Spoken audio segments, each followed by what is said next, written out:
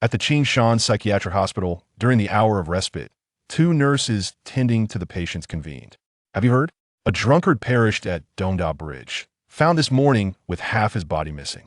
That's nothing. It's even more chilling in the South District. They say a little girl has been knocking on doors, asking if anyone is her mother. How come I haven't heard of this?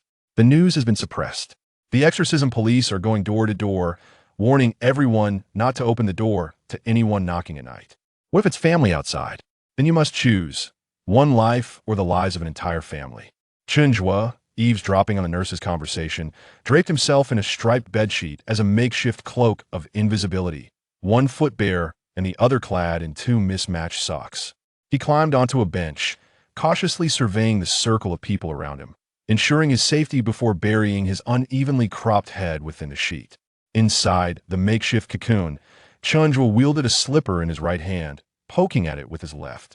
Agent 001 dispatched to Earth, requesting a connection to headquarters. Headquarters, please respond. Ooh. Earth has been overrun by spirits. We can exploit this opportunity for a surprise attack. Headquarters, please respond. Ooh. After a prolonged silence without a reply, Chen Zhuo peeked out from the edge of the sheet. No one seemed to notice him, and he safely tucked the communication device back into his trousers. Casting a glance toward the chairs, he took a firm step toward the backrest. However, Chen Zhuo unexpectedly stumbled and fell headlong, fortuitously striking a stone. A deranged patient shouted, "Feast time, and the others raised their hands in jubilation, circling around Chen Zhuo in exuberance. Upon regaining consciousness, Chen Zhuo found himself in a hospital room, the sky outside now shrouded in darkness. System activated, assessing host's physical condition, severe mental illness. Do you accept treatment? Chen Zhuo rubbed his eyes and shook his head. The system panel remained steadfast before him, exhibiting remarkable stability. Preposterous. Those little men in white coats dared to drug me while I was asleep. Despicable rogues, devoid of honor. Does the host accept treatment? You are the insane one. Your entire family is insane. Treat your ancestors for generations begone. You obstruct my absorption of the essence of sun and moon. Host treatment unsuccessful. As Chen Zhuo sat cross-legged on the hospital bed, practicing his breathing techniques, the sound of dripping water echoed from the corridor. Unable to immerse himself fully in his meditation, he strained to discern the noises outside. It resembled the sound of mopping, Lightfoot.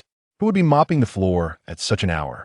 Wait, tomorrow is my duty day. Has someone misremembered the schedule and taken upon themselves to clean? What a foolish person. Let me see who this big fool is. In the psychiatric ward, the doors are locked each night before sleep, leaving Chen Zhuo to peer through the small window onto the world beyond. Outside, shrouded in darkness, a solitary figure meanders slowly down the dim corridor, pausing intermittently to gaze into each room. This foolish being appears to be quite meticulous in their cleaning. Chen Zhuo stretches his neck in anticipation. At last, the foolish figure arrives at his door. A mere pane of glass separates them, revealing a pallid, swollen visage, wrinkled and seemingly waterlogged, with disheveled hair dripping wet. It is barely discernible that she is a woman. How peculiar. With such an unappealing appearance, she is certainly memorable. Could she be new here? System scan female ghost, level 2. Initial stage of grievance, drowned, soul bound to corpse, transformed into a ghost, requires eye contact for 3 seconds to hunt prey. Based on the host's capability index, danger level, extremely high. Strongly advise the host to close their eyes. The ghost's eyes move mechanically, locking on to Chen Zhuo's disdainful gaze. Danger. The host is urged to close their eyes immediately. The mindset of the mentally ill diverges significantly from that of the sane. You glare at me. Do you not show me contempt? Do you not hold me in disdain? Chen Zhuo yelled at the ghost outside the window. Just because you're a woman, once I get out, they'll have my chance to deal with you. You dare to glare at me? With this temper of mine, they'll have my way with you, you ugly creature. The ghost suddenly grinned wickedly, diverting her gaze. A metallic clatter echoed from outside, and the previously loose wooden door creaked open inward. The ghost, clad in a flowing white gown, left a trail of dark water in her wake. Observing this, Chen Zhuo lifted a foot, yanked off his slipper, and swung it at the ghost's face. Tomorrow is my duty day, and you've made a mess with this black water. You're deliberately causing me trouble. I won't let you off easily. The ghost remained unmoving despite the strike. High alert. Host is advised to evade. Chen Zhuo raised his right hand, pointing his index finger at the ghost's eyes. I don't care if you're new here, you must understand the rules. They'll teach you a lesson now. Still glaring, are you? The ghost opened her mouth wide, her lips torn and fragmented, emitting a high-pitched shriek from deep within her throat. She was furious. She intended to bite off Chen Zhuo's head and crush his eyeballs. The ghost lunged at Chen Zhuo with a gaping maw. In accordance with the principle of enhancing the host, the system is preparing a 1-minute energy burst.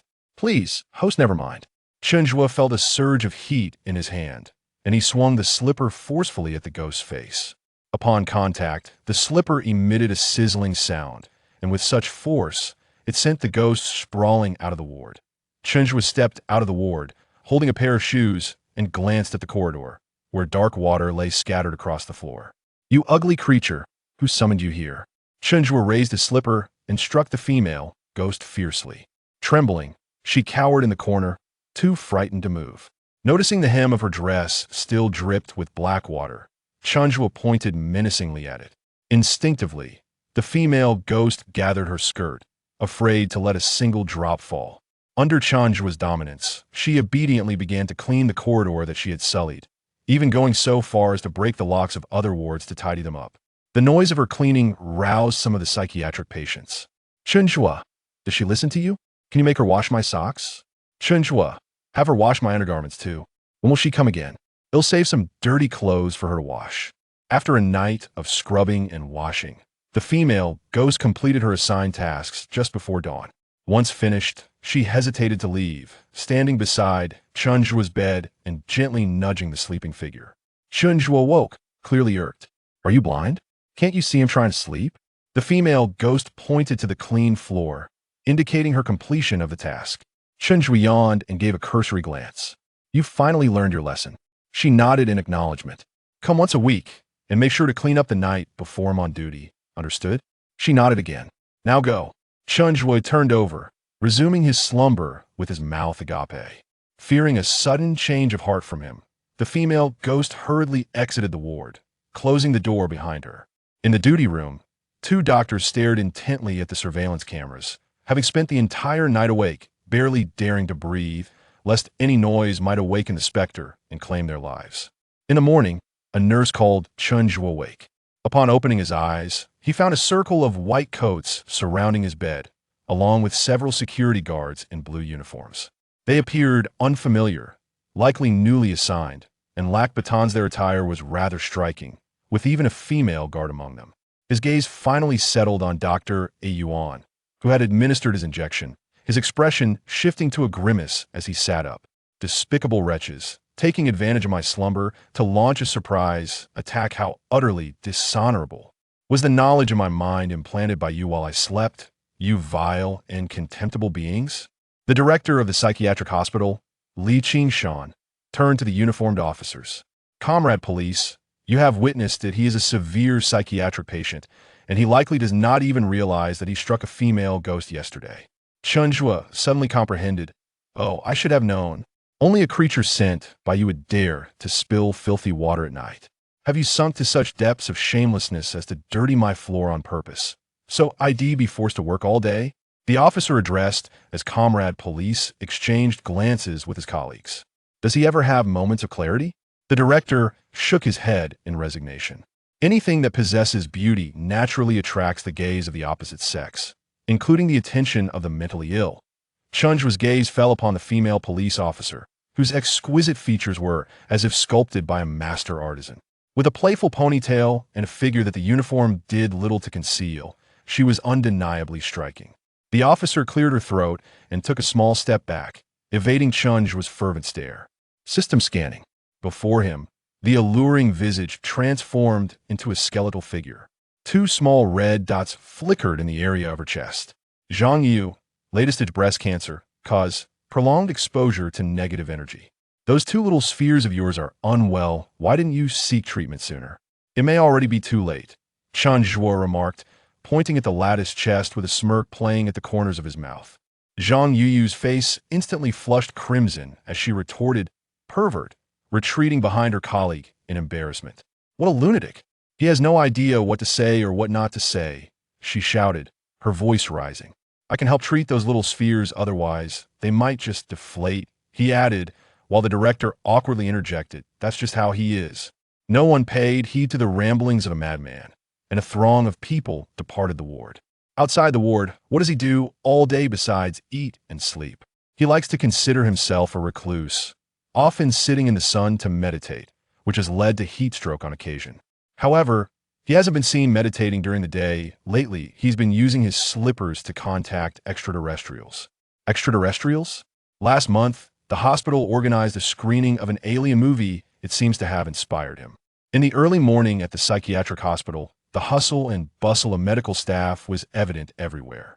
Rising, washing up, and lining up for meals, these mundane activities to ordinary people became monumental undertakings in a psychiatric ward.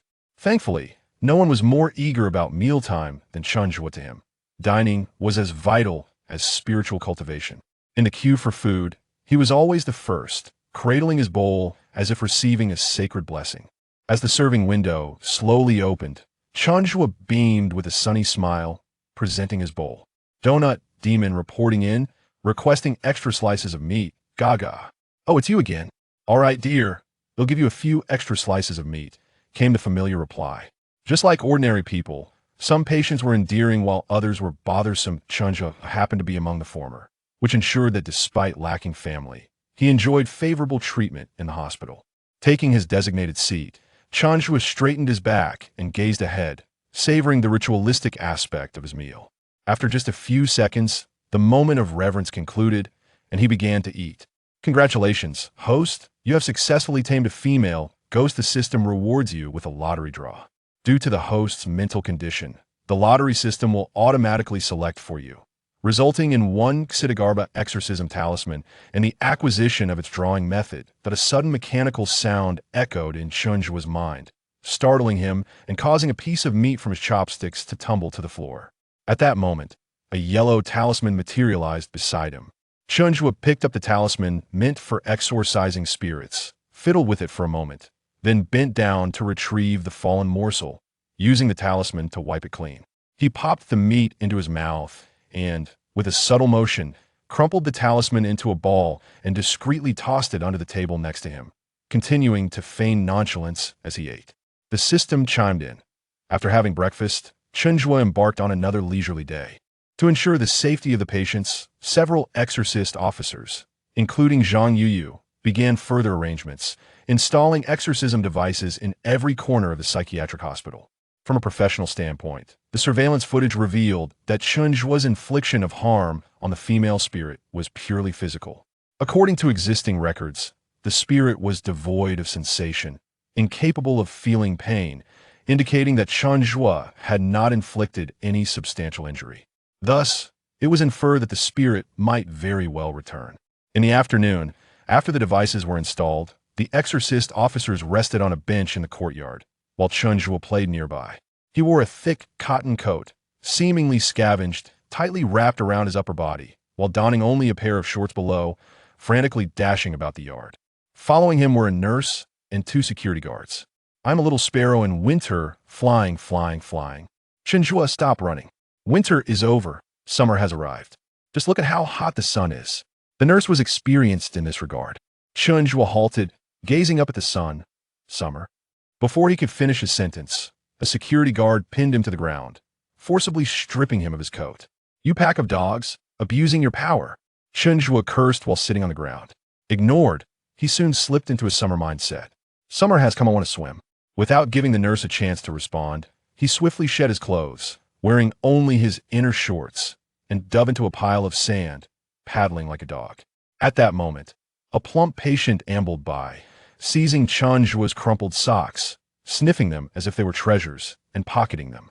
This scene was observed by the nearby exorcist officers, who erupted into laughter. As night fell, the psychiatric hospital followed its usual routine, with chaos ensuing. Sedatives administered where necessary, and those ready for sleep retiring.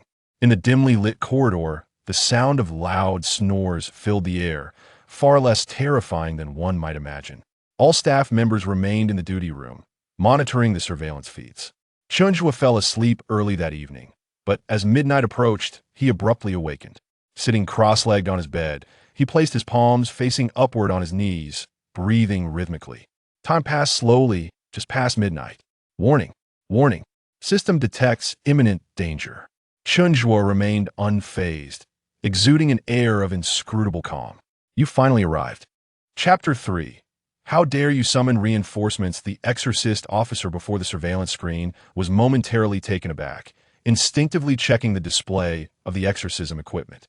Outside the Aoyama mental hospital, 2 red markers appeared. Accessing the entrance camera revealed 2 figures, a man and a woman. The woman was the ghostly figure who had visited the previous night, while the man bore a pale, swollen countenance, covered in moss. As if he were aware of being watched, he deliberately raised his head to meet the gaze of those in the monitoring room through the camera. Suddenly, the monitor was engulfed in darkness. This was unexpected. Why were there 2 of them? This is bad. The female ghost has summoned reinforcements. Look, they are about to step into our sunlight array. The sunlight array, as its name implies, was an exorcism device designed to mimic sunlight, exploiting the fear that spirits have of daylight. The male ghost approached the edge of the sunlight array and halted, mechanically tilting his head to signal the female ghost to proceed first. The female ghost, filled with trepidation akin to the previous night, reluctantly took a step into the sunlight array. The moment she made contact, beams of white light erupted from the array, striking her and transforming into flickering flames. The male ghost stepped forward, shielding the female ghost from the flames, which spared her from being consumed by fire. However, the beams still struck the male ghost, yet he remained unscathed. Intensify the force, push it to the limit. Within the sunlight array, the intensity of the beams surged, with countless light spots hitting the male ghost. Faint sparks visible from his form.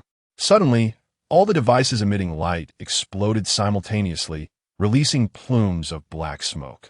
Everywhere the devices were located, they were systematically destroyed. Even the cameras were not spared. They have entered.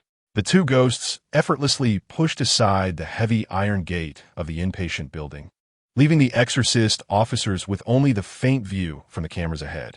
It was evident that the male ghost had come for vengeance on behalf of the female ghost. He did not linger in any room, following the female ghost as she guided him directly to the floor where Chen Zhuo resided, arriving promptly at his hospital room door. With a single strike, the entire door collapsed inward. Sitting cross-legged, Chen Zhuo let out a deep sigh. At last you have come. The headquarters has sent someone to retrieve me. He lifted his head with ease, a smile gracing his lips. 1 second, 2 seconds, 3 seconds. How could it be you, my extraterrestrial companion? Chen Zhuo leapt from his bed, slipping on his slippers as he approached the doorway to peer outside. Aside from a pool of dark liquid, there was nothing. This is strange. The headquarters had informed me that someone would come for me tonight. He hurried back to his bed, retrieving a communication device from beneath his pillow, donning his slippers once more to call out to headquarters. Ding, Y.O. calling headquarters. The personnel dispatched to retrieve me have yet to arrive. Has there been an error on the way? Ding, Y.O. calling headquarters. The personnel dispatched to retrieve me have yet to arrive. Has there been an error on the way? Oh. Setting down the communication device, Chen Zhuo shot an irritated glance at the female ghost. What are you doing here? You've ruined my plans. The female ghost, in fear, cowered behind the male ghost. The male ghost, a mid-tier, second-stage, vengeful spirit, drowned and lay submerged at the bottom of the water for a millennium, his soul bound to his corpse, transforming into a ghostly figure. The male specter seethed, unleashing a torrent of black liquid that eroded everything in its path. The system activated a protective barrier. The black fluid swirled around Chen Zhuo's feet, consuming his bed, his blankets, his pillows, his toiletries, including the sole tool connecting him to headquarters. Bang, bang, bang. Gunshots echoed from the entrance as the exorcist officers arrived. The male specter slowly pivoted, the black water billowing forth, lunging at the officers, ensnaring their firing hands, sending several crashing against the ceiling before they plummeted to the ground. Chen Zhuo was in a frenzy. His only means of contacting headquarters was gone. It was infuriating, utterly infuriating. Enraged, he searched for a weapon, only to discover the room was desolate, devoid of anything. He raised his fist, his only available tool. The system began to enhance his fist, the crimson flame, golden fist. Damn it, I will make you pay with your life. Diamond fist. Chen Zhuo roared, charging towards the male specter, delivering a punch aimed at its shin. At the moment of impact, the sound of a temple bell resonated, reverberating through the air. The male specter staggered back. Chen Zhuo leaped up, raising his leg. The system was enhancing his leg strength, the Buddha's elephant leg. With a powerful kick, he toppled the formidable male specter. The exorcist officers outside hurriedly dodged, yet still found themselves splattered with the black liquid. Upon witnessing Chen Zhuo in midair, the male specter hastily gestured for surrender. In his fury, Chen Zhuo offered no chance for retreat, striking down with his palm. The Ksitigarbha exorcism talisman, previously discarded, reappeared in his palm, retaining its crumpled form. Flames, visible to all, erupted from Chen Zhuo's hand, causing the surrounding temperature to soar. With one decisive blow, the male specter's body erupted, spilling forth torrents of black blood that dissipated into the ether. The corridor was engulfed in a foul stench. After vanquishing the male specter, Chen Zhuo approached the trembling female specter. She immediately knelt, bowing her head. Chen Zhuo struck down, and the residual force of the Ksitigarbha talisman rendered her into a puddle of filth. The system declared, Host has successfully slain a male specter, rewarding Host with enhancement, never mind. Standing amidst the murky water, Chen Zhuo's clothing appeared as if it had endured a century of decay, crumbling at the slightest movement. Alas, my communication device is lost. I cannot return to the planet. Chen Zhuo stomped through the sludge, exasperatedly lamenting. The following day, in the hospital's second building, renovations were underway. Outside the compound, mentally ill patients, their scalps devoid of hair due to the corrosive black liquid, donned brand new hospital uniforms, clutching fresh toiletries and carrying new bedding, being sequentially ushered into their new wards. Look, I still have a hair left on my brow. I have some too, quite a few down there. I'll show you secretly. Nurse, what are you two doing? Put your pants on. I no longer wish to eat meat for lunch. Chapter 4. The tragic demise of a family of 7 early in the morning, without even having had the chance to partake in breakfast. Chen Zhuo was escorted to the door of the director's office by a nurse he knew all too well. Upon pushing the door open, he was greeted by the sight of more than 10 stern-faced officials clad in uniforms, their expressions devoid of warmth. Chen Zhuo stood motionless at the threshold, a sense of dread creeping over him. Had his identity been unmasked? Were these foolish humans plotting his demise? Good morning, Chen Zhuo. Inside, there are your favorite chicken feet. Look, they are right on the table, the nurse coaxed. Indeed, Chen Zhuo's beloved dish lay invitingly on the director's desk. Yet, reason cautioned him that this was undoubtedly a trap. He could not allow a moment of gluttony to lead to his own undoing. Don't you wish to eat the chicken feet anymore?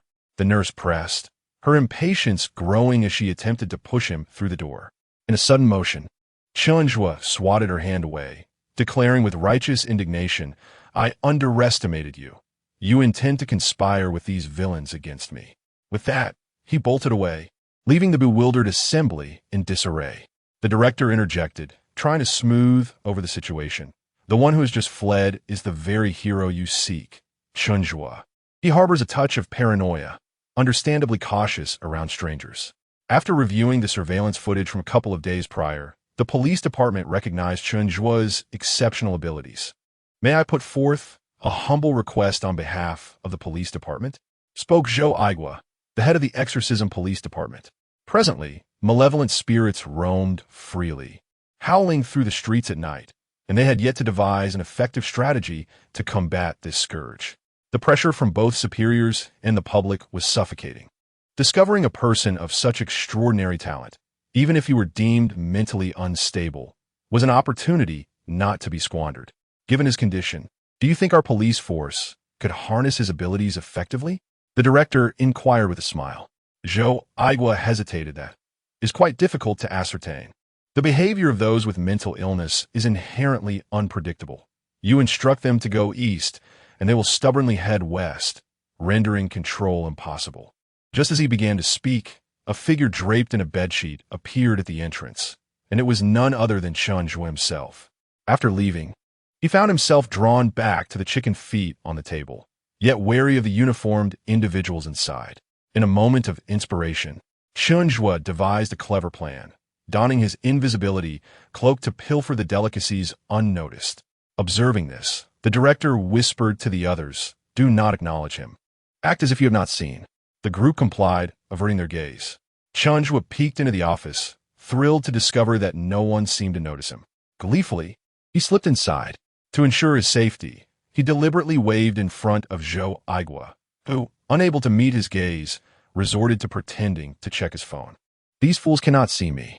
Chen Zhuo reveled inwardly, beaming as he approached the desk. 1, 2, 3, 4, 5, 6, 7, 8, 9, 10 chicken feet. Surely, they would not notice if one was missing. Chen Zhuo stealthily picked up a chicken foot and concealed it in his coat. Just as he was about to leave, he mused that one chicken foot would hardly suffice. Perhaps 3 would be more appropriate, as they would be less noticeable. With a mischievous grin, he surreptitiously snatched up 3 more. It seemed his mathematical skills were lacking. Unsatisfied with merely 3, he continued to take more, time and again, until he had stashed away all the chicken feet from the table. In the office, some people could no longer contain their laughter, stifling it until it escaped as a mere cough. Just as everyone was casting sidelong glances at Chen Zhuo, he reached the door, only to double back. "This group must be plotting against me," he thought. "Since they cannot see me, I shall eavesdrop on their strategies." Draped in a sheet, Chen Zhuo scuttled among their seats, gnawing on the chicken feet, tossing the remnants of the bones into the pockets of his unsuspecting colleagues. Disdain 1, disdain 2, disdain 3, disdain 4, disdain. As the silence lingered and no one dared to speak, Chen Zhuo, bored, eventually departed. No sooner had he left than a collective sigh of relief escaped the others. Dealing with someone so erratic was indeed exhausting. Under normal circumstances, the director would have summoned security to escort Chen Zhuo out. But with the chief of the exorcism police department present, they dared not speak up. While the office continued its deliberations, an officer in uniform rushed in, panting. Chief, there has been another incident in the South District." "What has happened now?" "The deadly little girl has reappeared. We just received a call from a resident. 7 members of the family have all been found dead." The officer gasped. Director Zhou Aigua furrowed his brow, his frustration palpable but unvoiced. "Director, I must be frank with you. There have been multiple cases like this. Enough of the preliminaries. I came here specifically regarding Chen Zhuo." The looming pressure left him little room for further pleasantries, his intentions clear and resolute. Chapter 5. Dong Qi truly embodies the essence of a qualified warrior.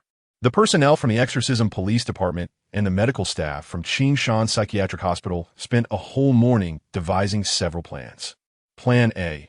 To foster a sense of security, Chen Zhuo was to quickly familiarize himself with the exorcism police personnel.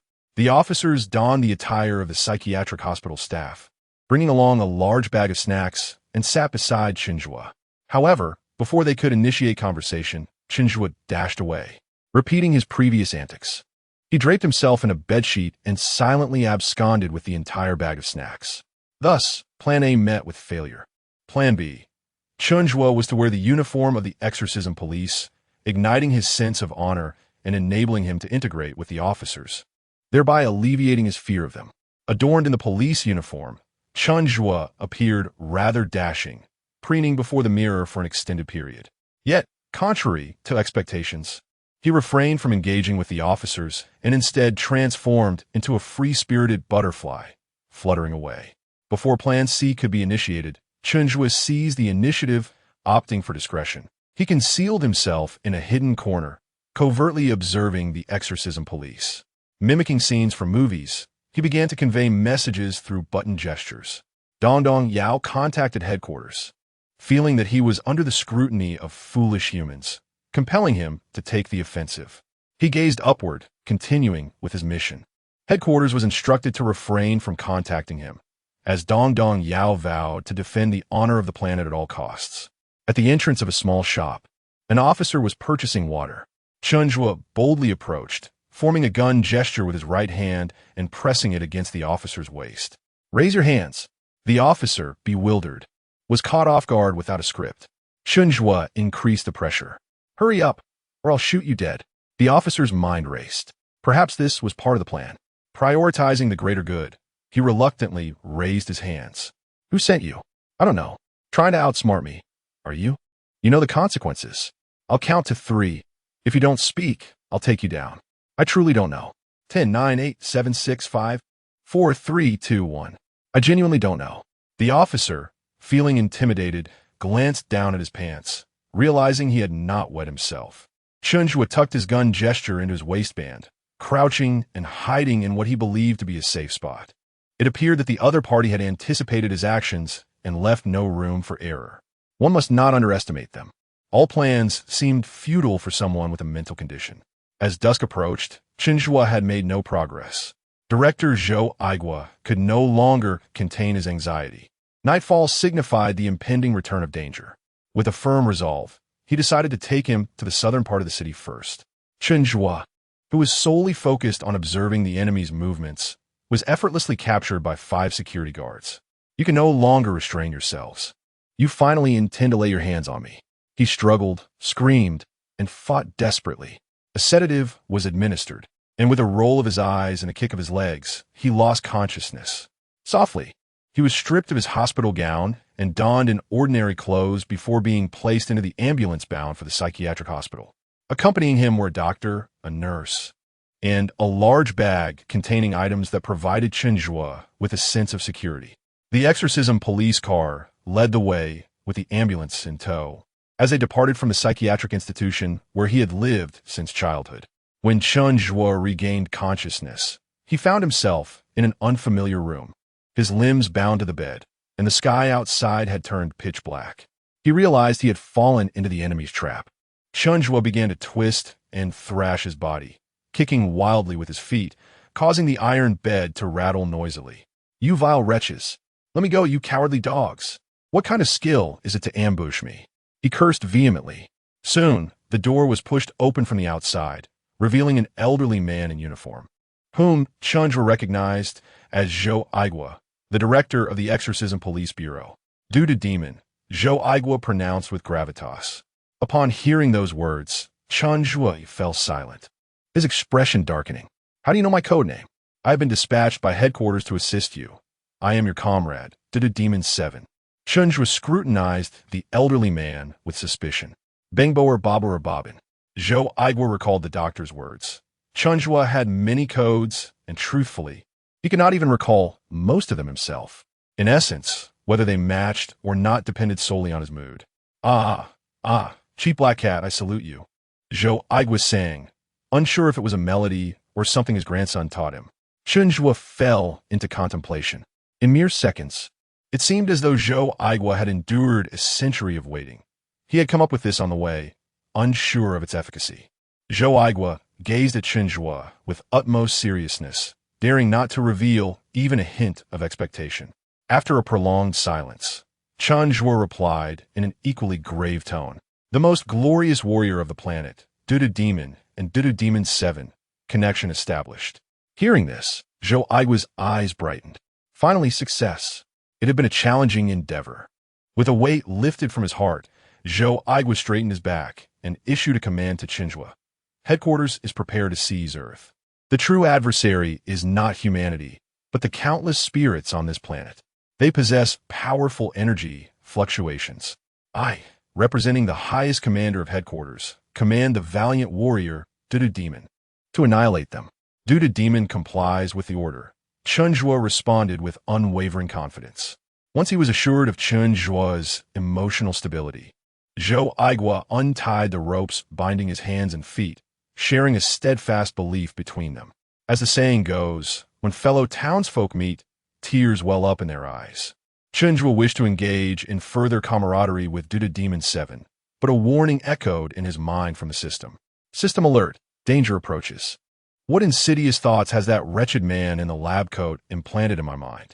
The overhead light flickered erratically as if it were short-circuiting. Zhou Aigua quickly glanced toward the entrance.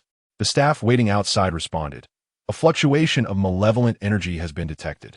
Zhou Aigua cast a glance at Chen Zhuo, said nothing, and hurriedly exited. Chen Zhuo understood that Dongdong 7 had infiltrated the ranks of foolish humanity to safeguard their identities. They could not communicate in the presence of these simple beings. Dongdong 7 truly is the most competent warrior on this planet, Chen Zhuo mused inwardly. Returning to the present from his reverie regarding Dongdong 7, Chen Zhuo, having grown up in a mental institution, was filled with curiosity about the room's decor. He picked up a small music box from the table, atop which was a dancing figurine. He turned the gears, and a melodious tune emanated from the box. Instinctively, he slipped it into his clothing, fearful that any movement would attract attention. The music ceased, and his gaze was drawn to a humanoid figure on the door. Little did Chen Zhuo know this was a crime scene. He merely found it amusing.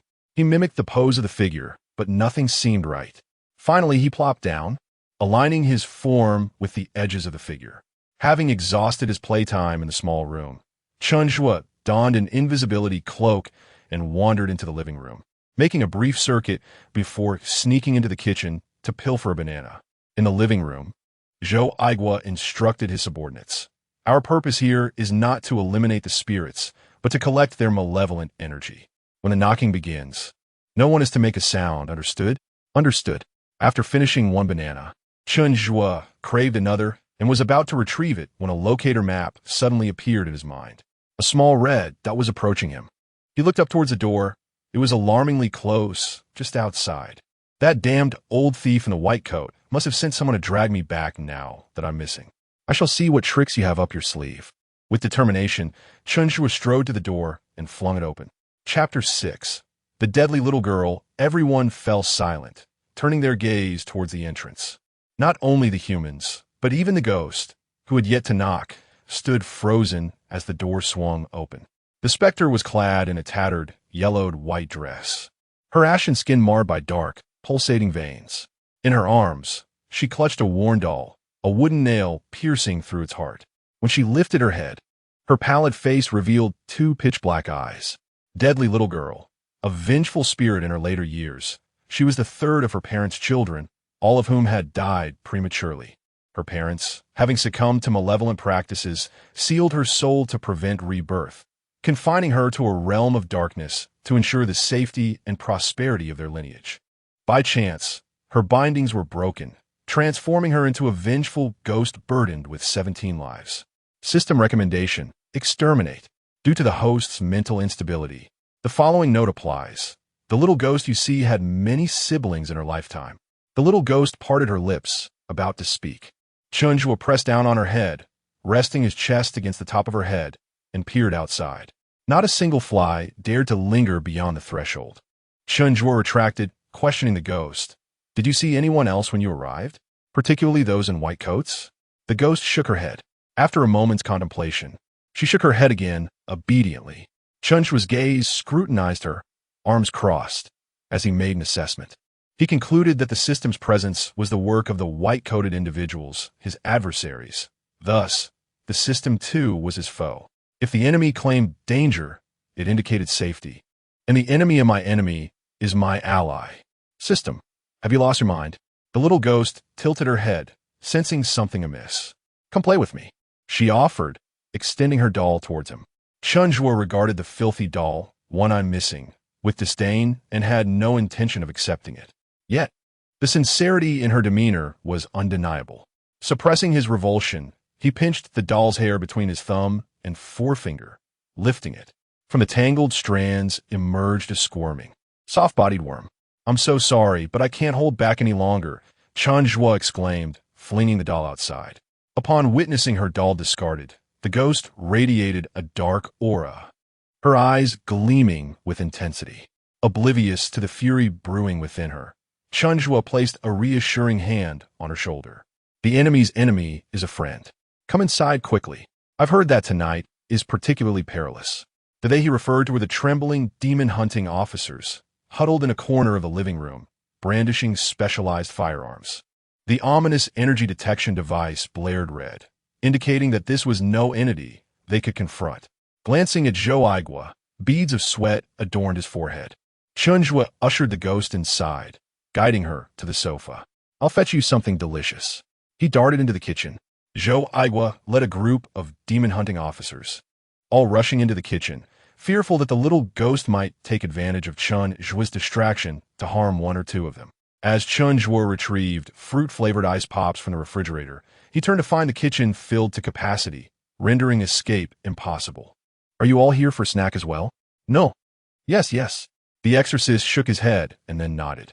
Chen Zhuo, with a newfound sense of purpose, opened a refrigerator and gathered all the fruits in his arms. First come, first served. In the psychiatric hospital, those who were first to line up for meals enjoyed hearty servings of meat, while those who lagged behind were left with only broth. Before departing, he thoughtfully handed the smallest apple to Zhou Aigua.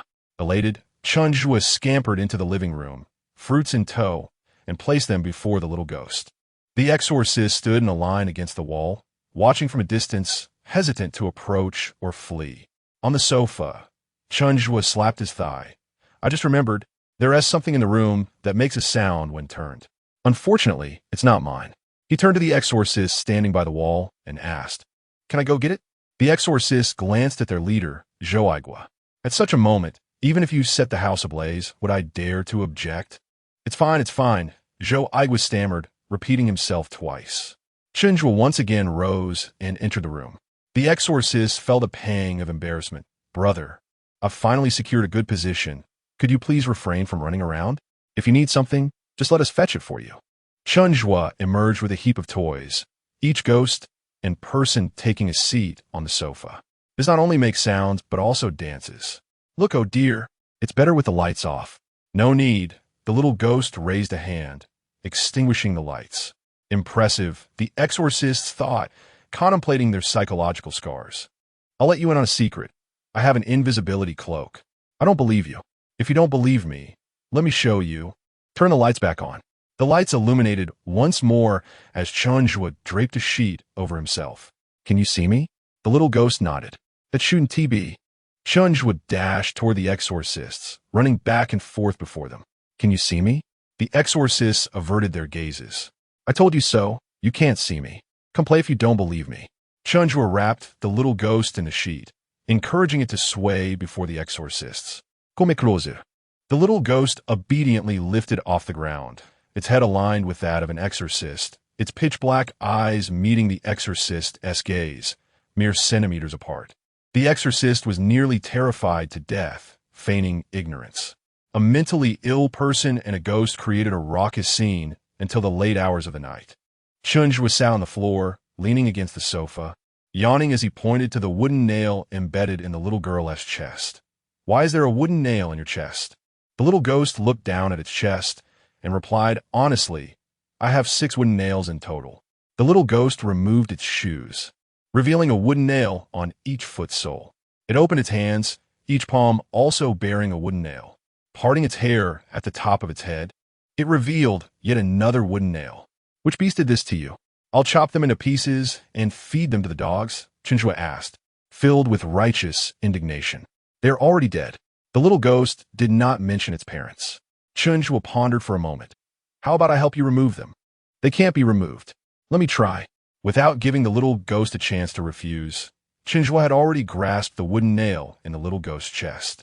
With a sudden force, the little spirit lunged toward Chen Zhuo, its body colliding with his. No, you must remain on the ground while I kick at you. The little spirit obediently lay flat, and Chen Zhuo pressed his foot against it, gripping the wooden nail firmly with both hands. 5 elements: soul, sealing nail, release nail, heart gate nail, heart gate nail. Chen Zhuo summoned all his strength and, in one vigorous motion, yanked the wooden nail free. A piercing scream erupted from the little spirit, accompanied by a surge of dark energy that shattered all glass objects in the vicinity. Instantly, darkness enveloped them. It was unclear whether this darkness stemmed from the absence of light or the overwhelming presence of malevolent energy. Chen Zhuo pierced through the obscurity and beheld the little spirit suspended in midair, its hair flowing wildly. Are you all right? He inquired, tilting his head upward. The little spirit glanced down at Chen Zhuo, gently descended, and extended its palm. Chen Zhuo grasped the wooden nail nestled in the little spirit's palm. Are you ready? The little spirit nodded in response. 5 elements: soul, sealing technique, Release nail. Left town palace nail. Left. I cannot recall. Left hand nail. Chen Zhuo shouted and extracted the wooden nail from the little spirit's left hand. This time, the reaction was not as intense as that of the Heartgate nail. The dark energy merely thickened further. 5 elements, soul, sealing technique. Release nail. Right town palace nail.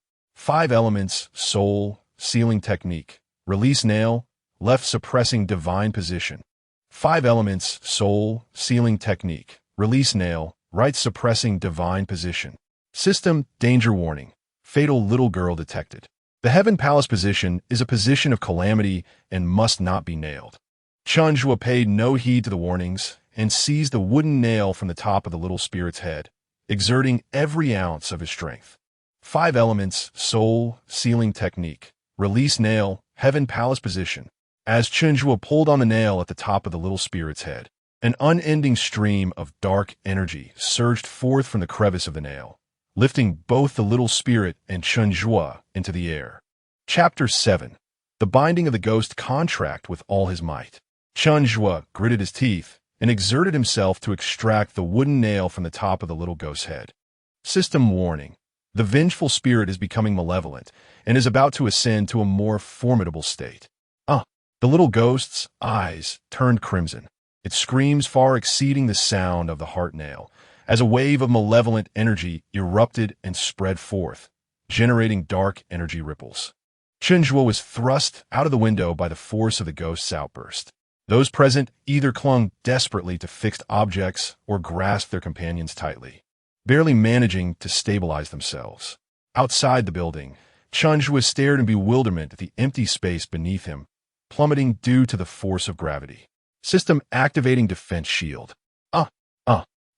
During his descent, Chen Zhuo flailed his arms and legs in a frenzy. Suddenly, a surge of black energy swept in, binding his feet like a rope, pulling him back. Upon returning to the room, Chen Zhuo clutched the window's railing tightly, his legs trembling as he cast a fearful glance at the height of the building. Goodness, how could it be so high? The little ghost, now floating in midair, managed to control the release of its dark energy, landing gracefully on the shattered floor. It picked up a scattered music box from the ground and mimicked Chen Zhuo's actions, twisting the gears. The music box began to play a familiar melody. The little ghost approached Chen Zhuo, prying one of his hands from the window frame and pressing his thumb against its forehead. The old woman he had met long ago had said that if a ghost wished to be with a person without affecting their fortune, it could do so through a binding contract. I am willing to become your ghostly aid at your service. Chen Zhuo remained ensnared in the terror of his fall. System notification. The ghost wishes to establish a binding contract with the host. System notification. The ghost wishes to establish a binding contract with the host. System. Chen Zhuo, you foolish buffoon. Who insults me?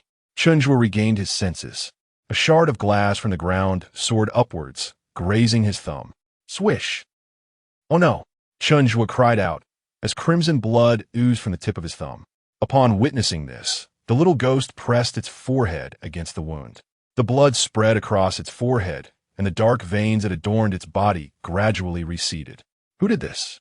Chen Zhuo shouted, extending his thumb in inquiry. The little ghost replied, not me.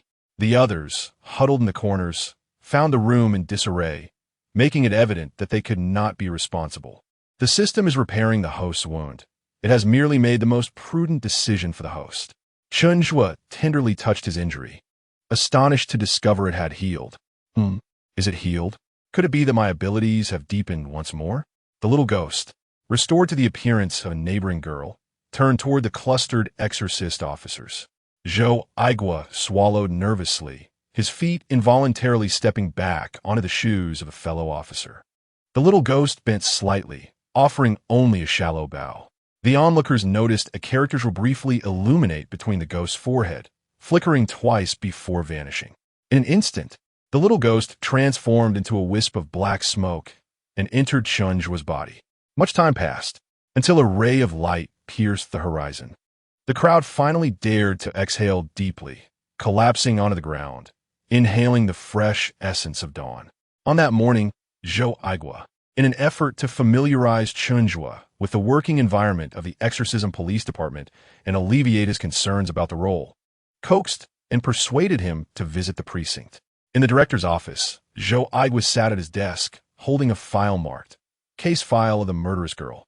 On the office sofa lay Chen Zhuo, who had tossed and turned throughout the night, sprawled out and snoring, covered with his invisible bedsheet, drool pooling beneath him. Despite such an unrefined sleeping posture, Zhou Aigua felt a profound satisfaction. Heaven had truly smiled upon him, allowing him to discover treasure. Henceforth, as the director of the Exorcism Police Department, he would no longer have to endure the frustrations of his position. Zhou Aigua picked up the phone, dialing a series of numbers, and feigned a solemn tone. "Hello, I am Zhou Aigua, the director of the Exorcism Police Department. We applied for support from the Soul Requiting Bureau 5 days ago. The vengeful spirit has been eliminated as of last night, and we no longer require your assistance. Please consider the application null and void. Thank you." After hanging up, Zhou Aigua clenched his fists and softly exclaimed, "Oh yeah." Previously, he had groveled for support from the Soul Requiting Bureau, yet now he, a dignified director, was able to follow the proper procedures, queuing alongside the common populace for cases. The circumstances had dramatically changed. The Exorcism Police Department was no longer in need of assistance from those lesser entities. The feeling of independence from having to plead for help was exhilarating. In this world, spirits were categorized into 9 ranks: wandering souls, vengeful spirits, malevolent spirits, evil entities, ghost generals, ghost fiends, ghost kings, ghost emperors, and ghost deities. Each rank was further divided into 3 phases: initial, middle, and late, with the initial phase being the weakest and the late phase the strongest. The Exorcism Police Department primarily dealt with ordinary spirits, facing lower danger levels. With the maximum case, they could handle being that of a vengeful spirit. In contrast, the Soul Requiting Bureau specialized in handling entities of malevolent spirit rank and above, often consuming more resources in a single day than the Exorcism Police Department would in a year. Last night, Zhou Aigua had led a team to gather data on the negative energy levels of the spirits and report their strengths to the Soul Requiting Bureau to expedite processing times. Chen Zhuo slept until midday, and upon waking, his already uncooperative stomach was audibly protesting. On the coffee table lay a lunchbox with a note atop it. Dong Chi has left to execute a mission assigned by headquarters, which has particularly praised the Dong demon. Those 10 brief words stirred a wave of excitement within Chen Zhuo. Headquarters had specifically commended the Dong demon. Headquarters had particularly praised me. This was the duty of the bravest warrior of the planet, the Dong demon. After his moment of exhilaration, Chen Zhuo opened the lunchbox, revealing a generous serving of braised pork, glistening in thick gravy over rice, causing his mouth to water uncontrollably. The bravest warrior of the planet, the Dong demon. Time to feast. He leaned over the lunchbox, devouring the contents eagerly. As he set down the lunchbox, his face was smeared with gravy, a grain of rice clinging to the corner of his mouth. Burp sated, he felt invigorated. With his hunger quelled, what else could Chen Zhuo do? Naturally, he would indulge in some mischief. After spending the night together, Chen Zhuo completely dispelled his fear of the uniformed individuals. Though they appeared fierce on the surface, they were, in fact, a rather feeble bunch, utterly incomparable to him. During the day, the exorcist officers were few and far between, with only a handful on duty. Draped in a bedsheet, Chen Zhuo indulged in a moment of madness, perhaps wearied from running and parched. His gaze fell upon a familiar bottle of cola. The bottle, targeted by Chen Zhuo, belonged to a female officer. Taking it without permission would be considered theft. Excluding the office of the psychiatric hospital director, which held unclaimed items, he could take what he wished, thus claiming ownership. With a whimsical demeanor, Chen Zhuo approached the female officer's desk, his face smeared with remnants of food. "Are you still drinking your cola?" he inquired. The officer, unable to tolerate his unkempt appearance, swiftly handed him the beverage, saying, "Here, take it." This group of timid individuals proved far more accommodating than those in the psychiatric hospital. Satisfied, Chen Zhuo accepted the cola, unscrewed the cap, and gulped down nearly half the bottle in one go, letting out a contented belch. I won't take your belongings without offering something in return, he declared, rummaging through his meager possessions. Clad only in a hospital gown, he could only offer a button, which would require contacting headquarters. Chen Zhuo began to search the female officer's desk, seizing a piece of paper and a pen, and quickly sketched a small fish blowing bubbles. Let me create a talisman for you. This image captures the essence of the universe, he proclaimed, before nonchalantly walking away with the cola in hand. The female officer furrowed her brow and, after Chen Zhuo had departed, tossed the drawing into the trash. A nearby colleague noticed and whispered, "Don't be fooled by his appearance. He may possess greater abilities than we think. Perhaps that drawing is indeed a talisman. Who have you seen crafting a talisman from scrap paper and a ballpoint pen?" She retorted, "Well, if you don't want it, I'll place it on my doorstep." With a hint of skepticism, the officer retrieved the drawing from the trash, carefully folding it before placing it in her bag. Her colleague, unimpressed, opened a drawer and pulled out half a bag of sunflower seeds from the previous day, making his way over to Chen Zhuo. Chapter 8. A humorous mishap. As evening descended, an increasing number of exorcist officers arrived at the precinct. Chen Zhuo found himself cornered in the break room by this gathering of exorcists. Outside, a long queue formed, with each individual clutching paper and pen, along with a substantial assortment of snacks, all in search of a talisman. "Master, I desire 5 talismans," a young officer declared, rummaging through his shopping bag to produce spicy strips, potato chips, dried fruits, and candies. Chen Zhuo meticulously counted, ensuring the offerings were adequate, and tucked them into his bedding before deftly sketching intricate designs on paper. The officers behind him peered eagerly, uncertain if this eccentric creations would prove effective. Yet, recalling the events of the previous night sent shivers down their spines. They had all witnessed the peculiar prowess of this eccentric individual. Better to believe than to dismiss such possibilities. A hefty bag of snacks typically cost no more than 100 yuan. If these drawings were indeed potent, they would have struck gold. If not, they could consider it a small price to pay for having been saved by the eccentric Chen Zhuo. The snack section of the small supermarket outside the precinct was already stripped bare. As twilight painted the sky, Chief Zhou Aigua finally arrived at the police station. Inside, the staff held several sheets of paper, engaged in fervent discussion. "Do you think this will work? My talismans don't even resemble one another," one mused. "Not just yours. None of our talismans are alike. The only way to know if they work is to test them in the field." Individuals continued emerging from the break room, each brandishing sheets of paper. "My drawing required only a few strokes. Be grateful. After much persuasion, I managed to have a few extra strokes added." "What on earth is happening?" Zhou Aigua exclaimed, opening the break room door to find heaps of snacks littering the floor, obscuring the once visible couch, now entirely buried beneath the treats. Chen Zhuo sat amidst the snacks, a lollipop in his mouth, impatiently scribbling on a sheet of paper. A burly exorcist officer, slightly hunched, timidly suggested, "Add a couple more strokes, and I'll buy you some duck next tomorrow." Chen Zhuo quickly added a few strokes, waving his hand dismissively. "Are you questioning my abilities?" "Not at all," the robust officer replied, retreating with the talisman in hand, only to collide with Chief Zhou Aigua. Zhou shot him a disapproving glare, and the officer scurried away, tail between his legs. With a stern expression, Zhou Aigua entered the break room and instructed the remaining staff. "You all may leave." The personnel exited in silence. Zhou Aigua deliberately turned to ensure they were gone, then retrieved a notebook from his briefcase. With a forced smile, he asked, "Demon, could you create a few for me as well?"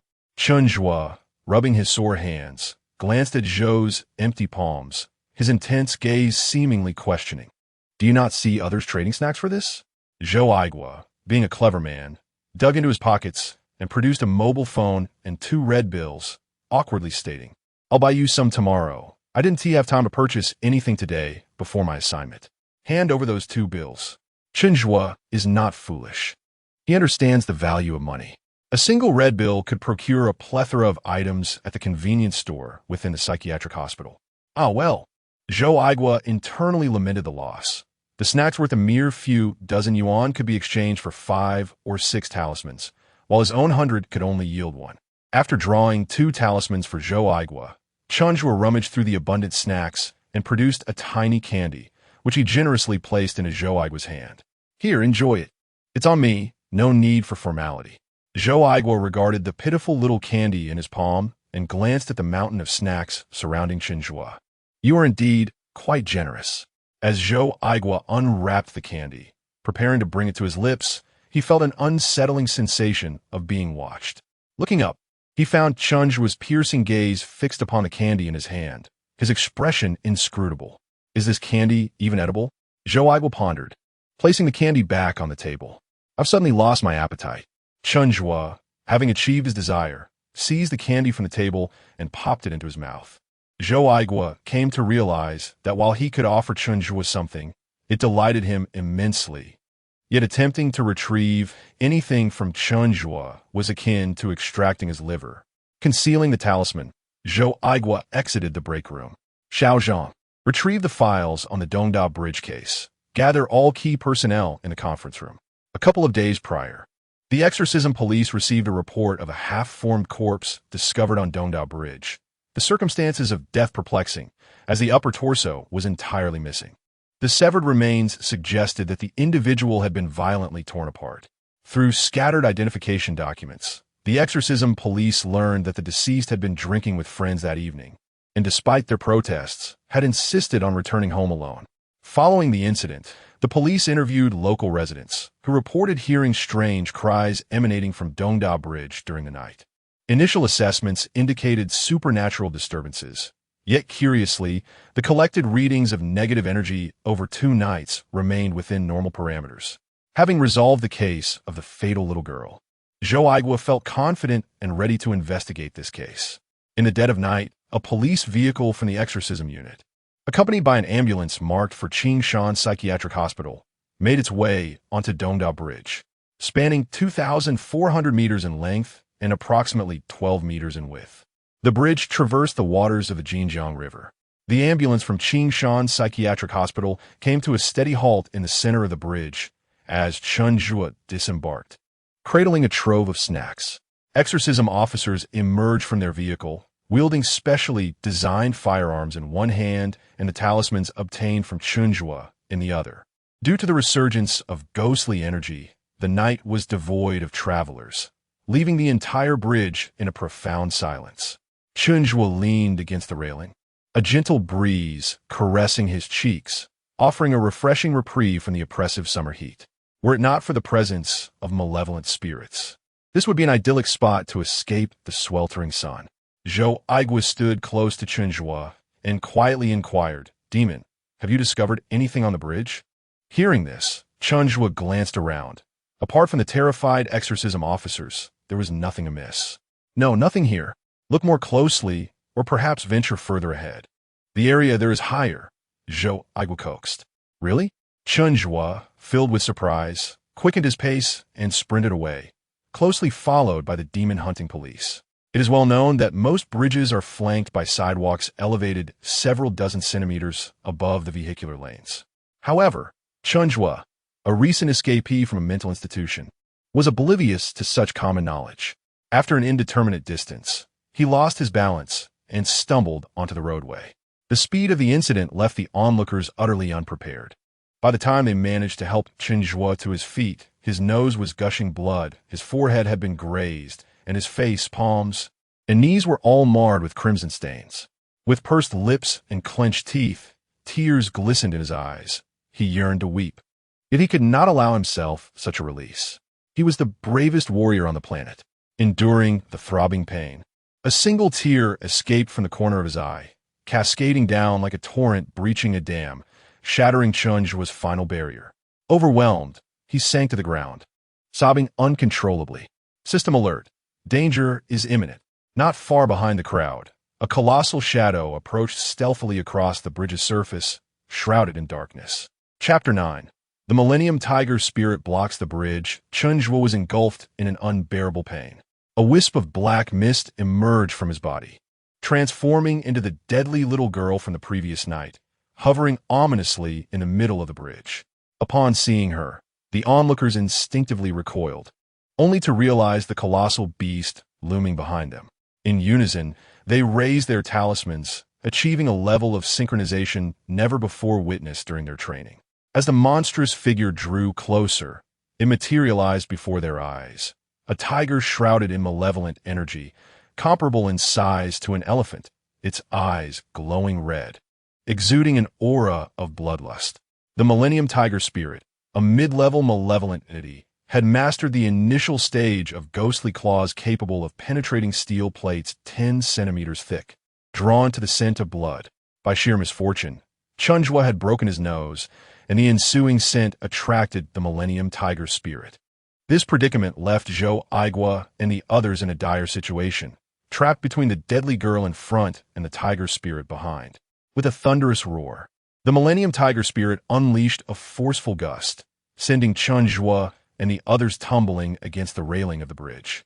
Faced with such an inevitable predator, the tiger mockingly licked its fur, adopting a languid gait, seemingly dismissing any thought of combat, as if the strength of its adversaries was beneath its consideration.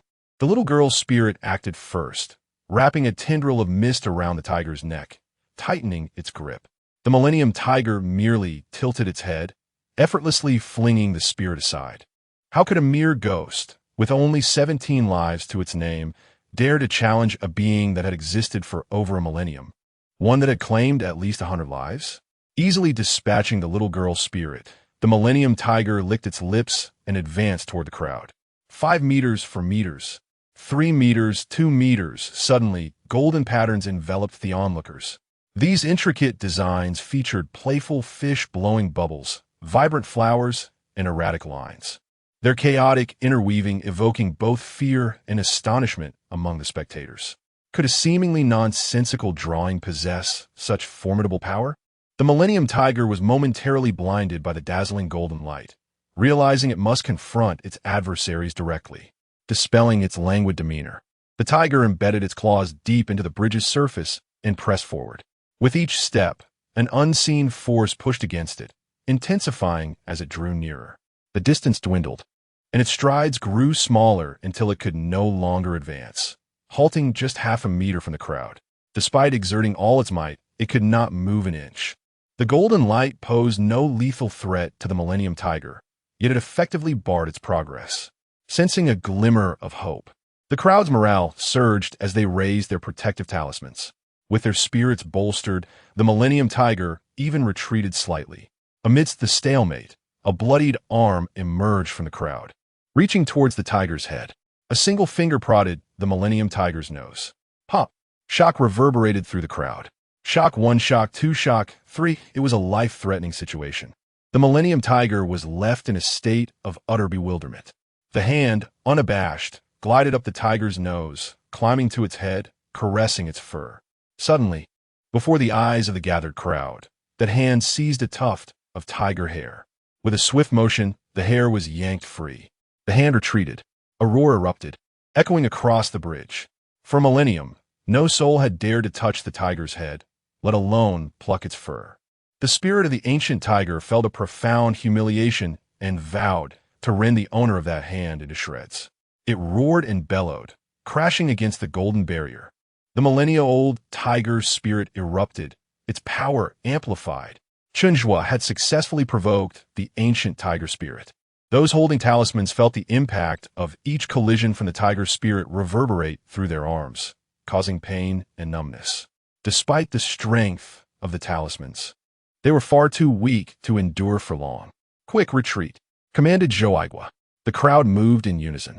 Amidst the jostling, Chen Zhuo found the crowd too suffocating and fell back from the main group, clutching the tuft of hair from the tiger's head. The ancient tiger spirit zeroed in on the isolated Chen Zhuo. With no golden light to obstruct its attack, it was akin to offering meat on a platter. Crouching on its hind legs, the tiger leapt into the air. However, mid-flight, it suddenly halted. Behind it, a small spirit, using a thread of dark energy, struggled to restrain one of the tiger's hind legs, thwarting its assault and causing it to plummet from the bridge. "You can feast on others, but not on my master," declared the small spirit with a touch of pride. Even if she could not defeat the ancient tiger spirit, she would not allow it to devour Chen Zhuo. The ancient tiger spirit, having crashed onto the bridge, turned its gaze toward the small spirit and roared. A wave of dark energy effortlessly sent the small spirit flying. Zhou Aigua and the others, hoping to seize the opportunity while the small spirit distracted the tiger spirit, attempted to pull Chen Zhuo back into the main group. Unfortunately, they had barely moved halfway when the tiger spirit dispatched the small spirit and turned its attention to them. In this dire situation, they found themselves caught between advancing and retreating. Standing before the tiger spirit, Chen Zhuo discarded the hair and disdainfully brushed his hands. I've never encountered such a large cat before. That is a tiger, a large feelet. Chen Zhuo stepped forward, embracing the great cat's forepaw, his bloodied face rubbing against its fur. Goodness, one of its legs was thicker than his waist. His robust frame barely reached the tiger's chin. Chen Zhuo stood on tiptoe, tugging at the tiger's whiskers. A thunderous roar erupted. How dare one pull the whiskers of a millennia-old tiger spirit? It seemed you wished to be the first to perish. The tiger spirit opened its mouth, revealing sharp fangs, ready to deliver a fatal bite that would surely penetrate this fool's skull. Demon, it wishes to consume you. Zhou Aigua shouted from the crowd. Finally sensing the peril, Chen Zhuo took a step back. I want to keep you as a pet, and yet you intend to eat me? The tiger's maw descended toward Chen Zhuo's head. The crowd instinctively closed their eyes, recalling the fate of the last victim. Chen Zhuo raised his injured hand and struck at the tiger's fangs with a fist. The system is enhancing the host's fist, 1,000-pound hammer. Let your arrogance be quelled, as a meteor strikes with unyielding force.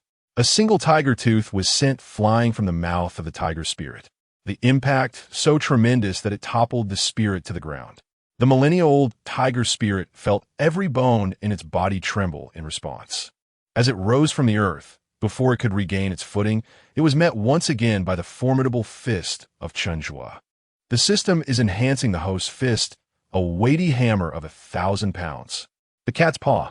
Both hands took turns delivering a relentless barrage of blows. On Dongda Bridge, the anguished wails of the tiger spirit echoed, piercing and sorrowful. It was not that the tiger spirit refrained from retaliating. Rather, Chen Zhuo's assaults left it with no opportunity to resist. Before long, the ancient tiger spirit lay prostrate on the ground like a lost dog. Its claws, capable of penetrating 10 centimeters of steel, protectively shielding its head, resigned to Chen Zhuo's relentless strikes. Chen Zhuo reveled in the spectacle, pondering how such a meager display of strength could dare covet his life, unafraid of losing its teeth. The little ghost, having been sent tumbling, wobbled back, muttering, "If you wish to feast on my master, you must first tread over me." Chen Zhuo, having grown weary of the fray, beckoned the little ghost. "Come quickly. Let's ride the great cat." The little ghost floated forward, its spirit disturbed, as Chen Zhuo hoisted it onto the tiger's back. Giddy up, Chen Zhuo urged, playfully slapping the tiger's rear. The tiger let out a resounding roar, resigned to its fate, and began to stride forward, vanishing into the vastness of the night. Meanwhile, on the bridge, the onlookers were left in awe. "Director, Chen Zhuo has mounted the great tiger.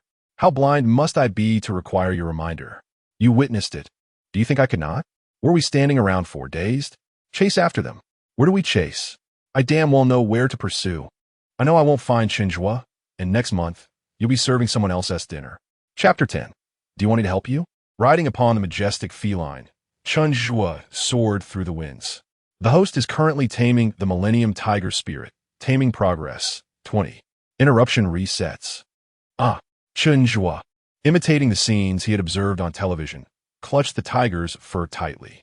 System. Taming paused, preserving taming data. The system lamented. What can I do in the face of a madman? Should I speak of principles? He understands nothing of principles. The Millennium Tiger Spirit stood before the entrance of the exorcism police station. Chen Zhuo momentarily forgot the pain in his body, the quest for his elusive companion. But he could not forget his collection of snacks. He dashed into the exorcism police station with fervor, transforming into a covert agent. He evaded the gaze of the station's personnel and slipped into the break room. Inside, Chen Zhuo meticulously counted his snacks, organizing them into several large bags. He made multiple trips back and forth. On his final departure, he never returned. With the bulk of the Millennium Tiger Spirit rivaling that of an elephant, The little ghost adeptly used hands and feet to carry the bulging bags of snacks. Chen Zhuo, feeling lighthearted, galloped through the city's streets atop the great cat. He steered the tiger to the entrance of the Qing Shan Psychiatric Hospital. In his subconscious, he had come to regard this place as his home. Chen Zhuo retrieved the snacks from the little ghost and adorned himself with them, instructing the little ghost to obscure the cameras while aiding him in unlocking the door. Within the psychiatric institution, Chen Zhuo scoured the area, whimsically grasping at the air, pretending to create a rope, and proceeded to secure the great cat to a bench with this imaginary tether. The Millennium Tiger Spirit watched, forlornly bound. The Tiger Spirit quietly stepped back 2 paces, hoping to escape unnoticed by Chen Zhuo. Congratulations to the host, you have tamed a mount, the Millennium Tiger Spirit. A mechanical voice echoed as a phantom rope encircled the Tiger Spirit's neck, binding it to the bench. The Millennium Tiger Spirit pondered. Can it truly be played this way? Under the watchful gaze of the Tiger Spirit, Chen Zhuo, with snacks in his left hand, snacks in his right, a bag upon his back, and another upon his chest, stealthily crept into his own hospital room with the little ghost assistants. Seated upon his familiar bed, draped in a sheet, he crunched contentedly on potato chips. Time slipped away, and eventually, Chen Zhuo succumbed to a deep slumber. The following morning, a nurse entered to check on Chen Zhuo, opening the door to his room. On the bed lay Chen Zhuo, drenched in blood, the bedding stained crimson, a glaring wound adorning his forehead. Chen Zhuo, help. Someone please. The nurse collapsed onto the floor. Chen Zhuo groggily sat up, his face smeared with blood and remnants of potato chips, with traces of the braised pork he had consumed the previous afternoon still visible. What happened? He mumbled, blinking and yawning, having returned home far too late the night before. Seeing that Chen Zhuo was alive, the nurse cautiously rose from the floor, approaching his bedside to check his breathing, warm and steady. Chen Zhuo, who brought you back? I return on my own. The nurse was incredulous as she reached out to touch the wound on Chen Zhuo's forehead, a sight both shocking and distressing. Where did you get this injury? She inquired. I fell, he replied. Does it hurt? Chen Zhuo, belatedly realizing the discomfort, pouted. It hurts. He proceeded to indicate all his injuries. I have some on my arms and legs too. The nurse gently patted Chen Zhuo's head, reassuring him. I see. It's all their fault, those wicked individuals. Yes, they are all bad, he concurred. The director of the exorcism police department rushed over upon hearing the news, accompanied by the medical staff who had gone out with Chen Zhuo. Inside the office, Dean Li Qing erupted in fury. If I hadn't called you, would you have just reported him as deceased? The dignified police chief lowered his head like a remorseful child. We never anticipated that Chen Zhuo would return on his own. We intended to find him first before notifying you to spare everyone the worry. What if Chen Zhuo hadn't come back, had gone missing, or been taken by some malevolent entity? All the blame rests with us. If you wish to scold me, I shall not retort. I, Zhou Aigua, pledge my life that such a situation will not arise again. Do you still wish for another chance? He exclaimed. He is a severe mental patient, not a normal person. If he managed to return this time, there is no guarantee it will happen again. Zhou Aigua dared not speak further, allowing the dean to vent his frustration. His purpose for being there, even if it meant kneeling before the dean, was to ensure that someone as capable as Chen Zhuo did not languish in a psychiatric hospital. Meanwhile, having tended to his wounds, Chen Zhuo sat on a bench in the courtyard basking in the sunlight, nibbling on an apple and gazing vacantly at the clouds. Does the host accept treatment for mental illness? Does the host accept treatment for mental illness? Host? Oh, how annoying, Chen Zhuo complained impatiently. The system's 43rd attempt at treatment has failed. Outside the hospital, a black private car was parked, and 3 individuals emerged, a middle-aged couple and a young woman wearing sunglasses. They exchanged a few words at the entrance, with the young woman pointing in Chen Zhuo's direction and discussing something. Chen Zhuo, resting on the bench with squinted eyes, thought the woman looked familiar. He had encountered numerous people in the past few days and struggled to recall. After some interaction with the hospital staff, a nurse brought the young woman before Chen Zhuo. As she removed her sunglasses, Chen Zhuo immediately recognized her identity. Zhang Yuyu, the sick girl from the small ball. Zhang Yuyu appeared considerably thinner than 2 days prior. Her cheeks were slightly sunken, dark circles under her eyes, and her once neat ponytail had transformed into loose hair, making her unrecognizable in casual attire. Zhang Yuyu's mind raced as she contemplated how to greet a mental patient. "Little ball, I haven't seen you in several days. I visited your workplace, but you weren't there." Chen Zhuo initiated the conversation. Standing before him, Zhang Yuyu fidgeted with her fingers. "I went to the hospital." Chen Zhuo's spirits lifted immediately. I knew little ball was unwell. "It's late stage. I might not have long to live." Zhang Yuyu forced a smile, trying to appear composed.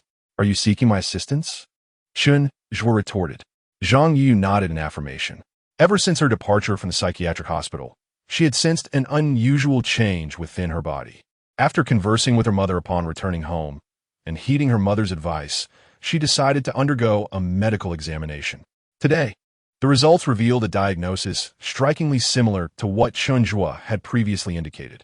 In recent days, Zhang Yuyu had heard whispers of events that compelled her and her parents to acknowledge that this mental affliction indeed endowed certain individuals with abilities beyond the ordinary.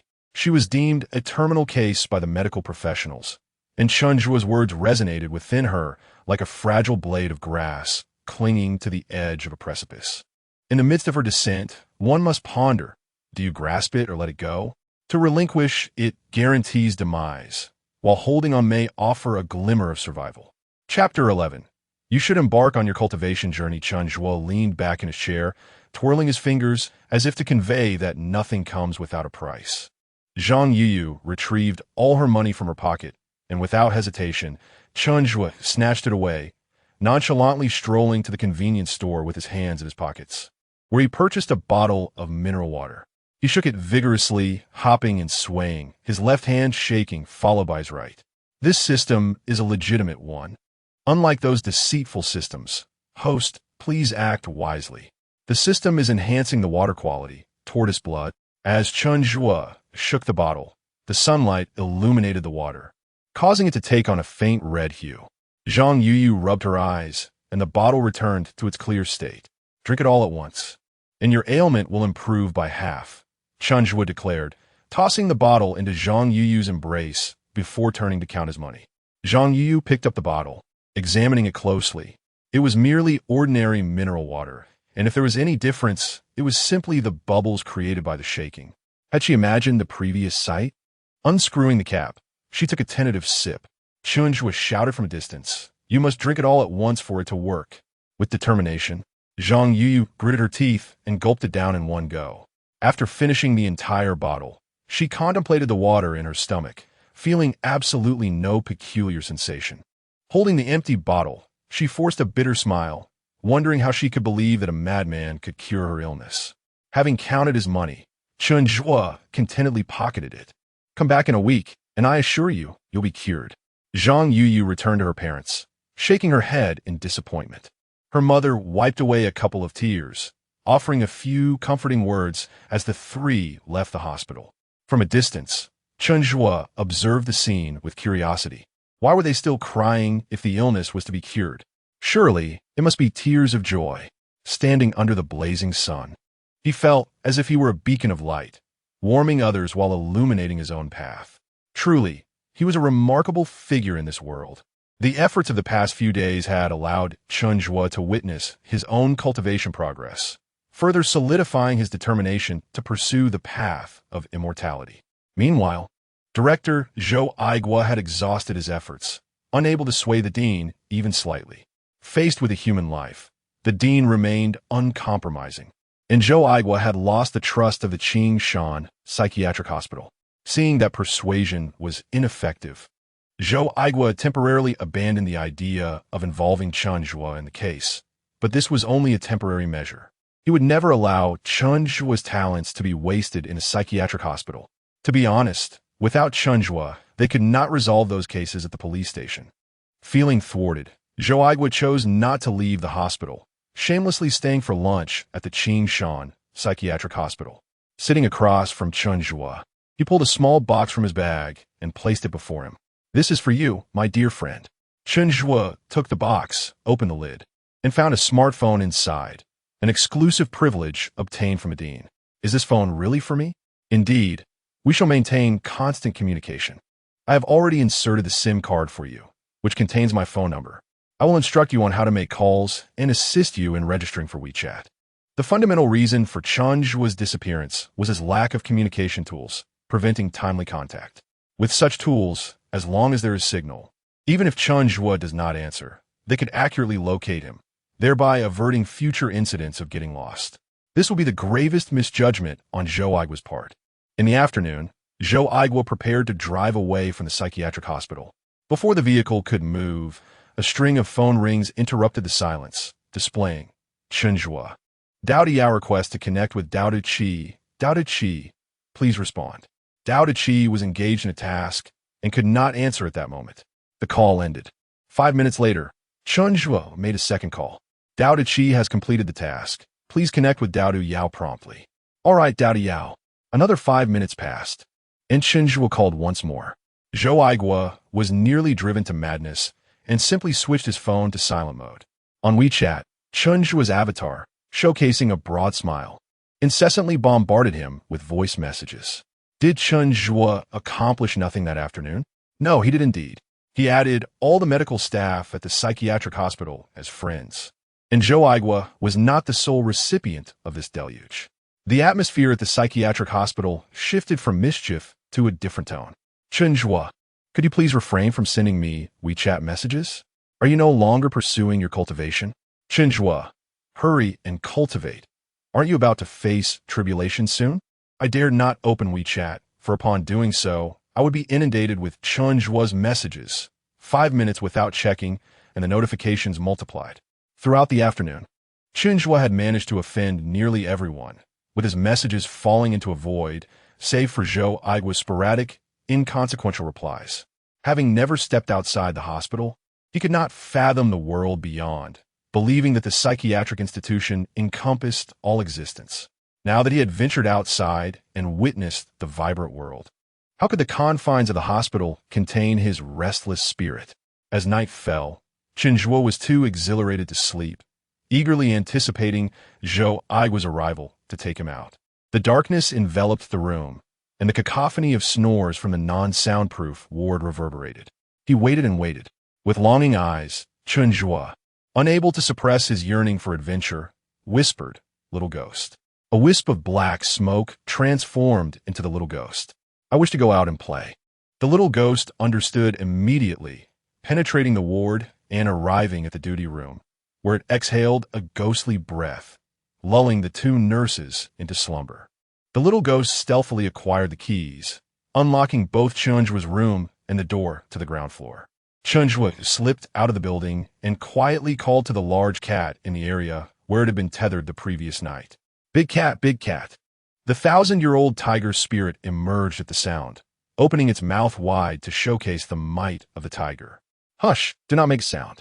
Grasping the tiger's fur, Chen Zhuo climbed onto the back of the tiger spirit and murmured, "Go." The ancient tiger spirit effortlessly leaped over the tall walls of the psychiatric hospital, racing towards the city. On the tiger's back, laughter echoed. "Ha ha ha ha. Hee hee hee. Ga, ga, ga, ga, ga. Ko, ko, ko, ko, ko. In a world where malevolent spirits stirred, the night heralded the arrival of danger. As darkness fell, the citizens retreated into their homes, refraining from illuminating their lights, even if sleep eluded them.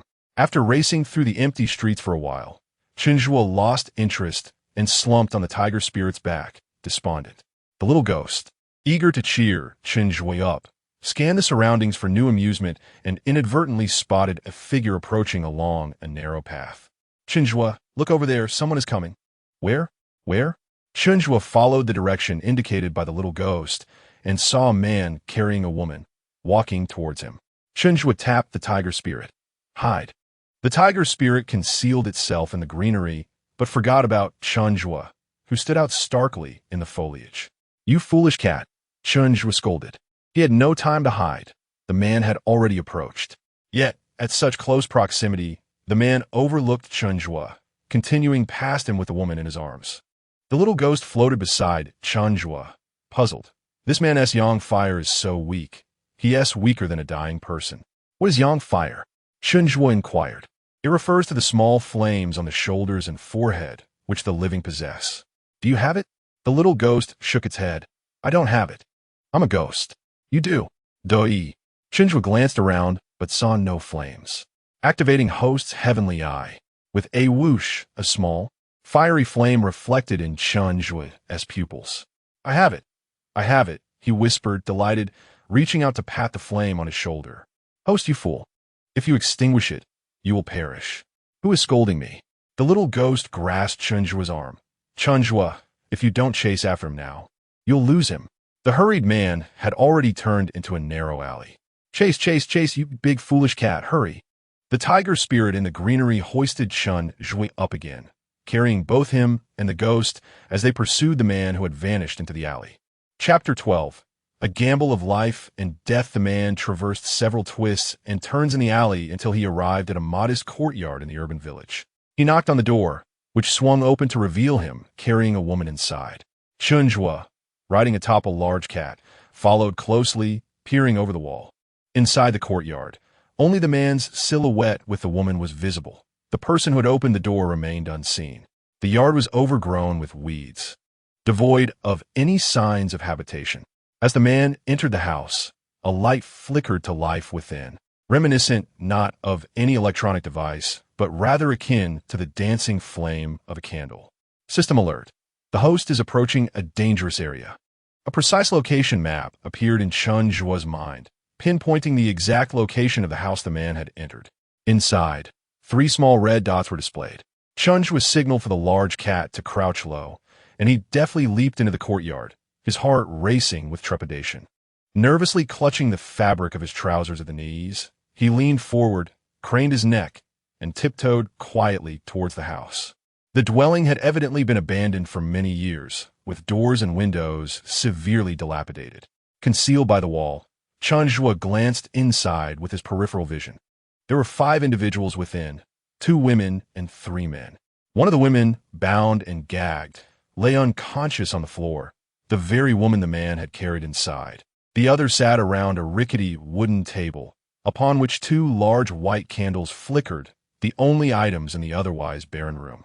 Strangely, amidst the dust, there were only a single set of footprints leading to the seated trio, indicating they were not of this world.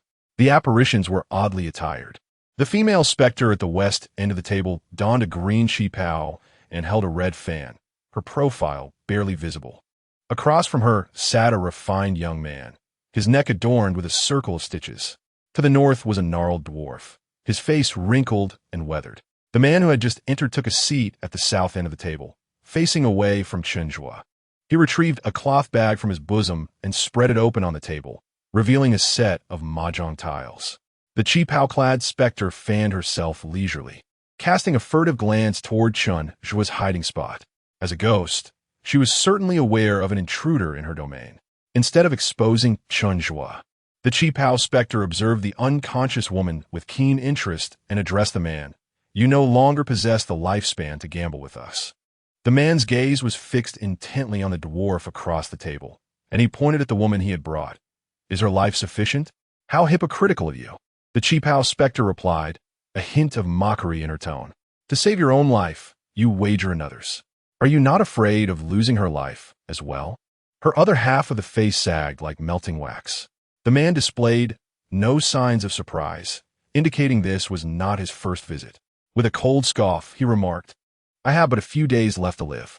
If blame is to be assigned, let it fall upon her for granting me this opportunity. If I win, we all survive. If I lose, she is merely unfortunate to serve as my scapegoat. The dwarf produced a piece of paper from seemingly nowhere and placed it before the man. As per our usual arrangement, sign here first. He intoned in a voice heavy with age. The man exhibited no hesitation as he withdrew a knife and sliced the finger of the unconscious woman. The sharp pang of pain jolted her from her stupor, and she gazed in terror at the scene unfolding around her. The man seized her hand, imprinting it upon the paper. All present in the room disregarded her struggles. This bizarre tableau further piqued Chen Zhuo's curiosity. Why did a simple game of mahjong resemble a clandestine meeting of the underground? The man's pace in the game could only be described as tortoise-like. Typically, a game of mahjong lasts 10 minutes to half an hour, Yet he took at least 5 minutes merely to play a single tile. Chen Zhuo found himself growing anxious alongside the others, yet the remaining 3 remained utterly unperturbed. 2 hours passed in such manner. Initially, Chen Zhuo observed with keen interest, but as time dragged on, his boredom intensified.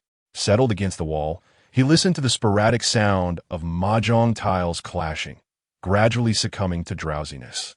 Just as he was on the brink of slumber, the door of the modest dwelling creaked open. The man exited the courtyard, his shoulders slumped in defeat. Chen Zhuo noticed a tiny flame, no larger than a mung bean, flickering on the man's shoulder, dwindling to the size of a grain of rice. Rising to peer inside, he was astonished to see that the bound woman had transformed into an elderly lady, her hair a cascade of gray, her face etched with wrinkles, tears glistening in her eyes as she watched the man depart. The attire she wore was unmistakably that of the woman he had seen earlier. Rubbing the back of his head, Chen Zhuo pondered what had transpired during his brief nap, struggling to connect the dots. "Young man, since you've arrived, why not take a look inside?" The ghostly figure in a qipao had materialized silently at his side. As he turned to glance, she vanished in an instant. Chen Zhuo quickly cast his gaze back into the room. The 3 individuals remained seated, their expressions devoid of emotion. Any ordinary person encountering such a situation would have fled in terror. But who was Chen Zhuo? A severely mentally ill individual, for whom all inexplicable actions seemed plausible. If stubbornness were a contest, he would claim second place, daring anyone to contest his position. Rather than feeling fear, he experienced a sense of shame. Having intruded upon their space, they not only bore him no ill will, but invited him in. What reason did he have to leave? As the one wrong. Adjusting his clothing, he noted that his leg had inexplicably gone numb at an inopportune moment. He limped into the small house, feeling as though he had returned home, even nudging the elderly lady with his foot. Dust clung to her face as she gazed up at Chen Zhuo with a hopeless expression, although aged. Her beauty transcended that of an ordinary old woman. In Chen Zhuo's mind, there was no awareness of abduction. He was merely intrigued by the elderly lady. Taking a seat and surveying his surroundings, Zhao Xiaozui, an early vengeful spirit, born during the Republic era, a courtesan from a brothel, caught the eye of a military commander who took her as a concubine. After her affair with an actor was discovered, she was burned alive, transforming into a malevolent spirit upon her death. Zhang Changshan, an early vengeful spirit, born during the Republic era, a performer at Fushan Theater, had an affair with the military commander's concubine. Upon discovery, he was executed by decapitation, and upon death, he too became a vengeful spirit. Dog Shovel, an early vengeful spirit, a village guardian, remained a virgin throughout his life, transforming into a vengeful spirit upon death. Dog Shovel, indeed, what a peculiar name. Upon hearing such an unusual name for the first time, Chen Zhuo laughed without restraint. The gnome seated opposite him bore a solemn expression, slapping a piece of paper onto Chen Zhuo's table. The ghostly figure in a Cheongsam spoke in a haunting tone. "Young man, is your leg injured?" Chen Zhuo patted his thigh and replied, "It's numb." The ghost in the Cheongsam, feeling awkward, swiftly changed the subject. "Would you care to wager something? Perhaps endless wealth? The well-being of your family? Or advancements in your career?" Chen Zhuo shook his head. He had no concept of money. As for family, he was the sole descendant, and the notion of a career was irrelevant to him. A lunatic, how far could he rise? Perhaps to the position of a group leader among the mentally ill? Curiously, Chen Zhuo inquired, "What did the person who just left wager?" "He wagered his life." "His life?" Chen Zhuo questioned, bewildered. "He is a man on the brink of death, here to gamble his fate, staked against this woman's entire lifespan. Should he lose, her life becomes ours.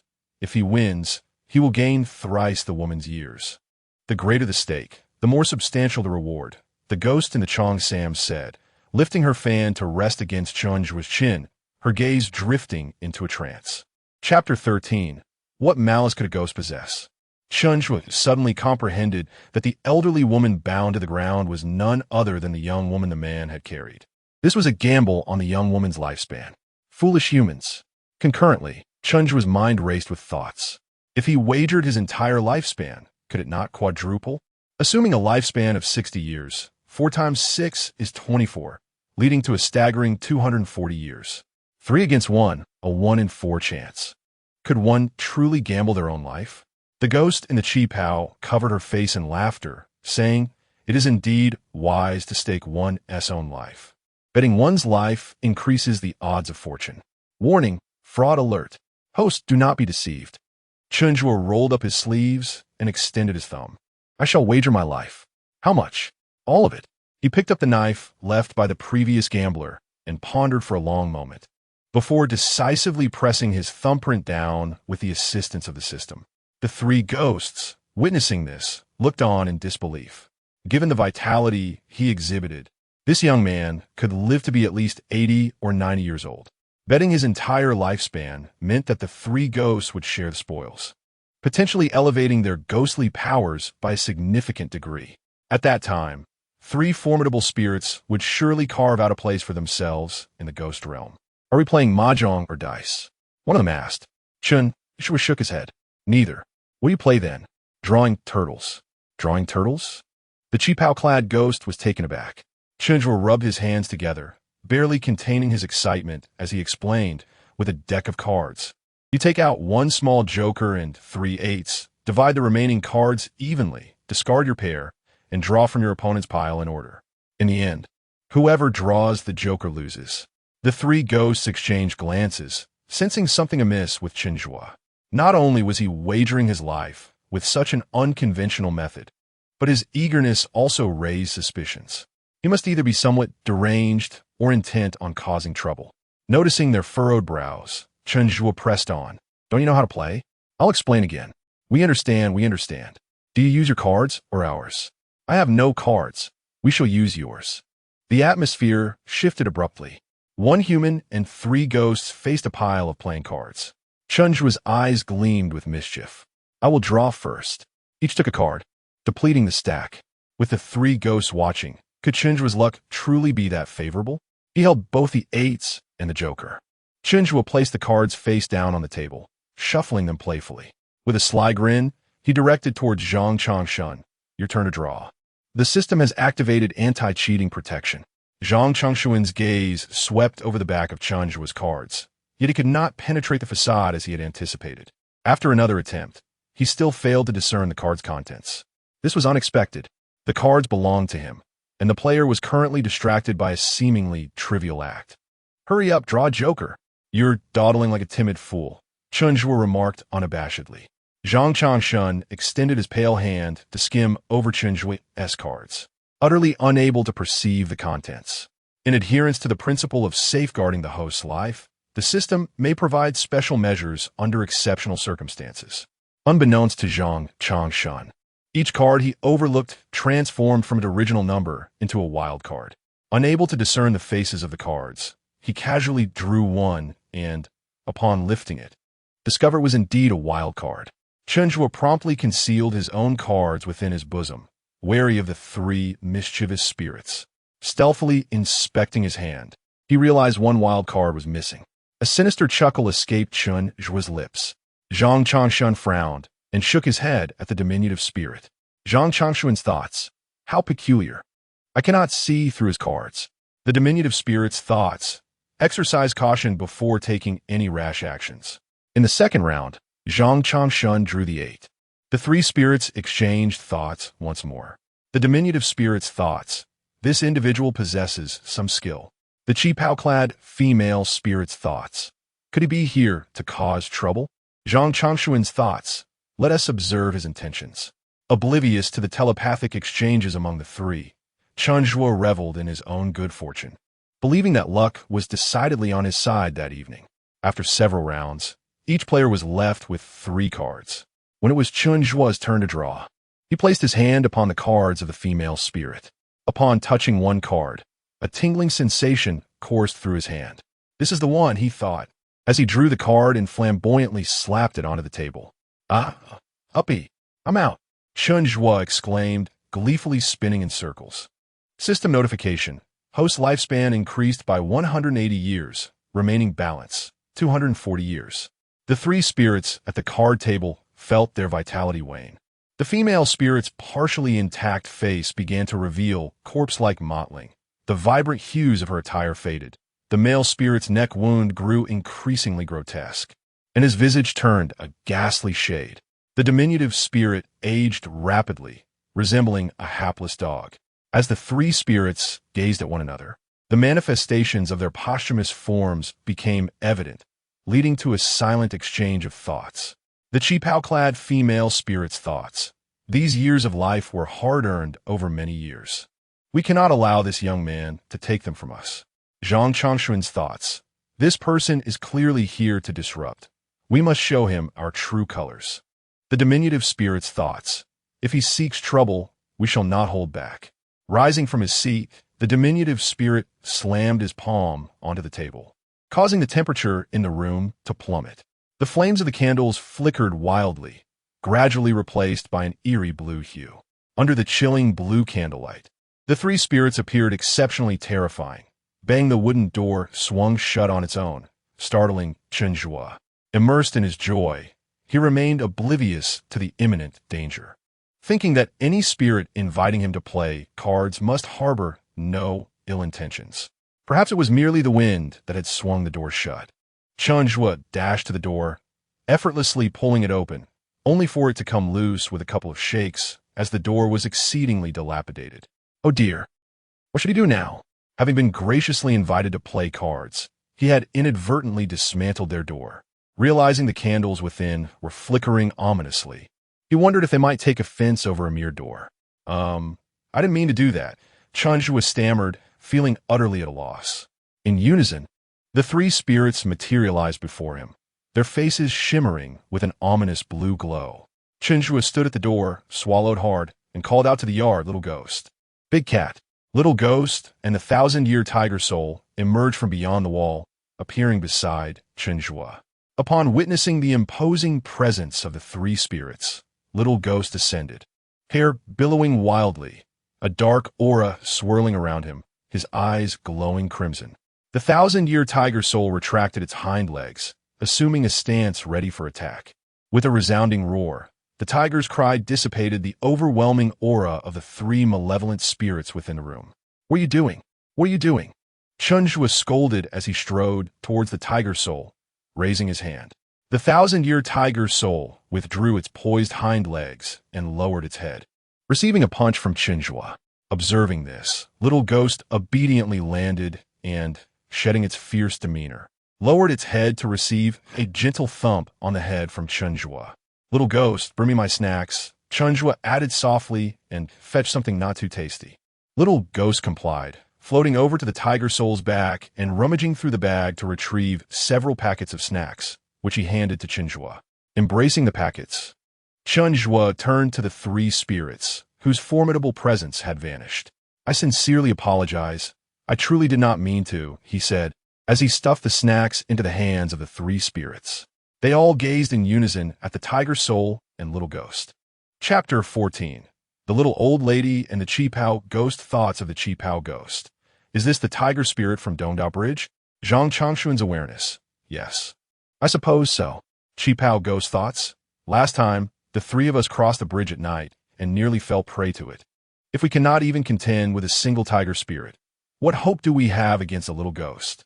The dwarf ghost. It seems he was already prepared.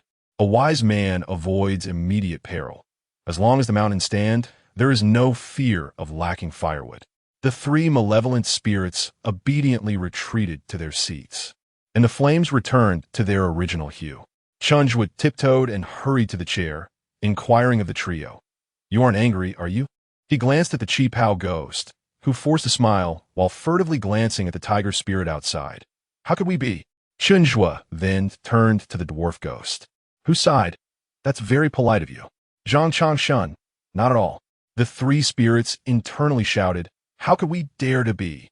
Seeing that the three ghosts were not upset, Chen Zhuo pulled out his phone. "I have met these three as if we are old friends. Let us take a picture and share our moments. Once it is in my moments, they become my friends." Chen Zhuo activated the camera function, aimed it at himself and the three spirits, and made a yay gesture. The spirits sat before the table, each lost in their own thoughts. Chen Zhuo turned to the spirits. "Cheer up a bit, smile, follow my lead, yay." The three ghosts, wary of the tiger spirit outside, managed to force out smiles and mimicked the aid gesture. Together they exclaimed, "Eggplant! Eggplant! You look so ugly when you smile, like you're crying. Perhaps you should refrain from smiling." Chen Zhuo jested. Click! A bright young man, grinning widely, captured a precious friendship photo alongside the three equally joyous spirits. Moment caption: "Look how happy we are. My newly acquainted friends insisted on playing cards with me. Their hospitality is hard to refuse." Publish. Chen Zhuo, satisfied, tucked his phone back into his pocket and, with a playful grin, settled back into his chair. Now, let us continue to stake our lives. I currently possess 240 years of lifespan. The dwarf ghost. Qipao ghost. Zhang Changshan. If we gamble again, it must be for something significant. Come on, we were just getting started. Chen Zhuo, having just won a round, was brimming with excitement. The female ghost glanced at the other two spirits, hesitated for a long moment, then pointed at the old lady on the ground. "Let us wager on her. If you win, we shall return her lifespan. If you lose, you will forfeit your own." The Qipao ghost felt a pang of anxiety, realizing Chen Zhuo did not appear to be the self-sacrificing type. Chen Zhuo scrutinized the old lady, pondering how many days she might have left. She seemed like an old bean sprout. In the lifeless eyes of the old lady, a flicker of hope ignited, casting a hopeful gaze. Zhang Changshan cast a hopeful glance. The dwarf ghost followed suit with a hopeful gaze. The Qipao ghost, too, offered a hopeful look. Chen Zhuo remained silent for a while.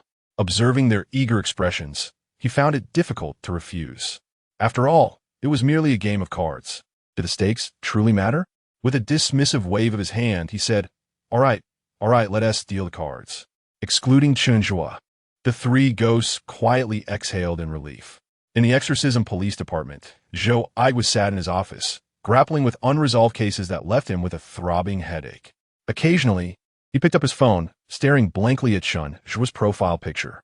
Should he send a message? At this hour, Chen Zhuo must be fast asleep, or perhaps not. Wait, this rascal just posted on Moments. A toothy grin from a large head, accompanied by 2 white candles and 3 wretched spirits, contorted into 4 smiles on a wooden table.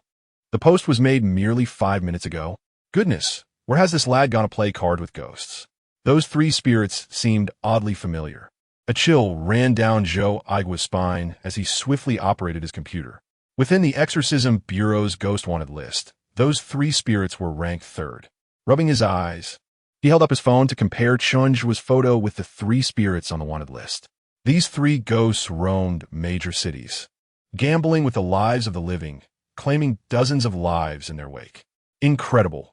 These were indeed the malevolent spirits listed on the Exorcism Bureau's wanted list. Chen Zhuo, how did he end up entangled with these spirits? In a flurry, Zhou Igwa traced Chen Zhuo's phone signal and dispatched his team. Half an hour later, the exorcism police surrounded a small courtyard. Several agile exorcists scaled the courtyard walls, positioning themselves outside the single-story house, awaiting further instructions. Everyone took their places. Go, Zhou Igwa commanded through a wireless device from outside. The exorcists rushed into the dilapidated building, one hand gripping a specially designed pistol and the other clutching a protective talisman. Encircling Chen Zhuo and the 3 spirits, the aura detection indicated vengeful spirits. Wasn't he the wanted list supposed to indicate malevolent spirits? Zhou Igwa, arriving shortly thereafter, snatched the aura detection device and rebooted it for another reading.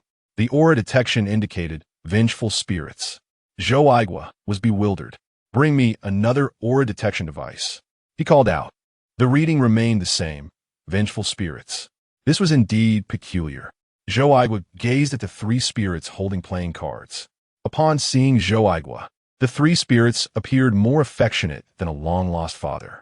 The ghost in the Cheongsam had lost all semblance of her attire, reduced to a tattered cloth draped over her, and the only remnant of her fan was its frame. Zhang Changshan's gaze was vacant, and the stitches on his neck had begun to unravel. A slight misstep would send his head tumbling. The dwarfish spirit slumped in a chair, its skin sagging, struggling to lift its eyelids to see the cards. What on earth was happening here? Upon recognizing a familiar face, Chen Zhuo tossed his cards aside and cheerfully greeted. I was just thinking of finishing this game and coming to find you. Since you're here, why not join me for a couple of rounds? The three spirits, upon hearing that Chen Zhuo was acquainted with Zhou Aigua, dropped their cards in terror. You three are malevolent spirits? Zhou Aigua could not contain his curiosity. How did these three malevolent spirits transform into vengeful ones? The three spirits exchanged glances. The dwarfish spirit remained silent, while Zhang Changshan supported his head. Only the ghost in the Chongsam lamented, Our cultivation has all been lost to him. If Zhou Aigua does not arrive soon, they may find themselves incapable of even becoming vengeful spirits. After this game concludes, they will descend directly into the realm of wandering souls. Chen Zhuo sheepishly scratched his head, remarking, in card games, one must accept both victories and defeats. I find myself in good form today. The ghostly woman clad in a qipao lowered her head and murmured, It's always us who lose. Have you ever tasted defeat? A formidable entity of the ghostly realm now lamented in the guise of a jilted lover. The woman bound upon the ground had reverted to her youthful appearance, and, upon seeing Zhou Aigua, writhed her body and pouted, emitting soft whimpers. Zhou Aigua proceeded to untie her restraints. Uncle Zhou, the liberated woman cried out, grasping Zhou Aigua's arm tightly. He gently brushed aside her hair that concealed her face, revealing a delicate visage akin to a porcelain doll, with willow-like brows and exquisitely defined features, weeping like a rain-soaked pear blossom, evoking deep sympathy. Chi-chi, Zhou Aigua gasped in astonishment. This young girl was none other than Wu Buotong's beloved youngest daughter, Wu Xuanqi, a well-known local real estate magnate. Chen Zhuo leaned closer, lifting Wu Xuanqi's hair, inquiring, Do you recognize this little lady? Chapter 15, isn't it just a matter of giving a shot to that little old lady? She is clearly in the prime of her youth. How can one even perceive her as an elderly woman? Wu Xuanqi shot a glare at Chen Zhuo. Zhou Aigua chuckled awkwardly and replied, She is the daughter of a friend of mine. Your friend? Chen Zhuo scrutinized the little old lady from head to toe, chuckling softly before yawning. Well, I shall leave this to you. I am utterly exhausted after a night of card games. I must return home to rest. I'll send a car for you. That little black box of yours is far too slow. Chen Zhuo waved his hand dismissively and called out to the courtyard. Big cat. The ancient spirit of the tiger appeared at the call, accompanied by the little ghost. Zhou Aigua's aura detection device beeped incessantly. The little ghost's aura detection read, Mid-level 3rd tier malevolent spirit. The ancient tiger spirit's detection read, Late-stage 3rd tier malevolent spirit. They have all grown stronger? Zhou Aigua nearly bit his own tongue in disbelief. Chen Zhuo mounted Big Cat, waved farewell to Zhou Aigua, and leaped away, vanishing into the early morning darkness. After reluctantly watching Chen Zhuo depart, Zhou Aigua arranged for the victims to receive medical treatment and apprehended the three spirits. Upon regrouping, Zhou Aigua straightened his posture, pulled out his phone, and dialed a number, clearing his throat theatrically. Hello, is this the Soul Requiem Bureau? The third-ranked malevolent spirit on your wanted list has been captured by our exorcism police. Please remove it from the list. All right, I'm rather busy, so I will hang up now. After hanging up, Zhou Aigua felt as if the entire world had grown brighter, humming a little tune as he climbed into the police car. On his way back to the psychiatric hospital, the weather turned unfavorable and a fine drizzle began to fall. Chen Zhuo, in a playful mood, dashed about in the rain for a while, thoroughly soaking himself before finally returning to the Qing Shan Psychiatric Hospital. After having his fill of wildness outdoors, Chen Zhuo returned to his ward, still clad in his drenched clothes, and promptly fell asleep, snoring.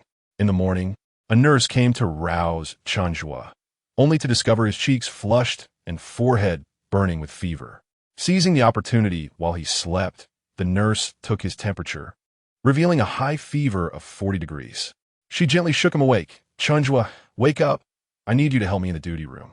Awakening from his deep slumber, Chen Zhuo's hair was a disheveled mess, resembling a chicken's nest after a scuffle, his mind foggy, and his eyes barely open. Help with what? Dr. A. Yuan is ill and requires a shot. Since you have a grudge against him, you need to hold him down. A Yuan is Chen Zhuo's attending physician. Among the many adversaries on Chen Zhuo's list, Only a Yuan consistently held the top position, earning the nickname A Yuan the Monkey from Chen Zhuo. Upon hearing that a Yuan the Monkey was to receive a shot, Chen Zhuo felt a long-buried resentment finally released. The monkey has finally fallen into my grasp.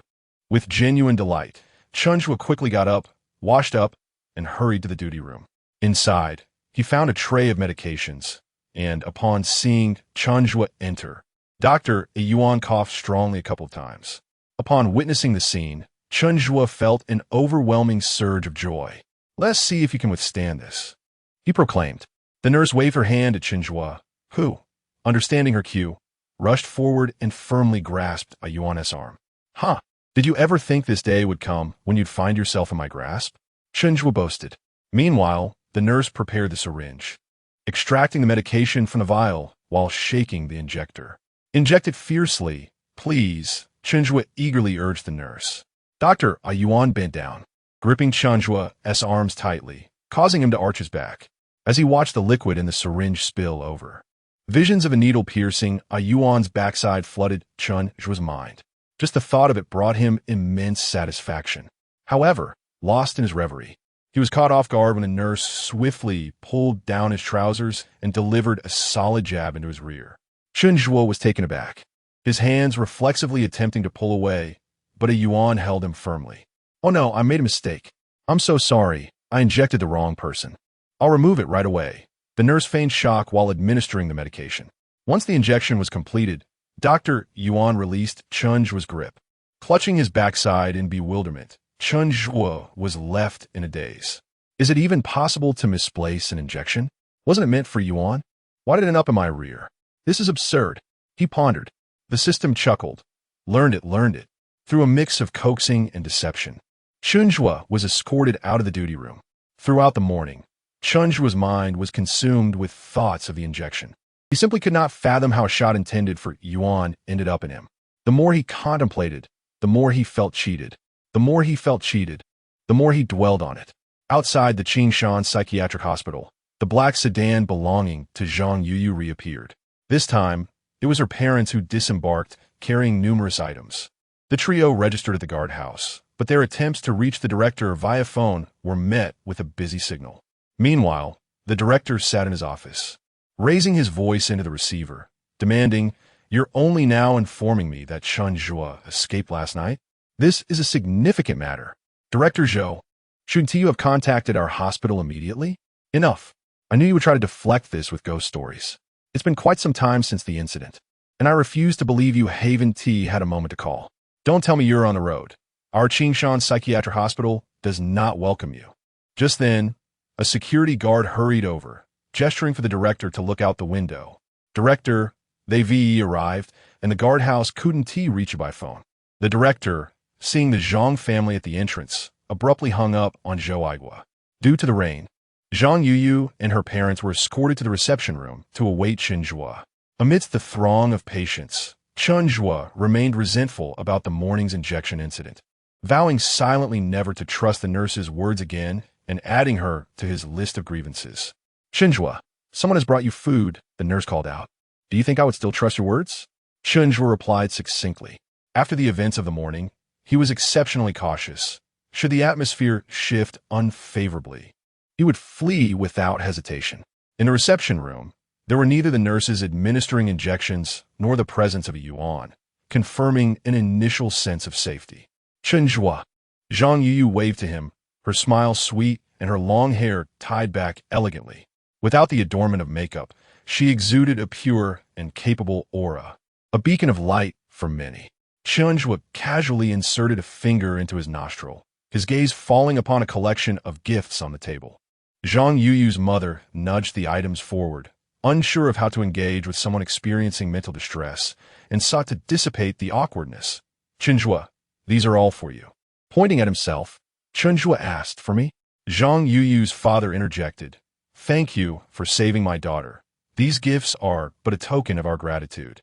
After returning home the previous day, they felt uneasy and decided to have her examined at the hospital. Remarkably, the results showed that Zhang Yuyu's breast cancer had shrunk by more than half. Their joy was immeasurable. They had hurriedly purchased an assortment of gifts early this morning to express their appreciation to Chen Zhuo. There's no need for formality. Saving a life is worth more than constructing a 7-story pagoda. After a morning filled with gloom, Chen Zhuo found his spirits lifted upon seeing the gifts. And with little decorum, he sat at the table, eagerly unwrapping the presents sent by Zhang Yuyu. Chapter 16. Impolite Behavior Upon Witnessing This. Zhang Yuyu hurriedly sought to strengthen Chen Zhuo's connection. My mother owns a clothing store and has brought you several outfits. I hope they fit you well. New clothes? Chen Zhuo was taken aback. Having spent his childhood in a mental institution, the occasions on which he had donned new garments were few and far between. Here, try this outfit on.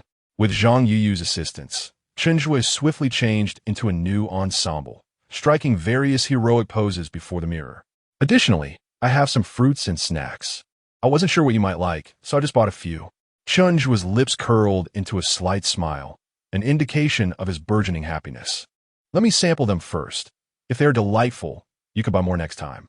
Chen Zhuo held a dragon fruit in one hand and a banana in the other, donning a Pikachu knit hat, relishing his treats with great enthusiasm. Observing Chen Zhuo's joy, Zhang Yuyu couldn't help but chuckle. She was aware of his background, knowing that he had been abandoned by his parents due to a congenital mental illness and had grown up in the institution with minimal contact with the outside world. This time, Chen Zhuo had been granted a second chance at life, and their family had resolved to regard him as one of their own, making every effort to visit him whenever possible. At that moment, 3 individuals approached the reception area, led by the exorcism police chief, Zhou Aigua, accompanied by a man and a woman. The man was short and stout, adorned with a large gold chain, while the woman was tall with long legs. Her face exquisitely made up, her features captivating and rivaling those of the police officer, Zhang Yuyu. Oh my, even on such a rainy day, your institution is quite lively, Zhou Aigua remarked jovially. The director's expression darkened upon seeing Zhou Aigua enter, his previously cheerful demeanor fading. What brings you here? Zhou Aigua chuckled awkwardly. This is Mr. Wu Batong, the chairman of Hongfeng Real Estate Company, and this is his beloved daughter, Ms. Wu Xuanqi.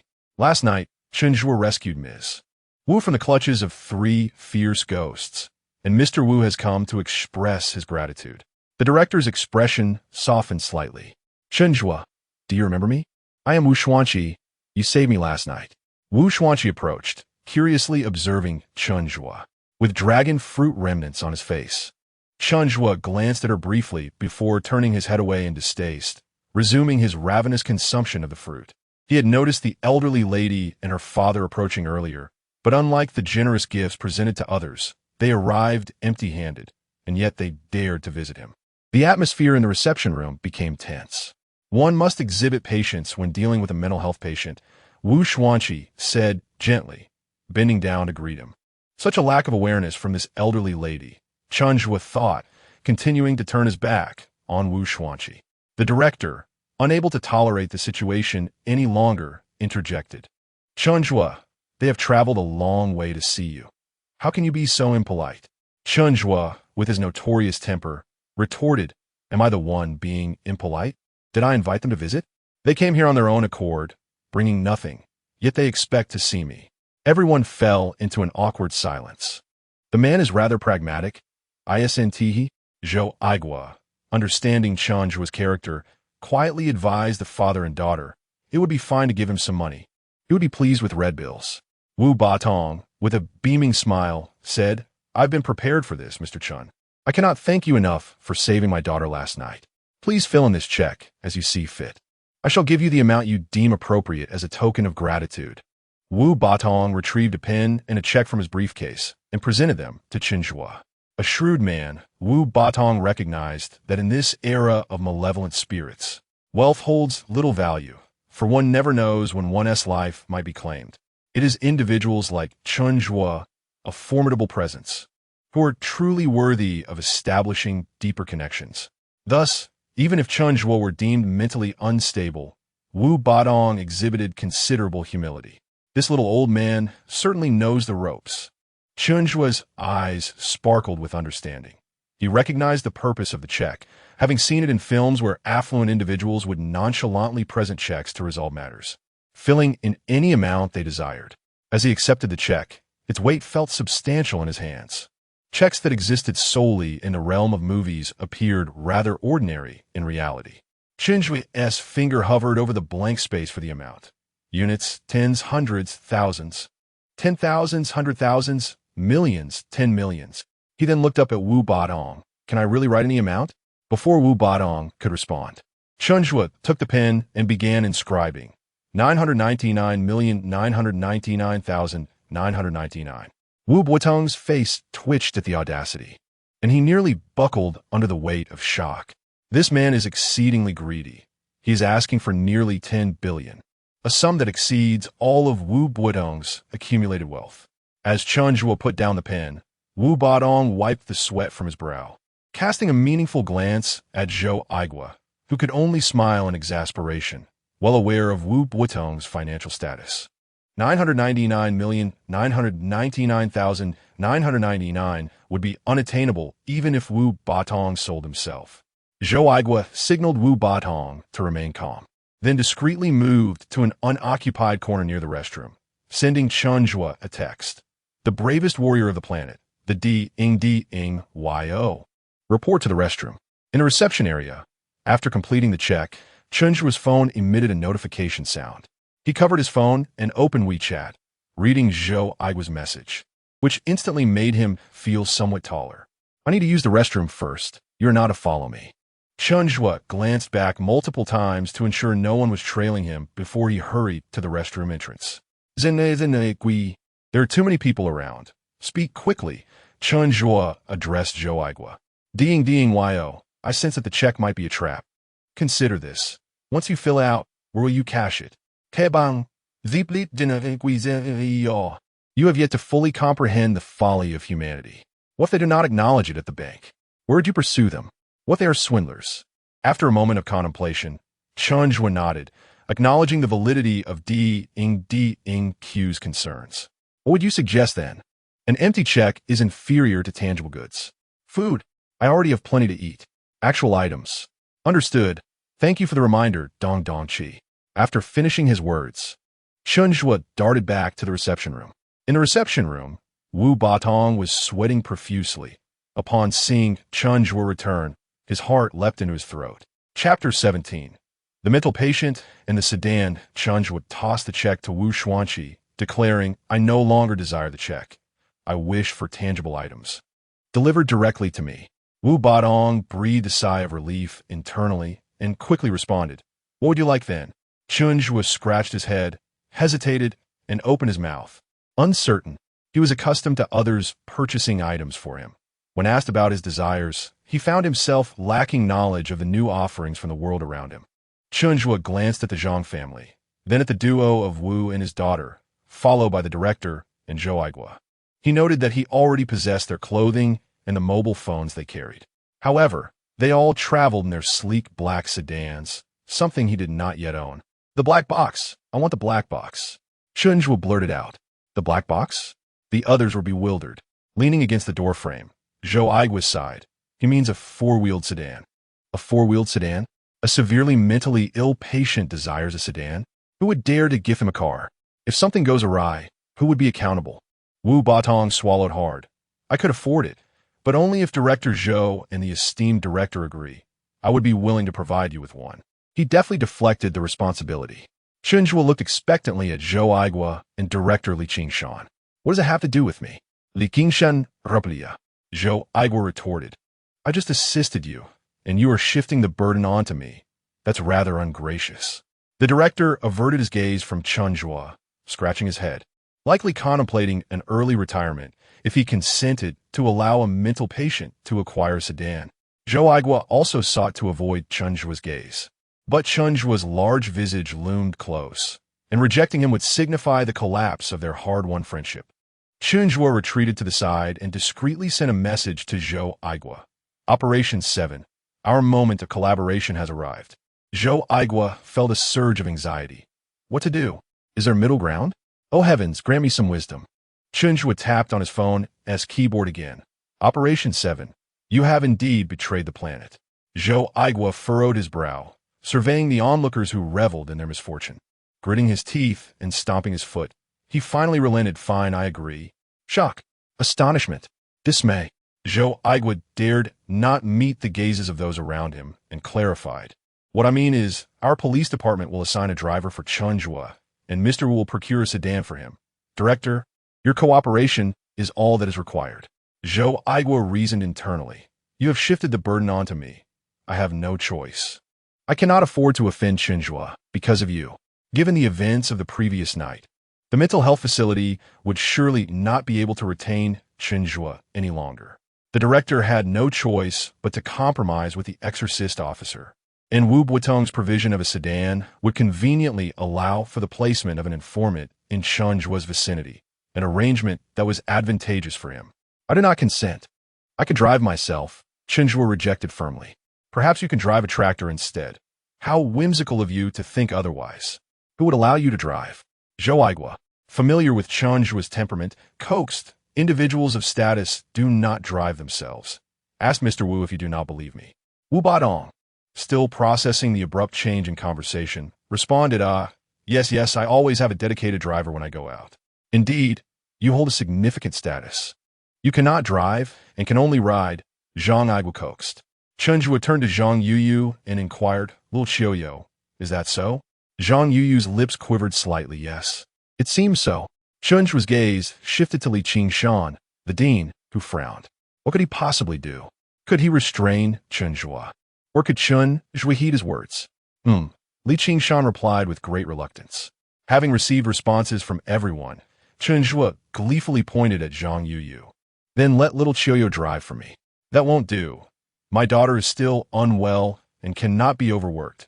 Zhang Yuyu's mother reflexively refused, her concern for her daughter's illness evident. Immediately after speaking, she regretted her hasty decision, fearing that Chen Zhuo might take offense and neglect her daughter's condition. Chen Zhuo, however, paid little mind to such matters and slapped his thigh. Little Qiuyo, go to the convenience store and fetch me a bottle of mineral water. Didn't you say to come back in a week? Zhang Yuyu replied, puzzled. When I say a week, it's a week. When I say a day, it's a day. Hurry, hurry. Chen Zhuo's tone grew impatient. Oh, all right, I shall go at once. Zhang Yuyu hesitated, glancing at her parents, who gestured for her to proceed. Before long, she returned with a bottle of mineral water. Chen Zhuo sat cross-legged on the table, eyes closed, hands clasped upon his knees. The mineral water placed before him. During my cultivation, no one is permitted to utter a sound. Otherwise, it will disrupt my energy, and I shall not be courteous. Chen Zhuo warned the assembly. Zhang Yuyu's parents, having witnessed Chen Zhuo's formidable prowess, clasped their hands in prayer, beseeching everyone to maintain silence for the sake of their daughter's well-being. On the table, Chen Zhuo remained with his eyes shut, yet one could perceive the restless movement of his eyes beneath closed lids. Silence endured for merely a few seconds before Chen Zhuo swung his arm. Unparalleled cosmic wind firewheel, he exclaimed, waving. This was hardly a display of cultivation. It resembled the erratic behavior of a lunatic. According to the dean's years of experience, such suddenly deranged patients should have long been escorted by security into the ward for a tranquilizing injection. Chen Zhuo leapt from the table, bounding around it, jumping left and right, mumbling incomprehensibly. With a single strike, the mineral water lost its balance, tilting and rolling off the table to the floor.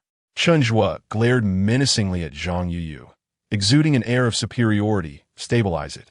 In a flurry, Zhang Yuyu picked up the fallen bottle, her hands steadying it with care. Chen Zhuo then struck the cap of the mineral water bottle. The system reiterates. This system is legitimate, not one of those deceitful schemes. Host, please exercise caution. The system is improving water quality, tortoise laying blood. As his palm hovered above the bottle cap, a vibrant crimson hue spread downwards at a visible pace. Creak! Wu Batong, seated, was startled and tumbled from his chair. All eyes turned towards Wu Batong, who raised his hands, attempting to apologize to the crowd. Zhang Yuyu's parents hurriedly gestured for silence. Wu Batong stood to the side, hesitant to utter a word. In contrast, Chen Zhuo tightly gripped the bottle, extracting the mineral water from Zhang Yuyu's hands. Following the customary ritual, he shook it vigorously, madly shaking. Jumping and shaking, left hand shaking, right hand shaking. With each fervent motion, a viscous crimson liquid began to revert to its original transparent state. With a resounding thud, Chen Zhuo slammed the bottle onto the table, beads of sweat cascading down his forehead. This bottle has absorbed 50 years of my cultivation. A single sip will suffice. He gasped. System, it's evident that the host is exhausted from running around. Without a word, Zhang Yuyu unscrewed the cap and gulped down the mineral water. This time, there was a faint metallic tang reminiscent of blood. She drained the bottle in one breath. Chapter 18. The Obedient Disciple. Unlike the last time, Zhang Yuyu could distinctly feel the water within her stomach, coursing through her body's meridians, cleansing every impurity within. Particularly around her chest, a warm liquid swirled, initially accompanied by a slight discomfort, which gradually transformed into a sense of relief. After a few minutes, an unparalleled lightness enveloped her entire being, akin to a newborn, untouched by the mundane world. How are you feeling, Yuyu? Her mother inquired with concern. Zhang Yuyu touched her face, the sensation of ease palpably present. Her father pointed at her hand in astonishment, exclaiming, "The needle marks have vanished." Having been hospitalized for breast cancer, Zhang Yuyu had endured numerous intravenous treatments, leaving a multitude of puncture marks on her arms. Chen Zhuo lounged at the table, legs crossed, and lazily remarked, "Of course. This vial of water has cost me 50 years of cultivation. To save little Qi, I've squandered 5 decades of my practice." Zhang Yuyu gazed in wonder at her now smooth hands. Even the calluses from firearm handling had softened. Coming back to her senses, she bowed deeply to Chen Zhuo, overwhelmed with gratitude. "Thank you, Chen Zhuo. Truly, I am immensely grateful to you." Her mother covered her mouth, tears streaming down her cheeks, while her father's eyes glistened with unshed tears. As the only daughter, Zhang Yuyu was the lifeblood of her parents, and their joy was profound. Foolish humans. Why are they always so eager to express their gratitude? Chen Zhuo mused, perched at the edge of the table, one foot dangling and the other resting atop the table's edge, hand on his knee, mimicking the demeanor of a film noir character. There's a connection between little Qi and myself. As for being my master, well, I wonder if little Qi would be willing to accept such a role. How does one even articulate that? Chen Zhuo, losing his earlier composure, grasped his head in confusion regarding the phrasing. "Be my master," Zhang Yuyu interjected eagerly. Yes, that is precisely my intention. Since everyone is present, let us perform the customary kneeling to pay respects to the master, he said, sitting up straight. Kneel to pay respects? Is this the era we live in? Zhang Yuyu pondered, incredulous at the notion.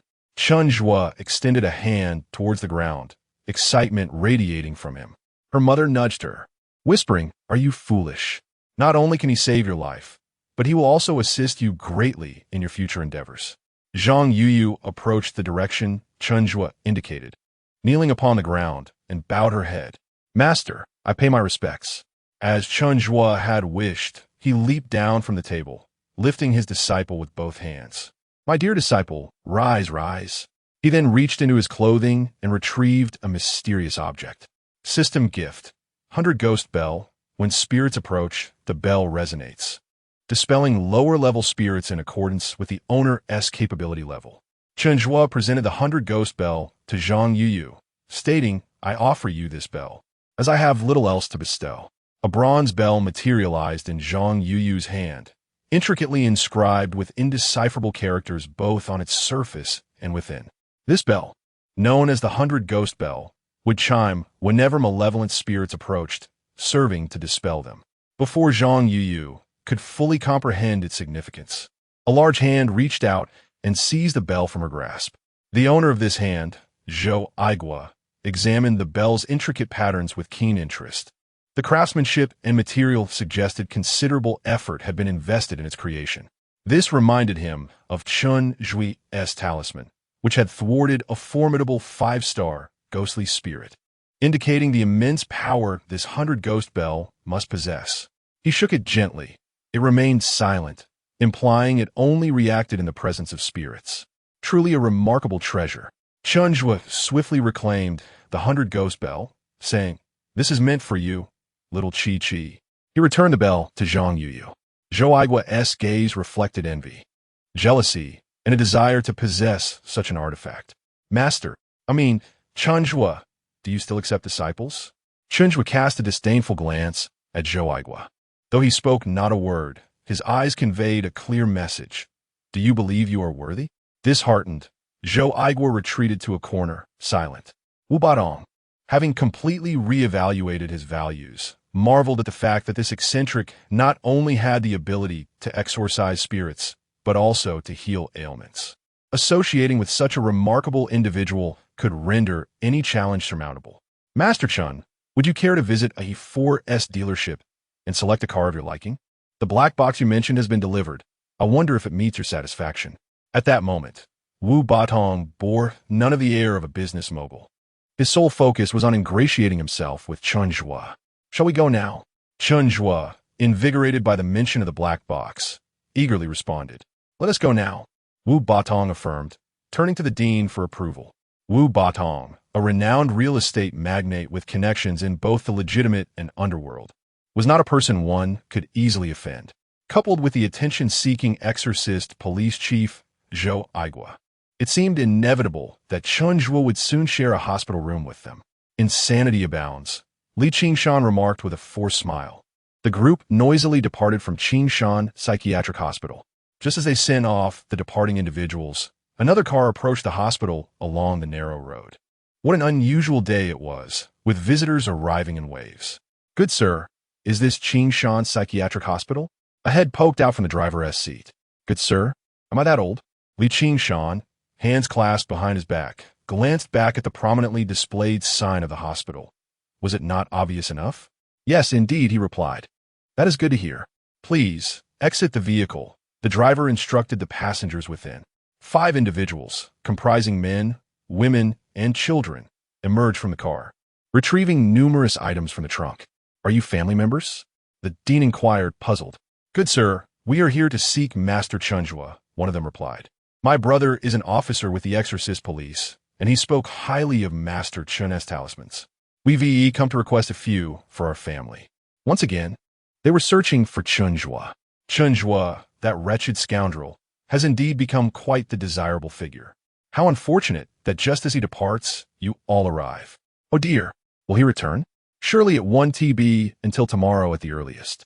Given Zhou Aigua's nature, it is certain that he won't be able to return Chen Zhuo tonight.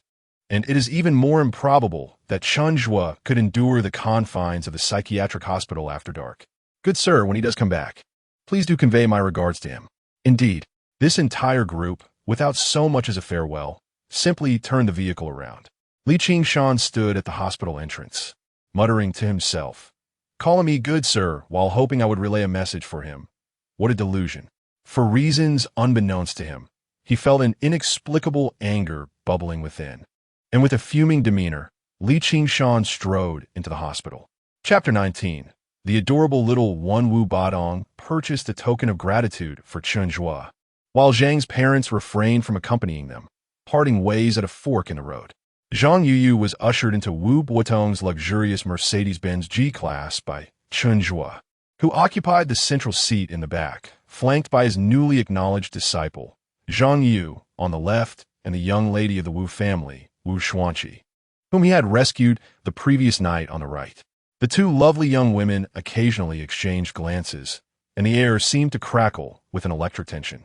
Although this man was deemed mentally unstable, his genuine prowess rendered him appealing, and both women yearned to forge a connection with Chen Zhuo. Unbeknownst to him, Chen Zhuo remained oblivious to the thoughts swirling in their minds. At that moment, he curiously observed the amenities within the vehicle. What is this large circular disc? He inquired. That is the steering wheel, which controls the direction of the car, Wu Batong replied with a smile. And what about this? That is the dash cam. This black box isn't very fast. It pales in comparison to my big cat, Chen Zhuo remarked. Not fast. Allow me to demonstrate its acceleration, Wu Batong countered. Seated in the passenger seat, Zhou Aigua had witnessed the speed of the legendary 1,000-year Tiger Soul. Mr. Wu, this car truly cannot compare to their big cat. It vanishes in the blink of an eye. leaving not even a shadow behind. What size is this cat? I would genuinely like to see it, Wu Xuanqi interjected. Father, that is the tiger soul, a ghostly manifestation of the highest order. The big cat is a name given by Master Chen, she explained. Tiger soul? I understand that souls exist after death. Even tigers possess them, but of the ghostly variety? I would not dare encounter such a being. If it were displeased, I might not even know how I met my end, he quipped. The group shared light-hearted banter as they arrived at the Mercedes-Benz dealership. Clad in the casual suit purchased for him by Zhang Yuyu, Chen Zhuo appeared refreshingly handsome. As long as he refrained from any erratic behavior, it was difficult to discern that he was a person grappling with mental challenges. Wu Batong, a figure of prominence, drew the attention of the sales staff, who promptly surrounded him, their eagerness bordering on reverence. While savoring the delicacies offered by the sales personnel, Chen Zhuo wandered amidst the array of opulent vehicles, touching and admiring them. Ultimately, he found himself before a compact smart car, which boasted only 2 seats and a modest trunk, its dimensions akin to that of a typical car's front end. This is the one. It seems destined to be mine, he declared, contentedly patting the car's exterior. Observing this, a sales representative cautioned, this model may not be suitable for family outings. Family? Chen Zhuo pondered, entirely unencumbered. Was he truly in need of familial ties? A true strong man should not be shackled by such bonds. Are you questioning my judgment? He scoffed at the sales personnel.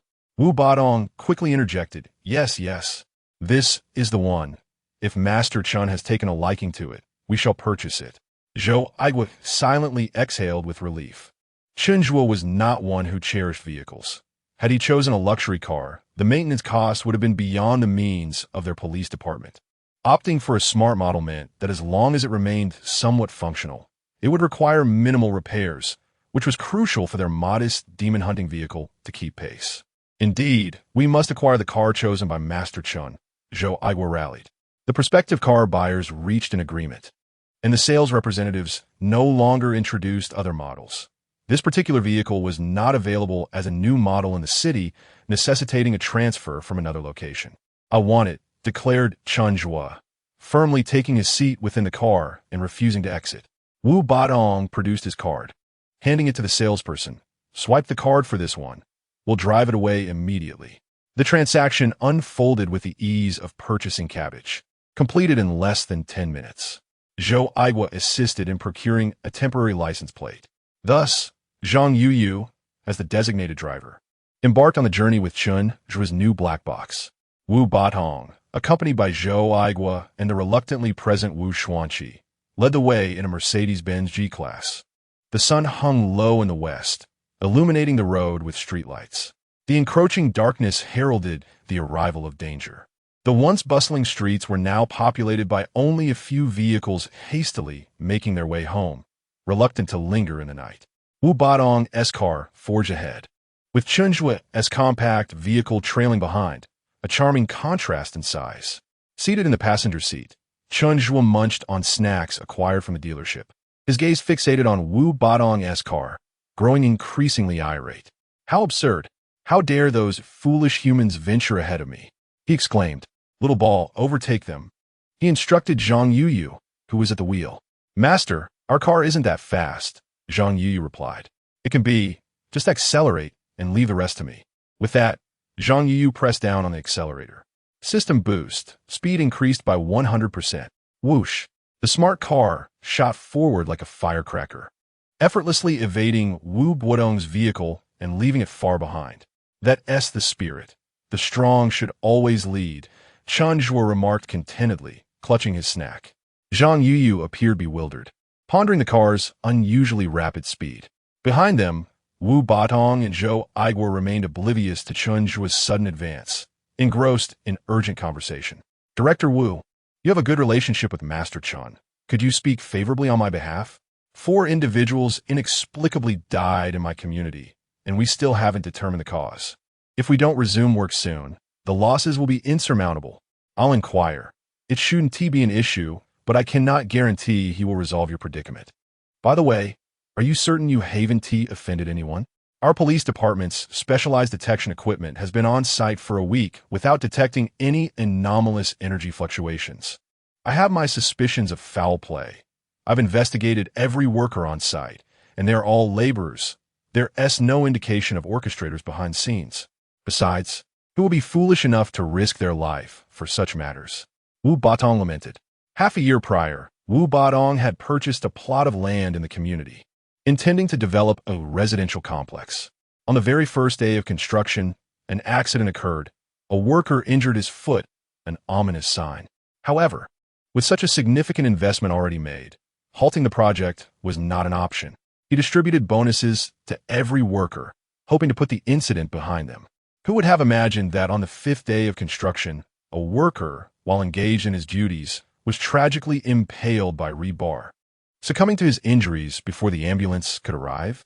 Witnesses were present, and surveillance footage corroborated the incident, which was ultimately classified as an accidental death. Within less than a fortnight, another worker met a similar fate when a heavy hammer unexpectedly shattered, striking him on the head and resulting in instant demise. Again, there were witnesses and video evidence, leading to a verdict of accidental death. In light of these tragedies, and with substantial financial investments at stake, the project could not afford a halt. Wu Batong leveraged his connections and, with a heavy heart, pressed on with the construction. In a third incident, as the building reached its fifth floor, a worker tragically jumped to his death, doing so under the watchful eyes of his peers, having appeared cheerful just moments before during lunch. With the atmosphere growing increasingly tense, the workers, gripped by fear, began to strike, refusing to continue their labor. Chapter 20. The Eye of Sacrifice. The exorcism police station dispatched personnel to vigilantly monitor the site day and night for an entire week, employing an array of detection devices. The personnel remained unperturbed, and the equipment registered no anomalies. Ultimately, the case had to be classified as an accidental death. Wu Batong could not bear to witness his investments evaporate, so he raised the workers' wages. Lured by the prospect of monetary gain, the workers consented to labor for 6 hours daily. This strategy proved effective for a time, but approximately 2 months later, an off-duty worker mysteriously returned to the construction site, suffered a heart attack, and perished within the building under construction. For workers met untimely ends due to various accidents on the site, and even with immense courage, Wu Batong dared not continue construction. He sought connections and enlisted numerous masters to assess the feng shui, exorcise spirits, and consult the supernatural, each one grander than the last, demanding exorbitant fees. Despite the presence of peach-wood swords and talismans, none proved effective.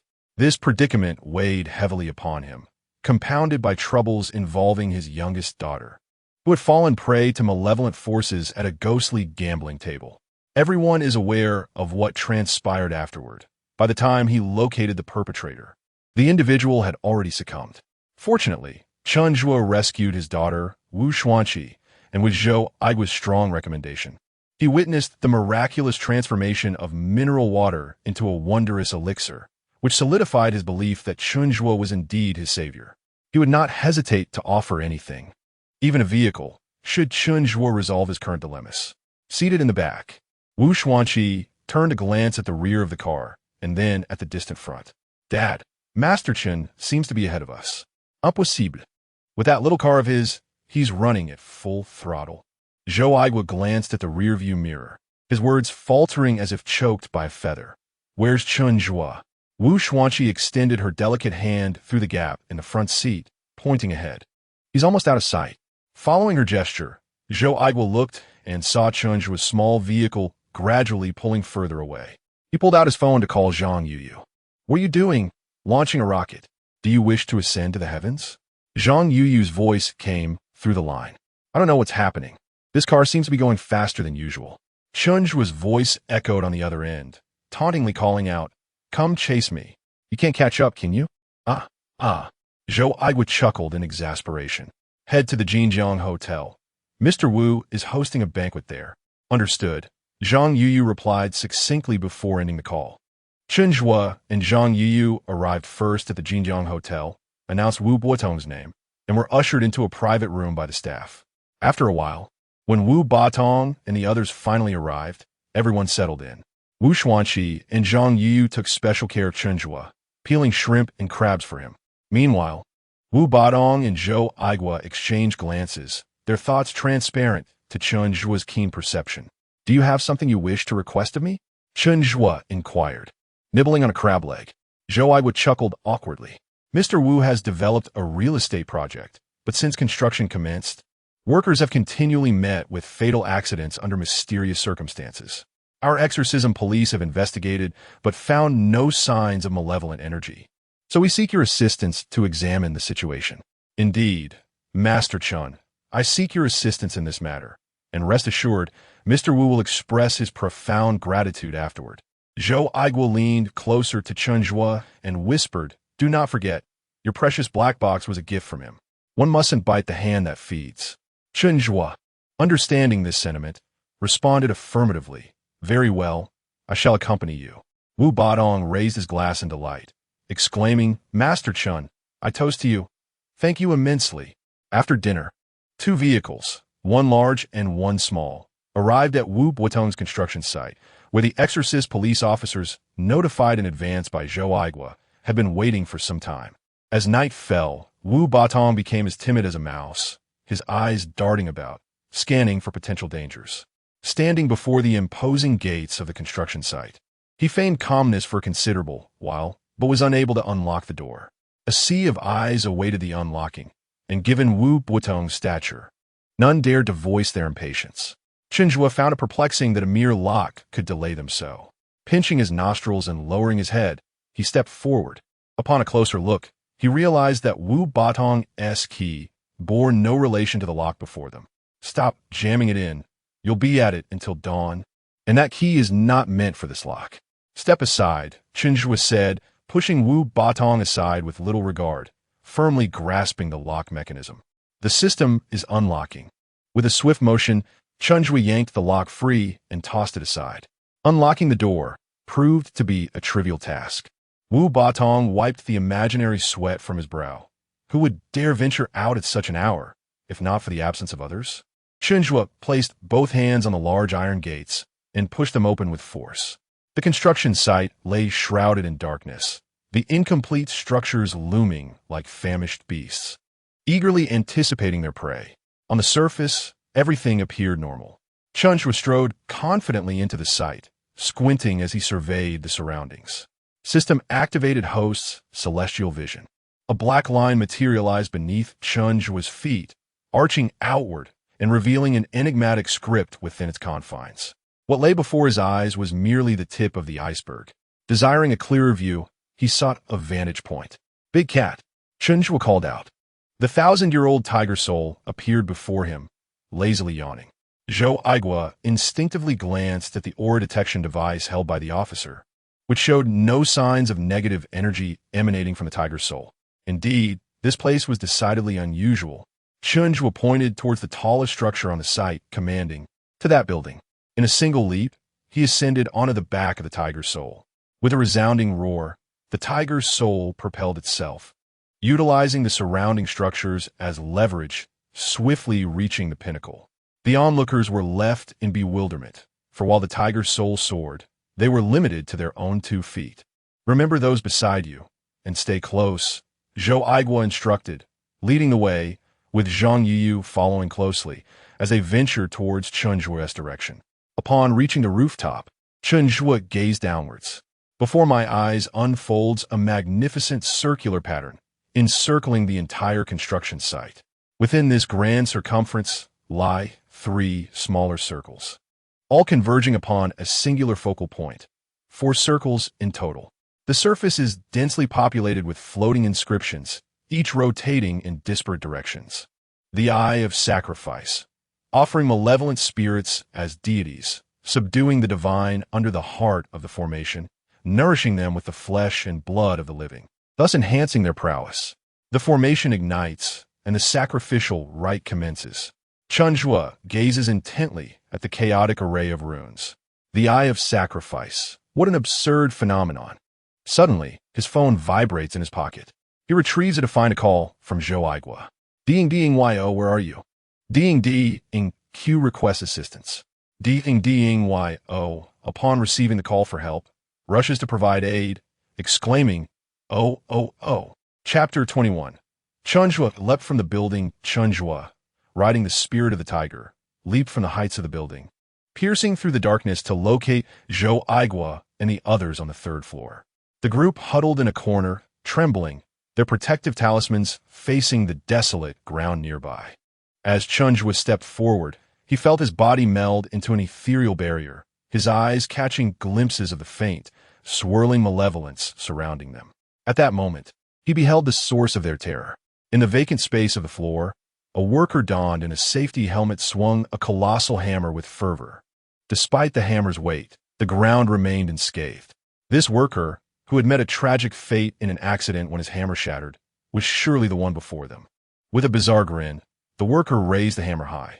Suddenly, the handle snapped, the hammerhead spun through the air, and with a resounding thud, it struck the worker's own head. Blood erupted forth, showering the onlookers, who had no time to escape. Chen Zhuo narrowly avoided the spray, his heart racing. He had almost sullied his new attire. Yet the horror was not over. The deceased worker writhed and clambered back to his feet, a gaping wound on his head, blood streaming down his body, transformed into a grotesque figure, still grinning ominously at the crowd. In this rudimentary realm of phantoms, nearby spirits exploited Wu Buotong's dread to forge a ghostly domain, isolating this area from the outside world and amplifying his inner fears. Amidst the frightened assembly, Chen Zhuo found Wu Buotong, whose face was contorted in terror as he clutched Zhou Aigua's arm so tightly that it had frayed his clothing. Zhang Yuyu, upon noticing Chen Zhuo's arrival, exclaimed excitedly, "Master." This call elevated Chen Zhuo's stature immeasurably. "Fear not, my disciple. I shall come to your rescue," he declared.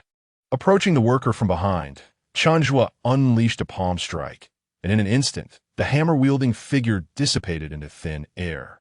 The tension among the group eased momentarily, only for another worker, this time carrying a stack of red bricks, to appear. With an eerie smile, he slowly approached the window devoid of glass and leaped into the abyss below. Moments later, the mangled remains of the brick worker reappeared before them.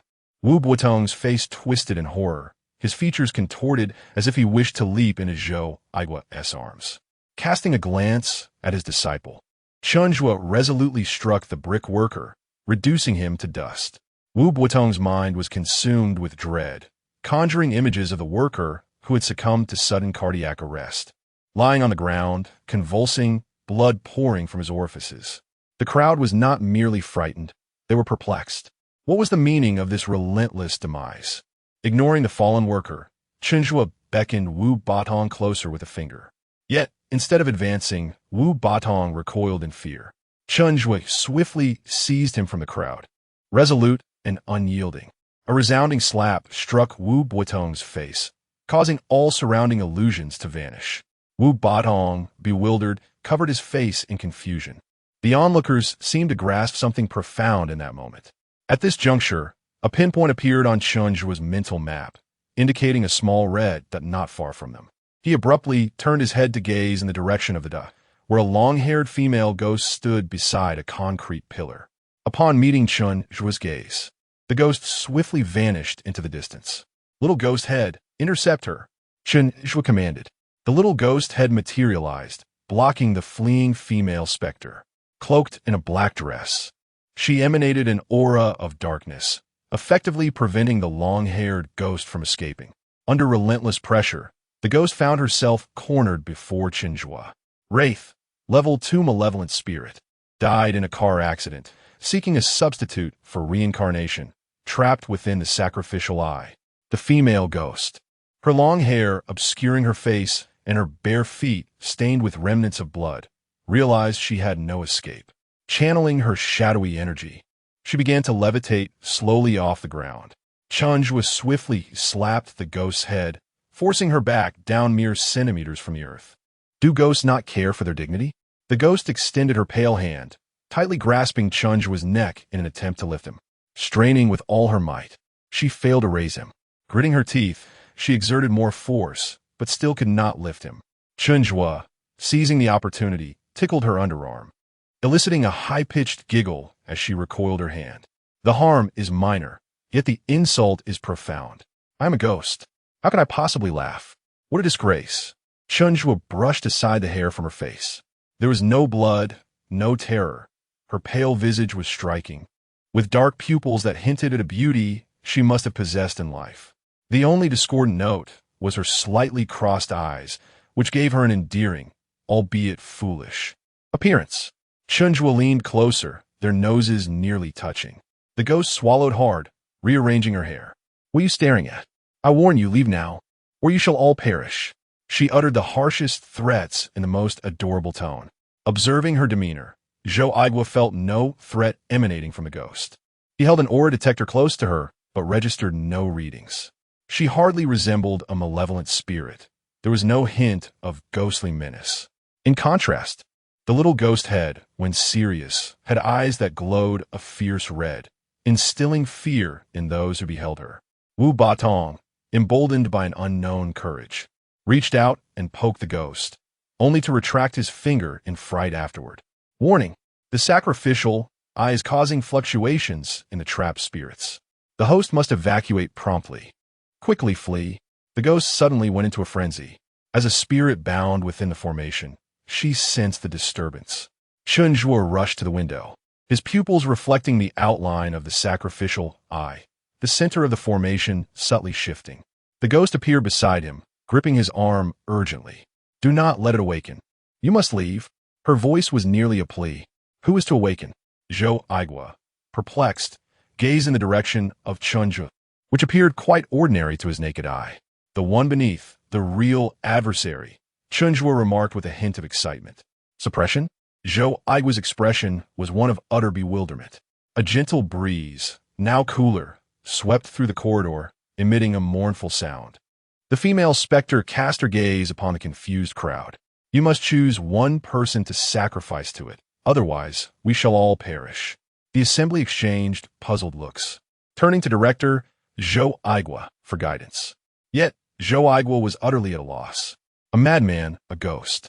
He inquired which one. For the sake of everyone's safety, Zhou Aigua resolved to retreat. Chen Zhuo at the window leaped into the air, embraced the judgment of the divine. Astora, Zhou Aigua turned back, only to find the figure of Chen Zhuo had vanished from the window, the voice now descending. The third floor? Had he jumped? Who is Astora? Chapter 22. The 9 coffins. Everyone rushed to the edge of the window, peering out to observe Chen Zhuo's condition. As he descended, Chen Zhuo maintained a half-kneeling position, his right hand level with his feet, while his left hand was raised high. System enhancement, Buddha's palm. With a thunderous roar, the ground suddenly caved in, dust swirling around Chen Zhuo as the epicenter. The building where Zhou Aigua stood shook violently, followed by a cloud of dust that enveloped them, rendering their eyes unable to open. As the dust settled, they beheld a massive palm imprint, at the center of which lay a dark, circular pit. What is this? Wu Xuanqi's eyes widened in shock. Did Chen Zhuo create this destruction? Wu Batong stammered, his reverence for Chen Zhuo reaching its peak. Where's my master? Zhang Yuyu exclaimed, failing to find Chen Zhuo's figure in the pit. Quick, let us go down and take a look. Zhou Aigua urged hastily. The crowd surged downstairs, arriving at the great pit, only to discover 9 coffins lying within. 8 coffins were arranged around a large bronze coffin, aligned with the positions of the 8 trigrams. Each coffin bound by chains, and each corresponding direction featured a black stone engraved with peculiar runes. Master, master! Zhang Yuyu cried out anxiously, clinging to the edge of the pit. Cough, cough! In one corner of the pit, Chen Zhuo coughed as he emerged from the dust, his body covered in grime. Wiping the dirt from his face, he immediately spotted the 9 large coffins. Oh, so many large black boxes! Chen Zhuo's face lit up with curiosity as he yearned to investigate further. Don't move, Dong Dong Yao! Zhou Aigua bellowed, sliding down into the pit, tumbling twice and nearly rolling beside the coffins. Zhou Aigua scrambled to his feet, gazing at the coffins and the runes on the black stones, feeling his hair stand on end. What's wrong, Dong Dong Shi? Chen Zhuo asked, intrigued. Zhou Aigua gripped Chen Zhuo's arm tightly. sweat mixed with dirt trickling down his forehead, stammering, "Chen Zhuo, let us go, let us hurry." Chen Zhuo's mind raced as he noted Zhou Aigua's urgency. There must be some extraordinary treasure within. It's often depicted in dramas. A group of treasure hunters enters a vast cave filled with large chests, brimming with gold and jewels.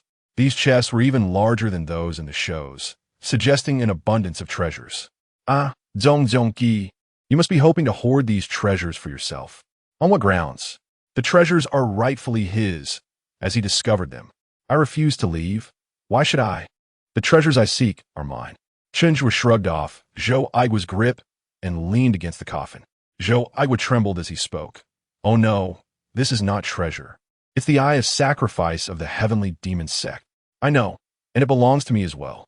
Regardless of Zhou Aigua's warnings, Chen Zhuo firmly believed that these grand coffins were mere treasure chests. Yet, the words eye of sacrifice caused expressions of terror to spread across Wu Batong, Wu Xuanqi, Zhang Yuyu, and the others.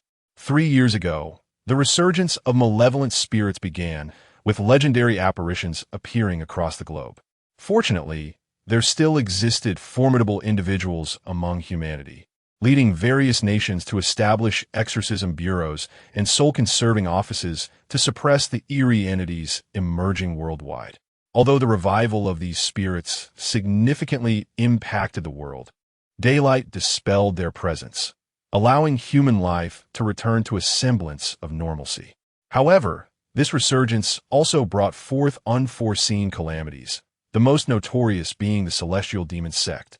Composed primarily of nefarious practitioners, the sect viewed the resurgence as an opportune moment to augment their power. They engaged in sacrificial rites, trading the lives of ordinary people for strength, thereby enhancing their own abilities. 1 year ago, the celestial demon sect initiated a sacrificial rite in distant Star City, summoning infernal deities, resulting in the tragic demise of 300,000 souls overnight. Subsequent investigations revealed that this sacrificial ritual, known as the Eye of Sacrifice, comprised 8 primary formations, each containing 9 coffins. These coffins were strategically positioned in the 8 cardinal directions: east, south, west, north, southeast, southwest, northwest, and northeast, corresponding to the 8 trigrams of the I Ching: Qian, Kuan, Zhen, Sun, Canli, Jin, and Dui. Within these coffins lay vengeful spirits and other formidable entities, utilizing their malevolence to create a gathering formation that nourished the malevolent being in the 9th coffin. This 9th coffin, the focal point of the Eye of Sacrifice, contained a spirit of at least a malevolent nature, far surpassing their capabilities. Observing Chen Zhuo's avaricious demeanor, Zhou Aigua felt compelled to intervene, pulling Chen Zhuo back while urgently calling out to the exorcists above. "Quick, contact the soul-conserving office." The exorcists, one and all, hastily retrieved their phones to reach out to their superiors. "Wait, why is there no signal?" one exclaimed. "My phone has no signal either. I had service just a moment ago." As they puzzled over the sudden loss of connectivity, the coffins in the pit began to tremble subtly. Zhou Aigua, sensing the disturbance, collapsed in fright. Chen Zhuo leaned against the coffin, his body vibrating in unison with its tremors. Rising, he placed his hands behind his back and rapped twice on the coffin lid. The tremors intensified, accompanied by the clanking of chains between the coffins, creating a cacophonous clatter. Chen Zhuo, crouching atop the coffin, peered into the narrow gap between the coffin lid and its body. It was too tightly sealed. He could discern nothing. Suddenly, with a resounding bang, the lids of the 8 coffins were forcefully propelled upwards by an unseen force, splintering into fragments due to the tension of the chains. Chen Zhuo, clutching a piece of coffin wood, was thrown against the stone floor. The pit was now filled with a dense miasma, accompanied by a foul stench. Ding Yo, where are you?" Zhou Aigua, trapped within the pit, was engulfed by the thick darkness, rendering his sight useless. With the system unlocking his celestial sight, Chen Zhuo rose from the stone floor, discarding the wooden piece, and stretched his neck to gaze at the imposing coffins. Inside the 8 coffins stood 8 lifeless bodies. The 8 corpses, towering over 2 meters, are devoid of clothing, their massive skeletons enveloped in a layer of blackened skin. Each rib is distinctly outlined, and several long white hairs sway gently in the breeze atop their heads.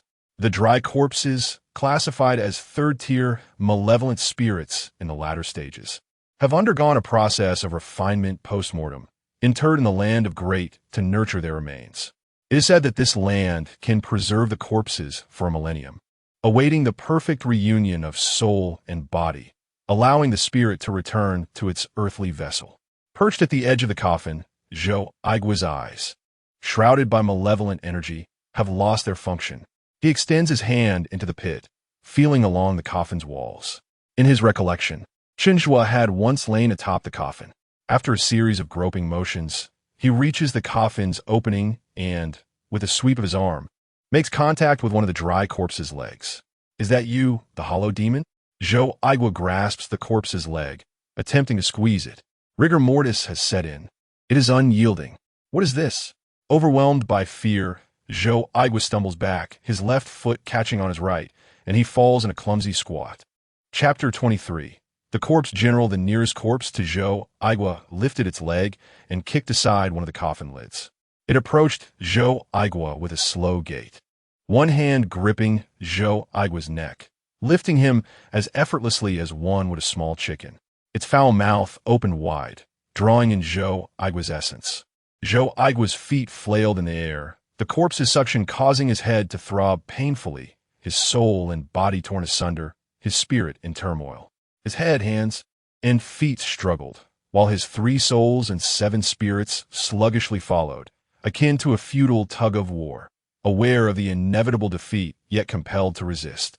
In the midst of his struggle, Zhou Aigua recalled something, gritting his teeth, controlling his almost unresponsive hands to reach into his pocket. With the 2 fingers he could muster, he retrieved the protective talisman drawn by Chen Zhuo, clumsily bringing it close to the corpse's body. The talisman possessed the power to make even the most malevolent spirits retreat by half a meter. He could only hope it would have a similar effect on the malevolent entity of the sacrificial eye. Golden lines emerged from the talisman, forming a barrier of isolation that pushed the corpse back a step, simultaneously displacing Zhou Aigua. This force caused the corpse's nails to scrape away 5 strips of flesh from Zhou Aigua's neck, warm blood flowing forth. As the corpse launched another attack, the barrier exerted a counterforce, propelling the corpse away while Zhou Aigua was pushed to the edge of the pit. The strength of the corpse's assault was such that the talisman rebounded back onto itself. Lying on the ground, Zhou Aigua could no longer attend to the wound on his neck. His consciousness teetered between clarity and chaos. Every organ in his body urged him to close his eyes, to succumb to sleep. Yet, his mind was acutely aware that he could not afford to sleep. Slumber would mean his soul would detach, leading to his demise akin to the workers who had perished on the construction site, their souls offered to the sacrificial eye. There would be no more Zhou Aigua in this world, no reunion with family or friends across lifetimes.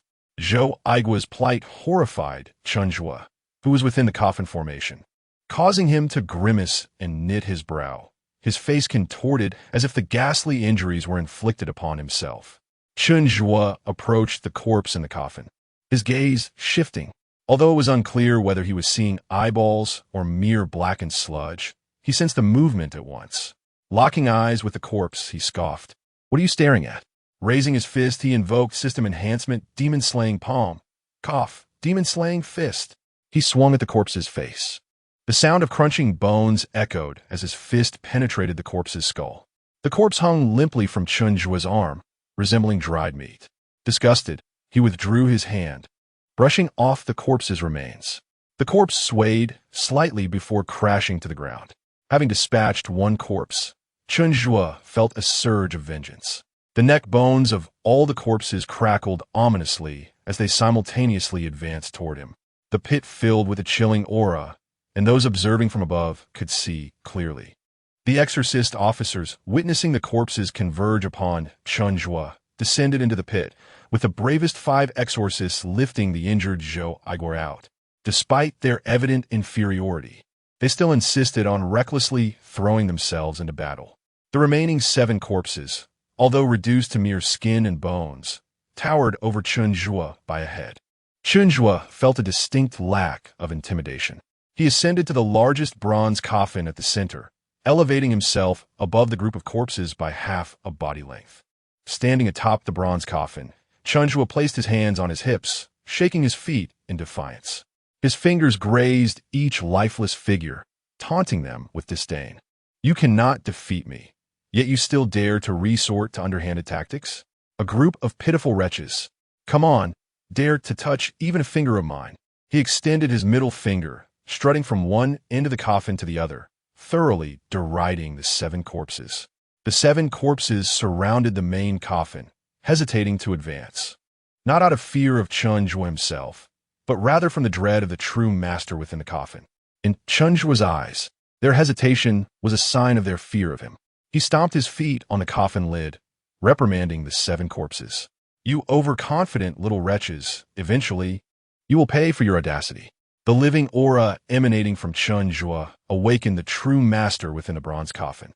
Sensing the awakening, the 7 corpses knelt in reverence around the coffin. This was as it should be. Yielding to a stronger force is not a disgrace, for as the saying goes, those who recognize the situation are the true wise. Just then, the chains binding the bronze coffin began to shatter. Crack, crack, crack. The 7 corpses bowed their heads to the ground. Chen Zhuo leapt down from the coffin lid, which slowly slid off, crashing onto the ground with a dull thud. Peering inside, he discovered a well-preserved corpse, unlike the others in the 8 coffins. Though its cheeks were sunken, the hollowness was not pronounced. Clad in armor and battle boots, it lay with its hands clasped over its abdomen, surrounded by fragmented items, the most notable being a matching sword. Corpse General, early stage of a 4th-rank evil spirit. Once a camp laborer envious of the general's might. In the heat of battle, he fled the camp, deceiving others with stolen general's armor, and was buried posthumously as a general. The armor, imbued with malevolent energy, absorbed sinister forces over the years, later excavated by followers of the demon sect to nourish the corpse. Warning to the host: eliminate swiftly before full consciousness is regained. It turns out, the core of this formation was a false general. One cannot help but admire the luck of this deceiver, donning stolen armor. He managed to live his life as a fake general, and now, even in death, he was treated as a genuine general for the purpose of corpse cultivation. What a life well spent. As Chen Zhuo caressed the armor within the bronze coffin, it gleamed darkly, nourished by malevolent energy. Each scratch bore witness to the battles it had fought, a testament to its enduring majesty after countless years. Though the general may be a fraud, the armor was undeniably authentic. Chen Zhuo contemplated how it would feel to wear it on the day of his triumphant return to the planet, bathed in sunlight. He would don such armor, emerging from the light. The bravest warrior of the planet, the valiant hero, would return. The entire world would cheer for him. He would stand tall, lifting his proud head. I vow to defend the honor of the planet with my life. In every gesture, his commanding presence would be fully manifested. A sneer escaped Chen Zhuo's lips, a sound of derision. Before the eyes of all, Chen Zhuo pride opened the hand of the desiccated general and seized the jade pendant nestled within, tucking it away into his pocket. He then drew forth the general's sword, mimicking the dramatic gestures seen in television dramas, pressing the blade against the prostrate corpse. If you kneel and plead for mercy, I shall spare you, he declared. As he indulged in this theatrical display, his attention shifted to the bronze coffin. Unbeknownst to him, the desiccated general's eyes suddenly flared open, fierce and brimming with murderous intent. Without any support, the general rose upright, casting a commanding gaze down upon Chen Zhuo and the kneeling figure, his final glance resting upon Chen Zhuo. Were it not for the knowledge of his true nature as a mere impostor, one might genuinely believe that this oppressive aura emanated from him. Chapter 24. The aura of the general. The eyes of the mummified general mechanically shifted from Chen Zhuo's figure to the sword in his hand. He raised a hand towards the blade that Chen Zhuo held, which began to tremble as if recognizing its true master, yearning to return to its rightful owner. Chen Zhuo gripped the unsheathed sword tightly, incredulous. He was, after all, the bravest warrior of the planet, embodying its glorious image. How dared this counterfeit general's aura overshadow him? With lips tightly pressed and brows slightly furrowed, Chen Zhuo's eyes gleamed with a fierce light. System enhancement. General's aura. A sudden wave of oppressive energy enveloped Chen Zhuo, mirroring the decisive presence of a commanding general on the battlefield. The lethal sword, having claimed countless lives, finally sensed its master's essence and was quietly cradled in Chen Zhuo's grasp, becoming an extension of his will. With one hand gripping the sword sheath, he exerted force. The blade was unleashed. The righteous energy emanating from Chen Zhuo enveloped the long-dormant weapon, purging all impurities in its wake.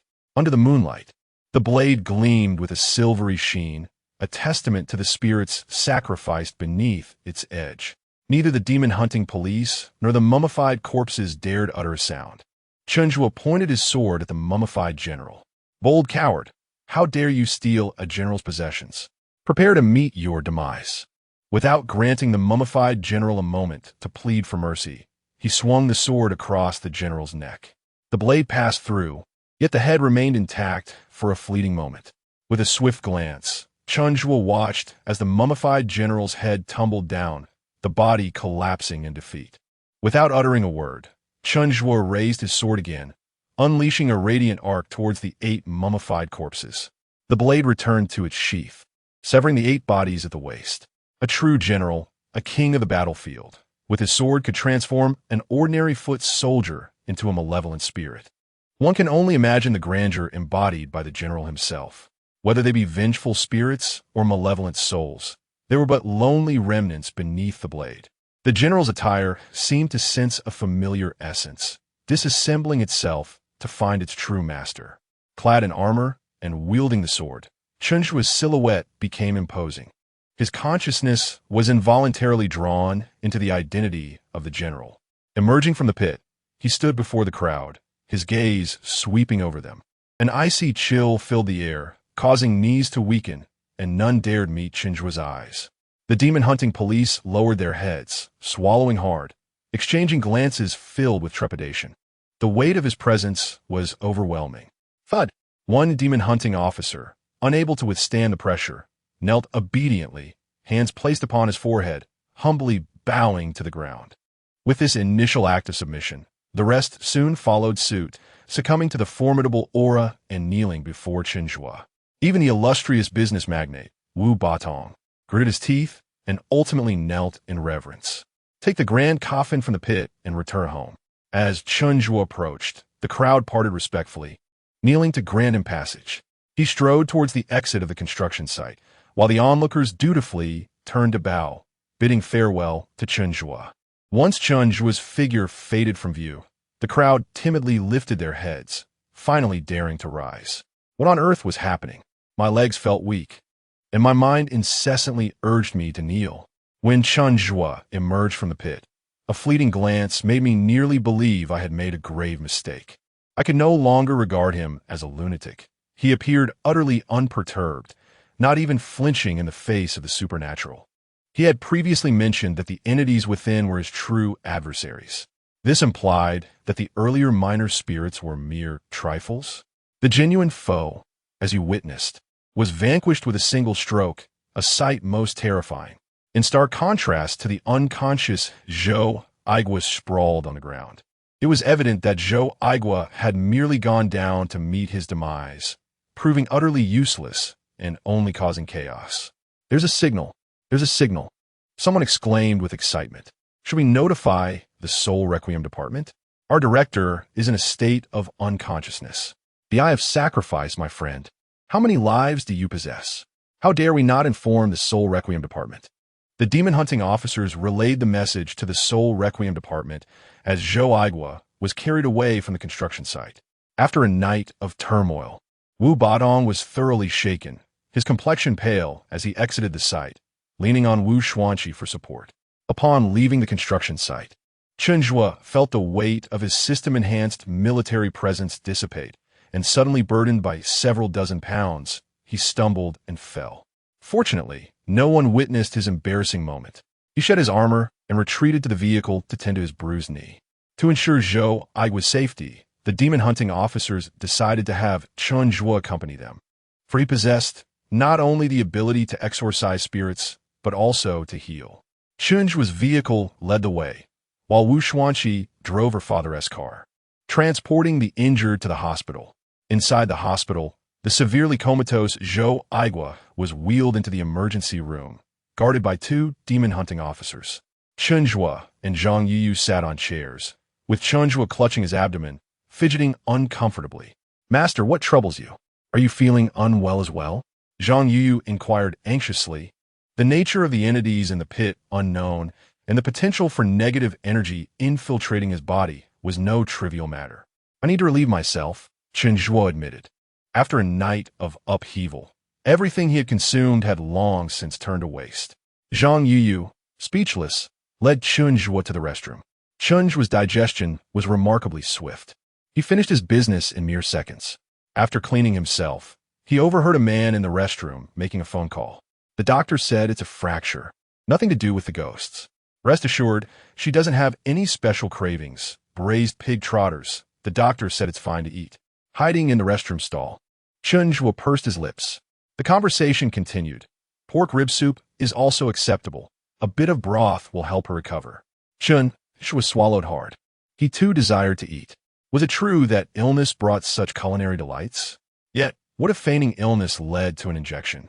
Weighing the option of enduring a needle for a few morsels, Chen Zhuo quickly contemplated a clever solution. After the caller departed, Chen Zhuo emerged from the restroom, unable to suppress the incessant swallowing of saliva. This scene led Zhang Yuyu to conclude that Chen Zhuo had not merely gone to the lavatory, but rather engaged in a most peculiar act. Upon seeing Zhang Yuyu, Chen Zhuo straightened his posture, one hand behind his back and the other stroking an imaginary beard. "My esteemed teacher, in the recent skirmish, I have exhausted the vital energy within me, and I fear I may not endure for long. Did you partake in a battle? Those lifeless corpses seem not to have inflicted any harm upon you." As Zhang Yuyu interacted with Chen Zhuo for the first time, her mind raced with thoughts, pondering what antics he might be up to next. "Dear disciple, why do you not inquire how I might preserve my internal energy?" Zhang Yuyu appeared utterly bewildered. "Then, Master, how shall you safeguard your vital energy? I must be hospitalized." Zhang Yuyu's face was a portrait of confusion. Chapter 25. Is Zhou Aigua unable to continue? Having liberated himself from the confines of the psychiatric hospital, Chen Zhuo assumed complete control of the situation. Chen Zhuo's condition was far beyond the reach of Zhang Yuyu's influence. The only means of placating him lay in the emergency room, where a call for support to the psychiatric institution was rendered futile by the late hour. Who would dare venture out in the dead of night? Chen Zhuo's gaze brimmed with expectation, compelling Zhang Yuyu to muster her courage and communicate with the hospital authorities. Under Chen Zhuo's incessant and chaotic demands, in a bid to stabilize his emotions, they resorted to wrapping him in gauze like a mummy, leaving only his eyes, nostrils, and mouth exposed. As the night wore on into dawn, it was only then that Chen Zhuo revealed his true desires. "I am in dire need of nourishment. I require braised pig trotters and pork rib soup to replenish my strength. I must eat this daily, at every meal." Early that morning, Zhang's parents arrived, carrying the requested dishes to Chen Zhuo. He savored the meal to the fullest, the rich sauce from the braised trotters staining the gauze wrapped around him. During this tumultuous episode, Zhou Aigua's family, 3 generations strong, arrived at the hospital. After the doctor's urgent efforts, Zhou Aigua had been stabilized, though his prognosis remained grim. In the examination room, the doctor scrutinized Zhou Aigua's scans, his brow furrowed in concern. When he was brought in, the malevolent energy had infiltrated his body, affecting all his organs. His liver, lungs, kidneys, and heart exhibit clear signs of failure, and his brain is undergoing pathological changes, the doctor explained. "Then hurry and save him," Zhou Aigua's wife implored, tears streaming down her face. The doctor shook his head in resignation. The malevolent energy has already permeated the organs. Given our current medical capabilities in dealing with supernatural afflictions, we can only alleviate the patient's pain and extend his life. You must prepare for the worst. Zhou Aigua's spouse sobbed. He was fine when he left home. How could this happen? A son, summoning the courage to voice what the family dreaded to utter, asked, "Doctor, how much longer does my father have?" 2 to 3 days. The doctor replied, lowering his gaze. Since the invasion of supernatural beings upon the earth, an increasing number of individuals, like Director Zhuo, had found themselves in hospitals, where doctors faced the grim reality of being unable to provide effective treatments.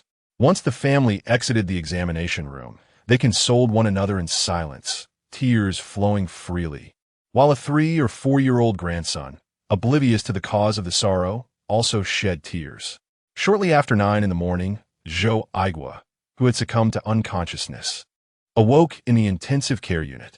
His entire body felt numb below the neck, leaving only his eyes capable of movement, as if they belonged to another. Observing the gathered family, an unsettling sense of disquiet filled his heart. "Grandpa, you're awake," exclaimed his young grandson, who was playing with toys and the first to notice Zhou Aigua's return to consciousness. Zhou Aigua forced a smile, his lips parched as if he had just traversed a desert. "Old Zhou, you have finally awakened.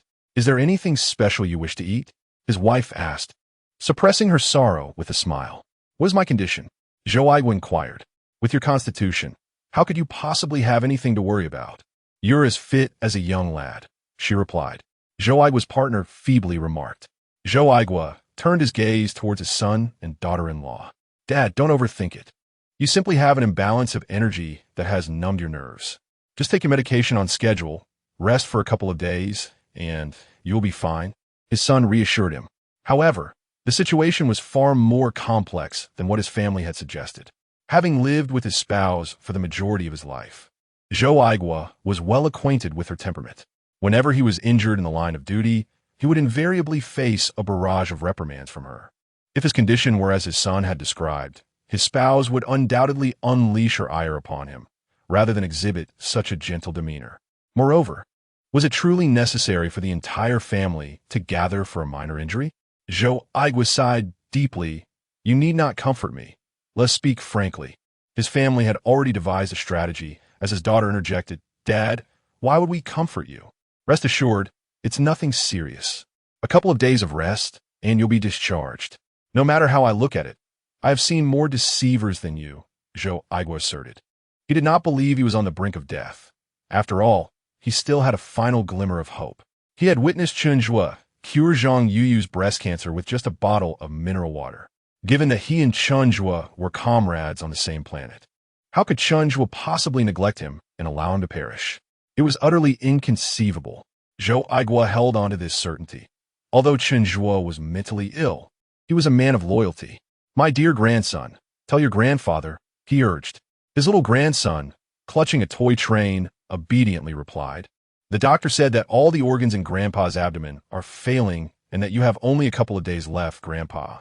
What does a couple of days mean? The grandson was then carried out of the ward by his daughter-in-law. The remaining family members could no longer contain their sorrow, and tears streamed down their faces. "Where's Chen Zhuo?" Amidst the grieving relatives, Zhou Aigua found himself pondering about a mentally ill individual. "Dad, given your condition, why do you still care about Chen Zhuo?" his son questioned. "I just want to know, where is Chen Zhuo?" Zhou Aigua weakly inquired. "He is in this hospital, in a regular ward. Take me to him." Zhou Aigua yearned to meet Chen Zhuo as swiftly as possible, to grasp onto his last hope. "Dad, that is a regular ward. You need sterile conditions for your illness." Upon mentioning sterile conditions, his son appeared noticeably uneasy. With so many people present, the sterile environment had long transformed into a breeding ground for germs. Understanding her husband's unwavering determination, how could his wife deny him his final wish, especially given the gravity of his condition? "Let us transfer your father to another ward." With the nurse's assistance, Zhou Aigua's bed was wheeled into the same regular ward as Chen Zhuo. At that moment, Chen Zhuo lay in a deep slumber, his body swathed in bandages, stained with a sauce resembling blood. Gazing at Chen Zhuo, enveloped in bandages, Zhou Aigua felt a mixture of disappointment and profound guilt. Dispelling the sorrowful relatives, Zhou Aigua lay on his bed, turning his head to observe the unconscious Chen Zhuo. The bandages were so tightly wrapped that it seemed there was scarcely a sound place left on his body. Observing Chen Zhuo's condition, it appears to be even more severe. After a prolonged silence, Zhou Aigua felt a tear escape from the corner of his eye. "It is all my fault. Had I not urged you to accompany me to the construction site, you would likely still be in the psychiatric institution, perhaps draped in a bedsheet, fluttering about like a butterfly, or in communication with the headquarters. Zhou Aigua felt a pang in his nose. Just look at you, someone so terrified of pain. Last time, when you scraped your nose at Dongda Bridge, you wept inconsolably from the agony. Yet now, enveloped in bandages with no part of you unscathed, you remain silent. It seems that our duo is indeed destined to be recalled by headquarters. On my first return, you must guide me, for you are the most valiant warrior of our realm, the cave demon. Zhou Aigua's eyes brimmed with tears as he attempted to make a jest that was far from humorous. Chapter 26. The pain is unbearable in a deep slumber. Chen Zhuo was roused by the sound of pig-like squeals nearby, prompting him to turn over and resume his rest. Zhou Aigua, gazing at the ceiling above, let out a profound sigh. Alas, I have led a life of contentment.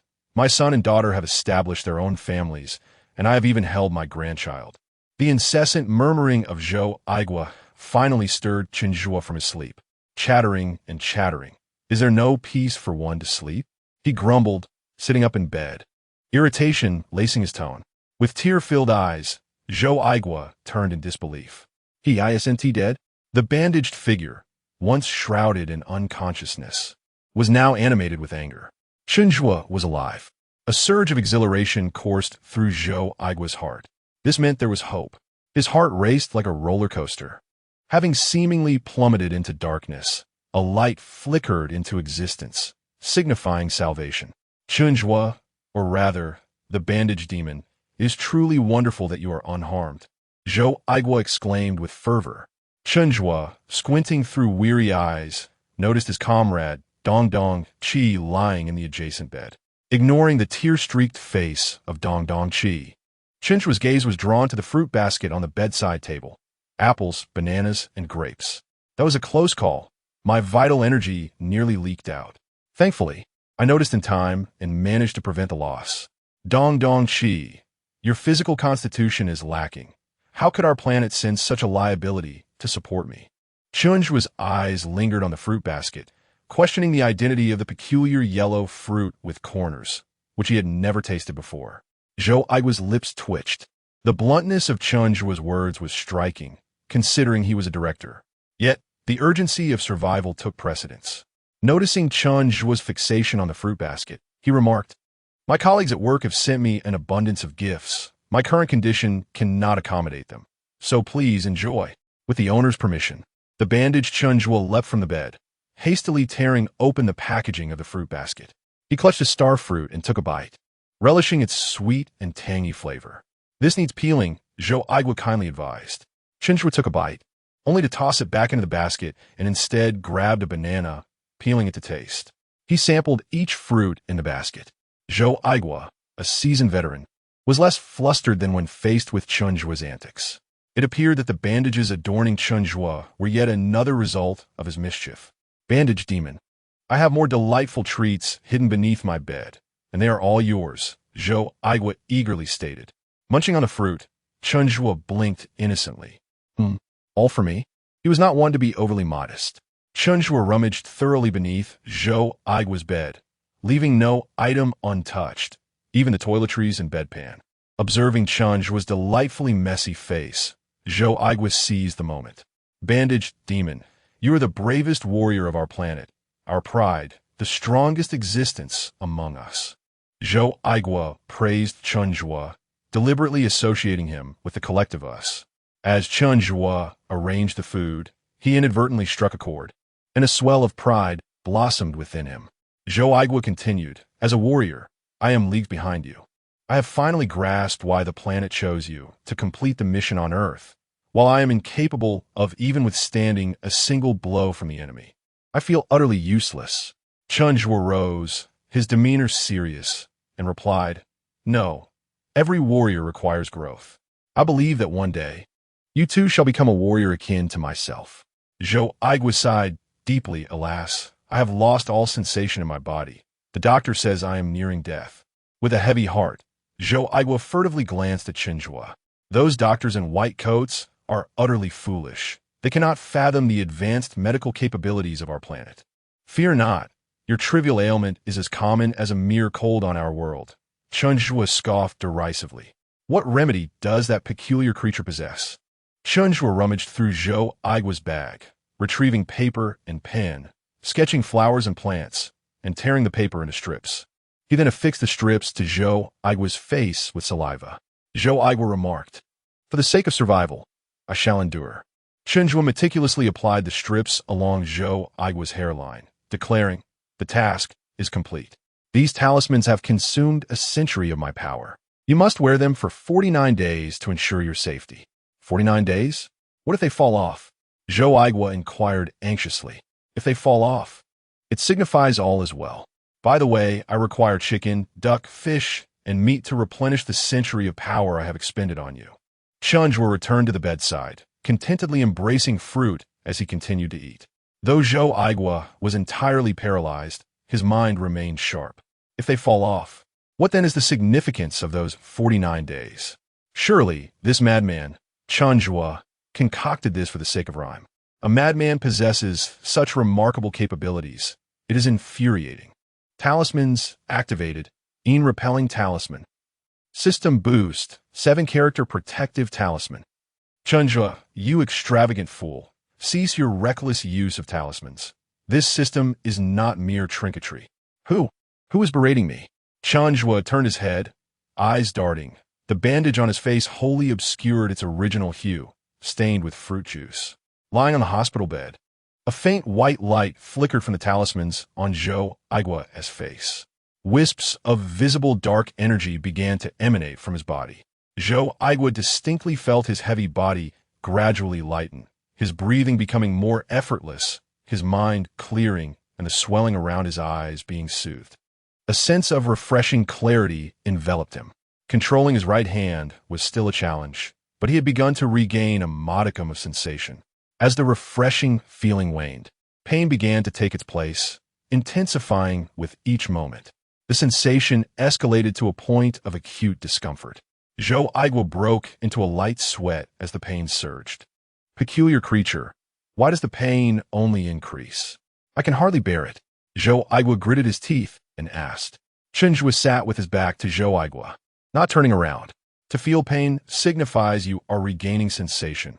Fret not, I shall not allow you to suffer to death. Yet the pain continued to escalate. Zhou Aigua clenched his teeth, feeling the throbbing discomfort intensifying. Chen Zhuo no longer paid any heed to Zhou Aigua. Chen Zhuo merely stated that he would not allow Zhou Aigua to suffer to the point of death. Yet he did not assert that Zhou Aigua would be spared from pain altogether. This was intolerable. Zhou Aigua felt as though his very organs were tearing apart. A torment beyond his capacity to endure. With great effort, he controlled his newly restored hand, gradually lifting it. After more than 2 minutes, he pressed the call button at the head of his bed. Family members and medical personnel rushed into the ward. I can no longer bear this pain. Please administer anesthesia. Do not touch my face. Do not disturb my talisman. I refuse the ventilator. Keep your hands away from my face. Zhou Aigua shouted frantically at the medical staff, his voice resonating with strength. Chapter 27. Your entire family is insane in a display of humanitarianism. The hospital administered an anesthetic to the dying patient, Zhou Aigua. Unbeknownst to anyone, a talisman on Zhou Aigua's face flickered momentarily. The talisman instinctively treated the anesthetic as a source of harm, transforming it into vapor that dissipated into the air. What a useless anesthetic. It does nothing at all. Hurry, I am in excruciating pain. In that moment, Zhou Aigua wished for nothing more than to end his suffering. The talisman safeguarded all his organs, including his brain, preventing him from losing consciousness, no matter how intense the pain became. With no other options left, the doctor instructed the nurse to push Zhou Aigua for various examinations to uncover the source, suppressing the anesthetic. This scene was observed by a monk from the Soul Requiem Division, who had come to investigate Chen Zhuo. With such malevolent energy, he can't survive, one monk remarked, instantly discerning Zhou Aigua's condition. Speak softly, we don't want the family to overhear.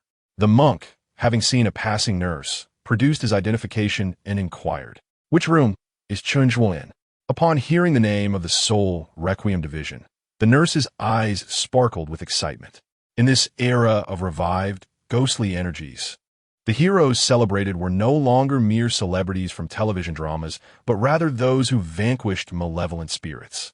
The Soul Requiem Division is a specialized agency that deals with entities of a malevolent nature, and anyone who could enter its ranks was extraordinarily talented. Among them were monks trained by the government, and those dispatched for various sections. The nurse, feeling like a starstruck fan, bashfully pointed in the direction of Chen Zhuo's room. The two monks, exuding an air of cool detachment, turned and strode towards Chen Zhuo's ward. Chen Zhuo, with his back to the entrance, crouched low, tearing into a box of bird's nest. As the two monks approached his bedside, they too produced their credentials, stating, "We are from the Soul Requiem Division." Chen Zhuo turned his head to see two individuals clad in black suits, adorned with badges displaying the name of the division. "Are you Chen Zhuo?" one of the monks inquired. The Soul Requiem Division was filled with exceptionally skilled individuals, and each member had passed rigorous evaluations. They were accustomed to encountering extraordinary talents, which led them to regard ordinary abilities with a degree of disdain. Moreover, considering Chen Zhuo's mental illness, it was unlikely that the division would expend resources on him, regardless of any potential capabilities he might possess.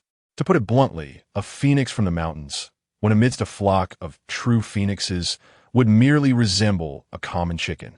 Chen Zhuo scrutinized the two men from head to toe, then descended from his bed to stand before them. His foot, wrapped in bandages, brushed against theirs, inadvertently snagging a bag of fruit beneath the bed, which he then kicked further out of sight. Subsequently, he cautiously returned to his bed and resumed studying the instructions for the bird's nest. The monks exchanged glances, taken aback by the cold reception they were receiving for the first time in their professional careers. "We are from the Soul Requiem Division. Please cooperate," one of them stated, though the use of please did little to soften the authoritative tone. Chen Zhuo pointed to the consumption instructions for the bird's nest, reciting each word meticulously. After discarding the instructions, he grasped a small spoon, lifted a cup of the bird's nest, twisted off the cap, and tore open the seal. He slurped a mouthful, smacked his lips, and savored the taste. A sweet, somewhat familiar flavor enveloped the senses, accompanied by a peculiar taste of syrup. With a single gulp, it was swallowed down. Upon finishing the bird's nest, Chen Zhuo noticed the spoon clutched in his hand. "Oh, I forgot to use the spoon. No matter, I shall have another cup." Chen Zhuo opened another serving of bird's nest. The spirit of the Soul Requiem Division, neglected at the bedside, simmered with irritation. One of the practitioners forcefully patted Chen Zhuo on the shoulder. When Chen Zhuo turned to face him, the other hand brandished an identification card before his eyes, enunciating deliberately, "This is the Soul Requiem Division conducting an investigation. Please cooperate." With one hand gripping the spoon and the other holding the bird's nest, Chen Zhuo tilted the bowl, spilling half of its contents. He quietly consumed the remaining portion. The calm before the storm. After finishing the bird's nest, Chen Zhuo seized the identification card from the Soul Requiem practitioner. With a swift motion, he tore it in half and flung the pieces behind him. Chen Zhuo, the practitioner, enraged by the torn identification, glared at him. Rising from the bed, Chen Zhuo towered over him. A fist flew forward, striking the practitioner's nose. "Compensate me for my bird's nest." Chen Zhuo stomped his foot, gritting his teeth, his hands swirling like wheels of fire as he unleashed a flurry of punches at the Soul Requiem practitioners. They attempted to evade, striving to harness their spiritual energy to subdue Chen Zhuo. Yet, every time they gathered their strength, they felt an inexplicable force surging from Chen Zhuo's fists, dispersing their concentrated energy. Two esteemed practitioners of the Soul Requiem Division found themselves unable to hold their ground against Chen Zhuo's unrelenting barrage. Chen Zhuo relentlessly pursued them, employing both fists and feet. With a few swift motions, he drove the two practitioners out of the door, leaving several imprints of his oversized slippers on their impeccably tailored black suits. Chen Zhuo slammed the door shut. Moments later, he reopened it, tossing out the torn identification. Outside, the two Soul Requiem practitioners appeared disheveled. "Madman, he is nothing but a lunatic." One of the practitioners, who had bled from the nose due to Chen Zhuo's blows, exclaimed in horror. Although they were clerical staff of the Soul Requiem Division, their abilities were not to be underestimated. Typical vengeful spirits posed no threat to them. However, in their encounter with Chen Zhuo, they discovered that their cultivated spiritual energy was utterly ineffective against his unorthodox fighting style. Meanwhile, at the end of the corridor, Zhang Yuyu approached, carrying a lunchbox and humming a cheerful tune. She had just received her breast cancer test results, and even the doctor was incredulous that a late-stage cancer patient had been completely cured, an extraordinary medical miracle. As she arrived at Chen Zhuo's ward, she paused, casting a curious glance at the two men, but said nothing as she pushed open the door. "Master, it's time for lunch," Zhang Yuyu exclaimed, lifting her lunchbox with a shake. "Little Qiuqiu, you're here. Come quickly. I have something delicious for you." For the first time in his life, Chen Zhuo generously shared a cup of bird's nest with Zhang Yuyu. "Thank you, master. My mother made fish soup for you, simmered for a long time. Cool me. Let me have a taste." The two enjoyed their time together in delightful harmony. At the window by the ward's entrance, two battered Soul Requiem officials peered inside. "Why hasn't she been expelled? Are you foolish? Did you not hear her calling for her master? She is quite attractive. How could she have chosen a lunatic as her mentor? How shall we report back? Our superiors have instructed us to assess the abilities of this madman. Sigh, let us wait a bit longer." During a brief interlude in Chen Zhuo's meal, Zhang Yuyu emerged carrying a basin for washing. The two Soul Requiem officials hurriedly intercepted her as she approached to fetch water for Chen Zhuo's face. "Greetings, we are officials from the Soul Requiem, sent by our superiors to evaluate Chen Zhuo's capabilities." This was their final opportunity, and their tone had noticeably shifted to one of greater courtesy. Zhang Yuyu inspected their credentials, noting that one was torn in half, a clear indication of her master's handiwork. "Hello," she replied politely. The assessors pointed to their heads. "Chen Zhuo has a mental issue, which hampers our communication with him. Could you assist us by having him hold this assessment stone for a moment?" They opened their palms to reveal a black stone. Once Zhang Yu heard them label Chen Zhuo as mentally unstable, her demeanor shifted abruptly. "You are the ones with issues. He is not insane, is he? You are the true lunatics. Your entire family is insane." Chapter 28. Has my coffin returned home? Zhang Yu carried a basin to the water room, aware of her master's disdain for being labeled as mad. Her life had been spared by her master, and she shared his sentiments towards those he disliked, venting her frustrations in unison with him. Two spirit wardens exchanged glances, pondering whether this woman might also be mentally unstable. Rumor had it that prolonged association with the mentally ill could lead to such afflictions. Perhaps it was indeed the case. What shall we do about our task? We should seek assistance from the nurse. As the two conferred at the doorway, Zhou Aigua, having just completed his examination, was wheeled back in, a towel clenched in his mouth, his body drenched in cold sweat. "Change my room. I can't bear this pain. It will disturb Chen Zhuo's rest. Hurry, change my room. Be careful. Don't disturb the talismans on my face." Zhou Aigua's bed was pushed further away, his voice fading into the distance. In the hospital conference room, an expert team focusing on cases involving spirits was convening for an urgent meeting. Projected on the screen were two images of Zhou Aigua. The attending physician pointed to the first image. This was taken when the patient was first admitted. Each of his organs displayed significant levels of negative energy, and they were rapidly deteriorating uncontrollably. Upon arrival, most of his nerves were necrotic. Now, observe the second image. This is the latest result. As shown, a protective membrane has formed over his organs, and there is evidence of nerve regeneration, which has resulted in the patient experiencing bodily pain.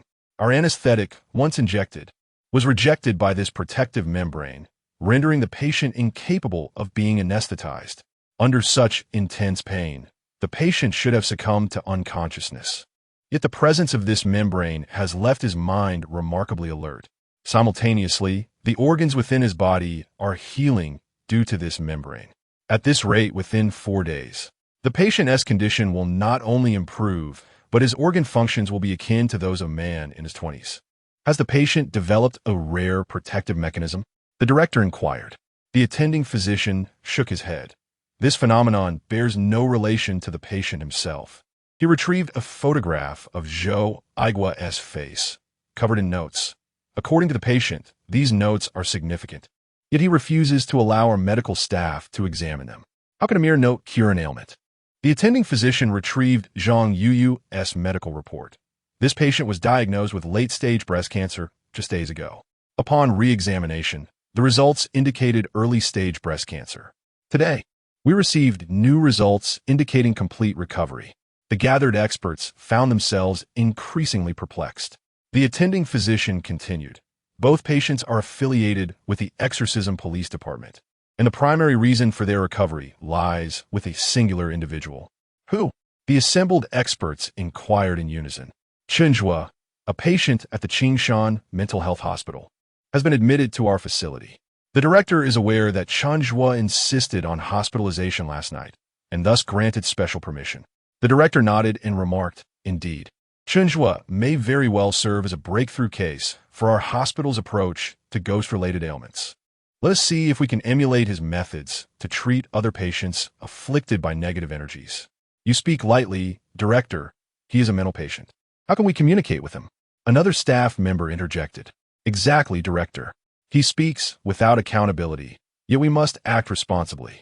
The director waved his hand dismissively. "Rest assured, I have already been in contact with the director of Qing Shan Mental Health Hospital. He is en route to assist us in engaging with Chen Zhuo." In the ward, Chen Zhuo was savoring a bowl of fish soup, relishing it heartily. His standard of living had undergone a remarkable transformation in recent days. Zhang Yuyu prepared a basin of water and placed it beside the bed. "Master, is your vital energy still leaking?" Chen Zhuo, with a fishbone between his lips, replied, "It is no longer leaking. Soon, I will rid myself of this troublesome burden. When you weren't here, I had to channel my centuries' worth of energy into the hole. Your leader, so I still require nourishment." It was evident that Chen Zhuo was reluctant to part with the morsels before him. Such a ruse could only have originated from his mind. "Very well," Zhang Yuyu feigned ignorance. "Due to the host's mental disorder, the system is currently reclaiming the general's armor and accompanying sword, and will provide the reclaimed items when the host requires them." Chen Zhuo had grown accustomed to the system's presence. This reminder caused him to forget where he had misplaced the armor. Reflecting on the armor, he felt as though he had overlooked something significant. "Has my grand coffin returned home?" He pondered, recalling the bronze coffin from the construction site, a precious artifact that absorbed the essence of heaven and earth. He had been leaking vital energy lately. Without diligent practice, he would squander the power he had amassed. Zhang Yuyu paused, uncertain of how to articulate her concerns. The Eye of Sacrifice was no trivial matter. The Exorcism Police had already contacted the Soul Requiem Department. Once the personnel from the Soul Requiem Department arrived, there would be no room for the Exorcism Police to speak. Those coffins would undoubtedly be confiscated by the Soul Requiem officials, as such items were typically impounded. "Little Qi Qiu, has my grand coffin been taken home?" Chen Zhuo inquired again. "Master, please do not be angry," Zhang Yu responded anxiously. "Just tell me," he urged. "Your grand coffin may have been taken by the Soul Requiem Department." "The Soul Requiem Department? Those two fools from earlier?" Chen Zhuo asked. "The Soul Requiem Department consists of many individuals. Much like the Exorcism Police, they're merely two among many," Zhang Yuyu explained. "Has the treasure assisting my cultivation been seized by the fools from the Soul Requiem Department? This is outright robbery. That was a hard-won trophy, and I relied on that grand coffin to enhance my power." Chen Zhuo exclaimed in disbelief. "This is intolerable." He pounded his fist upon the bed, resolute in his determination to reclaim his belongings. With Zhang Yuyu's assistance, he tore away the bandages and washed his face clean. Before he could step outside, Li Qingshan, the director of Qing Shan Psychiatric Hospital, entered the ward carrying an assortment of snacks and fruits, followed by a group of individuals clad in white coats, including Chen Zhuo's attending physician, a Yuan, as well as the director of Jinhai Hospital and other doctors. "Chen Zhuo, you claim you have no desire to return home and insist on staying here. Is this place truly preferable to yours?" Li Qingshan said with a beaming smile. Like many who were acquainted with Chen Zhuo, he understood that as long as there was something in hand, Chen Zhuo would be delighted. Having known the director's face for over 20 years, Chen Zhuo was intimately familiar with it. However, The presence of a yuan raised his suspicions. In Chen Zhuo's view, a yuan must have learned of his qi leakage and was likely scheming to ambush him. A yuan, that despicable wretch, dares to take advantage of my qi leakage to launch a surprise attack? Chapter 29. How could everything be fine without doing anything? Chen Zhuo stood in place like a ruffled rooster, bristling with indignation, poised to launch an attack. Despicable wretch, a heartless scoundrel, devoid of honor, a shameless brat. He hurled invective at Dr. A. Yuan, who had grown accustomed to such tirades. In this psychiatric hospital, who hadn't witnessed Chen Zhuo's furious outbursts. During his most turbulent days, Chen would sit at the hospital entrance every morning, cursing until his shift ended. To prevent Chen Zhuo from escalating, Qing Shan subtly gestured for a yuan to step outside. A yuan cast a few glances at Chen Zhuo before silently exiting. In Chen's eyes, a yuan's silence equated to cowardice. He was not one to relent easily. Seeing a yuan retreat only emboldened him further. Come on, you shameless scoundrel. Do you really think I cannot best you just because I am momentarily upset? Both a yuan and you are no match for me, you little coward. Chen Zhuo raised his middle finger toward the doorway. A yuan stood at the entrance, hands in his pockets, flanked by two bruised disciples of the Soul Guard. They exchanged glances with a yuan, finding some solace in the fact that he too was a victim. After a prolonged outburst, Chen Zhuo's agitation eventually subsided as he sulkily settled on the edge of his bed. Qing Shan approached to console him, saying, Chen Zhuo, don't be angry. It's not worth your while to be upset over a yuan. He placed the items he had procured at Chen Zhuo's feet. Chen's face paled. Qing Shan exchanged a meaningful glance with the head of Jinhai Hospital, who approached with a genial smile, introducing himself humbly. Hello, Chen Zhuo, my name is Sun Tong. You may call me Director Sunday. I was the one who arranged your hospital room last night. I hope you remember me. Chen Zhuo's gaze wandered over the plump figure of Director Sun, remaining silent. The accompanying doctors followed suit, placing their gifts at Chen Zhuo's feet, wearing awkward smiles. Internally, everyone hoped fervently that Chen Zhuo would not reject their overtures. According to Director Qing Shan, if a mental patient displays immediate aversion to someone, no matter the effort to connect, their subjective perception would brand that person as an enemy. A yuan was a prime example. A tense silence enveloped the room for a few seconds. Chen Zhuo contemplated the contents of the bag. A weasel wishing a chicken well. Surely this is not a good sign. Noticing Chen Zhuo's apprehension, Director Qing Shan adopted a strategy akin to that of a yuan, flattering him. Everyone now recognizes you as a great hero and wishes to befriend you. Yet, Chen Zhuo maintained his vigilance, taking a step back and fixating his gaze on the unfamiliar faces. He could not risk his life for mere morsels of food. After all, he was the planet's most esteemed warrior, the very hope of his world. Outside the ward, a wheelchair was wheeled in, occupied by a child of 5 or 6, bald with a round cherubic face, shadows darkening the eye sockets. Dressed in a hospital gown, the child's gender was indiscernible. This little girl had been deliberately chosen as a patient, for the presence of a child could allay Chen Zhuo's fears. Furthermore, deep within the human psyche, there exists an irresistible attraction to all things delightful. Dean Sun sensed Chen Zhuo's exclusivity and did not permit the child's family to enter. He pushed the wheelchair towards Chen Zhuo. Hello, big brother, the child sweetly called out, and from her voice, it was apparent she was a little girl. Chen Zhuo's mind raced, utterly perplexed by the situation.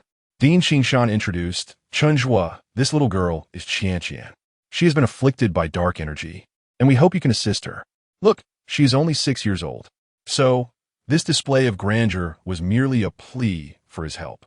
With that in mind, it became more understandable. To solicit his aid, they undoubtedly sought to curry favor with him, and these offerings were intended to do just that. Chen Zhuo's previously tense demeanor relaxed as he shoved all the items brought by the group under his bed. Brother, can you help me? The little girl, named Qian, blinked innocently. Dark energy has entered her body, causing nerve damage in her legs, and the dark energy is slowly spreading. Chen Zhuo hesitated, digging at his ear. He had already expended considerable effort assisting Dongdong Qi and was reluctant to further deplete his energy on a human child. The little girl, sensing Chen Zhuo's reluctance, felt guilty. Since her hospitalization, She had encountered far too many such expressions. She grasped one of Chen Zhuo's fingers and comforted him with a maturity beyond her years. Brother, it's okay. It's just that Qian is too sick. It's not your fault. Damn human child. Was she questioning his abilities? How peculiar. Instead of feeling anger at the doubt cast upon him, he found himself wanting to pinch the child's cheek. Chen Zhuo shifted his gaze to the adults, a bellyful of disdain for these foolish humans. Yet, glancing back at the girl in the wheelchair, he realized he did not wish to disappoint her. The little girl extended her hand, revealing a candy wrapped in transparent packaging. Brother, I'll give you this candy, and then we'll be friends. Surprised, Chen Zhuo began to jump in place, scratching his head. How could he feel compassion for a human child? As a qualified planetary warrior, he should not show sympathy towards the enemy. He averted his gaze from the girl, stealing glances every so often. Disaster struck. He had capitulated. Fine, I will help you. Chen Zhuo took the candy from the little girl's hand, cradling it in his palm. He stared intently at his tightly clenched fist. He was about to exert his power. His fist began to tremble slightly. Chen Zhuo, you foolish fool. When will you treat your own mental afflictions? The system is enhancing the candy's composition. Guiying Dan. After the trembling subsided, Chen Zhuo opened his palm, and the previously transparent candy transformed into a deep crimson, reminiscent of blood. With a swift motion, he tore open the packaging and tossed it into his mouth. Crunching could be heard. System. Not meant for the little girl. Chen Zhuo reached out and ruffled the girl's hair. All right, you may leave now. Who will save this system? The system is currently repairing the girl's damaged nerves and dispelling the dark energy within her. System, devoid of hope. The little girl. The onlookers. Chen Zhuo then became intrigued by the wheelchair beneath the girl. Could you give this to me? Brother, The little girl was unable to finish her sentence when Chen Zhuo abruptly seized her clothing and pulled her aside. Everyone was caught off guard. The little girl stumbled, nearly falling to the ground, but fortunately managed to grasp the bed for support. It seemed as though she sensed something. The warmth from where the elder brother had touched her head surged throughout her body, a swift current that began to tingle at her legs. To the others present, the little girl appeared to be holding onto the bed, her legs robustly supporting her frame. The examination results had indicated that her legs were completely necrotic. It was impossible for her to provide any support, let alone feel anything. How could this be? Hadn't it been declared hopeless? Chen Zhuo had seemingly done nothing at all. The doctors present, even those who witnessed the event with their own eyes, could scarcely believe the evidence before them. This was undoubtedly an impossibility. Chapter 30. Rock, paper, scissors. The little girl leaned against the bed, tentatively taking a few steps. Though her legs felt weak, she was indeed able to walk.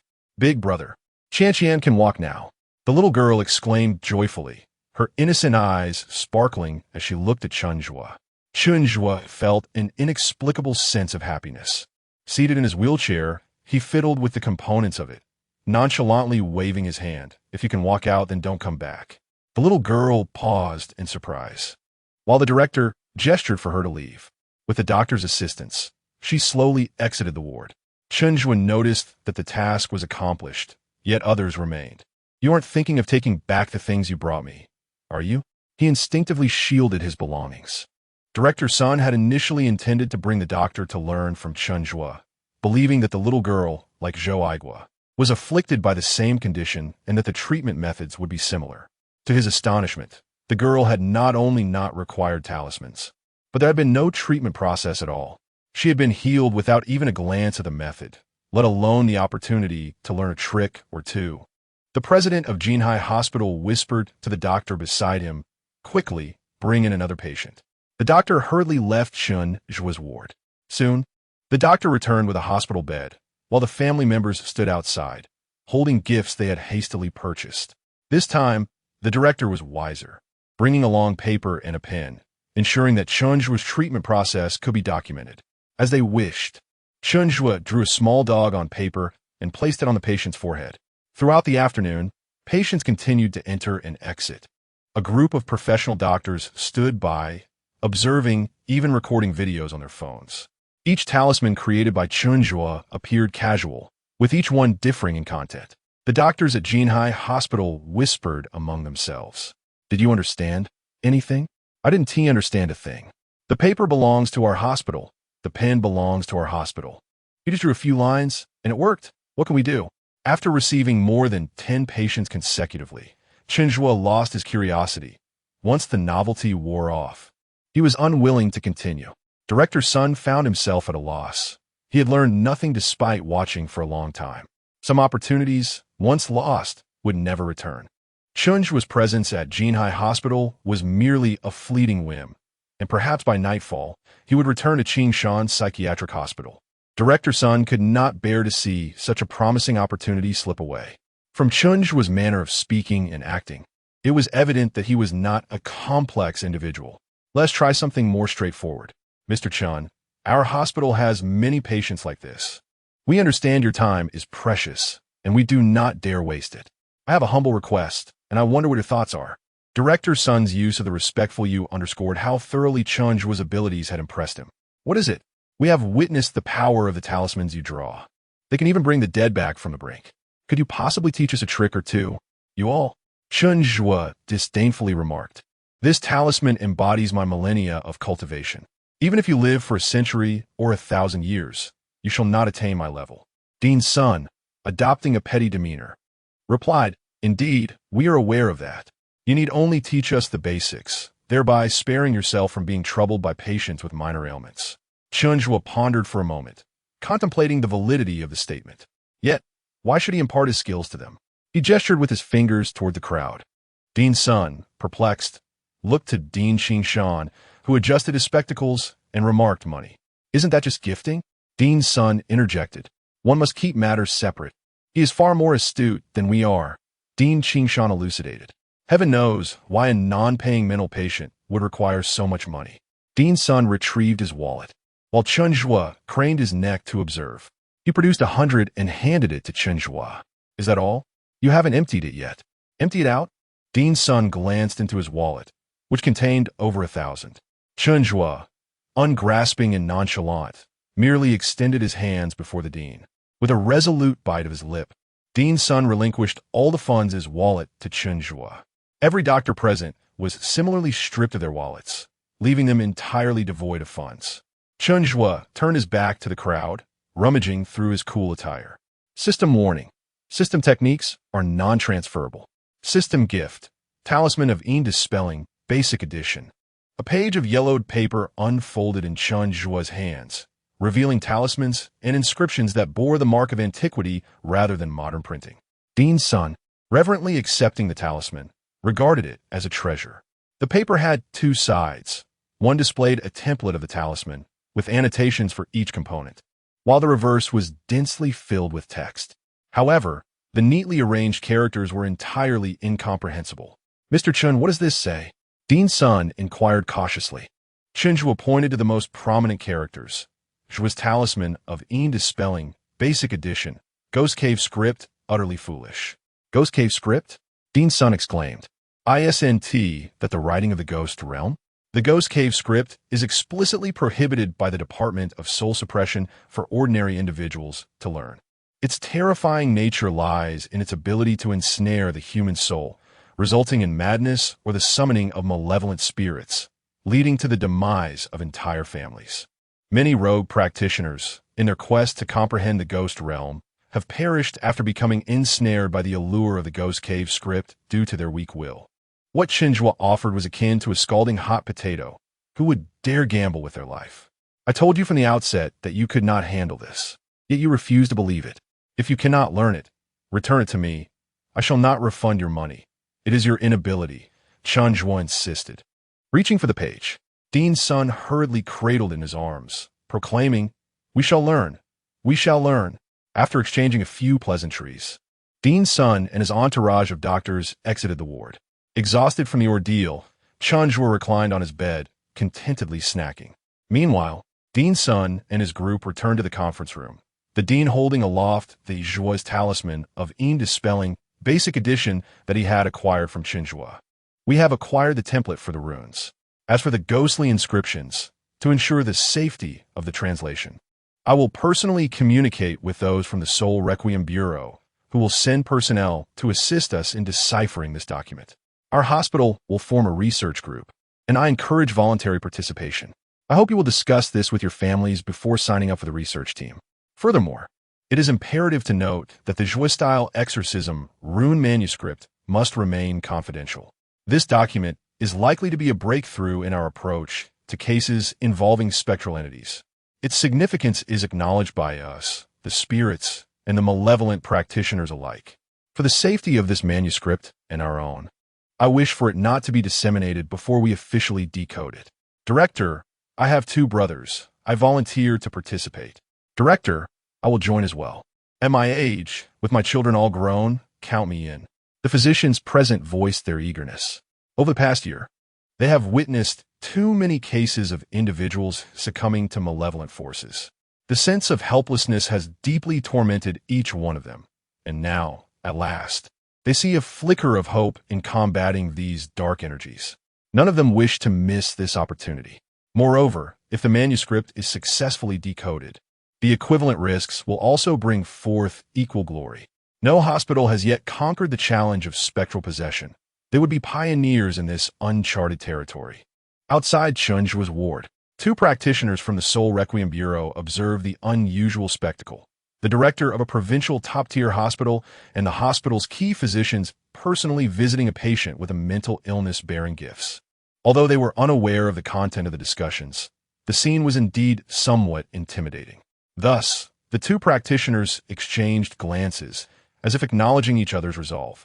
20 minutes later, they approached Chen Zhuo's ward with 2 packages of gifts. Through the glass of the door, their faces peeked inside at Chen Zhuo, who was eating a banana. He can't hold a grudge, can he? We haven't done anything to warrant his hatred. Well, you go in first.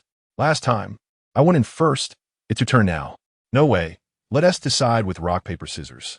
Loser goes in first. Rock, paper, scissors. Chapter 31. The heist at the Soul Requiem Bureau. The defeated cultivator stood outside the door, taking a deep breath before pushing it open. He happened upon Chen Zhuo, who was in a rather compromising position. Hello, Chen Zhuo, he greeted, though the initial bravado of the inspectors had long since faded. At the Soul Requiem Bureau? Chen Zhuo asked coldly. Yes, we are staff from a bureau, primarily responsible for. Without a moment's hesitation, Chen Zhuo flung a banana peel, which landed squarely on the head of one cultivator. Return the grand coffin, you thieves. Chen Zhuo, barefoot and undeterred, charged at the 2 cultivators. Ch. Chen Zhuo, we brought you many gifts. They stammered. Chen Zhuo snatched the items from their hands and hurled them back at them. Left hook, right hook. A swift kick with the left leg, followed by a right. In mere moments, the 2 cultivators found themselves expelled from the ward, their belongings scattered across the floor. Yet Chen Zhuo was not finished. Like a mantis, he pursued them down the corridor, incessantly chattering. The 2-second stage pure realm cultivators were forced to retreat under his onslaught. We didn't provoke him, did we? He's simply insane. What code of conduct does he adhere to? One lamented, clutching his waist. Oh no, my detection stone has fallen. The 2 cultivators glanced back to see Chen Zhuo stepping barefoot on the black detection stone. He paused, retrieving the stone from the ground. It appeared dull and opaque, the surface marred with yellowish patterns, reminiscent of stones found in a latrine. Chen Zhuo, could you please return the detection stone to me? One of the cultivators pleaded. With the stone clasped in his right hand, Chen Zhuo prepared to hurl it at them, his arms swinging back. He released it, and it arced gracefully through the air. Clang! The stone struck one cultivator squarely on the forehead. The other, seeing this, quickly caught the falling stone and urged his companion to flee downstairs. Chen Zhuo reached the stairwell just in time to spot a yuan smoking at the entrance, prompting him to halt and shout at the retreating pair. Let me not see you again, confront you once more, and I shall strike. Before leaving, he even raised a middle finger in a yuan's direction. Once outside the hospital, the 2 cultivators dared to glance back to ensure Chen Zhuo was not pursuing them, confirming his absence. The struck cultivator pressed a hand to his forehead and said to his companion, Quick, see if it has detected anything. They placed the detection stone onto the instrument, which emitted a faint white glow. They exchanged bewildered glances. Could this detection device be malfunctioning? Any cultivator who touches the detection stone allows it to absorb their inner spiritual energy, subsequently releasing a corresponding glow. Red, orange, yellow, green, cyan, blue, and purple, each representing a different rank of cultivator. First stage, initial clarity. Second stage, pure realm. Third stage, seven mysteries. Fourth stage, northern void. Fifth stage, southern bridge. Sixth stage, three references. Seventh stage, entry to the holy. The first stage, initial clarity, is comparable to a wandering spirit. The second stage, pure realm, to a vengeful ghost. The third stage, seven mysteries, to a fierce ghost. The fourth stage, northern void, to a malevolent spirit. The fifth stage, southern bridge, to a ghost general. The sixth stage, three references, to a ghostly fiend. And the seventh stage, entry to the holy, to a ghost king. The white light symbolizes the ordinary people, while the higher tier 8-stage divine beings and 9-stage imperial entities cannot be detected by the stone.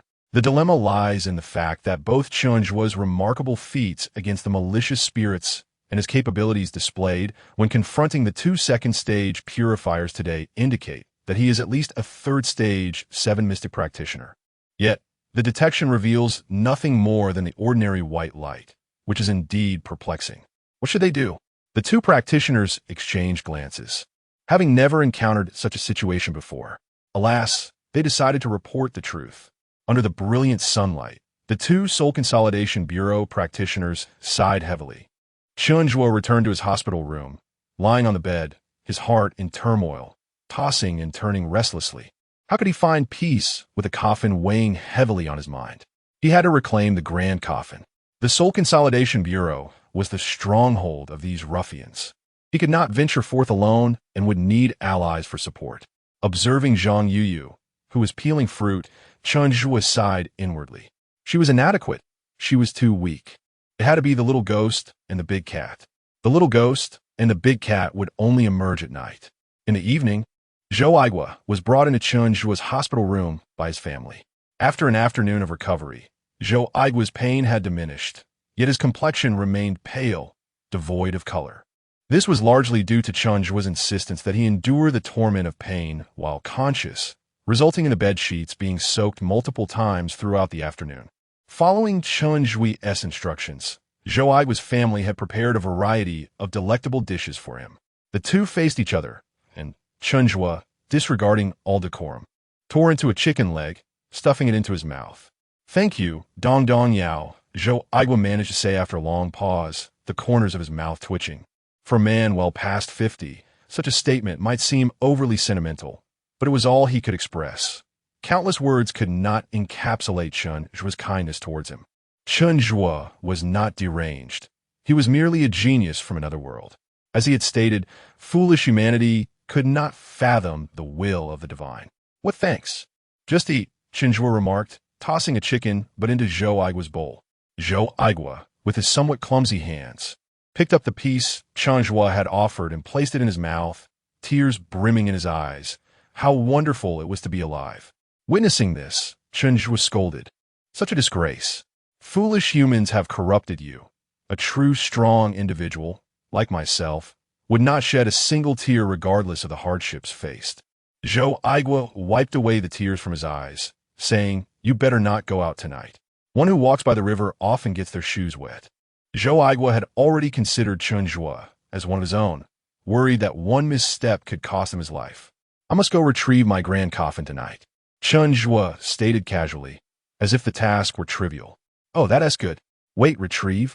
From where?" "The Soul Consolidation Bureau. I've already inquired. My grand coffin was taken away by them, and I must reclaim it. Dong Dong Yao, do not act recklessly. Wait until I'm well. I will help you get it back. No, I will assist you tomorrow. This trivial matter, I can manage without troubling Dong Dong Qi.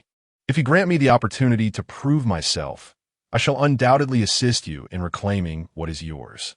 Observing Zhou Aigua's unwavering resolve, Chen Zhuo found it difficult to refuse. "Very well, thank you, Dong Dong Qi." Although Chen Zhuo expressed gratitude, his thoughts lingered on the fact that Dong Dong Qi had bravely sustained injuries. How could a formidable being like Dong Dong Yao allow the wounded Dong Dong Qi to step forward on his behalf? The meal stretched over 2 hours, with Zhou Aigua anxious that Chen Zhuo might venture alone to confront the Soul Requiem Division, a place teeming with powerful individuals. Surely, Dealing with a single Chen Zhuo would be an effortless task for them. It could lead to dire consequences for both Damao and Xiao Gui too. For the sake of Chen Zhuo's safety, as well as that of Damao and Xiao Gui too, Zhou Aiguo resolved to guard Chen Zhuo throughout the night. However, Chen Zhuo knew that mere vigilance would not suffice. As the clock approached 10, he could no longer suppress his desire to retrieve the great coffin. He discreetly instructed Xiao Gui too to exhale a breath upon Zhou Aiguo, who promptly fell into a drowsy slumber. On the 10th floor of the hospital, Damao stood ready outside the window, while Chen Zhuo deftly stepped onto the windowsill and mounted Damao's broad back. Chapter 32. The Eye of Enchantment. The large feline carried Chen Zhuo away from Jinhai Hospital, landing at the intersection. Just as he was about to sprint away, a woman's voice suddenly called out from behind, "Senior." Chen Zhuo turned to see a ghostly figure in a flowing white dress hovering in midair, her pallid complexion and delicate demeanor evoking the warmth of a neighborly girl. It was indeed the ghost he had encountered at the construction site the previous night. Last night, Chen Zhuo had shattered the Eye of Sacrifice, liberating her from its constraints. However, in this vast world, for a mere second-tier vengeful spirit like her, danger lurked at every corner. The human realm was home to exorcists, while the ghost realm harbored malevolent spirits that preyed on the likes of her. In a society rife with chaos, most were preoccupied with their own survival, leaving little room for concern for her well-being. Thus, after Chen Zhuo had departed, she had trailed closely behind him. Chen Zhuo eyed the ghost with suspicion. "What do you want by following me?" The ghost lowered her head, fidgeting with her nails. "I have nowhere else to go. May I accompany you? I could serve you like Tiger Soul and the others, becoming your ghostly aid at your command." System notification. The entity before you is a rare Ninine body, possessing a benevolent spirit, having never harmed a soul, and not yet having formally embarked on the path of ghostly cultivation.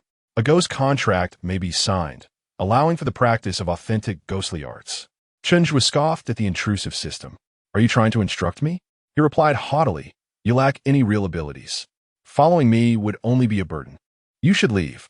With that, he urged the large feline onward, striding away. "Senior." The ghost whimpered, her lips pouting in distress. Her weakness was not her fault. She hastened after him.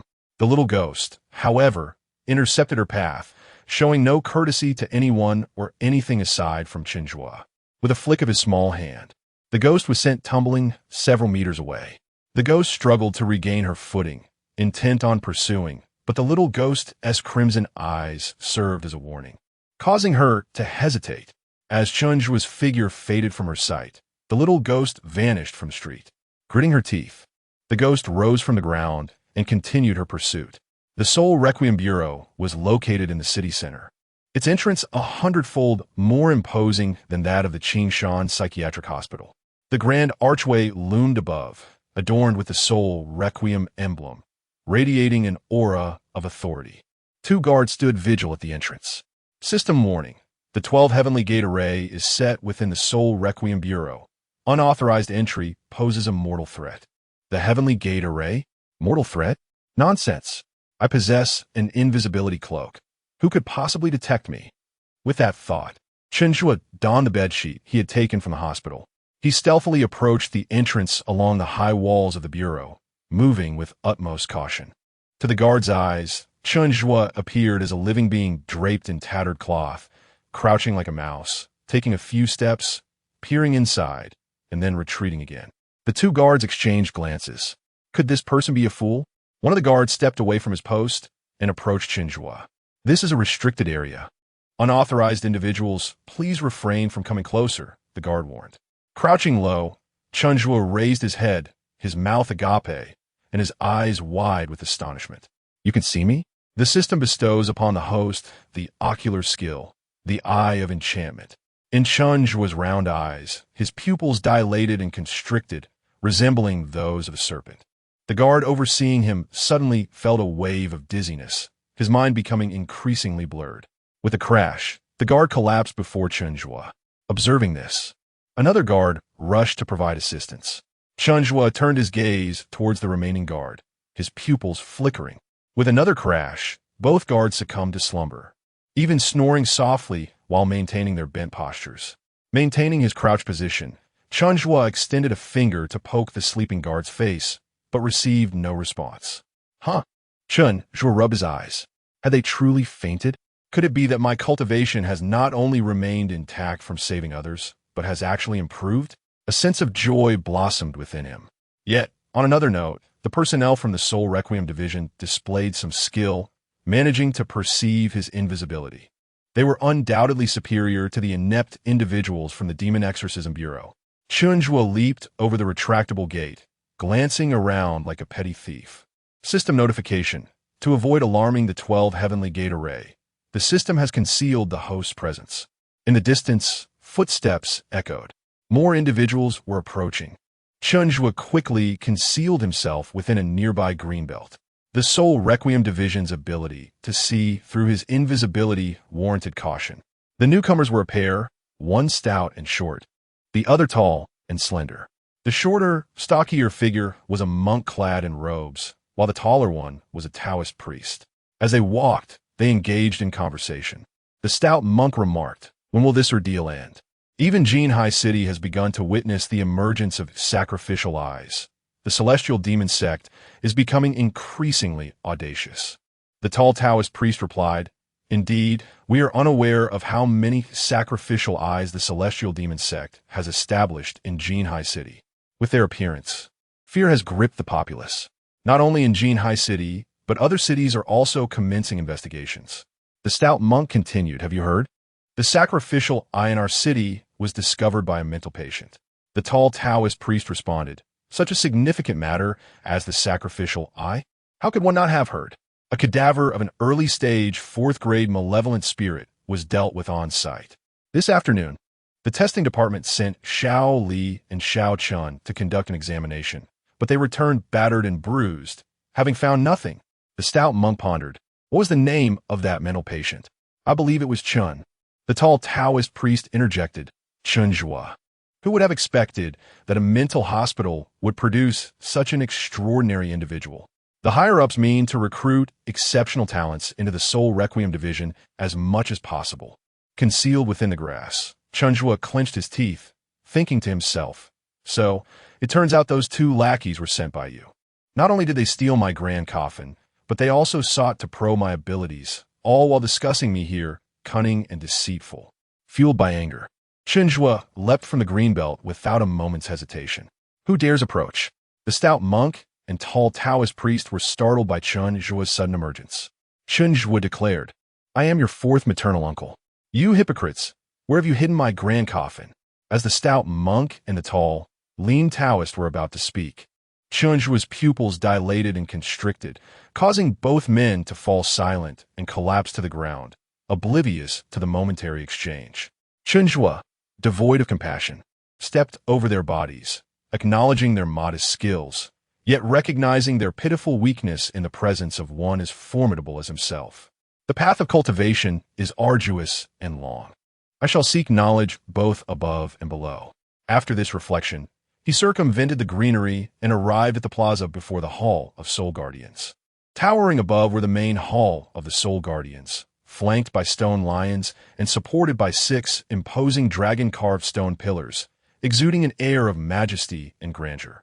Alas, in comparison to Chen Zhuo's celestial realm, it appeared woefully inadequate. Do you understand what it means to behold a palace of jade and crystal? Do you grasp the concept of lofty pavilions suspended in the high skies? The foolish inhabitants of Earth have likely never witnessed such marvels.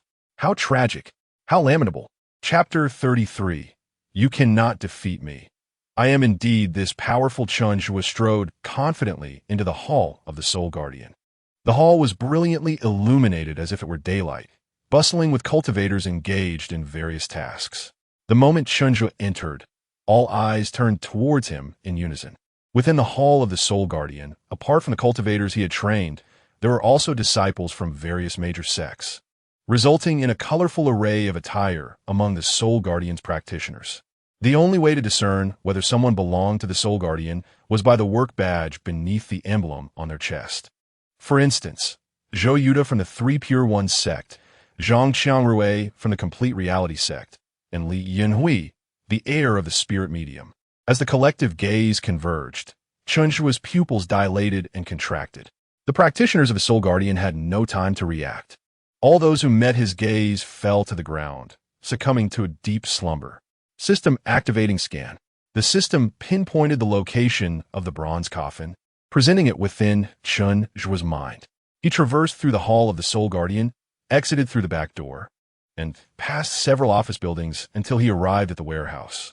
2 guards were stationed at the entrance of the warehouse as well. Chen Zhuo politely waved at them. The guards, caught off guard, were enveloped in darkness, collapsing into a deep sleep. Standing at the threshold of the warehouse, Chen Zhuo faced the reinforced alloy door, secured with a coded lock. His hand struck the metal door, producing a deep, resonant thud that attested to its thickness. System decoding in progress. Please input the password 121345. Chen Zhuo jabbed at the keypad, pressing various buttons haphazardly. The password entry failed. System prompt. Please input the password 121345. Damn it. Are you bullying me? A mere door? Chen Zhuo kicked the alloy door, yet remained utterly unyielding. System prompt. Please input the password 121345. Chen Zhuo flexed his limbs, raising his fist. System has enhanced the host's fist, a mighty hammer of unparalleled strength. With a powerful punch, the keypad caved in, short-circuiting and sparking. Quite sturdy indeed. Another blow followed. The metal door bore a dent the size of his fist. No matter. Several more punches landed, and the keypad was thoroughly destroyed by Chen Zhuo's assault. Dusting off non-existent particles from his hands, he delivered a decisive kick to the door, which then collapsed, sending a cloud of dust into the air and revealing neatly arranged shelves within. Upon these shelves lay an array of items, resembling a closely packed museum. And there, in the very center of the warehouse, stood his bronze coffin.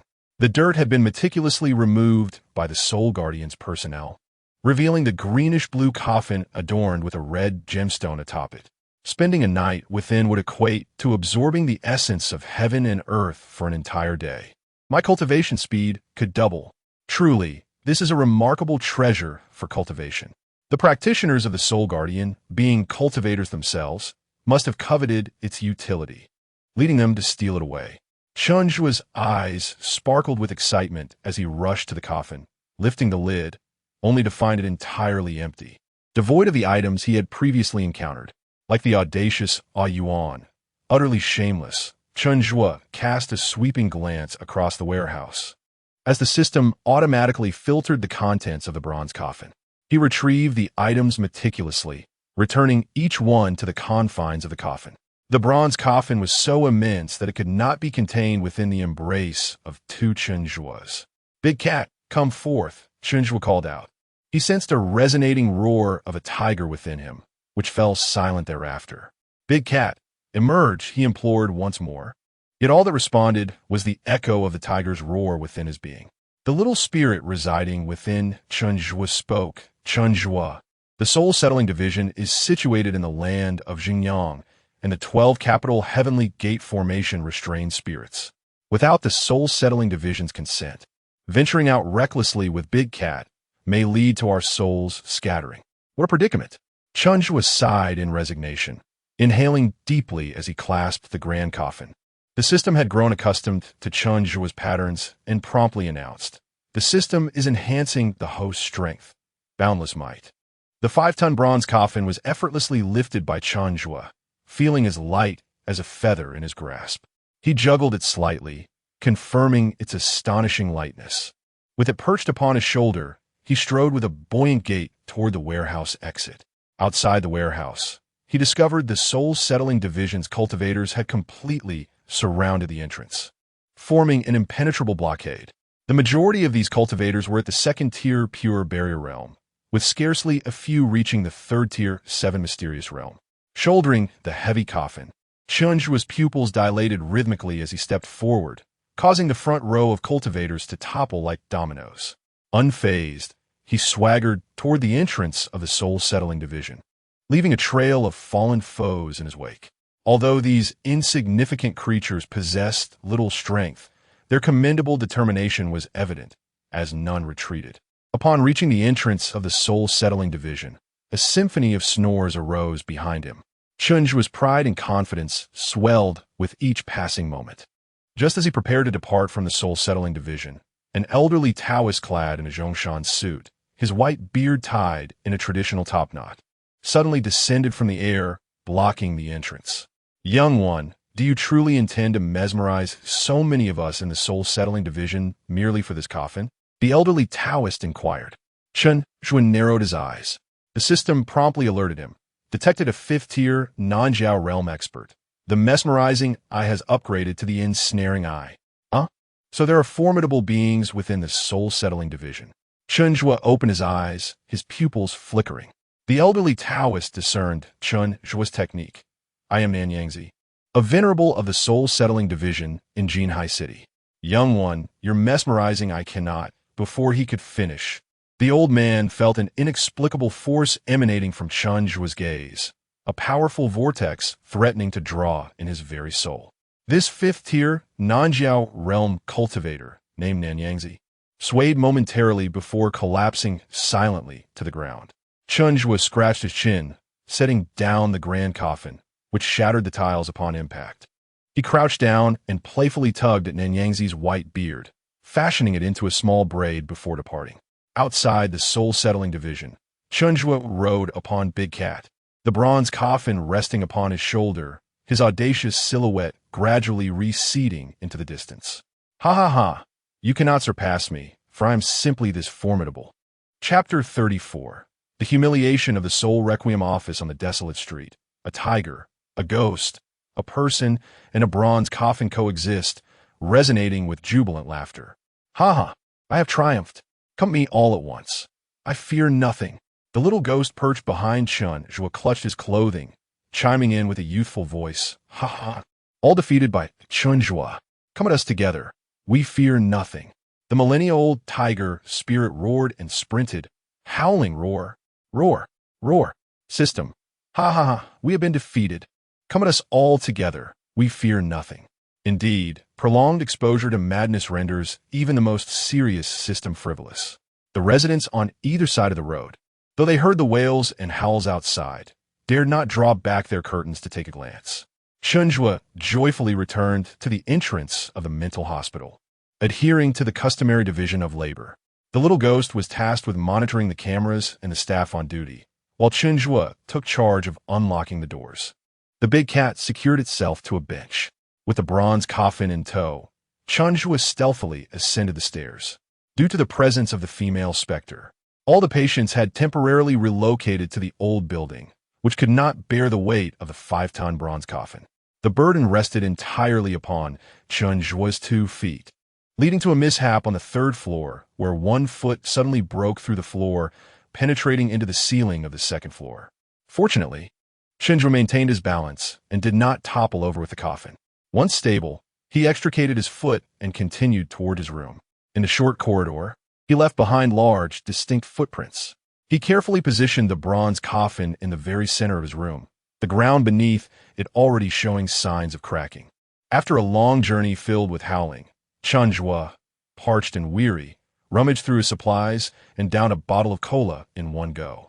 The carbonation released within his stomach, prompting a series of burps.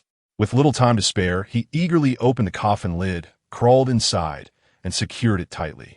Lying within the grand coffin, Chen Zhuo took a deep breath, slowly closing his eyes, a burp escaping him in the process.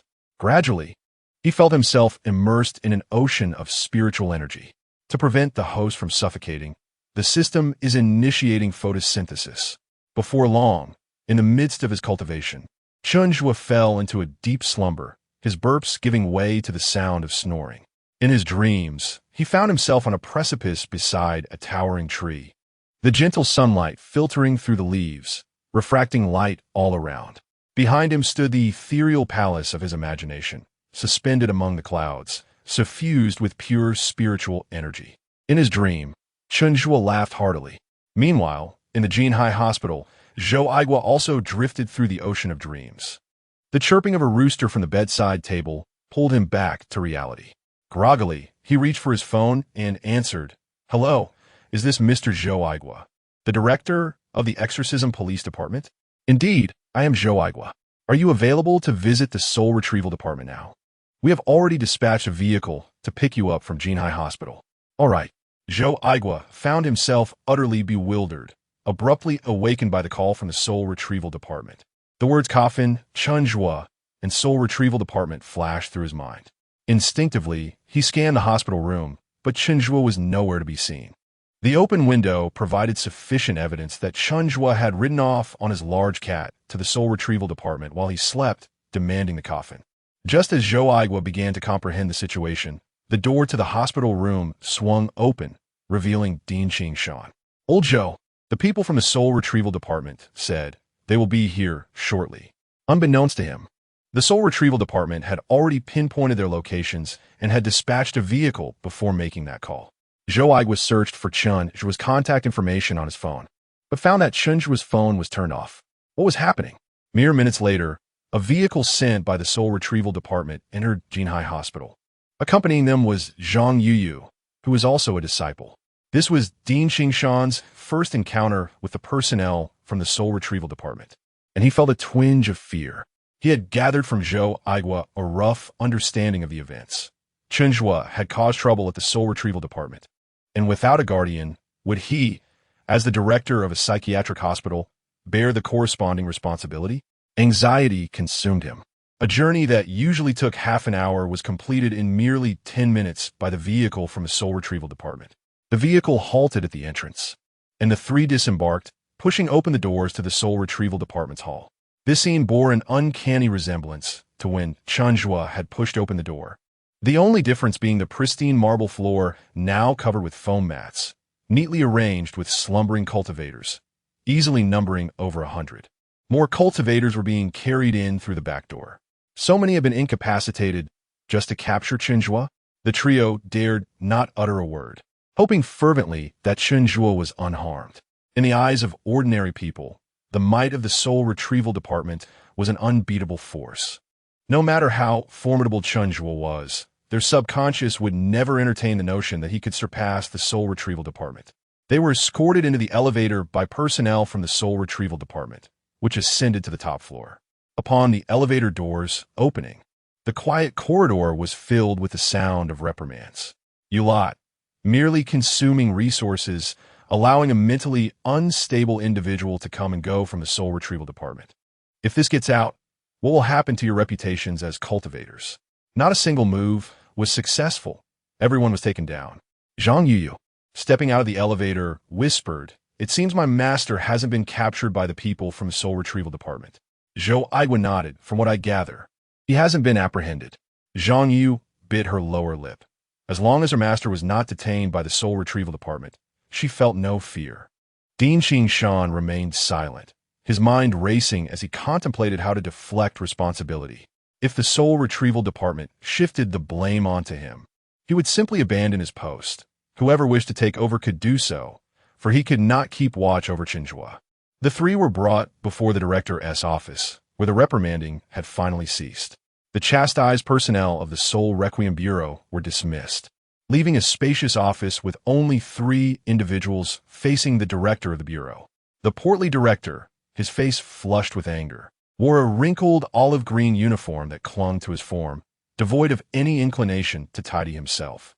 In an effort to temper his emotions, he cleared his throat. "Good day, esteemed guests. I am Luo Yuman, the director of the Soul Requiem Bureau. You may address me as Director Luo. Please take a seat." His tone, albeit laced with irritation, bore a semblance of politeness. Was he not here to reprimand them? The 3 sat obediently on the sofa. Director Luo instructed someone to pour water for the trio. Facing them, he wore a smile, cradling a laptop, which he placed upon the coffee table. "I believe you're all familiar with Chen Zhuo," the director remarked, initiating the conversation. The 3, still bewildered by the situation, hesitated to speak. "Do not be anxious. The purpose of today's meeting is merely a casual chat. First, let us observe this," Luo Yuman said, opening a meticulously arranged surveillance video for their viewing. This footage captured the entirety of Chen Zhuo's audacious entrance into the Soul Requiem Bureau draped in a bedsheet, as well as his subsequent exit. Chapter 35. The Trio of Excellence. The three individuals observed the surveillance footage, initially displaying a sense of restraint. However, as Chen Zhuo's increasingly audacious antics unfolded on the screen, their demeanor relaxed. Zhang Yuyu exclaimed with delight, "My master's truly remarkable, single-handedly bringing down a significant portion of the Spirit Regulation Bureau." Zhang Igua chuckled. "This is what we call taking candy from a baby. I never imagined the cave demon to be so formidable." Dean Qing Shan interjected, Look, that old man floated down from the heavens. His aura is anything but ordinary. Perhaps he could exchange a few moves with Chen Zhuo." "Oh dear." He collapsed before finishing his sentence. Zhang Igua remarked, "The cave demon is also at fault. At his age, one should at least allow him to finish speaking. Such rudeness. I must have a word with him later." Zhang Yuyu retorted, "This isn't my master's fault. Clearly, it is their lack of strength that is to blame." Observing the trio animatedly discussing the footage, Luo Yumin wondered if these individuals still adhered to their roles as government officials. Why were they so inclined to side with Chen Zhuo? Clearing his throat to interrupt their excitement, he said, "Ahem, I trust you're all familiar with the individuals in the video?" "Of course, that is Chen Zhuo," they replied. "Indeed, my master. Naturally, the cave demon." The trio exhibited a sense of pride. Luo Yumin, with a hint of a smile, inquired, "What do you think the consequences should be for Chen Zhuo's intrusion into the Spirit Regulation Bureau?" Their smiles faded, and they nearly forgot their current surroundings. "Director Luo, Chen Zhuo is mentally unstable. He lacks civil capacity and has no guardian. He cannot be held responsible for this," Dean Qing Shan asserted, casting a glance at Zhang Igua. Zhang Igua chimed in, "Director Luo, our Spirit Regulation Bureau is tasked with protecting the people from malevolent entities. We cannot take action against a mentally ill individual. Besides, it appears Chen Zhuo merely put the Bureau's personnel to sleep without causing them any harm." Zhang Yuyu, ever the bold one, boldly asked Director Luo, "Are you certain you could defeat my master?" Luo Yumin nearly choked on her words. Zhang Igua nudged Zhang Yuyu, signaling her to temper her candor. Realizing her misstep, Zhang Yuyu fell silent. Internally, Luo Yumin felt a mix of emotions. Nevertheless, he was aware of the primary purpose of gathering these individuals. "You misunderstand. Chen Zhuo is an extraordinary talent. Both the Exorcism Police and the Spirit Regulation Bureau are government entities, and I believe our objectives align. With such prowess, how could the Spirit Regulation Bureau disregard talent? Indeed, our Exorcism Police have also handled numerous cases involving malevolent spirits. Our thoughts are in harmony. I invited you three here to gain insight into Chen Zhuo. Our bureau dispatched personnel yesterday to assess his abilities. Unfortunately, due to communication issues, the assessment could not be completed, and the results indicated that Chen Zhuo is merely an ordinary person." Zhang Igua objected. "Chen Zhuo cannot be an ordinary person." "Exactly. My master is anything but ordinary," Zhang Yuyu stated with pride. Luo Yumin cleared the detection stone's data and handed it to Zhang Yuyu as Chen Zhuo's disciple. "Why don't you give it a try?" Zhang Yuyu took the detection stone, cradling it in her palm before placing it on the testing apparatus. The stone emitted a mellow orange glow reminiscent of hues from the spectrum: red, orange, yellow, green, blue, indigo, and violet. The orange light indicated a second-tier purification realm practitioner. "Have you cultivated before?" Luo Yumin inquired, a hint of surprise in his voice. Zhang Yuyu shook her head. "When I was tested 6 months ago, it was still a white light."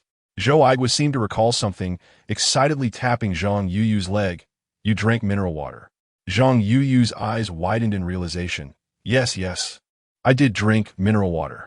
"Director, there's a note in your hat. You should try it." Zhou Igua eagerly grasped the data-clearing detection stone in his hand. Under the watchful gaze of 3 pairs of eyes, he placed it on the testing apparatus. A flash of red light appeared, ultimately transforming into an orange glow. "Director, you seemed to be a novice practitioner before, didn't you?" "Indeed, I am now also at the second-tier purification realm," Zhou Igua replied cheerfully. "The primary responsibility of the Demon Exorcism Police Department is to utilize various weapons, talismans, and formations crafted by the Soul Tranquility Bureau to confront wandering souls and vengeful spirits. As a result, the majority of personnel within the department are ordinary individuals. Zhou Aigua's ascension to the first-tier novice realm was largely due to his position as the director, which forcibly enhanced his capabilities. However, throughout his life, he would likely not have the opportunity to advance further. Unexpectedly, after sustaining an injury and receiving treatment from Chen Zhuo, he had ascended to the second-tier purification realm. Zhou Aigua handed the detection stone to Dean Qing Shan. Old Li, give it a try. Dean Qing Shan's result was a white light, slightly stronger than Chen Zhuo's.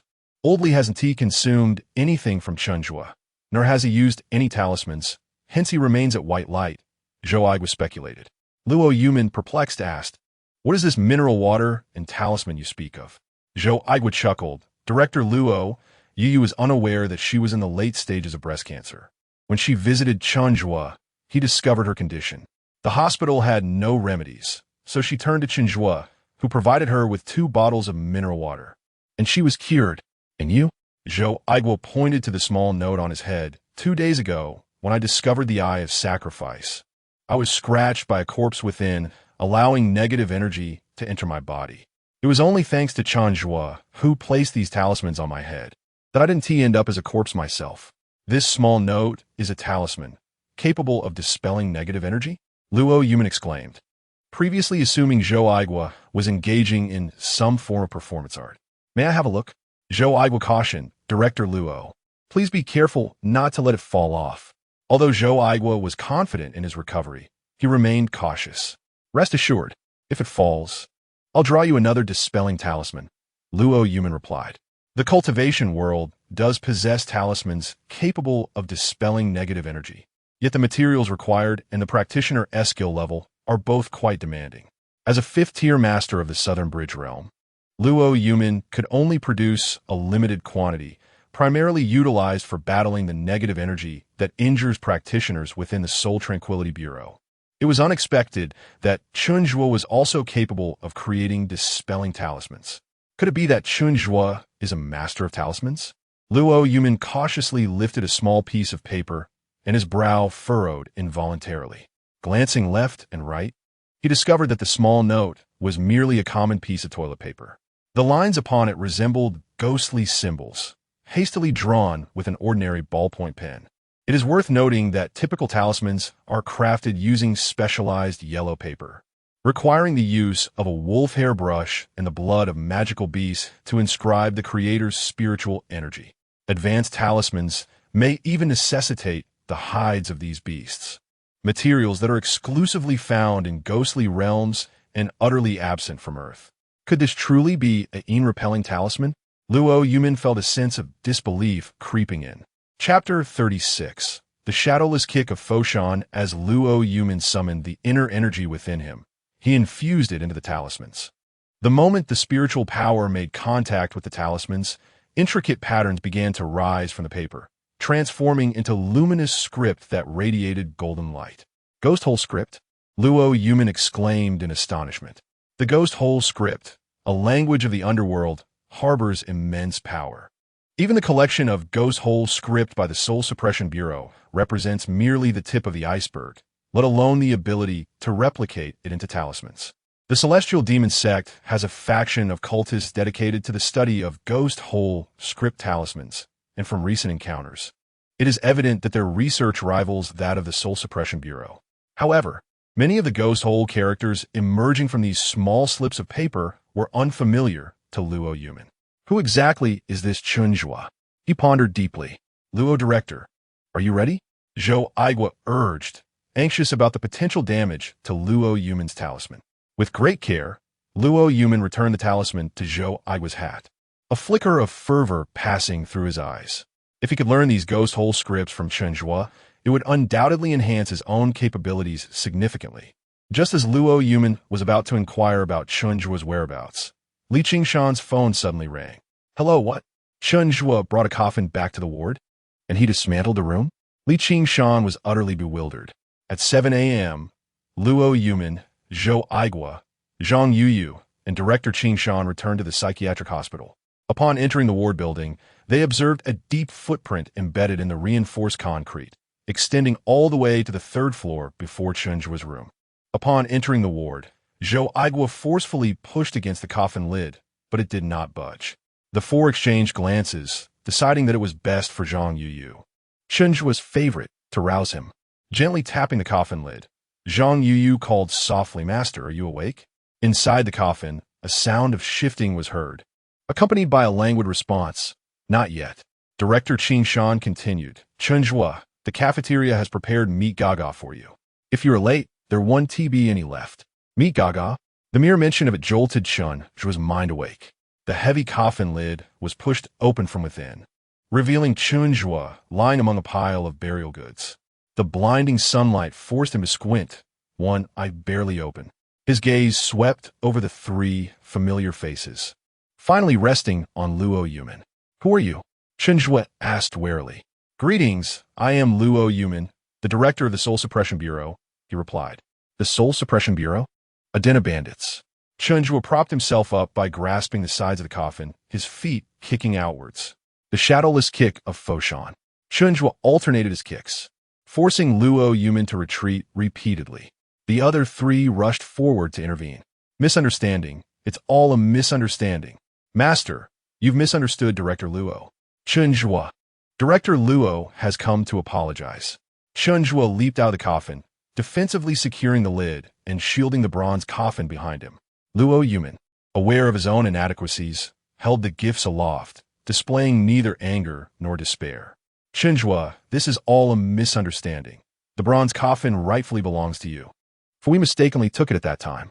I have come bearing gifts to express my apologies, hoping you, a person of high stature, will overlook the errors of a lesser individual." Chen Zhuo's gaze flitted over the snacks and supplements in Luo Yuman's hands. With a blink, and under the watchful eyes of the other three, Chen Zhuo snatched the gifts from Luo Yuman's grasp. It seemed as if everything was progressing favorably. Chen Zhuo placed the gifts aside and gestured towards the door, commanding, "Out." Luo Yuman, uncertain about how to engage with someone of Chen Zhuo's temperament, walked towards the door of the ward at the behest of Dean Qing Shan. Chen Zhuo closely followed, forcefully pushing Luo Yuman out of the room and shutting the door with a resounding thud. A weasel wishing a chicken a happy new year. Ill intentions abound. Chen Zhuo bellowed at the door. Inside, the three were left staring blankly at Chen Zhuo, whose reaction had been anticipated. He had already formed a subjective opinion that the personnel from the Soul Requiem Bureau were akin to bandits. Pointing at the three, Chen Zhuo exclaimed, "You three are truly blinded by the crow's saliva, unable to discern friend from foe." "Master," he continued, hands clasped behind his back, directing his finger at Zhang Yuyu. "Ah, little cue ball, it was your cleverness that prompted me to take you as my disciple. How could you associate with such nefarious individuals? It truly grieves my heart." After addressing cue ball, he pointed at Dean Qing Shan. "You cannot you see he is here to steal?" Turning to Zhou Aigua, he remarked, "Dao Chi, I do not expect you to exhibit the same bravery as I, but you ought to at least be a competent warrior. It is disheartening to witness how thoroughly you have been corrupted by foolish humans. I must report this to the stars and consider discarding you." Zhang Yuyu, startled, quickly interjected, "Master, I was wrong. Your disciple-esque skills are lacking, and I cannot even distinguish between good and evil. Please do not be angry." Dean Qingshan interjected, "Chen Zhuo, you possess a penetrating insight. I failed to recognize him as a villain. You are indeed an extraordinary individual." Zhou Aigua added, "Valiant Daodu, perhaps my injuries have clouded my judgment. Rest assured, I shall strive to align myself with your noble direction." Outside the corridor, Luo Yuman sneezed heavily, still oblivious to the fact that the three had utterly failed to defend him and had prematurely betrayed him. Bolstered by their flattery, Chen Zhuo felt a swell of pride. Due to the weight of the bronze coffin, the floor of the inpatient department could scarcely bear its burden. Moreover, every time Chen Zhuo returned, the mischievous spirit would incapacitate the duty nurse, leaving them hesitant to serve. Consequently, Dean Qingshan arranged for a storeroom to be cleared specifically for Chen Zhuo's accommodation. All right. You all should learn from me. Don't just lounge about after a hearty meal. Let's lower my grand coffin, for I have spent the night cultivating and am in urgent need of sustenance." Chen Zhuo carried his toiletries to the washroom. The three remained in Chen Zhuo's ward, with Zhou Aigua attempting to lift the bronze coffin, which remained immovable as if welded in place. "We three cannot even lift the coffin lid," he lamented. Dean Qing Shan regarded him with exasperation, stating, "Bronze coffin. Do you think it is made of foam? How do you suppose he managed to move it in here?" As Chen Zhuo entered the cafeteria, he observed that more than half of the psychiatric patients had already begun their meals, implying that his portion of meat might have found its way onto someone else's plate. "Chen Zhuo, go over there to get your food," instructed the attending nurse, gesturing towards the staff dining area. However, the staff cafeteria was off limits to psychiatric patients. Was it possible that this nurse intended to deceive him? When it came to dining, Chen Zhuo adhered to a principle. He would only accept food served by a single individual. Ignoring the nurse's words, he proceeded to the familiar food serving window and took his place at the end of the queue. Chen Zhuo noticed that the patient ahead of him was a newcomer, sporting glasses on his nose and exuding an air of refinement, reminiscent of a teacher. Chapter 37. Director Luo suffered from heat stroke. "Ah, a newcomer, are you?" Chen Zhuo leaned to the side, stretching his neck and peering ahead, the lenses of his glasses gleaming in his eyes. The little bespectacled one ignored him. It would be hard for anyone to believe that Chen Zhuo lacked ulterior motives.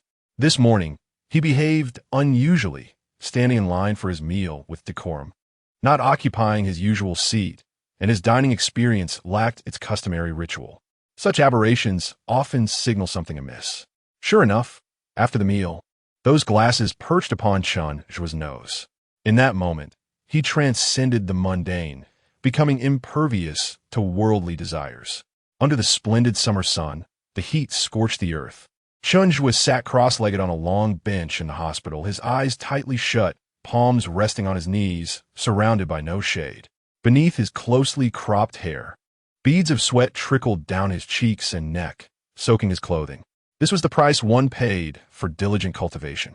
By the director's orders, as long as Chen Zhuo refrained from extreme actions, the medical staff were not to intervene.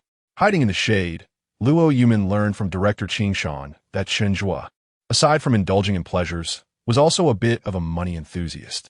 Luo Yumin intended to exploit this weakness to forge a closer bond with Chen Zhuo. With a wad of cash tucked in his pocket, he ventured out from the coolness to approach Chen Zhuo. "Master Chen?" Luo Yumin ventured cautiously. Chen Zhuo, deep in meditation, discreetly opened one eye. Having ascended to a higher level of mastery, his spirit had transcended the three realms, rendering him indifferent to such ruffians. Noticing that Chen Zhuo's demeanor was less agitated than in the morning, Luo Yumin produced a 100 yuan note from his pocket, extending it toward Chen Zhuo with both hands. Upon seeing this, Chen Zhuo swallowed hard. He desired it. He glanced at the 100 yuan note, then at his own pocket, wishing it could simply fly in by itself. In the department of Soul Guardians, there were others of high standing beyond Luo Yumin. His ascendancy to the position of director was not merely due to strength, but also his exceptional social acumen. Luo Yumin, sensing the moment, deftly placed the 100 yuan note into Chen Zhuo's pocket. "Master Chen, it's all a misunderstanding. We merely intended to clean the grand coffin thoroughly, tidy it up for you, and help you transport it back," Luo Yumin explained. Chen Zhuo's pupils shifted beneath the lenses as he began to feel swayed by Luo Yumin's words. Seizing the opportunity, Luo Yumin produced another 100 yuan note and stuffed it into Chen Zhuo's pocket. "Master Chen, please do not be angry. All the blame lies with us." Chen Zhuo, fixated on the two red bills in his pocket, felt a smile threatening to emerge. Yet, as a sage, he could not allow himself such levity. "Our Department of Soul Guardians is truly feeble in your presence. We look forward to your guidance and wisdom." Luo Yumin beamed, continuously depositing money into Chen Zhuo's pocket. "A sage? Are they referring to me? Hee. Surely it must be me. You possess a modicum of discernment, surpassing that foolish director by a hair's breadth." Cough. All his delight transformed into a mere cough from Chen Zhuo. Chen Zhuo's joy was apparent to anyone with discerning eyes, yet he fancied himself adept at concealing it. Luo Yumin endeavored to amuse Chen Zhuo further, continuing to fill his pockets with money. "Master, are you meditating?" Chen Zhuo slowly opened his eyes. "You do not strike me as foolish. You possess some aptitude, sufficient to cultivate a few superficial techniques." Observing that Chen Zhuo was now engaging in conversation, Luo Yumin felt reassured that he was no longer unwelcome. Might I trouble you for some guidance? Chen Zhuo's gaze fixated on Luo Yuman's pocket. Without hesitation, Luo Yuman produced a 100 yuan note and placed it into Chen Zhuo's pocket. Chen Zhuo frowned slightly, evidently dissatisfied, as a single red bill could not satiate his greedy appetite. Without further ado, Luo Yuman transferred all the money from his pocket into Chen Zhuo's. Satisfied, Chen Zhuo closed his eyes and said, "Please have a seat." Chen Zhuo invited him to sit, preparing to impart some knowledge. Luo Yuman felt a twinge of anxiety as he settled beside Chen Zhuo, struggling to cross his robust legs. He focused his mind, closed his eyes, and engaged in deep breathing, inhaling and exhaling in a rhythmic cycle. Luo Yuman diligently followed suit. With the six senses dulled, the world around him began to whirl rapidly, the clamor fading away, and he became unaware of his physical form, entering a vast expanse of whiteness. System hypnosis, entering the spiritual realm. As Chen Zhuo spoke, Luo Yuman felt himself truly transported into this boundless white realm, a place that seemed innately familiar, as though he had returned after many years. For practitioners, the essence of cultivation lies in the heart. One must harbor no distractions. Though immersed in the mundane world, one must momentarily relinquish attachments. Within this spiritual realm, Luo Yuman's consciousness encountered the myriad bindings of life, dissolving into ephemeral silhouettes, friends, family, ambitions, and earthly desires swiftly dissipating. He acutely sensed these attachments slipping away. Reluctant to abandon them, he chased after the fleeting shadows in the spiritual realm. Meanwhile, in the corporeal world, Chen Zhuo began to yawn, his head drooping, and he soon fell into a light slumber. Next to him, Luo Yuman suddenly collapsed with a loud thud. The sound jolted Chen Zhuo awake, his mind instantly alert. Beneath the bench, Luo Yuman remained in his meditative pose, frothing at the mouth, his expression contorted. Medical personnel, who had been waiting in the shade, rushed toward Chen Zhuo. "It wasn't me. He fell on his own." Chen Zhuo hastily defended himself, instinctively clutching his pocket, hopping sideways, only to stumble over his own feet and nearly fall as well. Fortunately, the medical staff were not there for him. They hoisted Luo Yuman onto a stretcher. The personnel began to murmur among themselves. I knew one of them would succumb to heat stroke. Isn't Director Luo a fifth-tier Nanxiao realm expert? Can even a master of the Nanxiao realm suffer from heat stroke? Look at his flushed face. It's clear he's overheated. As for Chen Zhuo, he's accustomed to it. Haven't you seen him bouncing around? The medical personnel moved Luo Yuman to a cooler area to alleviate his heat stroke symptoms. In a secluded corner, Chen Zhuo, lively and spirited in the eyes of the medical staff, slyly counted his money. Nearby, Zhou Aigua, engrossed in the spectacle, could not shake the image of Luo Yuman lavishly spending money from his mind. Ah, the Jinhuan division is indeed extravagant. A mere gesture can amount to thousands. Wealth not only empowers one to command spirits, but also bends the will of the mentally afflicted. I recall the lengths I went to in order to enhance Chen Zhuo's favor, exhausting my thoughts. Look at him now, effortlessly tossing money around without a flicker of an eye, Zhou Aigua mused. Indeed, it nearly cost me my life. As the director, I was left in a state of constant trepidation. Director Qing Shan uttered a remark before proceeding to assess Luo Yuman's condition. Suddenly, Zhou Aigua realized someone was missing. Where was Zhang Yuyu? At that moment, Zhang Yuyu stood before the convenience store, glancing left and right, unable to find any trace of her master, uncertain of what flavor of ice cream he might enjoy. Chapter 38. Terrified Zhang Yuyu stood outside the convenience store for a long while, hesitating. Chen Zhuo suddenly appeared from nowhere, slapping a 100 yuan note onto the counter. With swift motions, he retrieved an enormous ice cream from the freezer and handed a 50-cent popsicle to his disciple, saying, "I see your cultivation is still in its infancy. You must endure the sweltering heat. No need to thank me. It is my duty as your master." Zhang Yuyu, holding the meager popsicle with a pitiful expression, gazed longingly at her master's ice cream. "Master, I also want to eat ice cream. You, my dear disciple, are quite greedy. I do this for your own good. Be obedient," Chen Zhuo replied generously. The store owner returned the change, and Chen Zhuo, satisfied, settled down in a breezy spot with his ice cream. Zhang Yuyu stuck out her tongue, placed a 50-cent popsicle back into the freezer and also selected an enormous ice cream to join her master. The master and disciple sat together in a shaded, ventilated area, comfortably savoring their ice creams. Halfway through his treat, Chen Zhuo noticed that the flavor of Zhang Yuyu's ice cream seemed different from his own. "Xiao Qiu, why not try my chocolate-flavored ice cream?" he offered, extending his ice cream towards her. Zhang Yu hesitated at the sight of the licked, bare ice cream cone.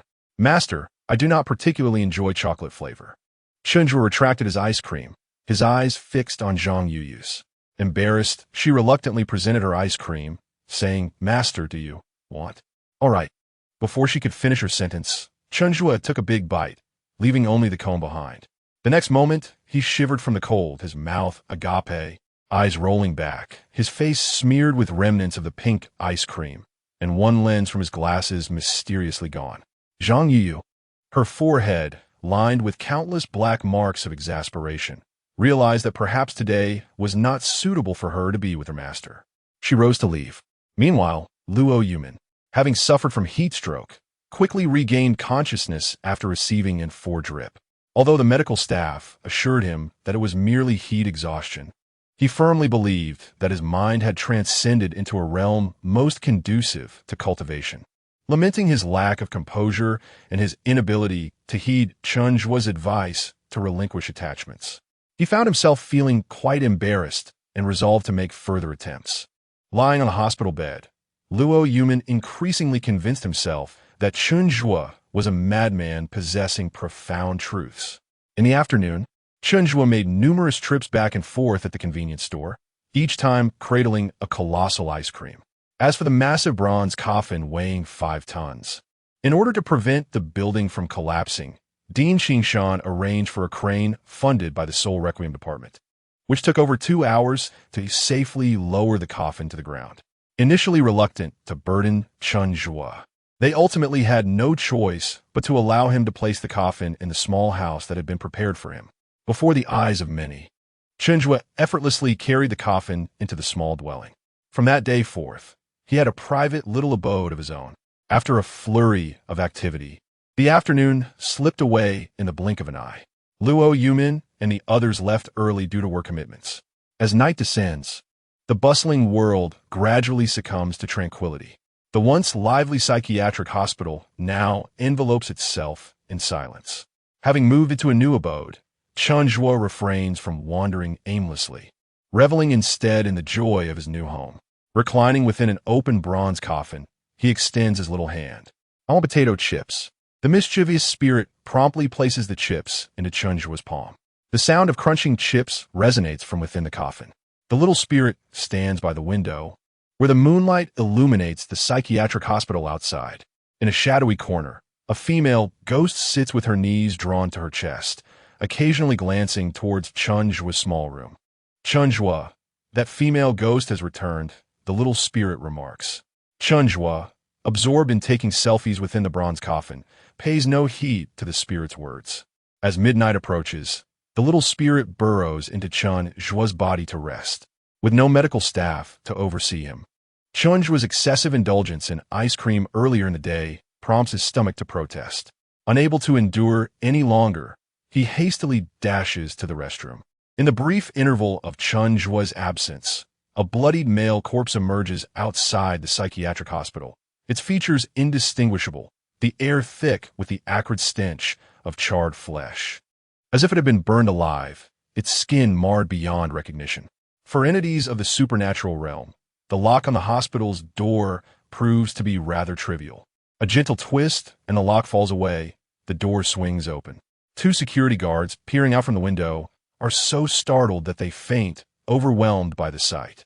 The male corpse enters the hospital, its curiosity piqued by the brightly lit door of Chen Zhuo's room, revealing the bronze coffin within. The corpse hesitates, seemingly perplexed as to why Chen Zhuo's door is ajar, as if anticipating its arrival.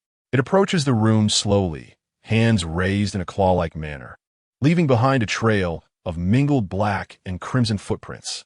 The open door of Chen Zhuo's room arouses suspicion in the male corpse, which halts at the threshold, its bloodied eyes scanning the interior. Chen Zhuo's room is exceedingly small, easily observable in its entirety. The corpse sniffs the air, detecting the warmth of life emanating from the bronze coffin, where the very individual it seeks must be concealed. Meanwhile, the female ghost, hidden in the shadows of the hospital, witnesses the unfolding scene. The dimly lit corners and scattered debris conceal her well, save for her pair of bright eyes, dancing nervously. How terrifying!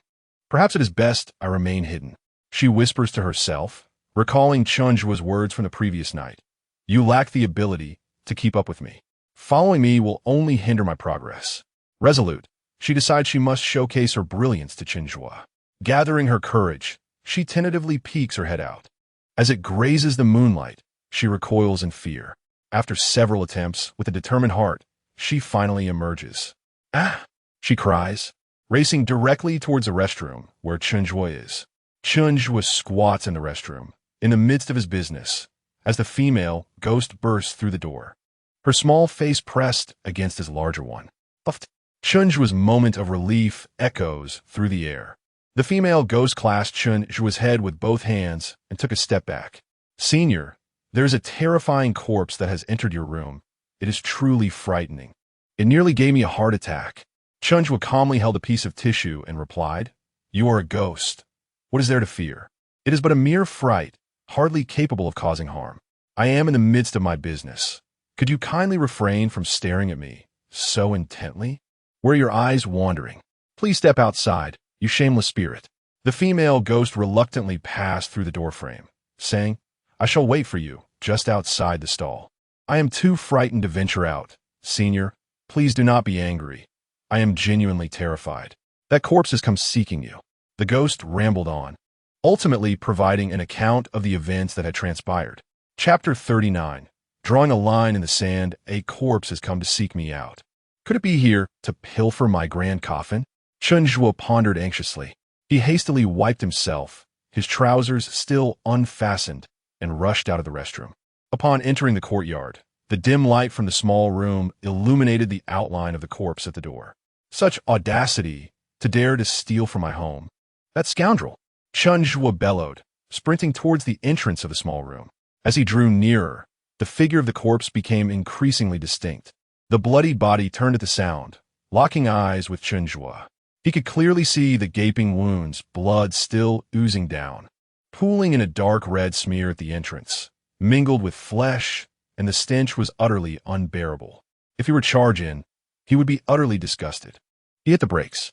The momentum had been too great, causing his black flip-flops to skid against the concrete, leaving a dark line behind. His foot slipped. The flip-flop flew off, hanging precariously at his ankle. Fortunately, it was all just in time. Chen Zhuo halted half a meter from the male corpse, which stood rigidly. Observing Chen Zhuo's transition from a run to a stop, its ignorant head tilting as if it did not comprehend his actions. Marionette male, third-tier malevolent spirit in late stages. Burn alive in flames, refined by the heavenly demon sect to become a puppet. Basic puppetry skills. The range between puppet and manipulator must not exceed 1,000 meters. The stench emanating from the corpse was overwhelming, prompting Chen Zhuo to cover his nose and take 2 steps back, pointing at the male corpse while shouting, Leave now, before I lose my temper, or else, do not blame me for being rude. However, his intimidation lacked conviction. Perceiving Chen Zhuo's retreat as a sign of fear, the male corpse advanced step by step towards him. Behind Chen Zhuo, a female ghost, with a stick she had found somewhere, trembled as she confronted the male corpse. By an unfortunate twist of fate, the stick jabbed into Chen Zhuo's lower back. He turned to glance at her, his face darkening. The female ghost attempted to explain, but before she could utter a word, Chen Zhuo snatched the stick from her hands. In that brief delay, the male corpse stood directly before Chen Zhuo, extending its bony hand towards his head. System changing wood type, ghost repelling willow wood. Just as the bloodied hand was about to graze Chen Zhuo's hair, he seized the stick and thrust it towards the male corpse. The impact between the wooden stick and the corpse sparked, emitting hissing black smoke, causing the corpse to stagger back a step. I warned you. If you insist on attacking me, do not blame me for being inhospitable. Chen Zhuo puffed out his cheeks in indignation, gripping the stick tightly, and swung it over his shoulder, adopting a stance akin to that of a golfer. With a forceful swing, crack, the stick sent the male corpse tumbling to the ground. The stick, akin to a sharp sword, scraped across the concrete, leaving a trail of scorched sparks. He sprinted, leaped. From above, the stick descended. With a horizontal strike, the male corpse was knocked down, skidding several meters along the ground. The air thickened with a foul odor intertwined with the acrid scent of charred flesh. The lifeless body of a man, having been struck to the ground, struggled to rise. With a resounding crack, a blow landed on his back, rendering him utterly defenseless as he writhed upon the earth. Drawing a boundary in the dirt, Chen Zhuo bellowed and swiftly circled the corpse, forming an expansive golden barrier. The man's corpse trembled as it managed to stand, seemingly terrified of the radiant circle. "Ha! You can't escape now," Chen Zhuo exclaimed triumphantly, standing outside the circle and poking the corpse with a wooden stick. Wherever the stick made contact, acrid black smoke billowed forth, having perished in flames. The corpse was particularly fearful of fire, flinching repeatedly within the circle. There was no semblance of vengeance. Instead, he resembled a pitiable punching bag. The slant-eyed female ghost, sensing that the danger had diminished to nothing, procured another stick from somewhere and joined in the torment from outside the circle. The corpse bared its teeth at her, bits of flesh scattering towards her, causing her face to turn pale with fright as she dodged aside. Chen Zhuo reveled in the spectacle, the quiet asylum echoing with the corpse's shrill pleas while he erupted into gleeful laughter. Time passed, and eventually, Chen Zhuo, fatigued from his amusement, sat down on the concrete floor with the stick, examining his slippers. Observing that Chen Zhuo had ceased his torment, the corpse knelt upon the ground, bowing in supplication. Gurgling and rasping, it managed to utter sounds. System translation: "Master, please save me, save me." Chen Zhuo shuddered and glanced around, finding no one in sight. The corpse continued to strain its vocal cords, pleading, "Master, my name is Zhang Baoyu. I was burned alive in my previous life and should be resting in a mortuary. Instead, I was stolen by the cultists of the heavenly demon sect, who transformed me into a puppet. I beg you to rescue me." Chen Zhuo finally discerned the source of the voice and leaned closer to observe the corpse's lips. "Master, I do not ask you to avenge me. I simply seek a swift release. Everything I have done was under the control of those cultists." As he spoke, small flames ignited upon the corpse, which collapsed to the ground, writhing in agony. Chen Zhuo's eyes flickered, and with a swift motion of his hands, the flames extinguished themselves. "Please, Master, let my soul be freed. The pain is unbearable." The struggling corpse reignited with flames once more. Chen Zhuo contemplated a sudden thought. System prompt: "This technique is not available." System prompt: "This technique is not available." Chen Zhuo, this system warns you, do not entertain misguided notions. Your actions are improper. Chen Zhuo, cease your unrealistic speculations. Rising to his feet, Chen Zhuo began to scribble aimlessly in the air with the stick. With the stick tucked behind him, he straightened up, placing his left hand upon his chest, closing his eyes, and reciting incantations. The unparalleled hero of the world, Chen Zhuo, Methria. Oh dear, oh dear, oh dear. The murmured words indeed sounded like a chant. All right, counter-puppet talisman, counter-rebound spell. What transgression? In the air, a glimmer of golden light emerged from Chen Zhuofang's haphazard scribbles, transforming into a talisman that matched his form. Chen Zhuofang abruptly opened his eyes, and with a forceful push of his left hand, the ethereal golden talisman surged towards the lifeless male figure sprawled on the ground. The corpse lay contorted, golden light seeping from its flesh and oozing through the cracks in its bones, writhing in agony. After 5 or 6 minutes, the golden radiance permeated every inch of the corpse's skin as the acrid scent of charred flesh dissipated, replaced by the aromatic essence reminiscent of temple incense. The male corpse's suffering subsided, and it rose from the ground, flexing its fingers. A strand of white silk wove through the mental hospital, extending into the distance. The corpse gazed at Chen Zhuofang in confusion. One of Chen's feet was clad in a slipper, while the other was partially enveloped by it, creating an air of profound wisdom as he proclaimed, "Previously, It was the cultists who controlled you. Now, you command the cultists. If you inflict harm upon yourself, you shall assuredly damage your enemies 1,000-fold. Umipa. The male corpse's legs buckled, and it bowed deeply before Chen Zhuo, reverberating 3 resounding knocks of its head against the ground. Chapter 40. Rebound. Chen Zhuo waved his hand dismissively. Go on, go on. The male corpse rose and departed from the psychiatric hospital. The security guards at the entrance, having finally shaken off their shock, struggled to support each other as they stood up, only to catch sight of the male corpse making its exit. If you wish to leave, do so quietly. Yet he deliberately offered the 2 guards a terrifying grin. Unable to withstand the fright, they succumbed once more to darkness. Chen Zhuo gazed mournfully at the small, pristine room beyond the door, now marred by a pool of blood. The ghostly woman, aware of Chen Zhuo's sentiments, floated towards the water room, emerging with a mop and bucket to clean up. The little ghost was summoned by Chen Zhuo, tugging at his slippers around his calves, urging him to move outside.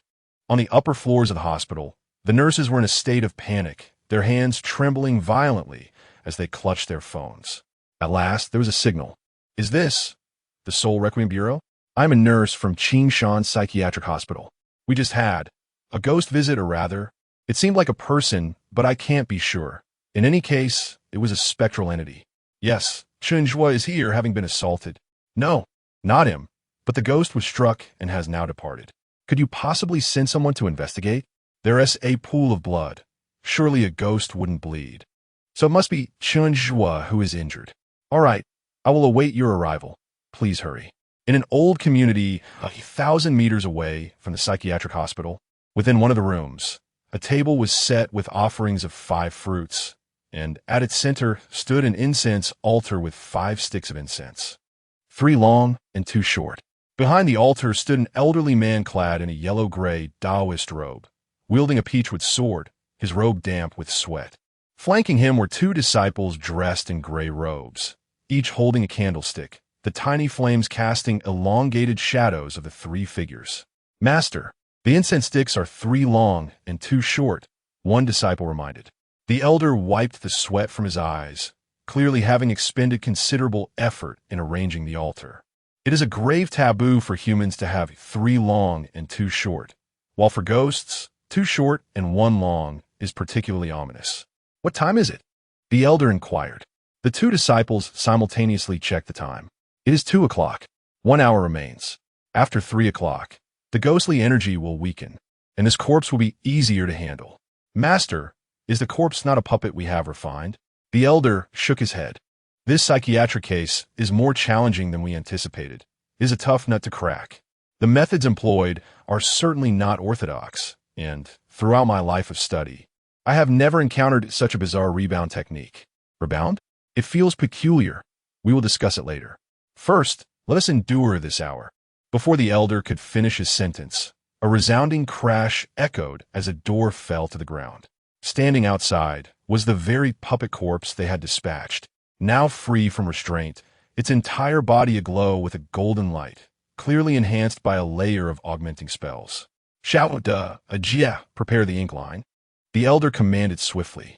The 2 disciples set down their candlesticks and, pulling the ink line soaked in rooster's blood, charged towards the male corpse. Sparks erupted from the corpse's mangled surface. Contrary to their expectations, the male corpse did not collapse to the ground. The male corpse stood unmoving, despite the cacophony of sounds erupting from his body like firecrackers. Perhaps having endured far greater agony, this pain was mere trifles to him. His arms spread wide. He exerted such force that the entangled threads snapped apart. Meanwhile, the elderly man began to emit inexplicable crackling sounds as well. The yellow-gray robe tore at the chest, including the sleeves, rendering him a ridiculous sight, akin to wearing a cropped yellow top. Beneath that garment, deep welts oozed with blood. Before he could comprehend the situation, the old man brandished a peachwood sword, swinging it in the air, the tip of the sword igniting a yellow talisman that he directed toward the male corpse. The talisman landed on the corpse's forehead, and red flames spread from the charm, enveloping his entire being. Thanks to Chen Zhuo's talisman enhancement, The male corpse merely felt the heat without suffering any actual burns. His hands tightened around the necks of two disciples, their bloodied hands sinking deeply into their flesh. After a moment's delay, the old man's body ignited, flames leaping from his forehead, consuming his garments. Suddenly, he grasped the situation. That bizarre sensation rendered him a puppet of the corpse. Any harm inflicted upon it would equivalently harm him. What kind of lunacy is this? This dark sorcery is more malevolent than our holy teachings, purely diabolical. The old man cursed in agony, swiftly adopting a meditative posture, fingers raised in front of his chest, chanting forbidden scriptures. Gradually, the flames on his body subsided, yet all his hair was singed away, leaving his skin a charred mess. He narrowly preserved his life. The two disciples in the grasp of the male corpse heard a distinct crack as their necks broke, their eyes wide open, departing from the beautiful world. The old man had become a burnt husk of blood, wielding the peachwood sword, attempting to sever the strings of puppetry, but to no avail. His complexion paled. The malevolent spirit was too formidable, capable of vanquishing him, a fourth-tier practitioner of the Northern Sky realm, without lifting a finger. Wait, let us converse. The old man had no opportunity for resistance. He could only acquiesce, compromise being his sole chance at survival. The male corpse had become unrecognizable, all that he had feared. He had encountered that night, leaving nothing left to dread. Surely, you do not wish to be utterly annihilated? The old man gritted his teeth, enduring the searing pain of charred flesh as he spoke. The male corpse remained stationary. You have already claimed 2 lives. That should suffice for you. My attempt to refine you into a puppet was my error. I offer to liberate your soul, to assist you in transcending, to aid in your rebirth. I implore you, grant me my life. The old man spoke with urgency. Such enticing terms were indeed compelling. Yet, the male corpse showed no reaction, continuing his relentless approach toward the old man. The elder raised his sole weapon, the peachwood sword. Do not come any closer. If you advance further, I shall strike you down. Without a moment's hesitation, the male corpse pressed his chest against the peachwood sword, grasping the old man's hand that held the weapon, and stepped forward.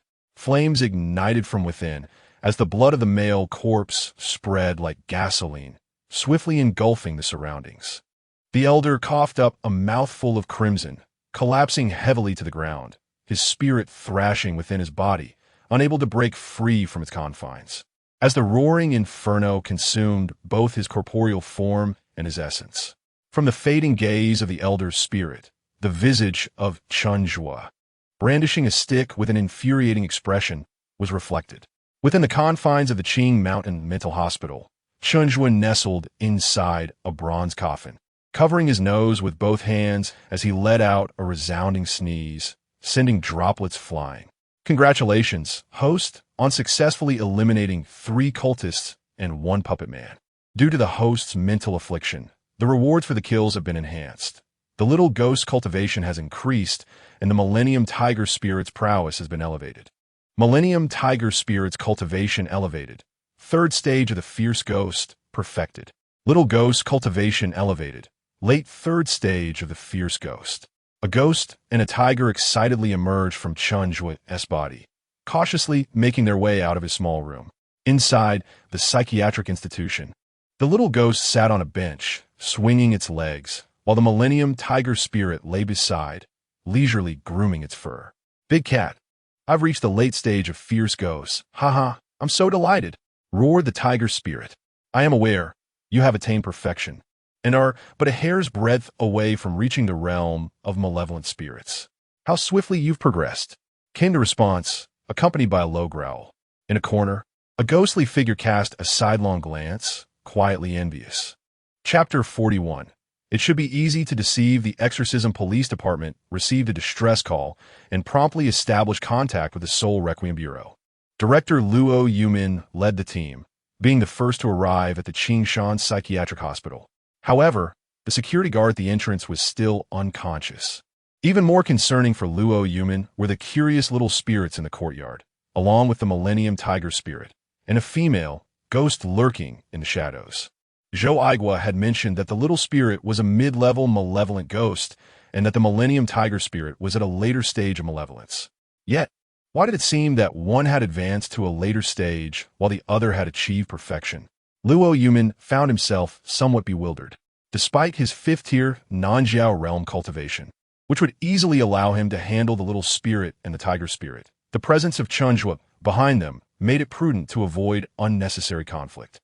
As Luo Yuman pondered, the police car from the Exorcism Police Department arrived, sirens blaring. Zhou Aigua stepped out of the vehicle, wearing a smile that concealed his envy. The equipment of the Soul Requiem Bureau was undeniably superior. They arrived on the scene faster and were impeccably armed from head to toe. What was the use of their impressive gear if they couldn't even enter the premises? The disparity between the Exorcism Police Department's equipment and that of the Soul Requiem Bureau was stark. The latter possessed the best, most advanced gear available, exuding an aura of sophistication and prestige, while the former's equipment seemed as though it had been scavenged from a flea market. Upon reaching the entrance of the psychiatric hospital, Zhou Aigua peered through the gate and saw two unconscious security guards in the guardhouse, while three little spirits gazed curiously at the entrance.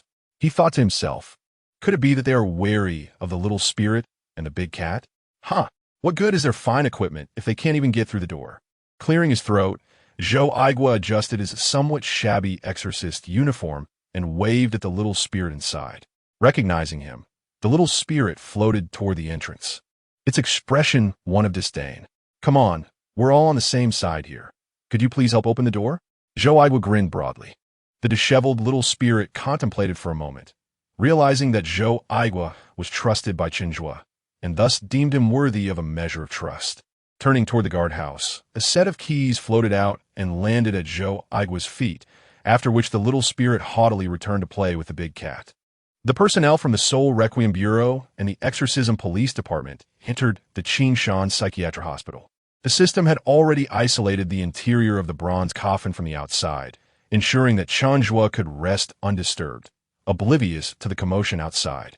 Inside the coffin, Chen Zhuo slept soundly, impervious to the noise as Zhou Aigua and Luo Yuman tapped on the coffin lid. Chen Zhuo remained unaware, either turning over or snoring lightly, as if in a different world altogether. After several fruitless attempts to open the coffin, which could not be moved, Zhou Aigua and Luo Yuman decided to abandon their efforts. The only witnesses to the scene, apart from Chen Zhuo, were the three spirits in the courtyard. The sideways glancing female ghost was dragged out by the personnel from the Soul Requiem Bureau, floating timidly beside the little spirit, which occasionally threatened her to keep her at a distance.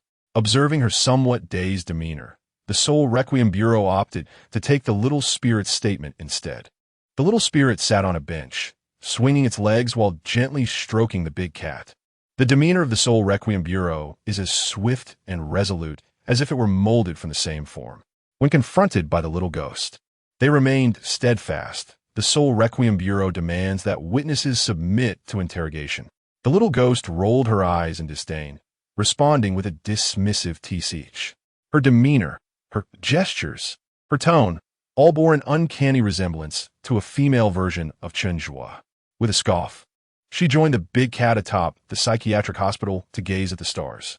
Zhou Aigua, however, was far more astute. He recognized that both the little ghost and the big cat were cut from the same cloth as Chen Zhuo and held no expectations of extracting useful information from them. It was wiser to seek a softer target, casting a helpless glance at the female ghost, who presented the best opportunity for a breakthrough. Truly, Zhou Aigua was a perceptive individual. The members of the Soul Requiem Bureau faced setbacks with the little ghost and were left with no choice but to diligently record the dialogue between the Exorcism Police and the female ghost. As I drifted in the courtyard, a charred corpse arrived outside, its entire form marred, the skin in tatters, the eyes fused with the eyelids. An officer from the Exorcism Police interjected, "Ahem, there is no need for such detailed descriptions. A general overview will suffice." The corpse came and went. You might want to elaborate a bit more." The charred body had entered through the door. I called out for Chen Zhuo. "Do you know Chen Zhuo?" He emerged from the restroom, and the stick I found for him was one I had removed from a mop head in there. Chen Zhuo fought just like I did, first like this, then like that. The female ghost animatedly recounted the events. This was not merely a process interspersed with trivialities. It was a narrative predominantly filled with superfluous details. The detection personnel from the Seoul Requiem Bureau were conducting tests in Chen Zhuo's courtyard when they inadvertently detected something peculiar about the female ghost. One of the detection officers inquired, "May I ask, are you Chen Zhuo's ghostly attendant?" "No, but I shall be soon," the female ghost replied with unwavering confidence. The detection officer refrained from further questioning and discreetly approached Director Luo Yuman. "Director, we inadvertently discovered that the ghostly energy of that female ghost is remarkably high, suggesting she has never practiced ghostly arts. She is likely a Nining body." I inquired further, "And she is not Chen Zhuo's attendant," the detection officer whispered. "The Nining body is a rare and exceptional innate advantage for ghostly beings, a prodigy naturally gifted in the arts of the afterlife." Within the realm of known ghostly entities, Luo Yuman was only aware of one Fiving body, regrettably existing within the ghostly realm. The practice of ghostly arts in the human world does not yield the same amplification as in the ghostly realm. Luo Yuman gazed toward the female ghost. She bore no resemblance to a Nining body, appearing rather dazed and foolish, albeit with a measure of charm. One might consider her a an endearing ghost, but a Nining body? Anyone observing her would hardly perceive this timid female ghost as possessing exceptional talent. The detection officer seemed to discern the director's thoughts and stated, "We have conducted 3 tests. The intensity of her ghostly energy is exceedingly high, with nearly no presence of energy, indicative of the purest potential for ghostly arts." Luo Yuman scrutinized the female ghost with skepticism, lost in contemplation. If indeed she possesses the Nining body, the Soul Stabilization Division could cultivate a specter adept in the art of ghostly cultivation. Should this entity reach the 6th tier of the ghostly fiend realm, it would be unparalleled among the provincial branches of the Soul Stabilization Division nationwide. As far as he knew, even the headquarters in the imperial capital boasted only one ghost cultivator at the 6th tier, and that individual did not even possess the Nining body, rendering the prospect of advancing to a ghost king nearly non-existent. However, something felt amiss. A person as formidable as Chen Zhuo could overlook the fact that this female specter was of a Nining body. It is also plausible that despite Chen Zhuo's immense strength, his discernment may be lacking. Regardless, the priority was to lure the Nining body to the Soul Stabilization Division. As the saying goes, the early bird catches the worm, while the tardy suffer misfortune. Luo Yuman gazed at the seemingly innocent squinting specter and chuckled to himself. The squinting specter suddenly shivered. Chapter 42. The Raging Inferno. Luo Yuman's eyes sparkled with anticipation as he struggled to contain his restless heart, eager to approach the ghostly woman with a sidelong glance. "Director, the 2nd team has located the charred male corpse in a residential building at Yanhua Community." A staff member from the Seoul Requiem office arrived, just in time to interrupt Luo Yuman's intentions. Reluctantly, he withdrew his gaze and said, "Let us go take a look." "Old Luo, where are you headed? Is there a lead?"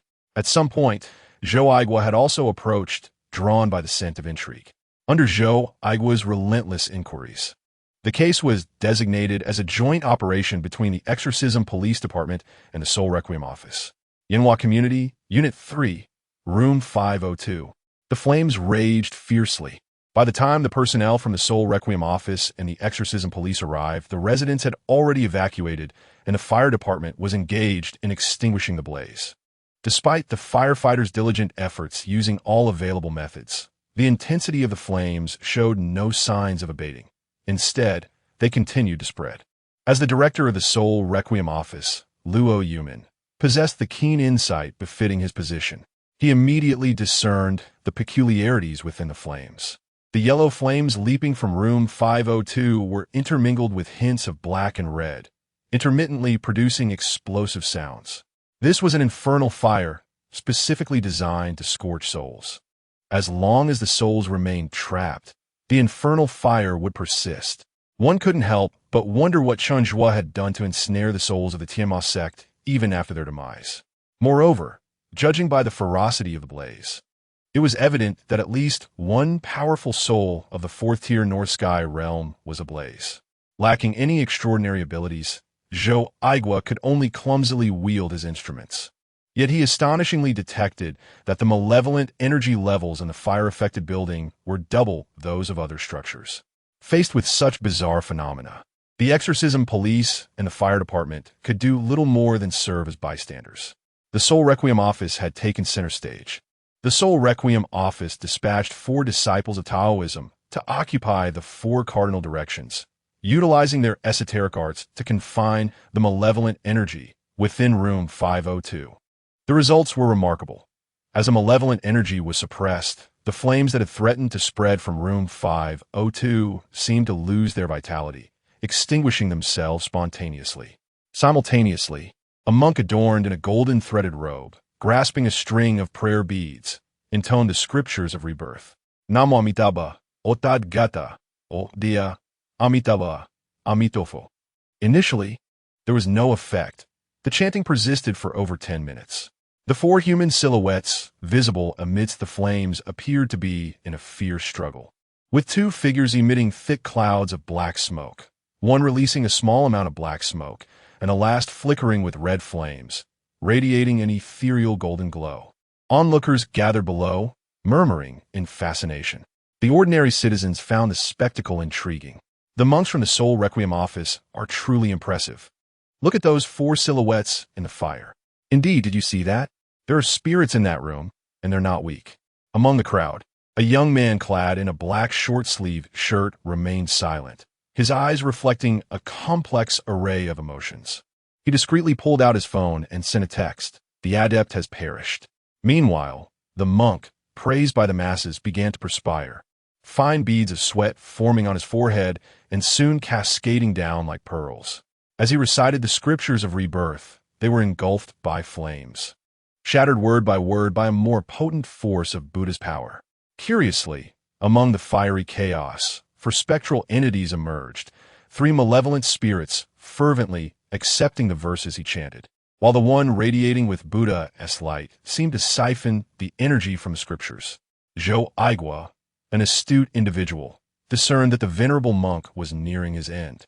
He retreated into a police car and discreetly called Zhang Yuyu, urging her to hasten to the psychiatric hospital and remain vigilant. As soon as Chen Zhuo regained consciousness, she was to bring him to the Yanhua community. At dawn, the wake-up bell at the psychiatric hospital rang out. Chen Zhuo, lying in the bronze coffin, awakened punctually, attuned to his biological clock. The lid of the coffin scraped against its body. Outside, crouched Zhang Yuyu hastily peered through the window into the small room. Chen Zhuo sat upright in the coffin, his hair a tousled nest, stretching his arms wide, yawning with a gaping mouth. "Master, master!" Zhang Yuyu called from outside. Chen Zhuo climbed out of the bronze coffin, sensing that someone had visited his sanctuary.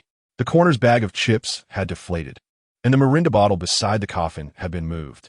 On the floor, a half-formed black-red footprint marred the surface, undoubtedly not left by a male corpse, as a male would not wear shoes. Upon glancing towards the doorway, he noticed the lock had been split in 2.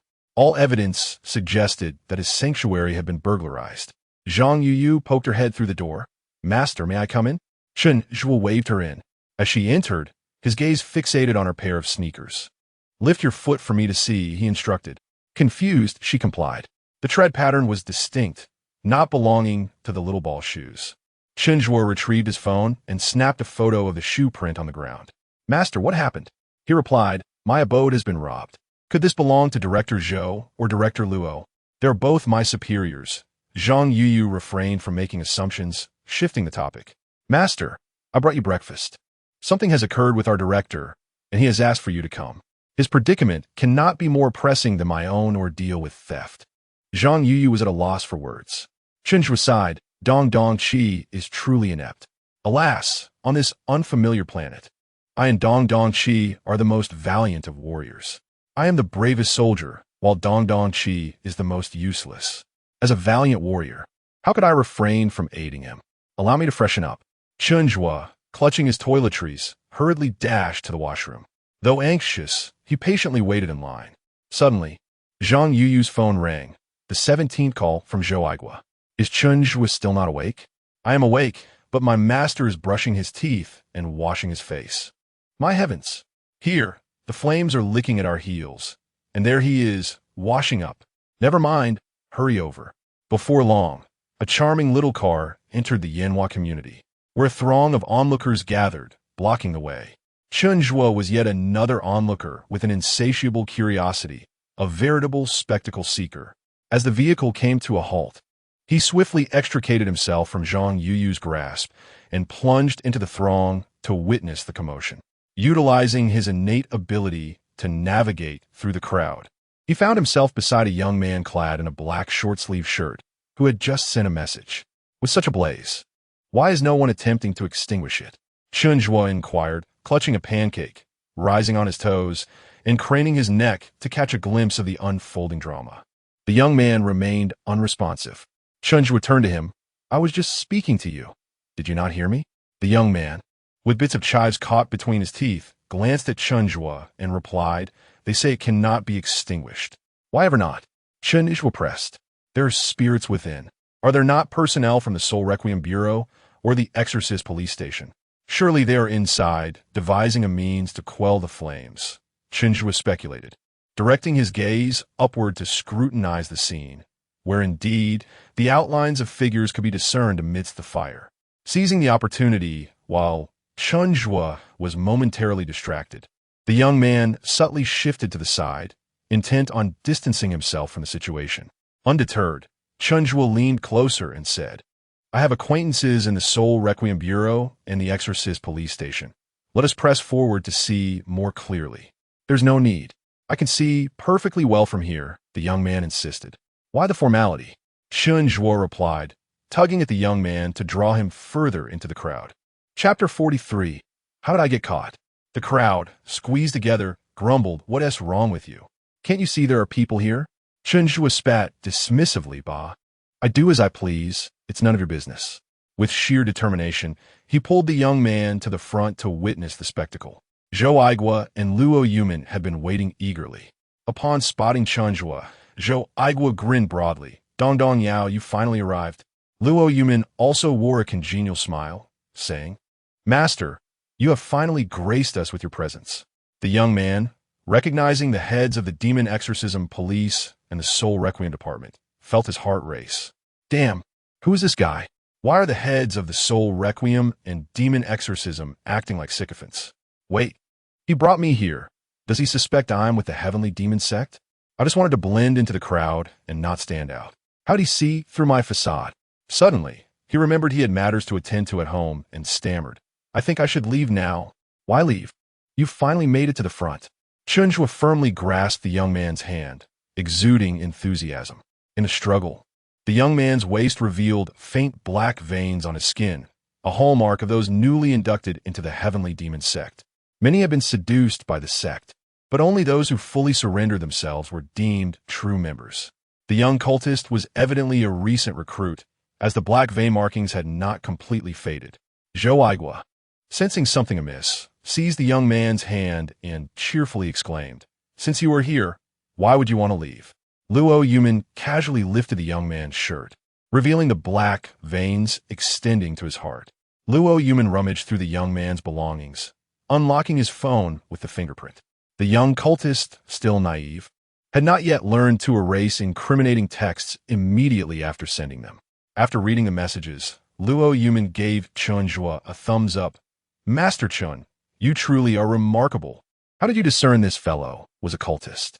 It is well known that adherents of the Heavenly Demon Sect are notoriously secretive.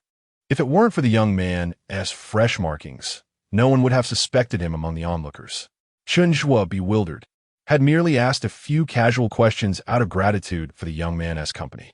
He knew nothing of the Heavenly Sacred Sect or the Heavenly Demon Sect, nor did he care for the label of cultist. Nonetheless, he relished the praise from the bandit leader, a cryptic smile gracing his face. The young man struggled in Chen Zhuo's grip, exclaiming, The Heavenly Demon Sect seeks to elevate humanity. It's a noble cause. Zhou Aigua looked at Chen Zhuo, unable to articulate his astonishment. In a crowd of curious onlookers, Chen Zhuo had effortlessly identified a member of the Heavenly Demon Sect. If this were mere coincidence, he would eat his words. This guy is with the Heavenly Demon Sect. Arrest him. Soon, personnel from the Soul Requiem Department arrived to subdue the young man. causing a stir among the surrounding crowd. PSA cultist?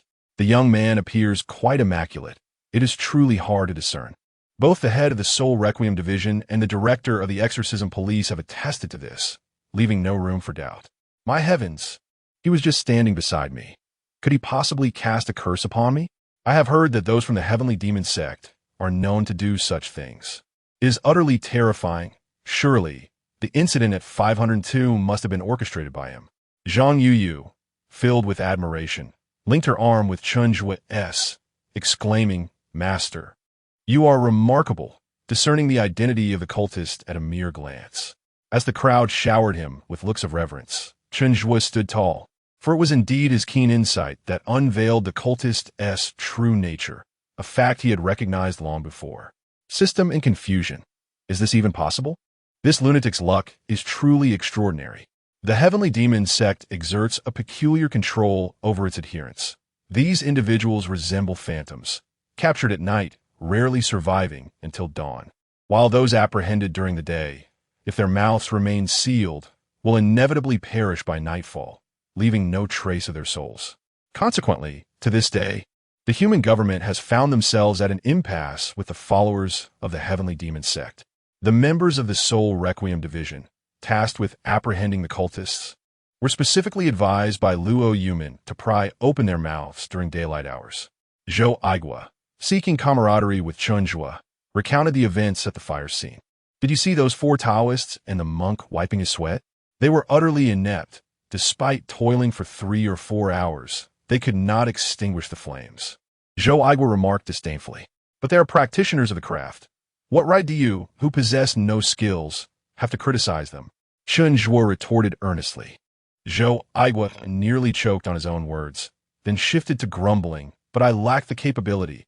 If I were as powerful as you, the strongest cultivator on the planet, would they have had the chance? I was sent here to assist you. My strength is rather feeble. Indeed, quite feeble. Yet I yearn to grow stronger. My talents seem destined not for cultivation.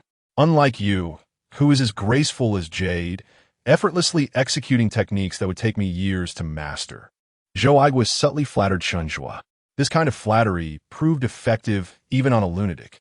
Chen Zhuo waved his hand and chuckled. "Let us maintain a low profile." Having successfully cheered up Chen Zhuo, Zhou Aigua revealed his ulterior motive. "You see, Master, Luo Yuman from the Soul Requiem Division is, after all, a rather foolish human. The credit for extinguishing the fire should be bestowed upon us at the Exorcism Police. Your beloved disciple, Qiao, is also with the Exorcism Police. When the rewards come through, I will ensure to procure delicious food for you. With so many people in the Soul Requiem Division, the rewards will be divided among them. Even if they consider you, there won't be much left." Chen Zhuo, who harbored a disdain for the Soul Requiem Division, a den of thieves that had previously pilfered his grand coffin, knew they would not share any rewards with him. "Given your earnestness, very well, the credit shall go to your Exorcism Police. Just give me the reward directly, and I shall procure my own sustenance." "Agreed, no problem." After dealing with the young cultist, Luo Yuman cast a distant glance at Zhou Aigua, who was displaying a sycophantic demeanor, bent over and grinning like a lackey. The esteemed chief of the Exorcism Police Department appeared as though he were a mere servant, lacking any semblance of dignity under the watchful eyes of so many. Luo Yuman regarded him with disdain, rubbing his plump hands, and approached Chen Zhuo with a sly grin, saying, "Master Chen." Chen Zhuo disregarded him, brushing past Luo Yuman and entering the corridor. "Master Chen, wait for me." Luo Yuman felt no embarrassment at all, cheerfully trailing behind Chen Zhuo. Zhou Aigua hastily signaled to his men, and several officers clad in fireproof suits followed Chen Zhuo's steps. Luo Yuman was left speechless. Zhou Aigua, that old fox, had cleverly secured several fireproof suits for his men from the firefighters, making it seem as though he was contributing to extinguishing the flames. In reality, it was a ploy to seize credit for the efforts. If only he could channel such cunning into actually combating the fire, perhaps it would have been quelled by now. The old man is self-aware. Watching his own men enter the building, Zhou Aigua smiled with satisfaction. This year's assessment would yield substantial bonuses for everyone. As they stepped inside, a wave of heat hit them. System activating flame shielding protection. Chen Zhuo was enveloped by a transparent protective shield. The exorcism officers followed him to the fourth floor, where the prolonged blaze in room 502 had blackened the corridor. The officers, unable to withstand the heat, were compelled to pause on the fourth floor. Shielded by the system, Chen Zhuo felt no burn, his internal temperature matching that of the outside environment. He ascended to the fifth floor step by step. Inside room 502, the flames flickered like tentacles, incessantly attempting to spread outward. Noticing the absence of others, Chen Zhuo extended a finger, and a gust of air extinguished the flames at its tip. Did this fire fear him? Boldly, he stretched out his entire hand, and the flames surrounding it rapidly extinguished. Upon retracting his hand, the flames reignited. Extend, retract, extinguish, ignite. How delightful. Chapter 44. Muggles. After several trips back and forth, Chen Zhuo had had his fill and boldly strode into the inferno of room 502. As he passed, the flames parted to create a path for him. Within the fiery confines, for spectral entities engaged in a 1v3 struggle. The puppet-like spirit shimmered with golden light, gaining the upper hand upon Chen Zhuo's entrance. This slight advantage was enough for the two disciples of the cult to succumb to the brilliance and dissipate. Only the so-called master of the Northern Sky realm remained, still capable of contending with the radiant entity. The remaining master, maintaining a shred of clarity, regarded Chen Zhuo with a twisted posture, recognizing him. With his Northern Sky cultivation level, he could perceive all things through the puppet's perspective. Chen Zhuo. The voice was faint yet distinctly audible. Chen Zhuo blinked innocently, his large eyes wide. You know me? The dark practitioner appeared deeply insulted. This puppet spirit, this fire, the two vanquished disciples. Each of these calamities was wrought by his hand. How dare Chen Zhuo exhibit such disdain? Nevertheless, having intended to preserve a fragment of his soul for future vengeance, he now realized that Chen Zhuo's arrival meant he was determined to eradicate him completely, even if he were not a match for Chen Zhuo. Inflicting even the slightest injury upon him would not render his demise in vain. With this resolve, the Dark Master summoned his strength, releasing a thick plume of black energy amidst the roaring flames, lunging at Chen Zhuo. Reacting instinctively, Chen Zhuo crossed his arms protectively over his head. System enhancement, blazing flames. The fire within the room converged swiftly before Chen Zhuo's crossed arms, merging into a colossal fireball. The dark practitioner plunged into the fireball, the searing heat causing the malevolent energy within him to swell rapidly. Boom! The fireball, infused with heavy dark energy, erupted before Chen Zhuo. The dark practitioner, possessing some skill, managed to withstand the explosion, tenuously stabilizing his spirit with the remnants of his energy to prevent complete disintegration. Casting a glance down at the crowd below, he trembled with a sinister smile and leaped downwards. If he were to be annihilated, let this crowd bear witness to his demise. Before he could utter a word, a fiery hand shot down, seizing the dark practitioner without a chance for escape. With a gentle squeeze, it crushed him as one might squash an ant, leaving no trace behind. The master of the fiery hand stood above, looking down, scolding, still wanting to attack me? You should weigh your own worth. How audacious of you. As the flames gradually subsided, the remaining puppet spirit knelt before Chen Zhuo, bowing its head in reverence. A look of relief crossing its visage before it completely dissolved into the ether. Below, Zhou Aigua stood excitedly atop the police car, applauding Chen Zhuo at the fifth-floor window. Such fervor was contagious, and the onlookers, witnessing the flames extinguish entirely, joined in applause, emulating Director Zhou. Chen Zhuo rolled his eyes in disdain, muttering softly, "Foolish humans," once again thanking themselves for their own ignorance, a bunch of clueless muggles. Despite the earlier remarks, Chen Zhuo perceived himself as an imposing figure, akin to the superheroes depicted in films, nay, even mightier than they. With a casual clap of his hands, he directed his gaze downward. System warning. Host. Refrain from engaging in perilous actions. Positioned by the window, Chen Zhuo leapt from the fifth floor. System activating defensive shield. This system cautions the host against recklessly testing the boundaries of mortality. Thud. The onlookers gasped in astonishment as Chen Zhuo landed firmly on the ground. Sensing the envy of the mundane crowd, he lifted his head with an air of pride. This is a power that you foolish earthlings will never rival. Direct your envious glances towards me, for such an opportunity may only arise once in a lifetime. Zhang Yuyu, an ardent admirer, presented Chen Zhuo with a photograph capturing his recent leap. Master, you were so incredibly handsome just now. Reflecting on the photo reminded Chen Zhuo of the burglary at his abode, and his attention turned to the approaching Dong Dongqi and Luo Yumin. One, a warrior tainted by the folly of humanity. The other, the leader of a bandit nest. Zhou Aigua opened his mouth, poised to flatter. Show me the soles of your shoes. Chen Zhuo commanded with a frosty demeanor. The two exchanged confused glances before sluggishly raising their feet. Chen Zhuo retrieved his phone, meticulously comparing the patterns on their shoe soles. Ultimately, he crouched beside Luo Yumin, gesturing to indicate size. Indeed, the dimensions and patterns of the soles were identical to the footprints in the photograph. With a furrowed brow and bared teeth, Chen Zhuo advanced upon Luo Yumin, their eyes locking in an intense exchange. What is it? Luo Yumin inquired, bewildered. Smack Chen Zhuo struck Luo Yumin's head. Did you sneak into my house to pilfer my grand coffin, you bandit? A quick, ingratiating smile spread across Luo Yumin's face. Oh, esteemed Chen, we received a report of a corpse attempting to attack you, and fearing for your safety, we want to check on you. Zhou Aigua, fearing exposure, hastily corroborated, yes, I can attest that Director Luo was only concerned for your well-being. Chen Zhuo narrowed his eyes. Whenever he squinted, it signified deep contemplation. Zhou Aigua discreetly gestured to Luo Yumin, casting a glance at Chen Zhuo's pocket. Luo Yumin, understanding the cue, produced 300 yuan and placed it into Chen Zhuo's pocket. Zhou Aigua rolled his eyes. Clearly, one bill would suffice. Why resort to three? Chen Zhuo, fingers delving into his pocket, rubbed the 3 bills together, tilting the scales of trust. Take off your shoes.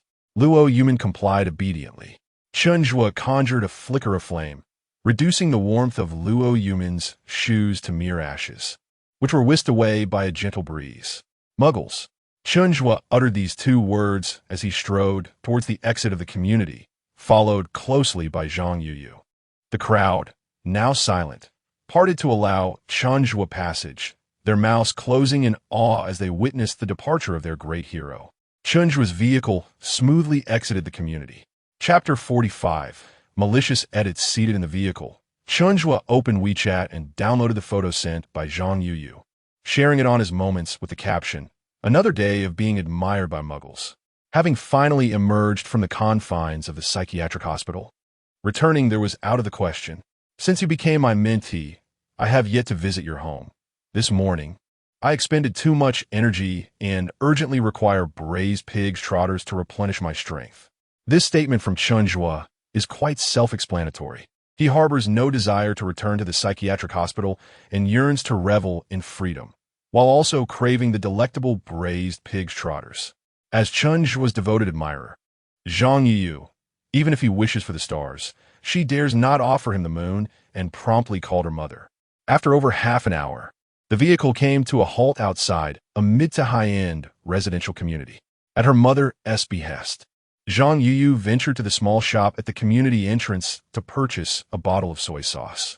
Chen Zhuo, seated in the passenger seat, was not one to remain idle. After a mere 5 seconds, he decided to disembark. Standing outside the community gate, Chen Zhuo unexpectedly produced a pair of gold-rimmed glasses and perched them on his nose. Suddenly, a car behind him honked twice, causing his heart to leap in surprise, prompting him to instinctively step aside. It was a black Audi, a model he had seen in discarded magazines.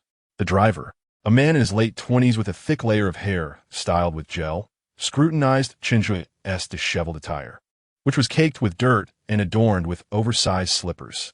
Was there any need for speculation regarding his identity? A destitute wretch. The Audi driver, sizing him up, scoffed. Can't you see? This place isn't for the likes of you.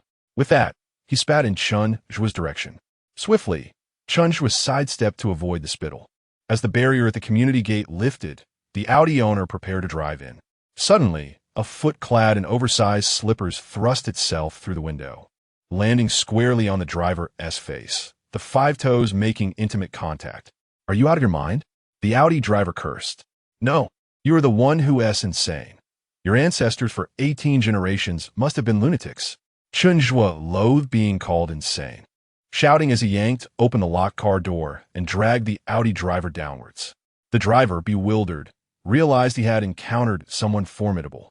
Under Chen Zhuo's brute strength, the fabric of the Audi driver's shirt tore into strips, and he was forcibly pulled from the car, only to be met with the relentless fists and kicks from the deranged Chen Zhuo. Before long, security personnel from the community rushed out, four of them barely managing to restrain Chen Zhuo, who continued to flail about defiantly. Zhang Yuyu emerged joyfully from the shop, only to gasp in shock at the scene unfolding at the community entrance. "Master, cousin." The four security guards, upon witnessing the commotion, understood this was merely a case of family members squabbling amongst themselves. Zhang's residence, living room. On the sofa, Zhang Yuyu's second aunt was boasting about her son. "My son is about to be promoted to department manager by the end of the year. Their leaders are currently evaluating him, and the internal news confirms it. As for your Yuyu, I believe she should reconsider her position at the exorcism police department. Although it is a formal position, the current times are perilous, and the risk factor is exceedingly high. Perhaps her cousin could arrange for her to join a company where the salary would not be any less than what she currently earns." Yuyu's cousin had always been a model student, excelling from a young age. A few days ago, she heard him mention on the phone that he had a girlfriend. "Yes, he does have one, but I find the girl unworthy of him. She is his subordinate.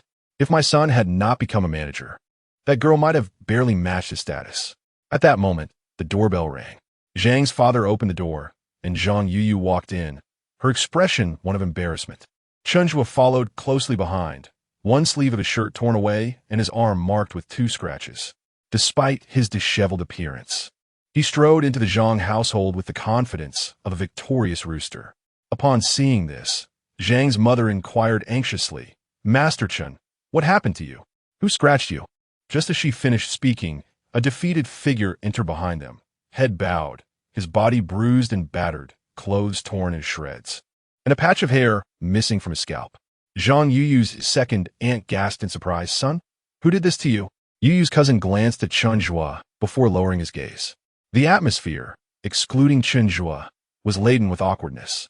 Chen Zhuo had not anticipated that his first visit to their home would result in a confrontation with Yuyu's cousin. Yet, the latter had been exceptionally irritating.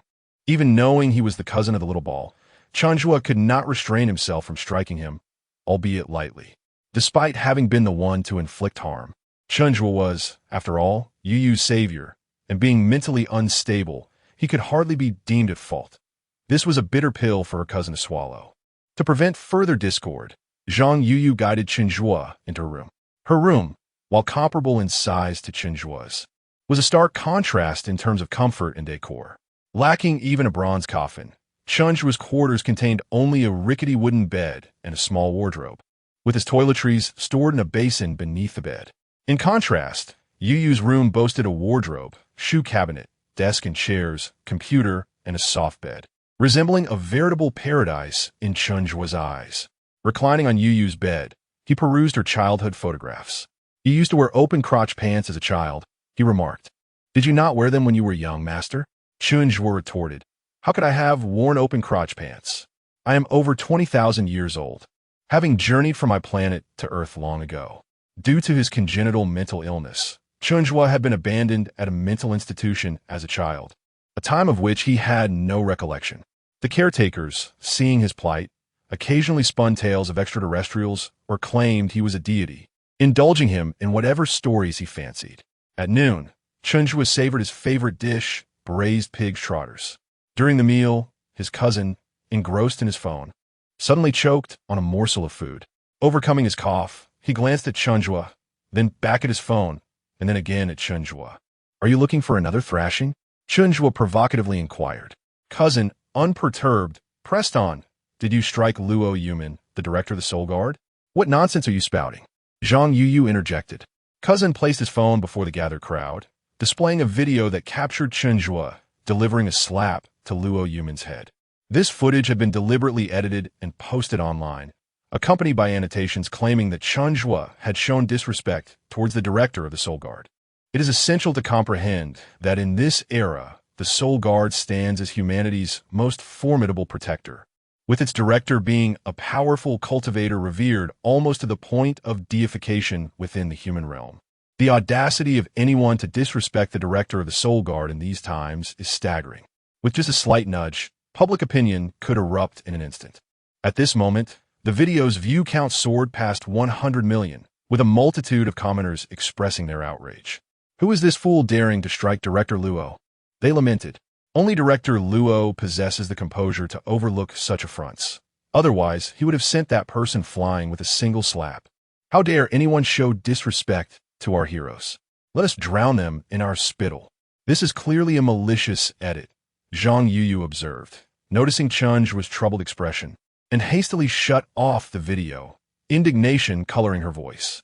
At that moment, her phone rang, revealing a call from Zhou Aigua. Surely, the viral video had prompted the call. Zhang Yuyu, reflecting on this, discreetly stepped outside to answer the phone. As soon as she picked up, Zhou Aigua bombarded her with questions. Is Chen Zhuo with you? Why haven't you returned him to the mental hospital? Have you seen the video online? How's his mood? A barrage of inquiries ensued. Zhang Yuyu opened the door crack and observed that Chen Zhuo remained completely unaffected by the video, joyfully gnawing on a pig's trotter, his face smeared with juice. My master is presently in good spirits. That is reassuring. With only a week until the Ghost Festival, please keep a close watch on Chen Zhuo. We cannot afford any disturbances at this critical juncture. Chapter 46. Reversal. After abruptly ending the call, Zhang Yuyu apprehensively approached the dining table and took a seat, casting a worried glance at Chen Zhuo. Master, are you all right? Zhang Yuyu struggled to find the right words. Chen Zhuo, with his face smeared in grease, tilted his head in her direction and inquired nonchalantly, what matter could possibly trouble me? Zhang Yuyu averted her gaze, lowering her head to eat. It's good if nothing is amiss. As Chen Zhuo gnawed on a pig's trotter, he lightly remarked, Ah, you mean the video? It is only natural for an unparalleled master to be envied by foolish humans. Please serve me a bowl of rib soup. An oil-slick bowl was handed to Zhang Yuyu. All right. How could someone as petty as Chen Zhuo truly be untroubled? He merely refrained from showing his discontent due to Zhang's parents incessantly praising him as Master Chen, unwilling to lose his dignified stature. Deep down, he was already conjuring curses for those who insulted him online. At the Zhang family dining table, Chen Zhuo vented his frustrations, unleashing a torrent of complaints.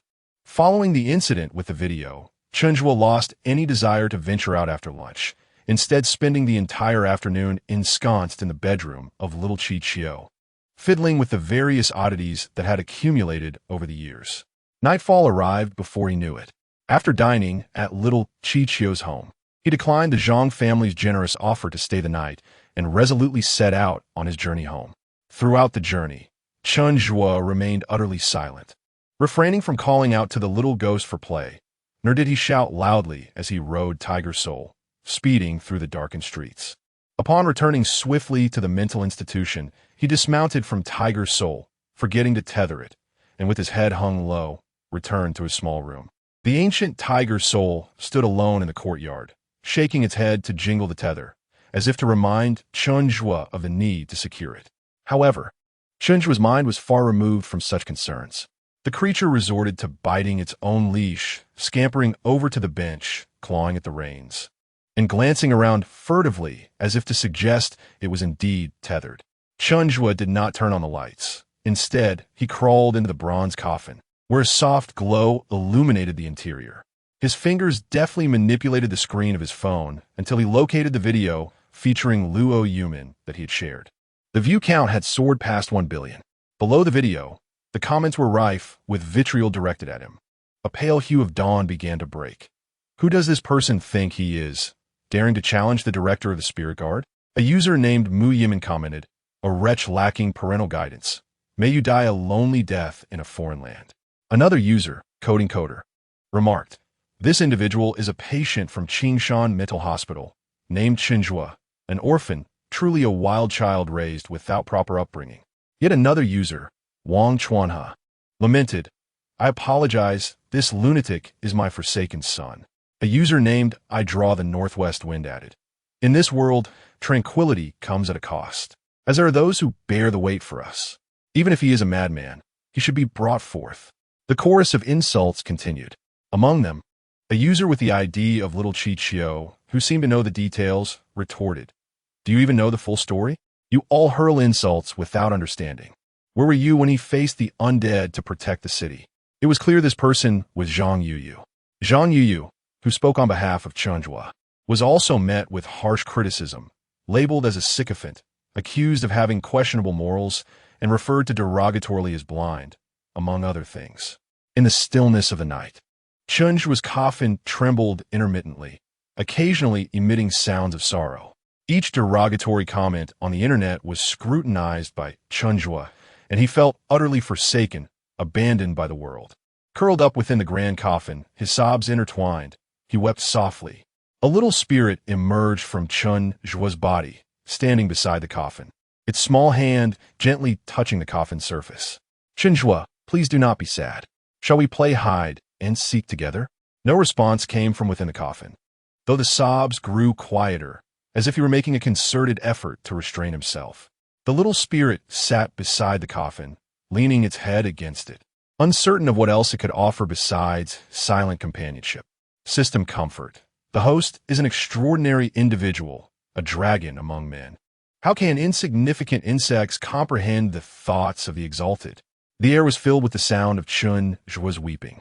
An hour passed, and he remained sorrowful. 2 hours later, he still languished in grief. 3 hours on, he continued to suffer. 4 hours later, weariness overtook him, and he fell into a troubled sleep. System notification. Do not do unto others what you do not wish done unto yourself. The orderly system notification resonated. The system infiltrated major video platforms, commandeering headlines across prominent websites, releasing edited footage from the Qing Shan Psychiatric Hospital, and all surveillance from the Yanhua community. Was this the conclusion? A sane individual attacking a mentally ill patient. Did they truly believe Chen Zhuo lacked systemic support?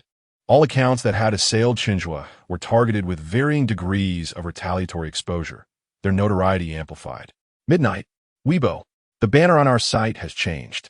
Mentally ill Chen Zhuo faces malicious defamation. Where is justice? Odd.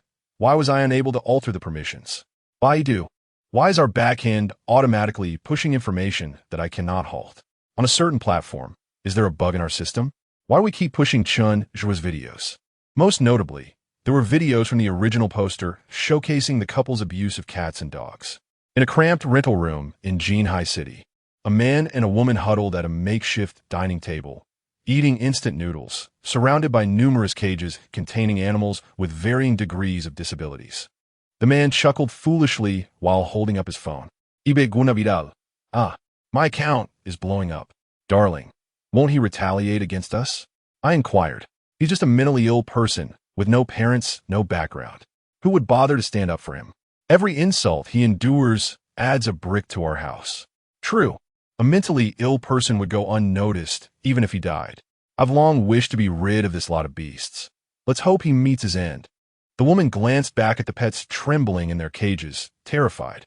Honey, I have another video. Let us edit it. The angle perfectly captures this mentally ill person throwing a fireball into the crowd. It will surely go viral. I'm so thrilled. The thought of our success keeps me awake at night. The couple eagerly envisioned their bright future ahead. A notification chimed on the man's phone, revealing a message. You two are truly revolting, utterly devoid of any moral standards. The woman leaned closer, remarking, Darling, this person seems unhinged. Who cares? Such individuals are either delusional or foolish. An increasing number of messages flooded in. Even the mentally ill are being maligned. Dogs would regurgitate their conscience after encountering you. The content creator's real name is Wang Xiaohu Zhanghui, residing in Building 5, Room 201 of the Xiangyang community in Jinhai City. One immoral person, and their family shall suffer. 2 immoral individuals, and their lineage shall be obliterated. Decorum is a commendable trait, yet it is regrettable that you both lack it. Being in such close proximity to them infuriates me. At the break of dawn, I shall confront them and expose their misdeeds. Please, deliver a slap on my behalf. Humanity can be exceedingly repugnant. Chapter 47. The self-healing of a troubled mind. Some individuals are destined to endure a restless night, while others drift peacefully into slumber. As dawn gently breaks, several sparrows perch upon the windowsill of Chen Zhuo's modest abode, chirping incessantly. Awakening from his deep slumber, Chen Zhuo pushes open the lid of his coffin, stretches languidly, and inhales the crisp morning air, resolving that yesterday's discontent shall cease here. Today shall shine brightly once more. As per his routine, he rises to wash up, cradling his food bowl, and approaches the familiar window to receive his meal. The mischievous spirit requests the headquarters for additional morsels of meat. Chen Zhuo remains the same vibrant youth he has always been. Yet the system begins to question itself. Is it truly Chen Zhuo's remarkable self-recovery that is at play, or have I misjudged the situation? Seated at his usual spot, Chen Zhuo surveys the dining area with a sidelong glance, noticing a bespectacled figure in the corner sporting a new pair of glasses. An exclamation in Japanese escapes Chen Zhuo's lips unexpectedly. The bespectacled individual feels an unsettling gaze upon him and instinctively casts a glance around. This is entirely due to the intensity of Chen Zhuo's stare, which radiates an unmistakable determination. Alarmed, the bespectacled figure hastily consumes his meal and scurries to the washing area. Chen Zhuo follows closely behind, emerging moments later adorned with a new pair of rectangular glasses. During the morning's recess, beneath a banyan tree in a mental health facility, a gentle breeze rustles the treetops. Chen Zhuo, one hand raised with a phone and the other clutching a piece of chalk, meticulously draws countless small circles on the cement ground, inscribing within them whimsical monikers. A glimpse of fish belly white on the horizon, wooden one. Immersed in concentration, he stamps his foot upon each completed circle, murmuring, "Circle, I curse you. Circle, I curse you. Circle, I curse you." In a single night, the narrative surrounding Chen Zhuo's video with the director of the Seoul Requiem Bureau experienced a dramatic twist. The originally maliciously edited video was met with backlash from enraged users online, leading to the original poster being reprimanded by the local police for disseminating false information. Simultaneously, the official channels began to rectify Chen Zhuo's reputation, with various media outlets reporting on his heroic endeavors in assisting the demon-exorcising police and the Seoul Requiem Bureau. In an era marked by the resurgence of ghostly phenomena, the true heroes who vanquish evil spirits become the objects of public adoration, especially when adorned with striking good looks. Online, the label of mentally ill transformed into an endearing badge, with numerous memes featuring Chen Zhuo flooding the internet. A wave of enthusiastic fans, drawn by his sudden fame, besieged the entrance of the Qing Shan Mental Hospital, each bearing gifts, unbeknownst to them that snacks could forge a bond with Chen Zhuo. A throng of youthful maidens, standing behind the gates, shouted in unison, "Chen Zhuo, I adore you. You are so handsome. Chen Zhuo, I wish to bear your children. Chen Zhuo, you are utterly adorable. Moi moi moi." The unexpected surge of Chen Zhuo's popularity left the director of the mental health facility in a state of distress. Faced with the frenzy of fervent admirers, the institution convened to decide, for Chen Zhuo's safety, to keep the doors closed and to refrain from accepting video calls. Fans engaged in a dispute with the psychiatric hospital for an entire morning, ultimately reaching an agreement that Chen Zhuo could meet them through the barred gate. Then, the scene was remarkably peculiar. In the afternoon, Chen Zhuo, donning a Pikachu knit hat and dressed in the striped garb of a psychiatric patient, had one pant leg rolled up to his thigh while the other dangled loosely over his foot. His feet were still adorned with those conspicuous, oversized slippers, their protruding fronts having become his signature. With the toes of his left foot pointed to the ground and his body leaning slightly to the right, he tilted his head and pursed his lips, his large eyes wide open. This image perfectly encapsulated the essence of a spectator. "Wow, Chen Zhuo, you are so adorable. Love you, love you, love you." "Huh?" Chen Zhuo flashed a bright smile. "Chen Zhuo, I really like you." Following the sound, Chen Zhuo glanced over, intrigued. He leaned his head to the left, sending heart signs. He exclaimed. He leaned to the right. Look at me, look at me." Chen Zhuo protruded his lower lip, bared his teeth, resembling a large gorilla. So cute, love you, love you. He ceaselessly changed his poses, now imitating Ultraman, now King Gigi, now Conan. Each change would incite a stir among his young admirers. This prompted the medical staff to begin questioning their own aesthetic sensibilities. Had they drifted far from the public's taste? At the entrance, a slender hand clutched 2 red bills, reaching through the bars. Chen Zhuo, could you take a photo with me? The staff member guarding Chen Zhuo rushed forward to intervene, but Chen Zhuo was quicker, swiftly pocketing the money. Where there was one, there were many. More young admirers pulled out cash to pose with Chen Zhuo. One red bill after another was deposited into Chen Zhuo's pockets, accumulating rapidly. A fulfilling and joyous day soon came to a close. Chen Zhuo sat in his small room, unwrapping gifts from his fans, tinkering with them until deep into the night, still wide awake. As the Ghost Festival approached, spirits grew increasingly unruly, their wails echoing through the streets. Most spirits sought to cause mischief during the festival, with some even openly provoking the personnel of the Soul Requiem Department, who were currently overwhelmed with their duties. At Qing Shan Hospital, within the silent confines of the morgue, a metallic scraping sound broke the stillness. Old Zhang, on duty, heard the commotion and opened the morgue door to investigate. The 37th corpse cabinet had inexplicably swung open. Being a brave soul, Old Zhang approached the cabinet. However, after just a few steps, the corpse within the 37th cabinet sat up, revealing a male body still covered in frost. Realizing something was amiss, Old Zhang quietly took a few steps back. The male corpse's neck emitted a crackling sound as its ashen face turned towards Old Zhang, its lips merging seamlessly with its skin, save for a pair of lifeless eyes rimmed in red. The morgue lights began to flicker and soon extinguished. Old Zhang fled the morgue in terror, his cries echoing in the night. The male corpse emerged from the morgue, stepping out into the dimly lit hallway.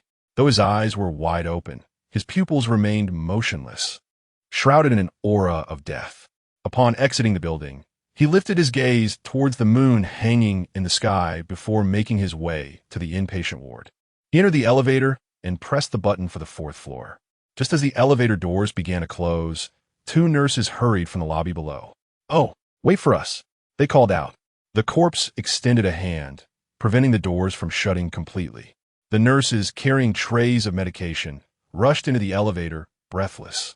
One nurse, out of courtesy, murmured, "Thank you." She looked up, locking eyes with the corpse, whose gaze was hollow and whose skin was pallid. The other nurse pressed the button for the 7th floor, shivering slightly as she remarked, "How strange, it feels so cold in here." Chapter 48. The living dead. The nurse turned around, her eyes widening with terror as she caught sight of her distressed colleague. Following her gaze, she beheld a frozen male corpse, droplets of condensation forming on its surface under the sweltering summer sun. Instinctively, the young nurse glanced at the corpse's ankle, where a red string bore a tag inscribed with the number 37. The red string, the tag, the mortuary cabinet 37. Trembling, the 2 nurses huddled together, their medication tray clinking ominously. The male corpse twisted its neck, fixating its gaze on the nurses. 1 second, 2 seconds, 3 seconds, it felt like an eternity. Frozen in fear, the corpse could only shift its head to alter its perspective. It looked downward, where a bag of blood in the tray caught its attention. The corpse reached out, grasping a blood bag.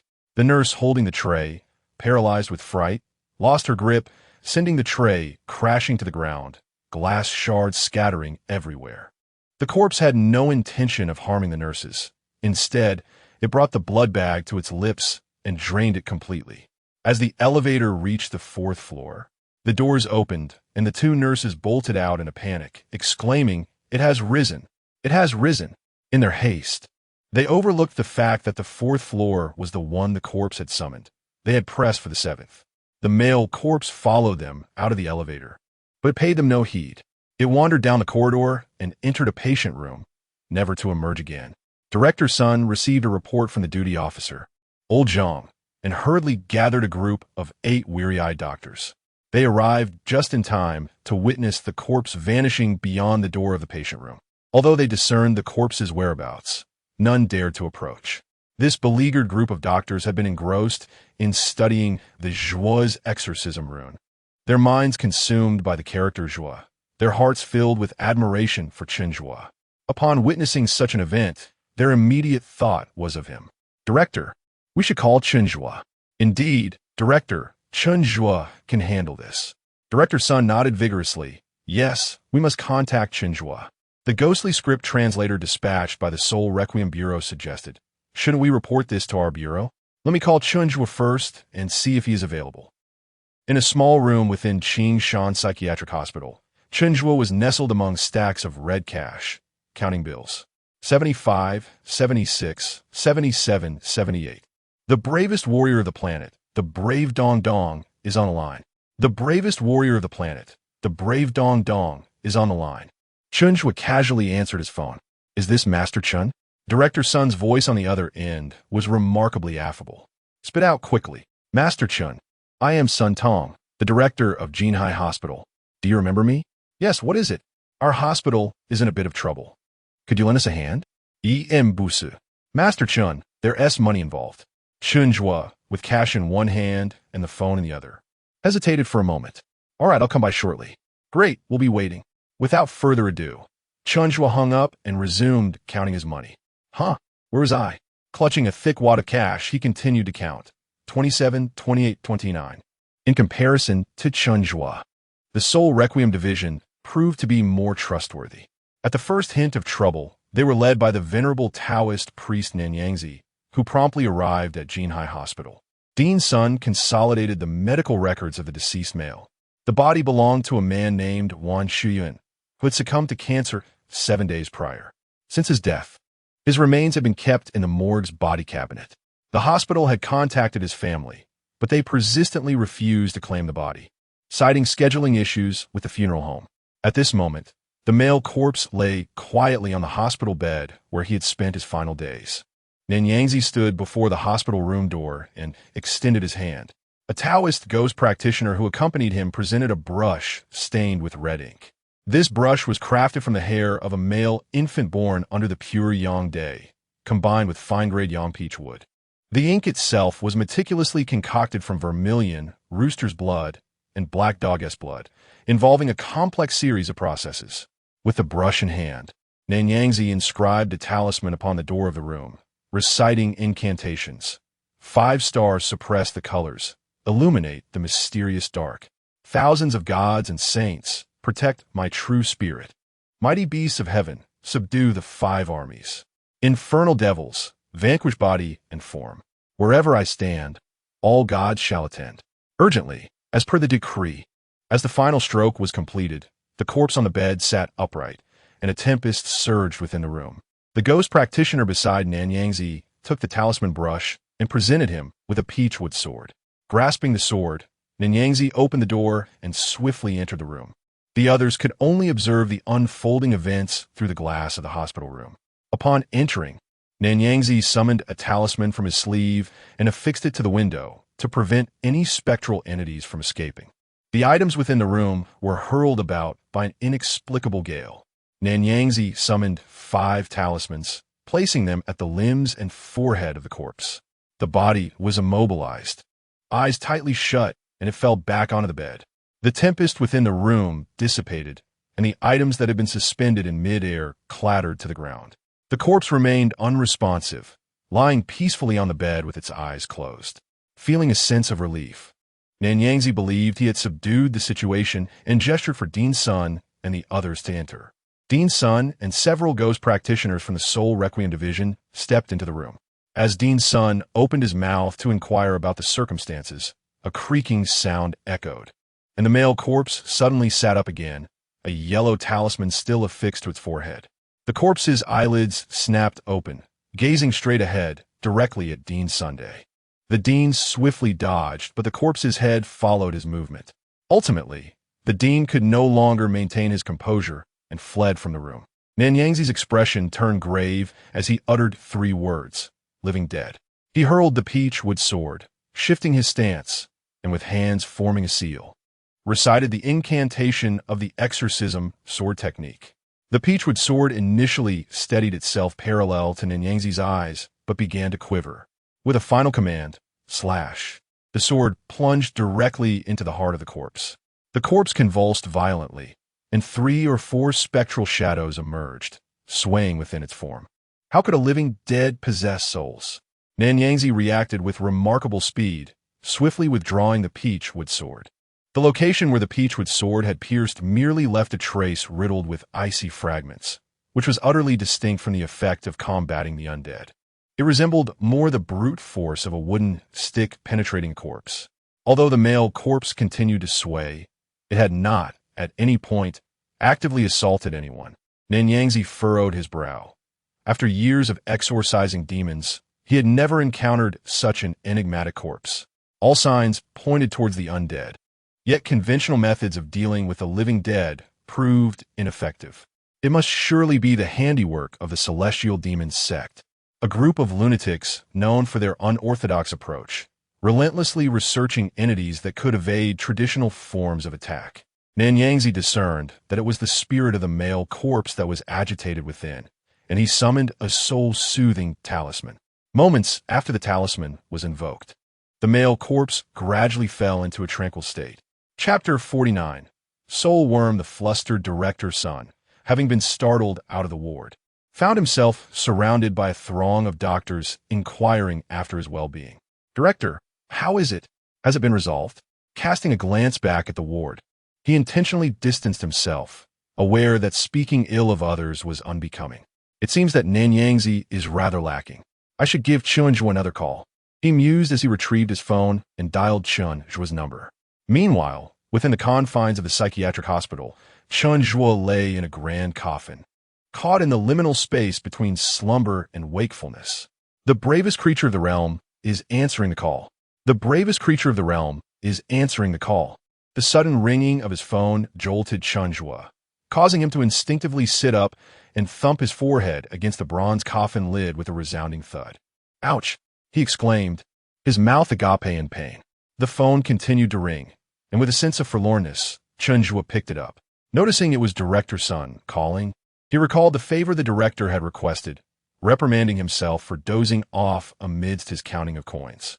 "I'm on my way. Stop hurrying me," he replied impatiently, cutting off any chance for the other to respond. Upon hearing Chen Zhuo's tone, Director Sun grew anxious, fearing that Chen Zhuo might turn back. His gaze inadvertently fell upon a cake resting at the nurse's station, and on a sudden whim, he exclaimed, "Master Chen, fearing you might be famished after your evening endeavors, I procured a strawberry cake for you. I hope it pleases your palate." Instantly awake at the mention of the cake, Chen Zhuo's fatigue dissipated. The thought of indulging in a slice of strawberry cake at night was utterly delightful. "I'll be there shortly," he replied eagerly. "Excellent, excellent. We shall await your arrival." Director Sun responded before hanging up. Emerging from the coffin, Chen Zhuo reflected on how unappealing the coffin had become. He longed for the comfort of his soft bed instead. He decided to ask Dong Qi to prepare a similar one for him.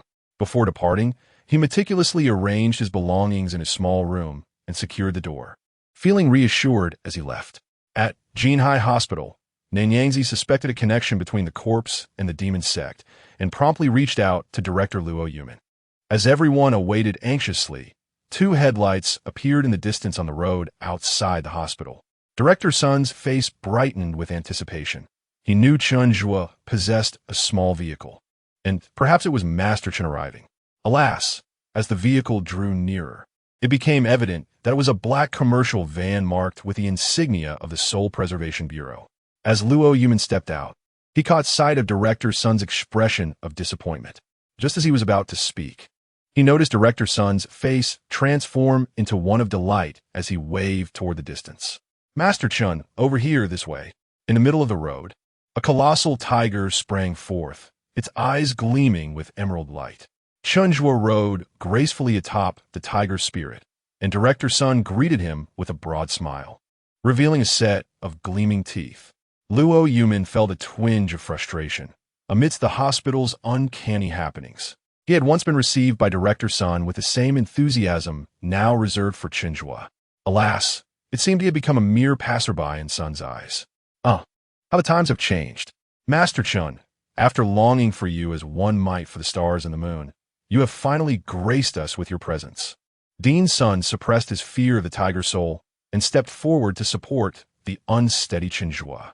Luo Yumin also straightened his attire, instantly donning a flattering smile as he approached with courtesy, saying, "Master Chen, you have arrived.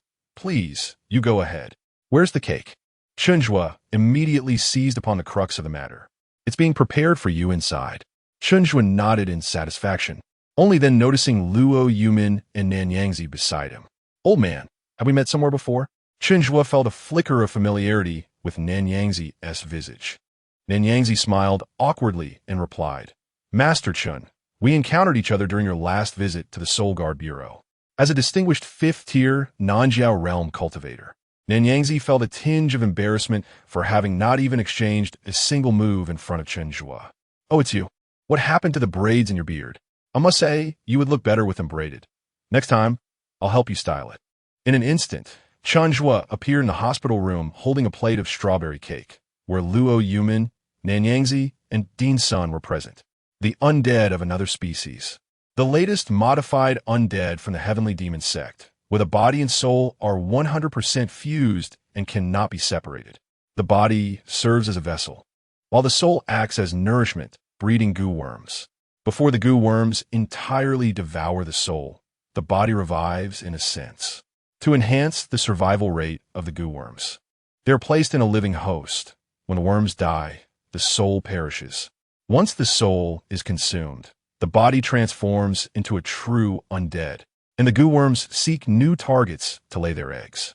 Chen Zhuo, engrossed in the strawberry cake, abandoned the fork and took a bite directly, cream smearing around his nose and mouth. He extended his tongue to lick away the cream, but only succeeded in smearing it further. "Master Chen, have you discerned something?" Dean's son inquired anxiously. Luo Yumin, having gleaned some information from Nanyangzi, awaited Chen Zhuo's words. With a furrowed brow and narrowed eyes, Chen Zhuo stated, "This individual was cursed while alive. A goo worm was nurtured within him. When the worm perished, his soul vanished as well. As long as the goo worm lives, it will consume his soul, and once the soul is entirely devoured, he becomes a true undead. The goo worm will then seek its next target to breed, and the old worm will die." Chen Zhuo articulated the complex cycle with ease, as if he had witnessed it firsthand. Dean's son could only grasp the term undead, which was already terrifying enough. The Soul Guard Bureau had long dealt with ghostly entities, making this matter somewhat comprehensible. "Is it possible to extract the goo worm from the corpse?" Luo Yumin inquired. Suddenly, the body on the bed could no longer remain still. Unsupported, it sat up, still adorned with yellow talismans, its eyes wide and rolling, revealing the whites around the black pupils. Chen Zhuo paid no heed, licking the remnants of cream from the corners of his mouth. "According to your human customs, it is not permissible. Extracting the goo worm would be akin to watching his soul dissipate. It is inhumane. If the goo were placed in a living person, that would be even more cruel. As extracting it equates to taking a life," Chen Zhuo explained. The white-bearded sage, Nanyangzi, grew impatient. "This cannot be allowed, nor that. We cannot simply turn a blind eye. Foolishness lies in the multitude of moral codes you uphold. The demon sect invites you to make your own choice. Yet whichever path you choose, it contradicts virtue." While Chen Zhuo spoke with utmost seriousness, the cream upon his lips betrayed him. Luo Yumin nodded, stating, "This bears the hallmark of the demon sect's modus operandi.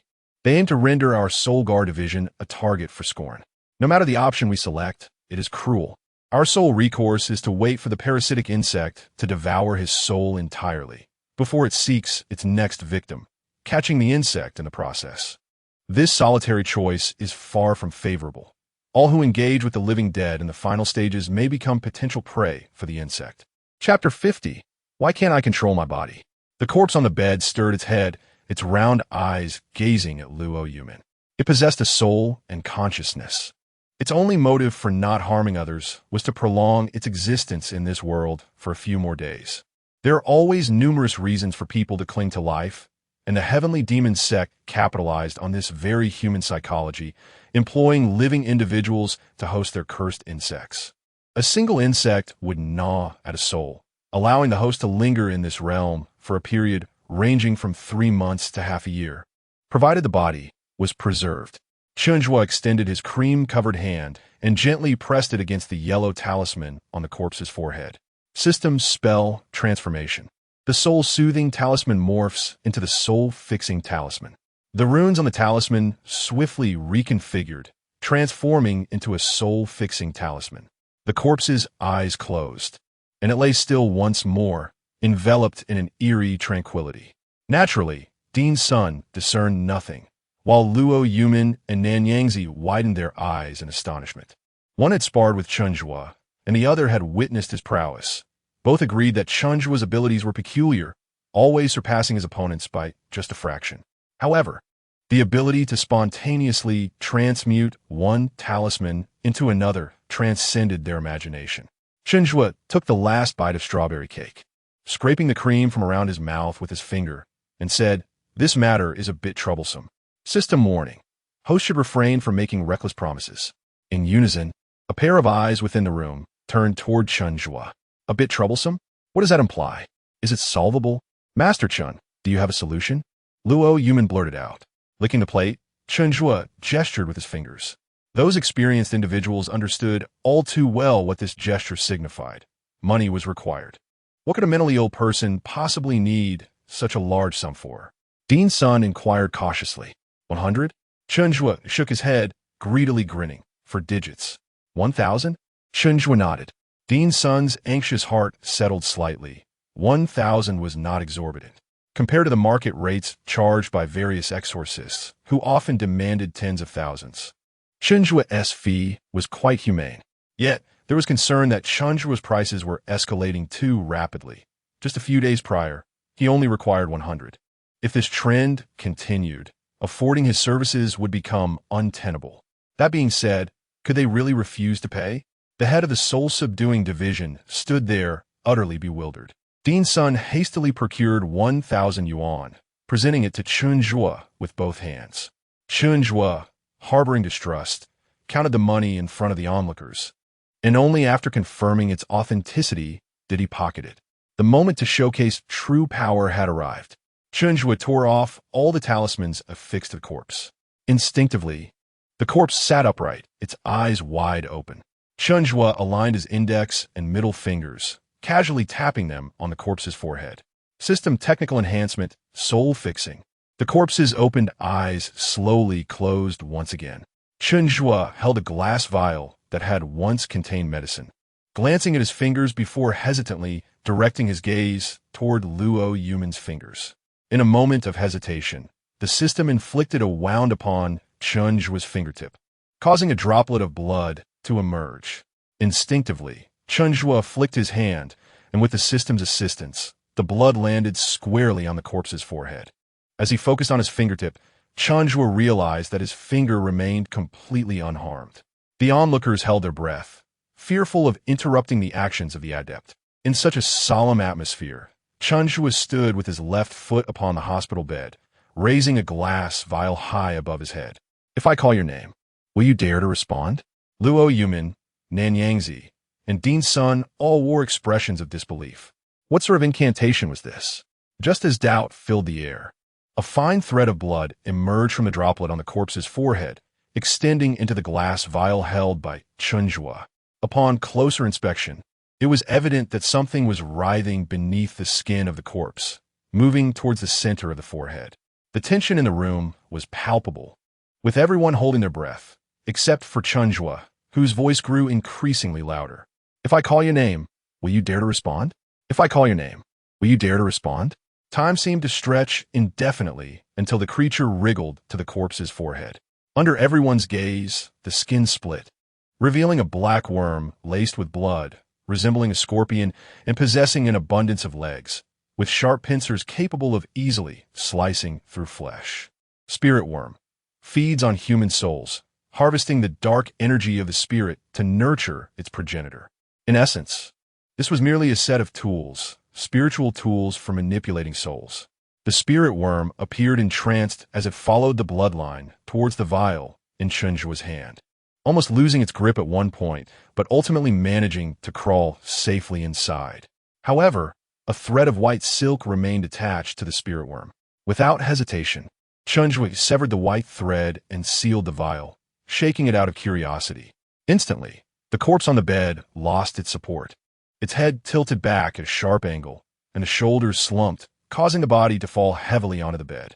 With the absence of the spirit worm, the soul within the corpse began to stir, numerous phantoms struggling simultaneously, each soul appearing to endure immense torment, their faces contorted in agony as they silently screamed.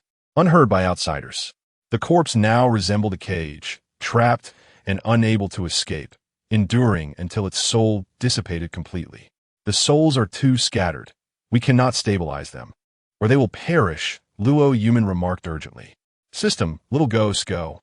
The little ghost emerged from Chen Zhuo, adorned in a black dress, with crimson eyes and surrounded by an aura of darkness, causing the temperature in the room to plummet.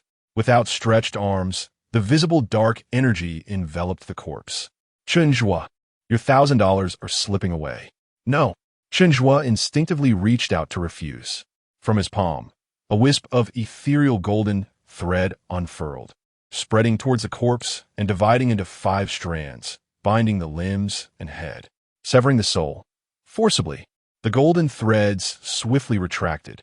As the soul was forcibly severed from the corpse, the spirit had been excessively devoured by the soul worm, and despite the protective influence of the ghostly aura, the 3 souls and 7 spirits could not coalesce into a unified whole. A system prompt appeared under necessary conditions. The system will make the most appropriate choice for hosts lacking the ability to act. Suddenly, the system seized control of Chen Zhuo's body. His gaze became momentarily vacant. His right foot crossed over his left, and he sat down cross-legged, his right hand maintaining the posture of grasping the soul, while his left hand dangled before his chest. Murmuring incantations. This demeanor was strikingly unlike the true Chen Zhuo, who found his spirit imprisoned within the corporeal shell, bewildered by the system's actions. Why can I no longer control my own body? Chapter 51. The enlightened ones beyond our comprehension, alas, I can scarcely lift my hand. Silence, silence. What on earth are these incantations? They sound utterly dreadful. I warn you, whoever you are, swiftly return my body to me. Chen Zhuo was frantically struggling within his own form. To onlookers, he had completely transformed into a radiant figure, exuding an aura of enlightenment. Luo Yuman stood in astonishment, his mouth agape.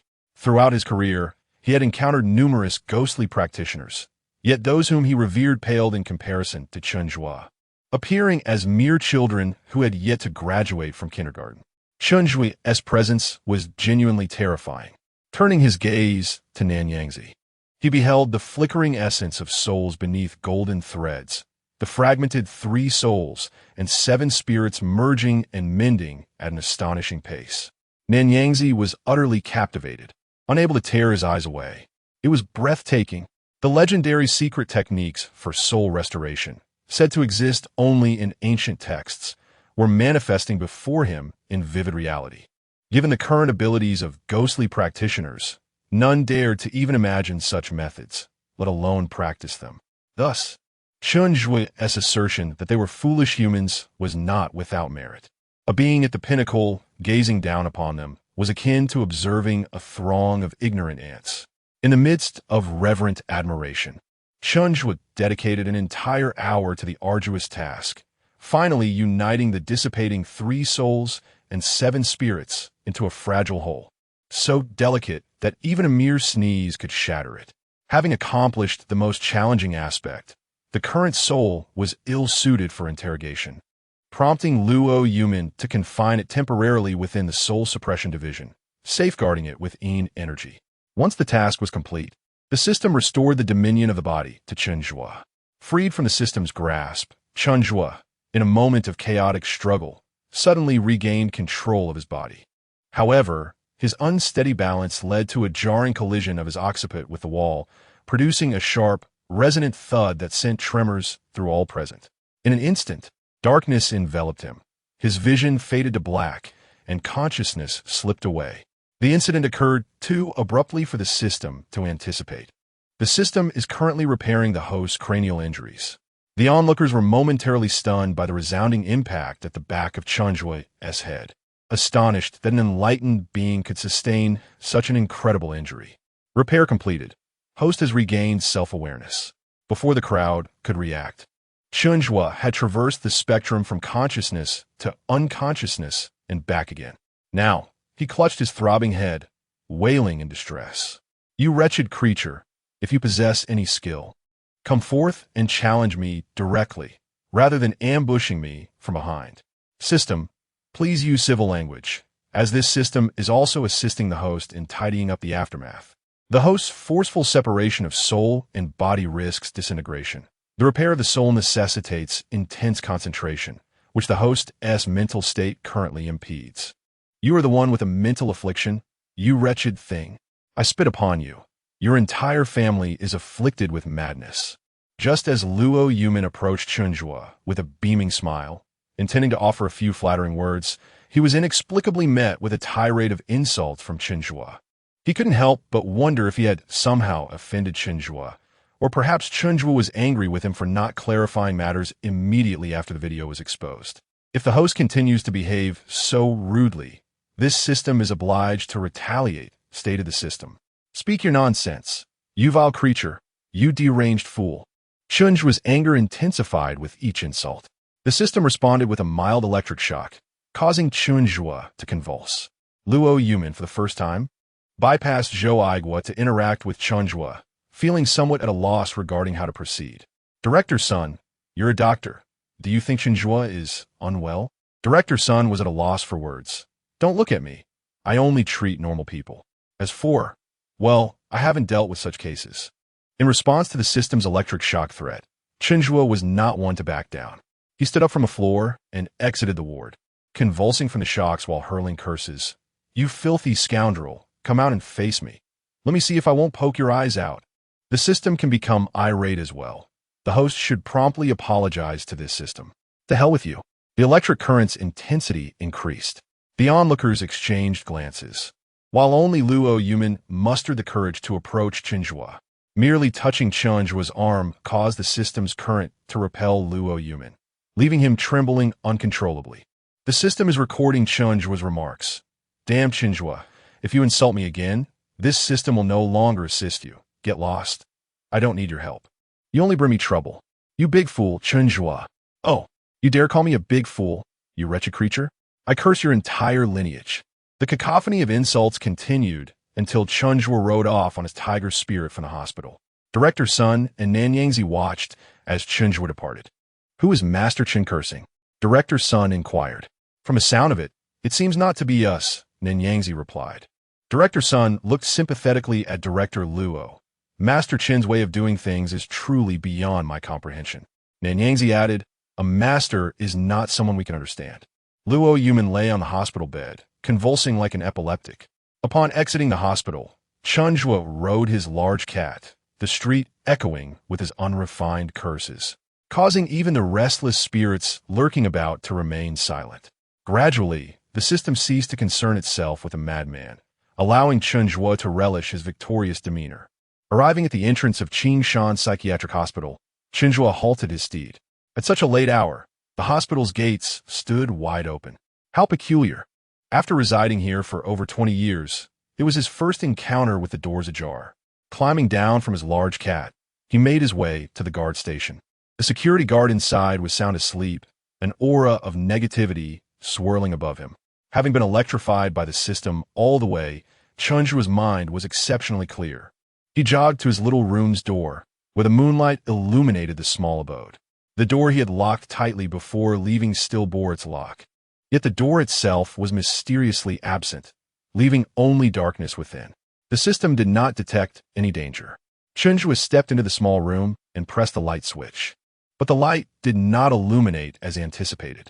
He squinted and cautiously approached the grand coffin, the floor creaking beneath his feet. System eye enhancement, night vision activated. In the darkness, a green glow emanated from Chen Zhuo's eyes, rendering the scene within the room vividly clear. The pristine white walls were splattered with dark crimson blood, and the grand coffin lay toppled on the floor. Snacks scattered across the room, torn apart, while his toiletries and unworn new clothes lay in tatters.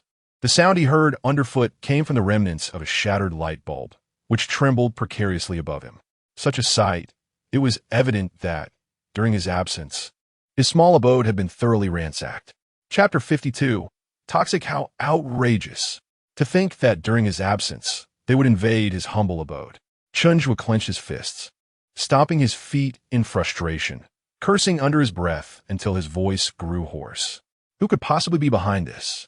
Stepping out of his dwelling, he shouted into the courtyard. Xie Yan? A soft voice from the shadows replied. She has already been taken away by the personnel of the Soul Town Division. She is now a public spirit of the division. Traitor. Chen Zhuo, consumed by anger, paced in circles, gripping a wooden stick, yet uncertain of whom to exact his vengeance upon. The first suspect that crossed his mind was the Soul Town Division. But the bandit leader had been by his side the entire night, leaving no opportunity for mischief. He pondered, given his amiable nature, it was improbable that he had made enemies. Who, then, was the wretched soul that dared to ransack his abode? Chen Zhuo was not alone in his ire. In a corner of Jinhai City, dozens of cultists from the Heavenly Demon sect gathered for a meeting, their projector displaying an enormous video still. In this still, Chen Zhuo donned a Pikachu-knitted hat, leaning to the right, surrounded by adoring fans, wearing a radiant smile as if reveling in the spectacle. At the forefront of the gathering stood a disheveled Taoist, performing hand seals to manipulate a straw effigy adorned with yellow talismans. Gradually, the effigy lost its vitality as the Taoist withdrew his hand. It seems this fellow had an inkling and fled early, he lamented. I refuse to believe that a lunatic can possess such prowess. Even if he has some ability, surely, with our combined strength, we could overcome a mere madman. I say, it is your caution that is excessive. What prowess? The adept mage of the Northern Void Realm fell before this lunatic. You must acknowledge that this madman possesses strength exceeding that of the Northern Void Realm. Among us, the most formidable have just breached that threshold. Engaging this lunatic head-on would surely spell our doom. Are we to concede defeat? The illustrious celestial holy sect cannot be bested by a madman. Such news would be a source of ridicule. Brother Liu, with the Mid-Yuan festival approaching, the main sect has decreed that all efforts must center around it. It is said that this year, practitioners above the 5th rank of Nanjiao may enter the ghost realm to exchange items. By then, our power will have amplified significantly. Do you still fear a madman? Regardless, I have already devised several minor schemes to deal with Chen Zhuo. Even if we cannot eliminate him, we can certainly ensnare him in troubles. Chen Zhuo, having endured enough turmoil at the psychiatric hospital, found himself unable to identify the perpetrators behind the invasion of his dwelling. Yawning, he strolled into the inpatient ward. His previous room had been reassigned to a severely ill psychiatric patient. In a fit of indignation, he seized the patient by the collar and unceremoniously tossed him out of the room, then collapsed onto his former bed, his heart brimming with resentment. The doctors and nurses scurried about, hastily relocating the severely ill patient, fearful that he might disturb Chen Zhuo. The following morning, as dawn broke, Chen Zhuo, carrying a food tray that did not belong to him, made his way to the cafeteria for a meal. Outside the Qing Shan Psychiatric Hospital, a large gathering of Chen Zhuo's fans assembled to pay him a visit. The video of Chen Zhuo donning a Pikachu-knitted hat went viral online yesterday, even inspiring a remix version that garnered over 1 million views on Bilibili, drawing considerable attention from fans. Consequently, even before the hospital opened for visitation in the morning, throngs of fans crowded outside the gates, eager to see Chen Zhuo. He had no choice but to emerge early to greet them. For those who brought gifts to see him, Chen Zhuo momentarily set aside his dismal feelings about the destruction of his small abode and donned a cheerful expression. This group of fans seemed well informed, having learned about the unfortunate incident regarding Chen Zhuo's room from some source. One girl, standing outside the iron gate, innocently inquired, "Chen Zhuo, was your room vandalized by bad people?" At that moment, the smile on Chen Zhuo's face visibly faded. "Chen Zhuo, please don't be upset. If you're unhappy, we will feel the same," one fan urged. "Yes, Chen Zhuo, you must be happy. If you're not, it only serves to please those who wish you ill. We can pool our resources to buy you new furniture and redecorate your home."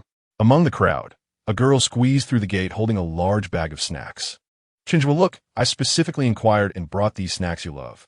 Please cheer up. Is this for me? Chen Zhuo's eyes brightened as he took the bag eagerly. Despite the hospital's prohibition against fans delivering food to him, their enthusiasm and Chen Zhuo's willingness to accept were irresistible. How could they deny him? Who would dare refuse such a beloved figure? With a mere word, Chen Zhuo could sway the tides of public opinion online. Thus, the staff turned a blind eye to the ban. Chen Zhuo opened a bottle of Waha, feeling somewhat uplifted, and even fetched a chair to sit down and boast. I was out yesterday for a matter. Had I stayed home, who would have dared to vandalize my place? I would have knocked them to the ground.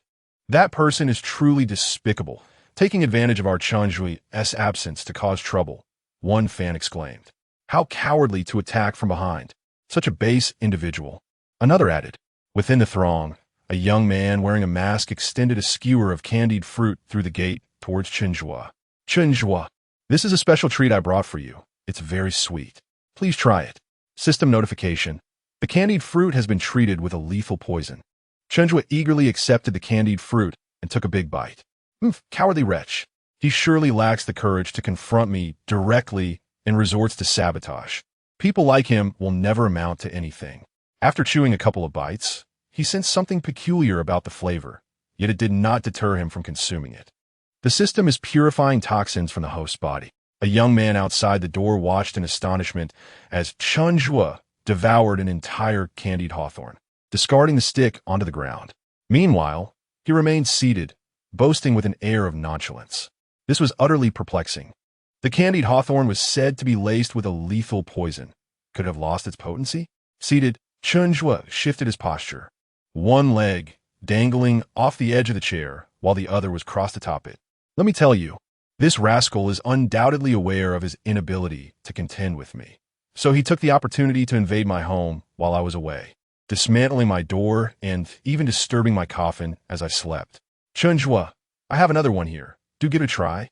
The young man, intent on poisoning, offered another candied hawthorn to Chen Zhuo, who, without hesitation, seized it and stuffed it into his mouth. Chapter 53. Sticky Teeth, alas. My teeth are sticky. Despite the modest number of fans, Chen Zhuo bore the weight of an idol's image. He could no longer indulge in reckless acts, such as carelessly picking his teeth. Instead, he pouted, his tongue flicking about within his mouth. Soon, another candied hawthorn skewer was devoured. The person responsible for this insidious act was at a loss.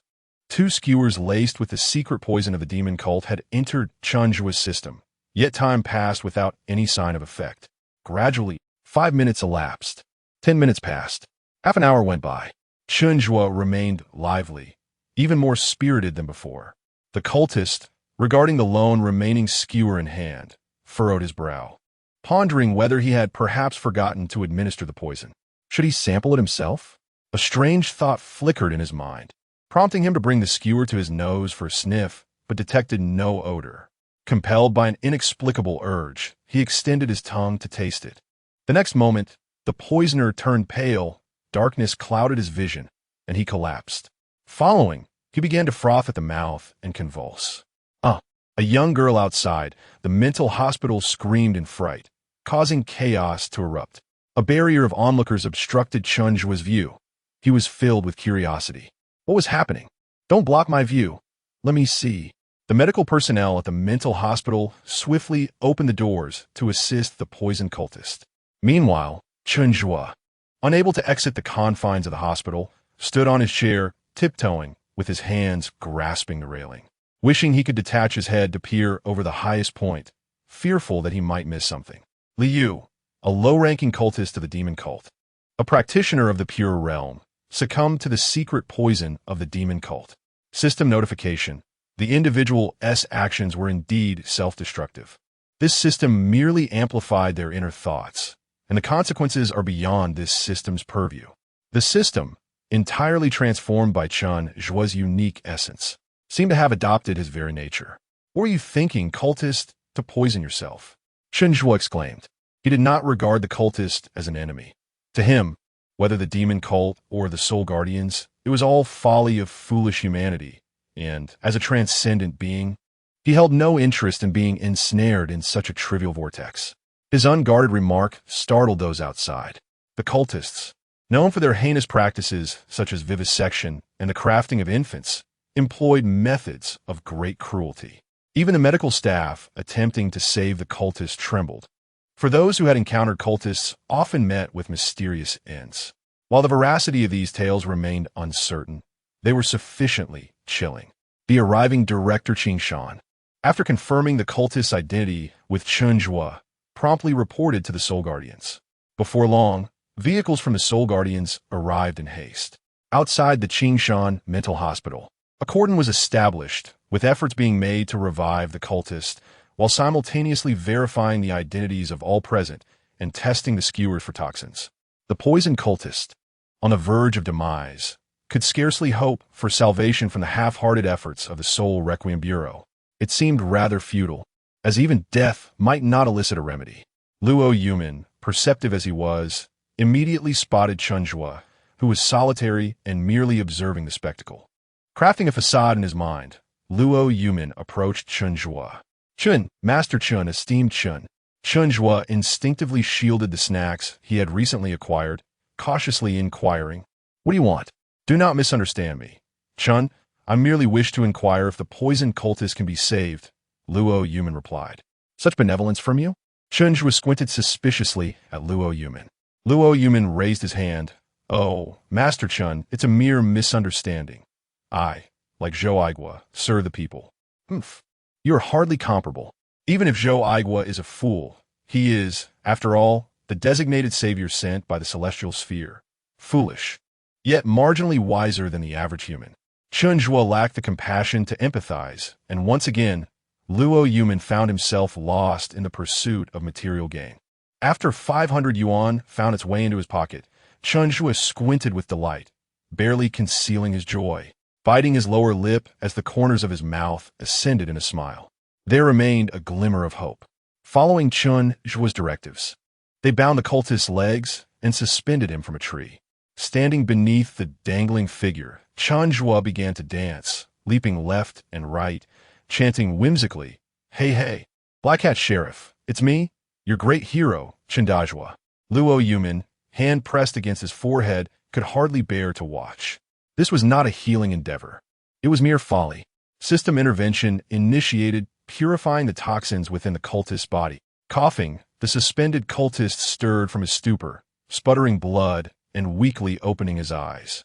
A gentle breeze swept by, causing the bound cultist to rotate upside down, his gaze fixed intently on Chen Zhuo, filled with resentment. "Why? Did you consume 2 skewers of candied hawthorn and remain unscathed?" The cultist weakly inquired. Standing beside Chen Zhuo, Luo Yumin's eyes widened in disbelief. "What on earth? Chen Zhuo consumed 2 skewers laced with deadly poison?" Chen Zhuo, standing under the tree, furrowed his brow, smacking his lips. The taste was rather decent. "I thought they were expired." The cultist coughed violently. "Taste? Expired? You poisoned this lunatic, and he dares to discuss flavor? How much contempt must he hold for the secret poison of the heavenly demon cult?" At that moment, a truck laden with furniture rolled down the shaded path of the psychiatric hospital. The driver leaned out. "Which one of you is Mr. Chen Zhuo? Your furniture has arrived." "That's me," Chen Zhuo exclaimed, raising his hand and jogging towards the truck. This load of furniture had been crowd-funded by his fans and had just been delivered. Luo Yumin stood in place, addressing Master Chen. "You have been ensnared by a cult. You are poisoned. For your own safety, it would be prudent to examine your health." "Master Chen, when will you cast aside this cultish influence?" Chen Zhuo was utterly lost in the joy of his new furniture. Alas, he was being pursued for his very life, and yet he could not muster the gravity this situation demanded. With a sense of helplessness, Luo Yumin lamented to the cultist perched in the tree. "Consider your actions. You poisoned Chen Zhuo, yet he remains unscathed, while you nearly succumbed to the venom. Who truly inflicted the poison upon whom?" The cultist remained silent. Within the confines of Qing Shan Psychiatric Hospital, the fans had even brought furniture, compelling the director to allocate a larger room for Chen Zhuo. His modest existence had transitioned from mere sustenance to a state of comfort, as he now enjoyed a spacious bed, a sofa, a wardrobe, and air conditioning, all at his disposal. Chapter 54. Do I resemble a human or a deity? Following the fan meeting in the afternoon, the matter with the cultists came to an abrupt end due to their ingestion of poison. The cultists were returned to the Soul Town division, destined to spend the remainder of their lives confined to bed, devoid of sensation in all but their heads, rendering their existence irrevocably shattered. Little did the cultists anticipate that their arrival in good health would culminate in such an irreversible fate. As the personnel from the Soul Town division departed, Luo Yumin chose to linger behind, seizing the opportunity to ingratiate himself with Chen Zhuo while the less reputable individuals were absent, within a span of 2 to 3 hours. The room was furnished with an array of items, ranging from a double bed, sofa, air conditioner, wardrobe, to tables and chairs, and even down to toiletries, chopsticks, and towels. Chen Zhuo reclined on the expansive bed as the sweltering summer heat enveloped him, all windows and doors securely shut, with the air conditioner providing a gentle, refreshing breeze, pure comfort. Luo Yumin had procured a substantial bag of snacks from a convenience store and knocked on Chen Zhuo's door. Having recently delivered some money to Chen Zhuo, the latter felt less resistant towards Luo Yumin, especially since he arrived bearing gifts. Upon entering Chen Zhuo's new abode, Luo Yumin lavished praise upon the space, noting its significant increase in size and the delightful coolness of the air conditioning. Seated on the bed, Chen Zhuo fiddled with his chopsticks, casting a skeptical glance at Luo Yumin. The latter, weighing the snacks in his hands, declared that he had come to extend his congratulations to Master Chen on his housewarming. Housewarming? Chen Zhuo's realization dawned. Indeed, it was a celebration of his new home. As he spoke, he adjusted his new quilt, adorned with patterns of Doraemon and Nobita. Noticing it had become slightly soiled, Chen Zhuo took care to pat the quilt, stealing a glance at Luo Yumin. With a knowing smile, Luo Yumin complimented. This quilt is truly delightful, perfectly embodying Master Chen's temperament. Chen Zhuo, pleased, withdrew his hand and rummaged for his chopsticks. Oh, this bowl is remarkably exquisite. I must capture a photograph to procure an identical one for myself. He then continued to explore the cabinet, remarking on the numerous compartments that could accommodate a variety of items, discovering a small doll within. This table is beautiful, and it even has drawers. How fortunate. The two engaged in this mutual display of admiration, their intentionality blending seamlessly, rendering the atmosphere less contrived. Chen Zhuo reveled in the exchange, and Luo Yumin achieved his objective. After showcasing all his belongings to Luo Yumin and receiving abundant praise in return, their relationship grew significantly closer. With the arrival of the Ghost Festival, the Soul Town division had its hands full, prompting Luo Yumin and Chen Zhuo to part ways shortly thereafter. Once alone in his new dwelling, Chen Zhuo reclined on the bed, feeling a lingering sense of inadequacy in his ostentation. Lifting his phone, he snapped photographs from various angles, ensuring to include the snacks gifted by Luo Yumin. He proceeded to update his social media with a 9-grid collage, captioned, "Celebrating my new residence." Grateful for the gifts from friends. As he lay in bed, tossing and turning, a nagging thought crossed his mind. What if Xiao Qi and the others were unable to see it? He decided to make a phone call. Xiao Qi, what are you up to? Are you busy? The master has no significant matters at hand. Upon checking the master's social circle, a call came in, which he promptly dismissed, remembering to purchase 2 large watermelons upon arrival. Zhou Aigua, being a cunning old fox, has taken a particular interest in Chen Zhuo, swiftly acquiring the latest updates from Chen Zhuo's social media. Yes. Having moved into a new residence, the previous place was too cramped. You must come over. Splendid. Then there is Dean Qing Shan. Should I call him? He witnessed the moving of his furniture into the new abode, yet he hasn't sent a gift. Never mind. I shall refrain from calling for now and wait for Zaiqiu and Dong Donkey to arrive with their presents. Curious to see if he still feels embarrassed about not congratulating him on his housewarming. In the afternoon, Zaiqiu and Zhou Aigua arrived with gifts to celebrate Chen Zhuo's relocation, along with Dean's son from Jinhai Hospital and real estate mogul Wu Badong, accompanied by his daughter, all coming to extend their congratulations. Those who came were prominent figures from Jinhai City, and Dean Qing Shan, despite the subtle disdain in Chen Zhuo's gaze, was obliged to present his own gift. The brief gathering was filled with warmth and affection from friends. As evening descended, they departed, leaving Chen Zhuo to recline on his grand bed. Amidst his joy, a sudden thought struck him. Oh no, it had been ages since he last contacted headquarters. Would they suspect he too had been tainted by foolish humanity? Gazing around at the new furnishings, memories of laughter and joy with friends flooded his mind. Surprisingly, he found the foolish humans rather amiable. Chen Zhuo returned to his former small abode, rummaging through a large coffin to retrieve his oversized slippers used for signaling headquarters, treating them as treasures as he brought them into his new home. Cautiously, he surveyed the surroundings and pressed the communication number on the slippers. Dong Dongjio calling headquarters, please respond. Oh. Humanity is indeed cunning. I suspect Dong Donkey has already been corrupted by them. It is not that Dong Donkey lacks resolve. Even Dong Dongjio nearly succumbed to the foolish human's influence. Fortunately, Dong Dongjio discovered their deceitful schemes in advance. Please, headquarters, trust that Dong Dongjio will staunchly defend the honor of our planet. Oh.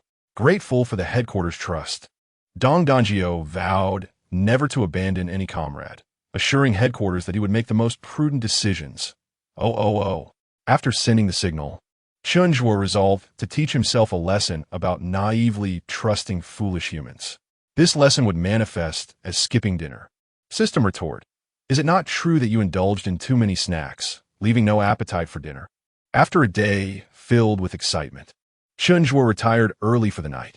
In his dreams, he returned to his home planet, becoming the most glorious warrior in the universe, clad in golden armor, radiating a golden glow. Every gesture he made drew admiration from the citizens of his planet.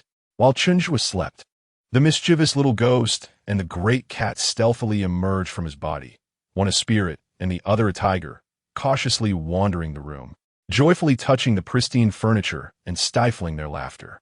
At midnight, in the depths of slumber, Chen Zhuo felt a knock on his door. Groggily, he opened his eyes, turned over, and drifted back to sleep. The sound of knocking resonated clearly in Chen Zhuo's ears. Who is it? Chen Zhuo, feeling impatient, sat up, tousled hair in disarray, and groggily made his way to the door. As he opened it, the sweltering heat from outside rushed in, a stark contrast to the coolness of the air-conditioned room. The outdoors appeared desolate, with only the shadows of clutter scattered in the yard. Disheartened, Chen Zhuo closed the door, intending to return to his slumber.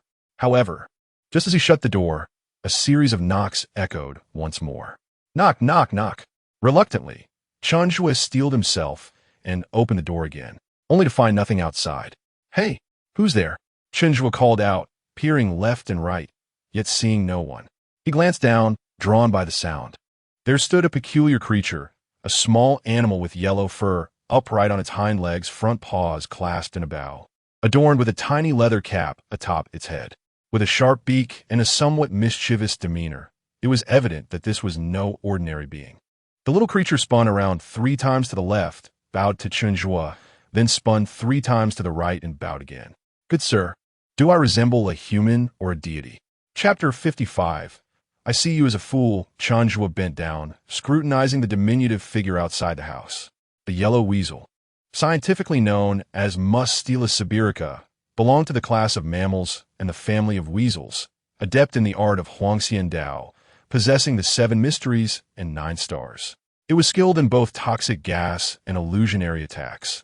Those ensnared by its illusions were easily swayed by their innermost desires.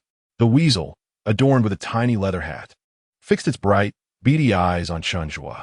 Young man, do I resemble a human or a deity? It inquired, baring its small teeth with an expression of eager anticipation. Chen Zhuo let out a heavy yawn. I see you as nothing more than a fool. With a resounding thud, the door was mercilessly slammed shut. The weasel, caught off guard, had its dark little nose struck by the door, causing it to stumble backward, its hat flung a meter away. Rubbing its nose, the weasel found itself smeared with its own blood. You insolent Chen Zhuo, here I am, showing you courtesy, and you dare to dismiss me. Enraged, the weasel retrieved its hat, brushed off the dirt, and placed it back atop its head. Standing on its hind legs, its head filled with fury. Knock, knock, knock. The door was rapped upon once more. Just as Chen Zhuo was settled down, he heard the commotion and impatiently picked up a stick to answer the door. Kid, I shall grant you one more chance. Do I resemble a human or a deity? The weasel threatened. Chen Zhuo brandished the stick, retorting, Do I look like your great-grandfather? With that, he swung the stick at the weasel. The small creature, nimble and quick, dodged the blow with ease. You little rascal. Today, either you perish or I shall. The weasel leapt at the stick, gripping it tightly, swiftly maneuvering to face Chen Zhuo, its rear directed at him.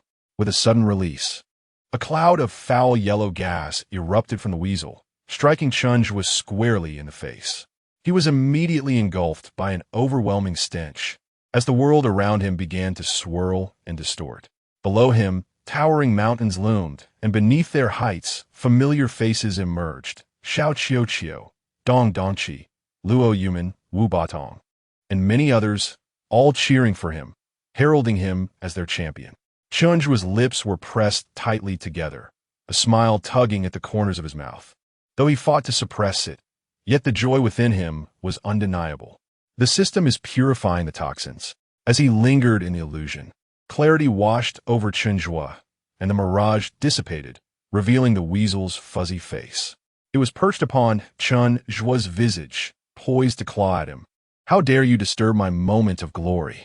Chen Zhuo exclaimed, yanking the weasel off his face and hurling it several meters away. 3 shallow scratches marred his skin, tiny beads of blood forming in their wake. The weasel tumbled to the ground, rolling several times. You are not affected by the illusion? The weasel was taken aback.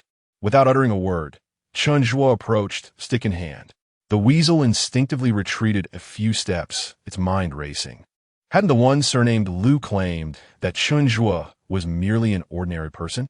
How could its 7 mysteries and 9 stars poison be ineffective against a mere mortal? The one surnamed Lu had deceived it. Confronted by the fearsome Chen Zhuo, the weasel dashed towards the exit of the mental asylum. System enhancement, binding celestial lock. A slender white thread suddenly ensnared the weasel's neck, causing it to stumble just as it reached the wall.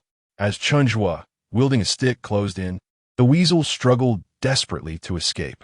Chen Zhuo approached and struck the weasel on the head with his stick. The weasel swayed unsteadily. How dizzy! Gradually, the weasel regained consciousness, only to find itself splayed out in an unprecedentedly humiliating posture, bound between the legs of a wooden stool. Before it stood a man and a ghost. The man was, of course, Chen Zhuo, while the ghost was a little imp. The pair were openly discussing the weasel's predicament. The little imp remarked, Chen Zhuo, I have never encountered talking mouse before. How about we keep it as a pet? Chen Zhuo replied, absolutely not. This little rascal has ill intentions. It just farted at me. It was utterly foul. Hey, open your eyes and see clearly. I am a weasel, a legitimate descendant of the Huangxian lineage, with an unbroken bloodline for 8 generations. Angered, the weasel retorted, disregarding its current disgraceful appearance. Upon hearing this, the little imp grew more curious. So this is a weasel? Weasels are not benevolent creatures. We should not keep it. Perhaps we should feed it to the big cat instead. The weasel scoffed, the cat? I am the Huangxian. The cat ought to kneel before me. Intrigued, Chen Zhuo inquired of the little imp, is that so? A big cat, a big cat. The spirit of a millennium-old tiger materialized at the sound. With a roar, the tiger spirit's deep growl sent the weasel's fur standing on end. Although the weasel was a formidable being in the northern sky realm, it still trembled under the ancestral pressure emanating from the tiger spirit. Why you call this? A cat? Chen Zhuo stroked the big cat's head. This little creature claims that upon seeing it, one must kneel. With a roar, the millennium-old tiger spirit growled at the weasel, causing its ears to ring. Terrified, the weasel shivered, its little beady eyes fixated on the tiger spirit's fangs. Its current cultivation was sealed, and a single tooth from the tiger could pierce its tiny head. Its meager flesh would not suffice even for the cat's dental needs. The little imp chuckled. Chen Zhuo, look, it's so scared it's about to wet itself. Beneath the chair, a puddle of yellow liquid began to spread. The weasel displayed an awkward smile, its eyes never straying from the tiger spirit. Ch Chen Zhuo, kind-hearted Chen, I could also serve as a pet. I can guard your home, sing and dance for you, and I consume little food. Truly, it is all a misunderstanding between us. Incited by a treacherous individual. The weasel's eyes sparkled with hope as it hurriedly explained. A treacherous individual? Chen Zhuo was taken aback. That would be Lu Wanxia. He is a cultist of the celestial demon sect, possessing strength in the northern sky realm. I, too, was unfortunate, captured and sold to this Lu. I had no choice but to acknowledge him as my master and must obey his commands. The weasel hastily revealed that it had sold the evening glow of the building. Fearing that Chen Zhuo would be incredulous, it continued, the soul worm incident at Qing Hospital is related to the extraction of cultivation. These cultivations are sold to cultists, forcibly enhancing their power. I also know how to identify those afflicted by the soul worm. According to the records of the Heavenly Demons sect, there are 2,376 individuals affected. No wonder my humble abode was raided. There are indeed treacherous individuals seeking to harm me. Chen Zhuo mused, resting his chin in contemplation. The weasel replied, "This is because you obstructed the development of the Heavenly Demon sect. You dismantled the Eye of Sacrifice, rendering all other formations ineffective, and the sect will undoubtedly seek your eradication. Furthermore, you have slain a formidable mage, severing the sect's supply chain. They will certainly not let you escape unscathed." Chen Zhuo's eyes flickered with curiosity as he inquired of the little ghost, "What is the Eye of Sacrifice?" The little ghost pondered before responding. The traitor in the spirit binding division seems to be trapped within the Eye of Sacrifice. It must be those several corpses. "Oh, and who is this formidable mage?" Chen Zhuo asked. The little ghost shook its head. "I have never seen him either." The weasel opened its mouth, at a loss for words. "Such a significant matter, and you possess no recollection at all?" The Heavenly Demon sect holds daily meetings, strategizing on how to eliminate you. Chapter 56. The official ghost. As the interrogation commenced, a familiar knocking echoed from outside the room. "Knock, knock, knock." Chen Zhuo's gaze fell upon the weasel, who promptly shook its head, indicating that it had no connection to the situation. Chen Zhuo eyed the doorway with caution, as a ghostly figure floated past the window adjacent to the door. The specter pressed its hand against its brow, furrowing its brows as it peered into the room. With flowing hair and two utterly unrelated eyes, it appeared to be a traitor. Just moments before, they had mentioned her. As the saying goes, speak of the devil, and he shall appear. Chen Zhuo signaled to the little ghost to open the door. The little ghost complied, revealing the slant-eyed female ghost outside, her hands awkwardly clutching a gift. "Senior," the female ghost spoke in a barely audible voice. Chen Zhuo rose and seated himself, his small face contorted with disdain. "You're like a weasel wishing a chicken a happy new year. Aren't you, now, a female bandit in the lair of outlaws? What brings you here?" The weasel thought to itself, "What does this have to do with me?" "Senior, it's not as it seems. As a powerless ghost like myself, if I do not seek a powerful patron, I cannot linger in this world for long. By nightfall, the celestial demon sect and rogue cultivators roam the city in search of ghosts. My abilities are too feeble, and I was fortunate to be noticed by the officials of the Spirit Requiting Bureau, thus securing a place to reside," the female ghost explained weakly. Tied to the chair, the weasel discreetly scrutinized the approaching female ghost, tilting its head in contemplation, taking a breath before speaking again. "You wouldn't happen to be a nining body, would you?" the weasel inquired with uncertainty. Chen Zhuo's mouth hung open in bewilderment. "Chen Zhuo, do you consider this system's hints to be mere nonsense? The Eye of Sacrifice cannot be remembered, nor can the adept mage, and even the pure nining body is forgotten." The female ghost nodded. "Our director mentioned this, although I am not entirely sure what a nining body entails. However, he cautioned that this information must not be disclosed to outsiders. My current strength is too weak. If it were discovered that I'm a nining body, I would be at risk of assassination." The weasel completely forgot its bindings. Nodding its small head, "Your director speaks wisely. No enemy would permit their adversary to grow stronger. I never anticipated you to be a nining body, a prodigy in the cultivation of the ghostly path." The little ghost, feeling indignant on behalf of Chen Zhuo, remarked, "Your director, alas.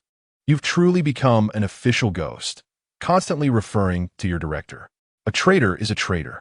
The little ghost embellished the tale, further irritating Chen Zhuo, who retorted, "Humph. Traitor." The female ghost, already struggling with her speech, found herself at a loss for words when confronted by Chen Zhuo and the little ghost's accusations.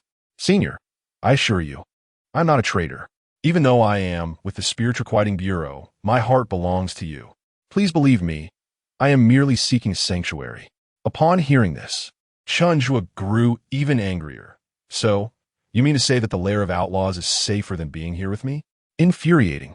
Who doesn't he know about my daring venture into the outlaw's den to retrieve the grand coffin? The petite female ghost, audaciously bold, had the audacity to seek refuge with bandits, yet shamelessly claimed that the lair was a sanctuary. Observing Chen Zhuo's anger, the female ghost felt an overwhelming urge to kneel. If my senior would take me in, regardless of how many soul guardians there may be, I would certainly not leave. Otherwise, as a solitary woman, how could I possibly survive in this world? As she spoke these poignant words, tears streamed down her face. Upon witnessing her sorrow, Chen Zhuo began to doubt whether he had been excessively harsh. After all, he had initially deemed her useless, only to now rebuke her as a traitor. How could he reconcile such hypocrisy? Apologizing was out of the question. With a stern expression, Chen Zhuo swallowed hard, clearly feeling guilty. "Then, I shall grant you another chance," he declared. "The choice of the bandit lair lies with you." The tearful ghost attempted to defend herself, but upon hearing Chen Zhuo's offer, her expression brightened instantly. Without a moment's hesitation, she exclaimed, "I choose you, senior." Her arrival was indeed timely, coinciding with the moment Chen Zhuo bore a gash on his face inflicted by that wretched weasel. He touched the wound, feeling the blood ooze, and raised his thumb above his head. His signing of the ghost contract was not born out of spite. Rather, it was the female ghost's relentless pleas that compelled him to comply. Without further thought, the ghost floated towards his bloodied thumb and pressed her forehead against it. Upon returning to the ground, the character view appeared on her forehead. The little ghost, arms crossed and with a reluctant expression, remarked, "Then I shall grudgingly forgive you." The weasel, having observed the commotion, voiced its discontent on behalf of the female ghost. "Sister, what do you see in this lunatic? You're a body of 19, destined to cultivate the path of ghosts and immortals. As cultivators of the immortal path, we deserve to be revered. How can you bow so low?" Just then, Chen Zhuo noticed blood still lingering on his thumb and turned his gaze towards the weasel, curious about the effects of the ghost contract on this little creature. "This is no jest. I'm already bound by a contract. If you proceed, I might be torn apart by your dual contracts." "This is excessive, Chen Zhuo. It could cost me my life." Chen Zhuo firmly pressed his thumb against the weasel's forehead. "System detection. The counterpart has already formed a contract. Initiating cancellation of the counterpart's contract and re-establishing a new one." The weasel grimaced, eyes shut tight, and furrowed its brow as if bravely facing death. Under the dim lights, a dark line extended from the weasel's tiny paw, burning away like a wick. Moments passed. The distorted expression of the weasel did not experience the anticipated tearing sensation, and it slowly opened its eyes, glancing around. Everything seemed intact. Its claws and tail were all present. No harm done. The contract with the surname Liu has become void. Have I severed ties with the one named Liu? Alas, where do you gaze? Cease your aimless staring. Young lady, it is rather shameless of you. Close your eyes. Is this not excessive? After all, I am a revered figure, the Huang de Xian. A modicum of respect would not go amiss. The host is currently taming the 7 mystical 9-star weasel. Taming progress. 50. The weasel sensed a peculiar feeling, an inexplicable affinity towards this infuriating individual before it, a sentiment that only intensified. Taming progress. 100. It is peculiar. Why does this seemingly deranged entity appear so endearing now? I find myself reluctant to flee. The sidelong glancing female ghost addressed Chen Zhuo. "Senior, may I speak with the bandit leader to dissuade him from his intentions?" The ghost, now bound by a contract with Chen Zhuo, spoke with newfound audacity. Chen Zhuo gestured dismissively, granting her permission. After her departure, he retrieved his mobile phone and captured a photograph alongside the weasel. Upon seeing Chen Zhuo's outdated phone model, The weasel chortled. Chen Zhuo, what era is this phone from? Its pixelation resembles that of a pancake. Chen Zhuo, akin to a frog confined within a well. Having never encountered superior devices, believe his phone to be the finest. This is a new phone. I just replaced it a few days ago. The weasel retorted. This model is utterly antiquated. Release me. Our contract binds me. I cannot escape. Allow me to procure a more modern version for you. Chapter 57. Ian, with his phone held aloft, Chen Zhuo scrutinized the weasel, his gaze alternating between high and low. Observing its furtive demeanor, he suspected it harbored mischief. Cautiously, Chen Zhuo secured a rope around the weasel's neck to prevent its escape. The weasel scrolled through the screen of Chen Zhuo's phone, grumbling, "What era is this? Still using a 4G phone? Opening an app is such a hassle. No wonder the photos look like pancakes." As the weasel explicated the phone's features, a timid female ghost tugged at the small ghost, urging it to accompany her to the Soul Requiem Bureau. The small ghost, lacking permission to enter, could only wait outside while the female ghost ventured in alone. Inside the director's office, a melodious old song played. Luo Yuman's rotund figure swayed to the rhythm, humming along, "Sweet, sweet, your smile is sweet, like flowers blooming in the spring breeze." The thought of the bureau soon registering a female ghost of the Nine body thrilled him, not just in Jinhai City, but throughout the nation. Such a rarity had never been encountered. Discovering this precious gem, how could he not be overjoyed? Ecstatic, he had spent 2 days and nights unable to sleep, envisioning the Nine body before it had fully formed, secretly relishing the thought while fearing that others might catch wind of his delight. Meanwhile, the female ghost was equally elated. Chen Zhuo had finally deemed her worthy, signifying her usefulness. As the saying goes, it is better to be a dog at the side of a great person than to be the head of a useless crowd. Though she had conjured this adage herself, it mattered little. With a smile that had accompanied her all the way, the female ghost stood outside the director's office, composed her expression, and knocked on the door. The sudden knock nearly caused Luo Yuman to wrench his back. However, upon opening the door and beholding the female ghost, his mouth fell agape in astonishment. "Ian, you're back. Come in quickly. There are no mishaps on your journey, were there? You insisted on going alone when it would have been safer to have someone accompany you. The elder does not favor disturbances from strangers, but he sent the small ghost to escort me." The thought of the small ghost waiting outside filled the female ghost with a sense of security. "Why not invite the small ghost in to sit?" he inquired. "She's waiting for me outside. The elder dislikes the Soul Requiem Bureau, and so does the small ghost." Luo Yuman was momentarily befuddled, his smile frozen. "Huh? Waiting for you? For what purpose?" The female ghost shyly brushed aside her bangs, revealing the character which was shimmering on her forehead. Luo Yuman gaped at the inscription, rendered speechless for a while, unable to comprehend. Lost in her own joy, the female ghost remained oblivious to Luo Yuman's astonishment. "I am now the elder's ghost attendant. He has finally accepted me. Therefore, I can no longer sign an agreement with the Soul Requiem Bureau. I am here to express my gratitude to the director for his care during this time and to bid farewell." Luo Yuman's mind was slightly clouded. Wasn't she supposed to say goodbye to Chen Zhuo and return to sign an agreement with the Bureau? How did a mere visit to Chen Zhuo transform me into his ghostly minion? Observing the jubilant female specter, Luo Yuman felt akin to having ingested something profoundly unpleasant, akin to a foul morsel, exacerbated by the choking sensation that accompanied it. As the director remained silent, the female ghost bid farewell, stating, "If the director has no further matters, I shall take my leave." Luo Yuman stood frozen, unable to fathom that the coveted Nine body had simply vanished before his eyes. The ghost departed in high spirits, leaving Luo Yuman in solitude. The joy he had previously felt was now eclipsed by profound sorrow and a twinge of regret for sending the ghost to seek out Chen Zhuo. The female ghost exited the Soul Requiem office and rendezvoused with the little ghost. The little ghost was gazing up at a notice affixed to the office door. "Hey, what does that say?" it queried with a hint of arrogance. The female ghost cast a glance. "It's a bounty notice, little ghost. Surely you can read?" The little ghost retorted, "I was called little first. I died long before you, and ghosts are measured by their lifespans, so I am your senior." Then shall I call you little ghost sister? Fine, what is your name? I am Ian. As the clock struck 4 in the morning, Chen Zhuo could bear it no longer and succumbed to slumber, phone in hand, as he lay on his bed.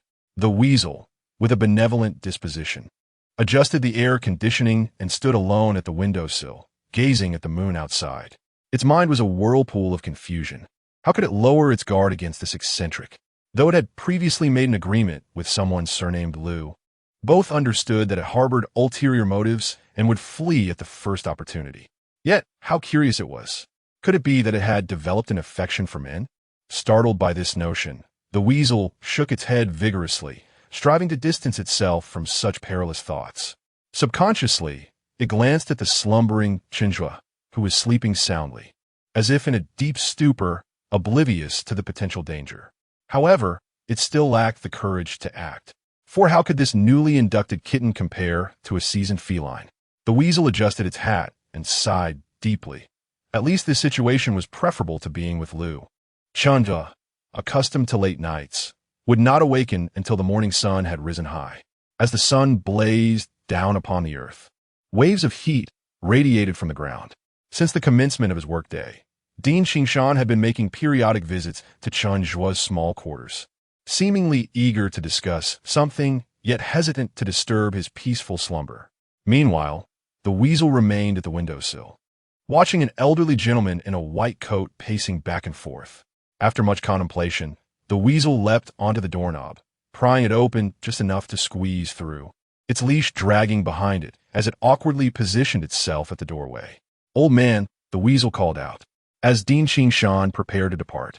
He turned to see a weasel beckoning him with its paw, standing upright like a person.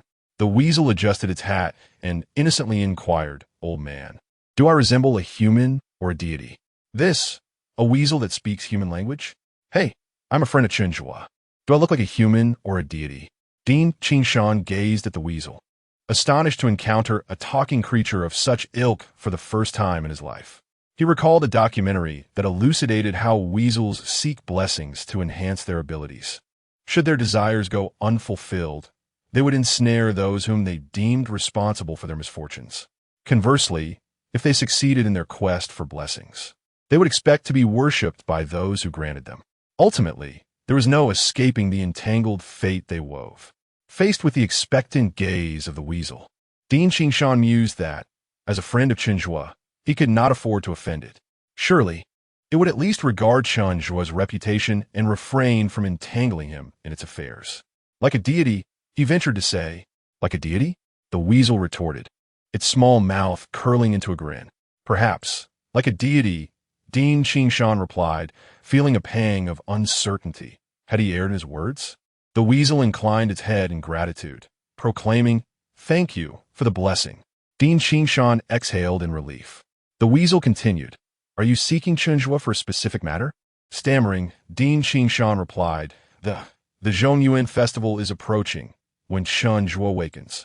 I intend to request a few talismans from him." With a generous heart, the weasel responded, "Since you have bestowed upon me a blessing, I shall speak favorably on your behalf." "Thank you. Then I shall take my leave for now. I will return once Chen Zhuo is awake," Dean Qing Shan said. The weasel nodded in acknowledgement.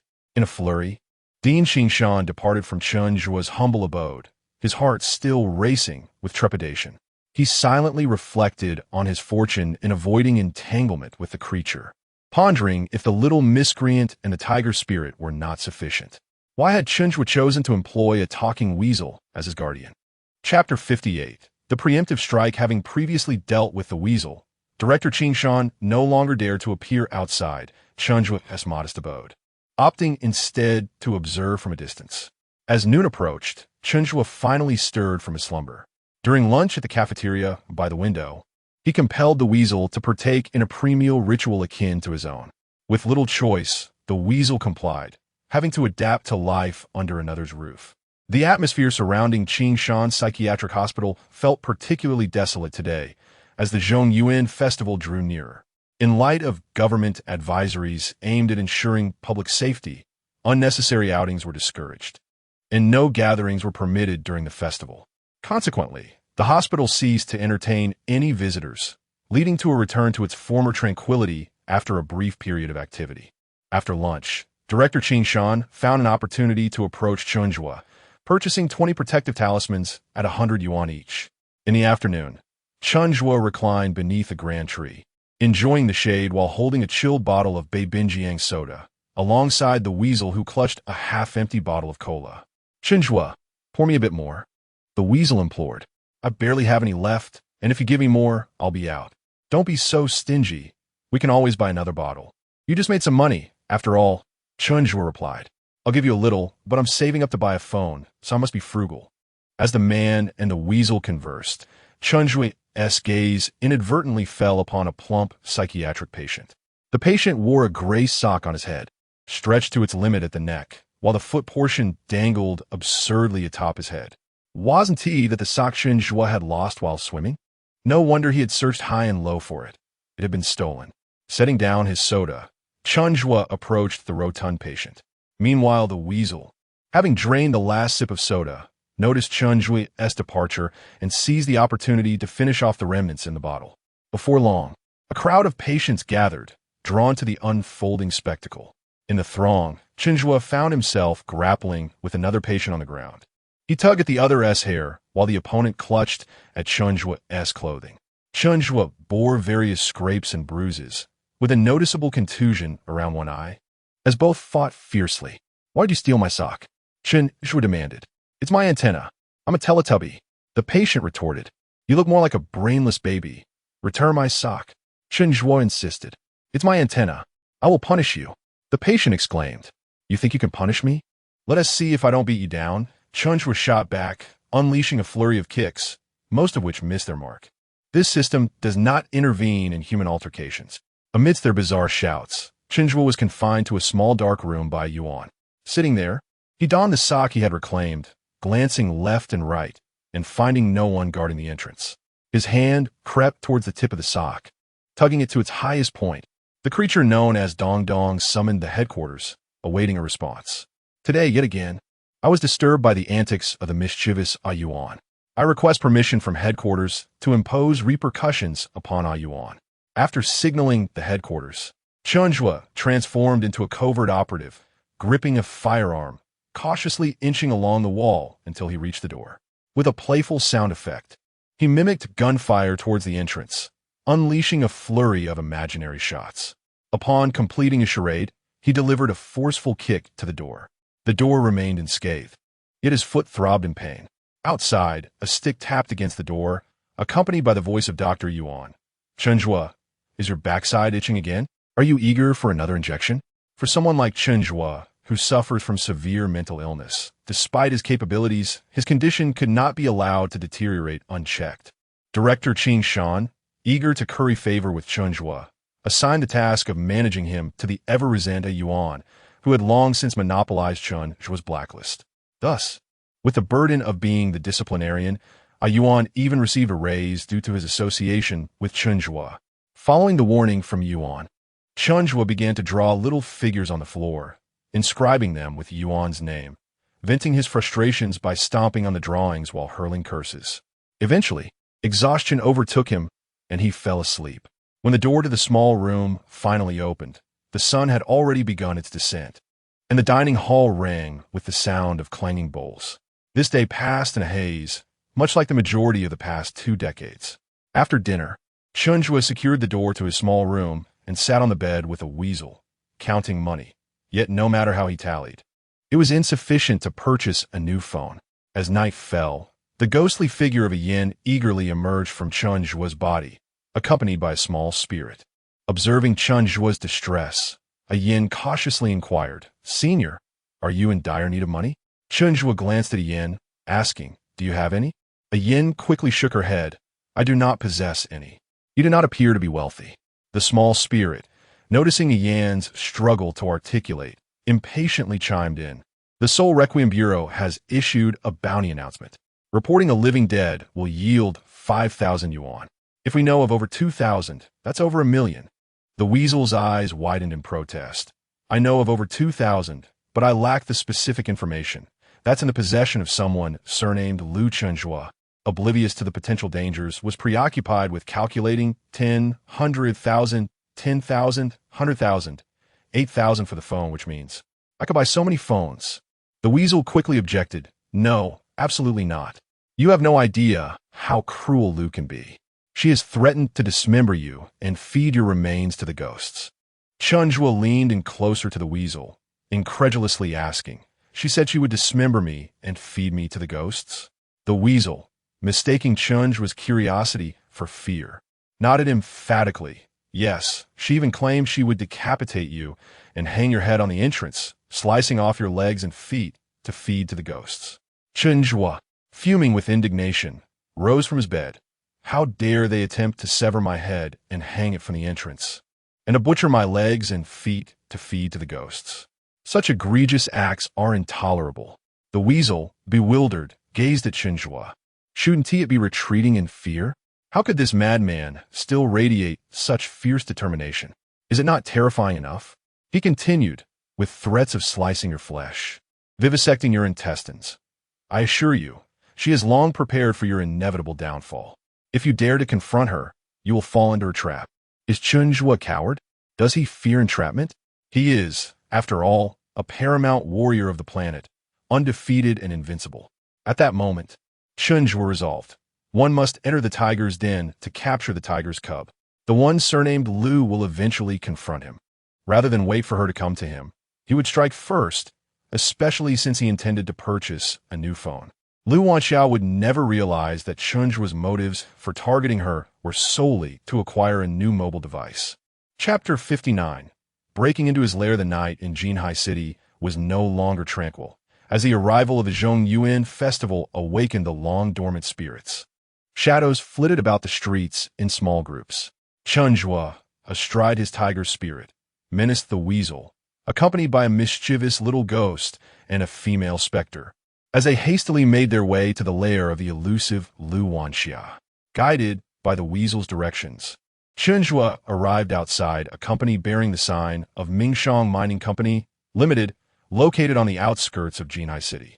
The night was inherently quiet, and in the outskirts, this tranquility was amplified. Chen Zhuo and his companions boldly stood at the entrance, rendering it nearly impossible for anyone within to remain oblivious to their presence.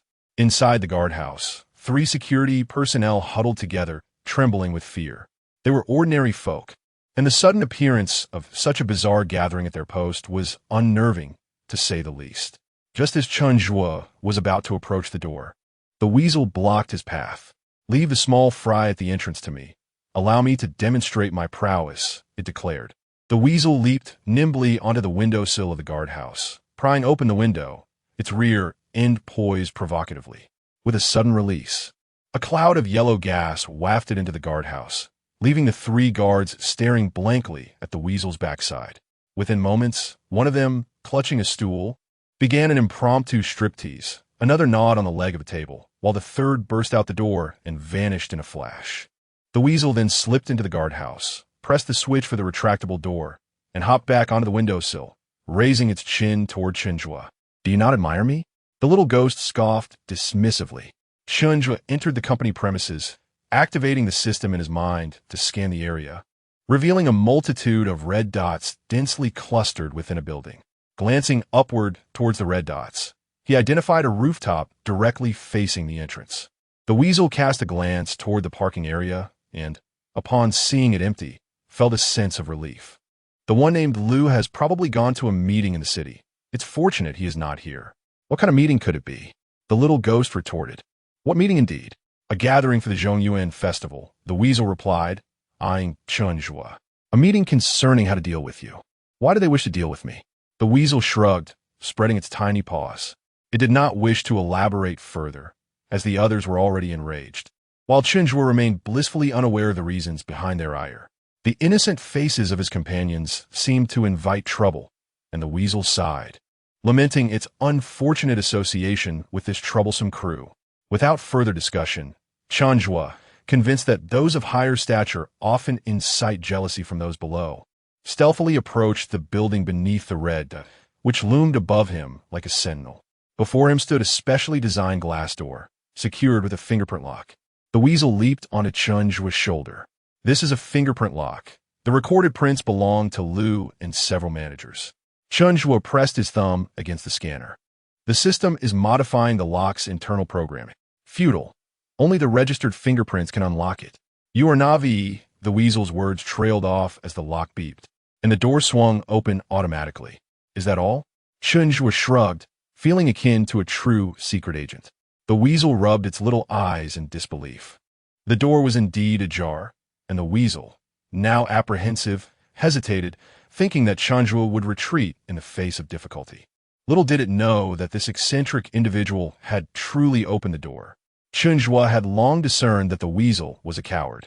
He compelled it to lead the way into the elevator, pressing the button for the 13th floor. Upon reaching the 13th floor, they found themselves in a standard office environment, dimly lit with neatly arranged chairs. The weasel clung tightly to Chen Zhuo's shoulder, its four paws gripping firmly, its eyes glowing a vivid green as it cautiously surveyed the surroundings. Chen Zhuo looked up towards the top of the building, noticing the small red dot in his mind, indicating that there was still another floor above. Why is there another floor? The weasel, stripped of its earlier bravado, trembled as it explained, this building has a total of 14 floors. However, only the 13th is accessible for public office use. No one knows about the 14th floor, which is filled with untrained spirits bought by the owner of the building. The 14th floor has no windows, and the only entrance and exit is over there. Following the direction indicated by the weasel, Chen Zhuo walked into the hallway and looked up at the ceiling, where he spotted a square panel secured by an elaborate lock. The little ghost, curious, fetched a chair for Chen Zhuo, who stood on it to grasp the lock and pulled with all his might. The system is unlocking. The lock popped open, and Chen Zhuo discarded it onto the floor. Standing on tiptoe, he managed to poke half his head through, but all he saw was pitch blackness. Visibility was non-existent. Rubbing his eyes, he activated the system's ability. System activating host's celestial vision. With his head now protruding into the 14th floor, Chen Zhuo surveyed the area. 3 walls covered in yellow talismans and a single door adorned with a massive rune. The little ghost's head peeked up alongside Chen Zhuo's, but as a red flame ignited within her mind, she recoiled in fright, banging about in the hallway. The female ghost, Yin, attempted to assist, but was halted by the weasel. That fire burns souls. Do not move. The more you move, the larger the flames will grow. Find water. In a flurry, the female ghost brought a bucket of water and drenched the little ghost's head. Gradually, the flames began to extinguish, and Chen Zhuo observed as the female ghost, a novice in the spirit realm, displayed abilities that were largely reflective of her life before death. Wasn't she supposed to be too frail to manage on her own? The female ghost awkwardly set down the empty bucket and feigned weakness, playfully rubbing her arm. It's quite heavy. The weasel chuckled disinterestedly. The little ghost, feeling the singed hair on her head, realized that while her soul remained unharmed, her scalp had suffered. Noticing her discomfort, Chen Zhuo felt a twitch of amusement. He swore to himself that he was not laughing. Upon seeing Chen Zhuo's expression, the little ghost knew she must look quite tragic and pouted in dismay. Chen Zhuo kicked the weasel at his feet. What are you laughing at? I'm not laughing. The weasel replied, bewildered, for it truly hadn't been laughing. Chen Zhuo, now with his entire head inside the 14th floor, grinned widely, his body trembling with anticipation. Meanwhile, the friends on the 13th floor were left staring in disbelief, their foreheads lined with countless black lines of concern. Clearly, you wish to laugh. Do not think that by concealing your head we remain oblivious to your merriment. The peculiar sounds you emit from time to time are unmistakably the result of suppressed laughter. The little imp stamped his foot, exclaiming in a tone of grievance. Chen Zhuo. Huh? Chen Zhuo replied. His mouth stretched into a broad smile as he glanced down at the little imp. Ha! The little imp's hair resembled a Mediterranean landscape, with a bald crown encircled by a scattering of unruly strands. Confronted by the little imp's mournful gaze, Chen Zhuo could only retaliate by targeting the weasel once more, delivering a swift kick. Laughing like a fool, you mustn't mock the little imp. The weasel, perplexed, received yet another kick and thought to himself, at least keep your teeth hidden before passing the blame. Chapter 60. The grooming woman, the weasel, wishing to offer a defense. hesitated upon seeing the furious countenance of the little ghost, ultimately relinquishing the thought. To the little ghost, even Chen Zhuo's flatulence was fragrant. Resigned, the weasel shifted the topic. We must prioritize the significant matters at hand. Chen Zhuo, already burdened by guilt, readily concurred. Indeed, let us first attend to the pressing issues. He tapped his toes on the chair and leaped upward, but failed to ascend. Quick, lift me up, Chen Zhuo called from the 14th floor. The ghostly girl, Yin, attempted to assist him, but was interrupted by the little ghost's summoned dark energy, which effortlessly propelled Chen Zhuo to the 14th floor. Chen Zhuo swiftly tore down the talismans from 3 walls, knowing that only after him would the little ghost dare to step onto the 14th floor. The only available passage was a door. He rapped on it, the sound resonating with a weight that suggested its solidity. Stepping back, he raised his fist and swung his arm, pondering the impending pain of such an endeavor. Fist enhancement, diamond strength fist. With a crackle of energy, his fist struck the door with tremendous force. With a thunderous boom, the metallic door collapsed inward, shaking the very foundation beneath his feet. Beyond the door lay a pitch-black corridor, a chill breeze wafting forth. The 14th floor bore no embellishments, reminiscent of an antiquated residential layout, with doors spaced closely along either side of the corridor. The weasel dared not blink, its gaze fixed intently on the passageway. Chen Zhuo, we have arrived. Behind each door lies a ghostly entity, many of which remain untamed. We shall merely abscond with the items, and concern ourselves with nothing else, the weasel instructed. Chen Zhuo gestured for silence, pressing his body against the wall as he stealthily entered the corridor, intent on presenting himself as a master of the craft, an unparalleled expert. To the weasel, it seemed that Chen Zhuo had sensed danger, thus adopting a serious demeanor. He remained close to the wall, taking cautious, minuscule steps until he reached a door, which was plastered with a yellow talisman matching its size. Leaning in, he peered through the crack, squinting to catch a glimpse inside. It was tightly sealed. Nothing was visible. The weasel whispered in his ear, "The item is not in this room. Proceed further. The last room holds the treasure." Chen Zhuo withdrew his head from the door, narrowing his eyes. "Little one, when a master is at work, your intervention is unnecessary." He placed both hands on the door and gently pushed. Palm strength enhancement, diamond strength palm. Another resounding crash echoed as the door swung inward. Inside was a finely crafted wooden vanity, before which sat a woman grooming her hair. Aside from that, the room was devoid of all else. Soft sobs emanated from the woman at the vanity. Chen Zhuo stood at the threshold, leaning forward with his right foot, craning his neck to peer inside. The weasel, too frightened to enter, lingered outside, peeking in with trepidation, though curiosity lingered beneath its fear. Slowly, the woman rose, brushing away traces of her tears, before turning to face him, the grooming maiden, in the later stages of her third-tier specter existence. She succumbed to overwhelming sorrow when the man she was to marry chose another. Consumed by her grief, she passed away, her resentment coalescing into a vengeful spirit, vowing to seek her true love. Should she discover her target to be a heartless rogue, she would not hesitate to exact retribution. Her primary skill lies in enchantment.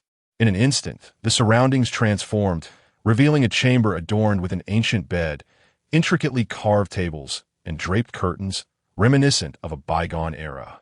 The grooming maiden lifted her gaze to meet Chen Zhuo's, her delicate features imbued with an ethereal beauty, yet an air of melancholy lingered, evoking a desire to cherish and protect her. "The system is upgrading the host's celestial sight," a voice echoed. Startled, Chen Zhuo involuntarily shivered, and the opulent interior vanished in the blink of an eye. "Groom, is it you I call?" The maiden queried again, her tone more playful than before. "Are you addressing me?" Chen Zhuo pondered, for it was the first time in his life he had been referred to as groom.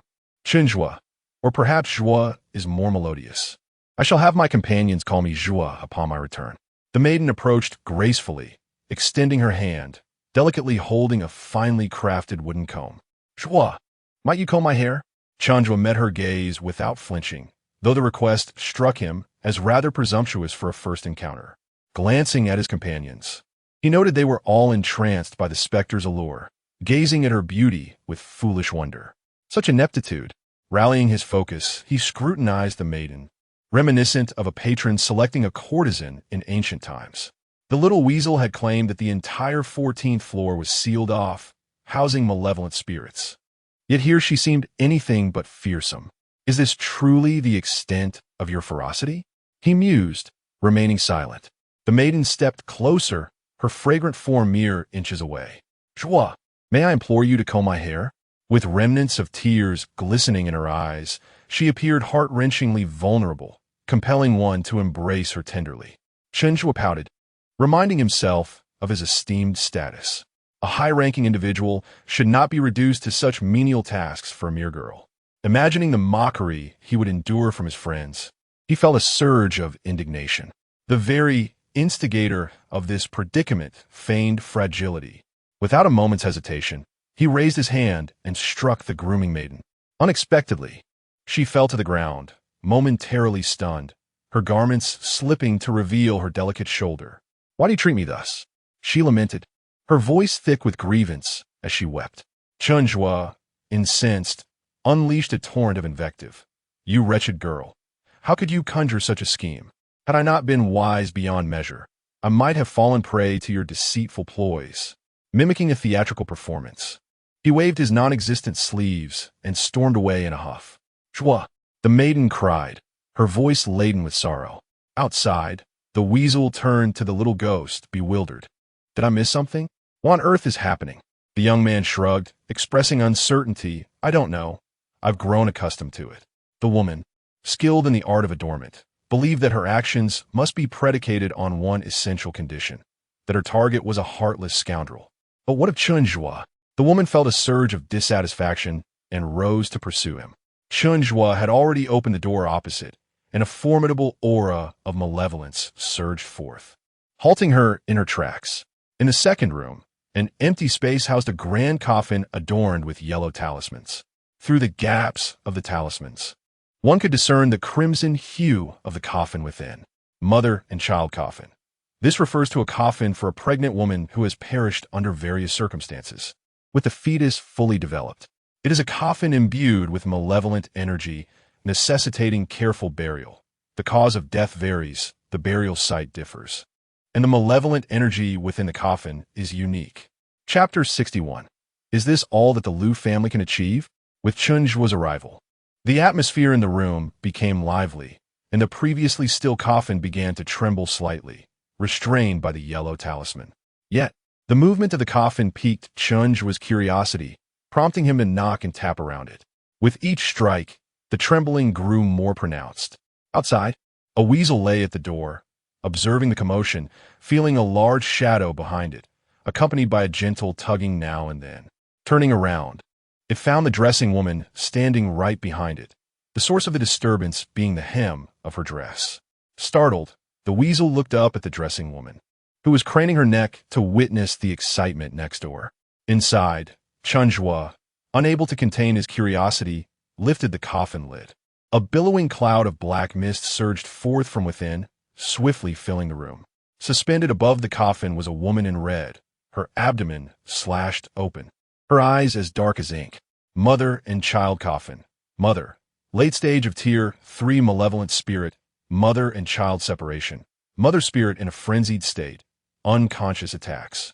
Upon seeing this, Chen Zhuo's mouth formed a Na shape, astonished by the formidable sight. The mother spirit directed all her hatred towards Chen Zhuo, unleashing her full malevolent energy and lunging at him. Faced with such a fierce adversary, Chen Zhuo spread his legs, mimicking a stance from a martial arts film. One hand behind his back and the other ready to meet the mother spirit's assault. System activating attack skill, confinement. Fine white threads akin to silken strands emerged from Chen Zhuo's palm, enveloping the female ghost. Burst apart, you wretched thing, Chen Zhuo shouted. System. The threads constricted tighter, compressing the mother spirit into a sphere, which ultimately exploded, showering the room with dark red liquid. Countless fragments that had been blasted apart rapidly reassembled above the coffin, cascading down beside it. With a heart-wrenching scream, the mother spirit charged towards Chen Zhuo once more. Chen Zhuo flailed his arms wildly in the air, gripping his right wrist with his left hand, forming a seal and pointing at the mother spirit's forehead. Mare black, mare black, mare black black, fake ball. Purification. Waves of energy surged from Chen Zhuo's fingertips, encircling the mother spirit, as tendrils of black mist were drawn away. The darkness in her eyes gradually faded, as her rationality returned bit by bit. As Chen Zhuo retracted his hand seal, the mother spirit, now regaining her senses, collapsed to the ground, desperation etched in her gaze. Child, my child, I will do anything you ask. Please do not harm my child. I beg you, just let me see my child, even for a moment. The mother spirit crawled on the ground, pleading at Chen Zhuo's feet. Chen Zhuo withdrew his foot and took a step back. What child? How would I know where your child is? Actually, I might know where it is, interjected the dressing woman from outside. All eyes, both human and spirit, turned towards her. For the first time under such scrutiny, the dressing woman felt a twinge of embarrassment, stammering as she spoke. It seems. It is locked up next door. Upon hearing the commotion, the maternal spirit rushed out of the door in a frenzied manner. The adjacent door was similarly sealed with talismans, preventing her from passing through the wall. Thus, she could only weakly pound on the talisman-adorned door, each strike causing her hand to endure the searing pain of the spells. The female ghost, a yin, was of a timid and soft-hearted disposition, unable to bear the sight of another's suffering. Elder, please assist her, for she too is a wretched soul.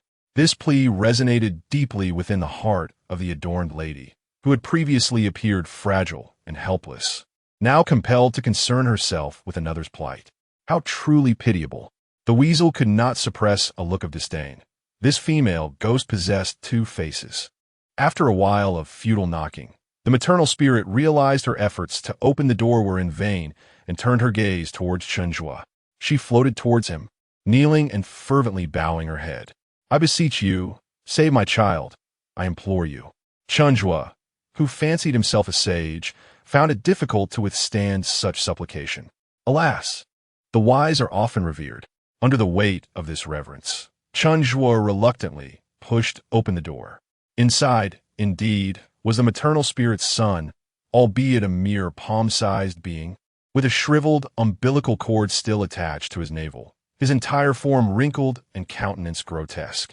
Nevertheless, in the eyes of the maternal spirit, he was the most adorable creature in existence, cradled in her arms with reluctance to let go. This mother and child were truly unfortunate, having perished in the womb. They could not find peace in death, being dismembered and separated. From the maternal spirit's words, it was not difficult to surmise that the man surnamed Lu intended to use the child to manipulate the mother. Witnessing the maternal spirit's pained expression, Chen Zhuo turned his face away, a ripple of emotion stirring in his eyes. Foolish spirits, much like humans, are forever ensnared by their emotions. Foolish, foolish to the utmost degree. Chen Zhuo had no desire to remain enveloped in such folly and turned to seek other doors. Under Chen Zhuo's audacious demeanor, the timid weasel became equally brash. How many fingers do you think I need for this room? Chen Zhuo inquired. 5, a palm strike, the weasel replied. Incorrect. Only 3 are required. A thunderous crash resounded. Now guess again how many? 3, the weasel guessed. Wrong again for needed. Another thunderous crash echoed. 2 fingers, the weasel finally ventured. A bit perceptive, too it is. Yet another resounding crash followed. As the echoes of thunder reverberated through the 14th floor, spirits floated in the corridor. Who is this person, and why are they rescuing us? I do not know. They should not be affiliated with those who captured us. Let us not depart just yet. What if there are ambushes outside? Indeed, let us wait and proceed together. At last, they arrived at the final room. Chen Zhuo extended a single finger, scratching lightly at the door as if it were an itch. The system indicated significant pressure. Chen Zhuo do put on show. A thunderous crash erupted. Inside, the furnishings were sparse, aside from a set of tables and chairs, where a statue of Guan Gong should have been. There was instead a doll resembling a small red child, accompanied by a piece of raw meat, the bowl still stained with blood, feeding the little ghost. Commonly known as nurturing a little ghost, it involves the crafting of an infant's corpse sustained by the blood of the caregiver, who commands the little ghost for personal purposes. Once engaged in this practice, the caregiver is bound for life, with a high risk of backlash, often meeting a tragic end. A chorus of children's laughter echoed from the consecrated idol. The weasel clutched Chen Zhuo's shoulder tightly. Chen Zhuo, destroy quickly. It is aiding the one surnamed Lu in guarding this place, and has been complicit in numerous malevolent deeds. Chen Zhuo cast a scornful glance at the nurtured little ghost, and then surveyed the spectral entities outside the door. The words old, weak women and children encapsulated the entirety of the scene. Is this all that the one surnamed Lu is capable of? Chapter 62. The terror-net. Chen Zhuo casually rummaged through the room and found a grimy cloth, which he carelessly draped over the statue of the little ghost. Weapon enhancement. Terror-net. The laughter of the little ghost, once a source of amusement, suddenly ceased. The pitch-black room fell into an eerie silence. Outside and within, pairs of eyes fixated on the cloth adorning the statue, as if all the spirits were awaiting a genuine confrontation between Chen Zhuo and the little ghost nurtured by the surname Lu. However, this seemed rather hasty. The anticipation lingered. Yet no response came. The only sound within the room was Chen Zhuo rummaging through drawers. Could it be that the so-called big boss had not even granted an opportunity to strike? Outside, the spirits waited, while inside, a human busied himself. Be cautious. Do not be too obvious. Otherwise, Lu will realize our presence, Chen Zhuo warned softly. The weasel's mouth twitched slightly, its tiny pupils observing Chen Zhuo as he hunched over, tiptoeing stealthily. Is it not a bit late to voice such concerns now?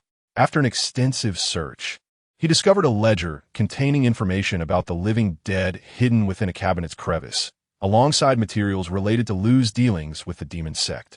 Although numerous eyes were upon him as he departed, they could not hinder Chen Zhuo's transformation into a clandestine agent. Thus, one individual stealthily navigated the surroundings, while a multitude of spirits followed in a grand procession, exiting the gates of Ming Shang Mining Company, Limited. In a shadowy corner outside, the astute Lu Wanxia sensed something awry and hurriedly drove over, coincidentally witnessing the scene of his recently acquired spirits bidding farewell to Chen Zhuo. Without a moment's hesitation, he turned the car sharply and accelerated, vanishing into the vastness of the night. Though Lu Wanxia was infuriated, he understood that, given his own strength, not even 1,000 spirits would suffice to satiate their thirst for vengeance.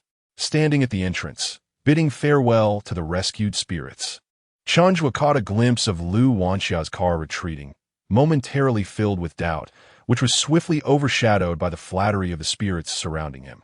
As the spirits dispersed, Chen Zhuo mounted his large feline and approached the entrance of the Soul Guard division. Upon seeing Chen Zhuo's face, the guards instinctively swallowed hard and tightened their grips on their weapons. This visage was known to all within the Soul Guard division. The little ghost pointed excitedly at an announcement posted at the entrance, exclaiming, "Chen Zhuo, it's this paper." Chen Zhuo jogged forward. The notice clearly stated that a reward of 5,000 yuan was offered for the reporting of a living dead. He exchanged a knowing glance and a smile with the little ghost before reaching out to tear down the bounty notice. "Mr. Chen, you the guard intended to offer a cautionary remark." Chen Zhuo turned toward the voice, his smile vanishing at an alarming speed, replaced by a disdainful glare. The guard swallowed his words, choosing silence. Director Luo Yuman, alerted to the news, hurriedly approached. With Zhou Aigua absent, the flattery directed towards Chen Zhuo rested solely upon him. He courteously welcomed Chen Zhuo into the meeting room, placing a bottle of cola before him. "I was unaware of your esteemed presence, and thus was unprepared for your arrival. I hope you will forgive this oversight." Chen Zhuo picked up a can of cola, a visible expression of joy gracing his face. "No need to call me a master anymore. My cultivation has progressed, and the title no longer befits me. From now on, refer to me as Zhuolang." "Huh? Zhuo? Zhuolang?" The weasel tugged at Chen Zhuo's clothing and cleared its throat. "Chen Zhuo, we must prioritize the matter at hand." Reminded by the weasel, Chen Zhuo set the cola aside and placed the bounty notice from the Soul Requiem office on the coffee table, followed by the roster of the living dead. Luo Yuman reached out to grasp the roster, but the weasel was swift, leaping onto the table and using its 4 paws to cling to the document. "What is this?" Luo Yumin reluctantly withdrew his hand. Chen Zhuo reclined on the sofa and declared grandly, "This is the dossier of the living dead." Luo Yumin's eyes widened. Recently, aside from addressing the Zhongyuan festival, the Soul Requiem office had been primarily focused on the case of the living dead. Given that the population of Jinhai City is at least 10 million, one can imagine the difficulty in filtering through the living dead. Master Chun, no, Zhuolang. Does this contain specific details about the living dead? At this moment, Luo Yumin was unconcerned about titles. He would even be willing to call him father. Indeed, I took a significant risk to procure this information tonight. There are in total, a total of 2,376 individuals. The weasel interjected.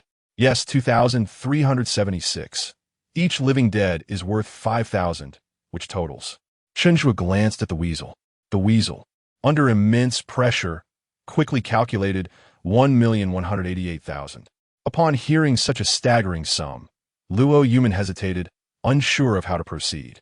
After much contemplation, he cautiously inquired, "Then I must at least take a look at the contents to confirm the information. Only then can our Soul Requiem office discuss the allocation of funds." Chen Zhuo shot him a sidelong glance. "What if you see it all, and I end up with nothing?" "Master Chen, or rather, Zhuolang, I am not a deity. I cannot memorize so much information at once," Luo Yumin replied. The weasel, sensing the director's skepticism, proposed, "I have a solution. Let's take some effort. You can purchase a piece of information for 5,000, placing it on the coffee table. If the information is accurate, we will take the 5,000, and we can proceed one by one, ensuring fairness for all. What do you think, director?" Inwardly, Luo Yumin thought, "Where did Chen Zhuo find this clever weasel? It's as shrewd as a monkey. This is a significant matter. I must consult with my colleagues at the office." Luo Yumin stood and departed the meeting room for an urgent conference. The weasel observed that there would not be an immediate resolution and advised Chen Zhuo, "Once dawn breaks, the little ghostly heads will vanish. You must summon some people." "Summon people? Am I afraid of them? They may not be able to defeat you, but they can certainly outtalk you. With your words and mine, against the countless voices of the Soul Requiem office, we should bring some people in." After contemplating, Chen Zhuo realized the wisdom in this approach. "Call Xiao Qiu. Call Principal Qing Shan. Guanzhong Zhongqi. Call Wu Batong. Call Wu Xuanqi." After making the calls, take a photograph and share it on moments. Courageous warriors require support. Location: Jinhuan Division. Under the pretense of using the restroom, ensure the facility is vacant, then unbutton your garment. Dong Dong Yao calls headquarters, requesting a response upon receipt. In order to better assimilate into the foolish realm of humanity, Dong Dong Yao requires substantial funding, the source of which has been resolved. Dong Dong Yao requests an escort from headquarters. Oh. Look around. Dong Dong Yao calls headquarters again, requesting a response upon receipt. In order to better assimilate into the foolish realm of humanity, Dong Dong Yao requires substantial funding, the source of which has been resolved. Dong Dong Yao requests an escort from headquarters. Dong Dong Yao requests an escort from headquarters, requesting a response upon receipt. Oh. Chapter 63. Master Chen's esteemed disciple. Zhang Yu filled with hope, Chen Zhuo stood in the restroom, gazing out at the sky. System. The headquarters has received the request from the Dodo Demon and has dispatched the first squad for escort. Dodo Demon, please proceed with the mission at ease. Oh. Chen Zhuo, clutching his button, felt an exhilarating rush of excitement coursing through his trembling hands. Dodo Demon expresses gratitude for the headquarters support. Oh. This system seems to have discovered a unique communication channel. With the headquarters response in hand, Chen Zhuo confidently returned to the reception room of the Spirit Guarding office. His social media was flooded with screenshots from fans, shared across numerous platforms, as supporters pledged their presence at dawn.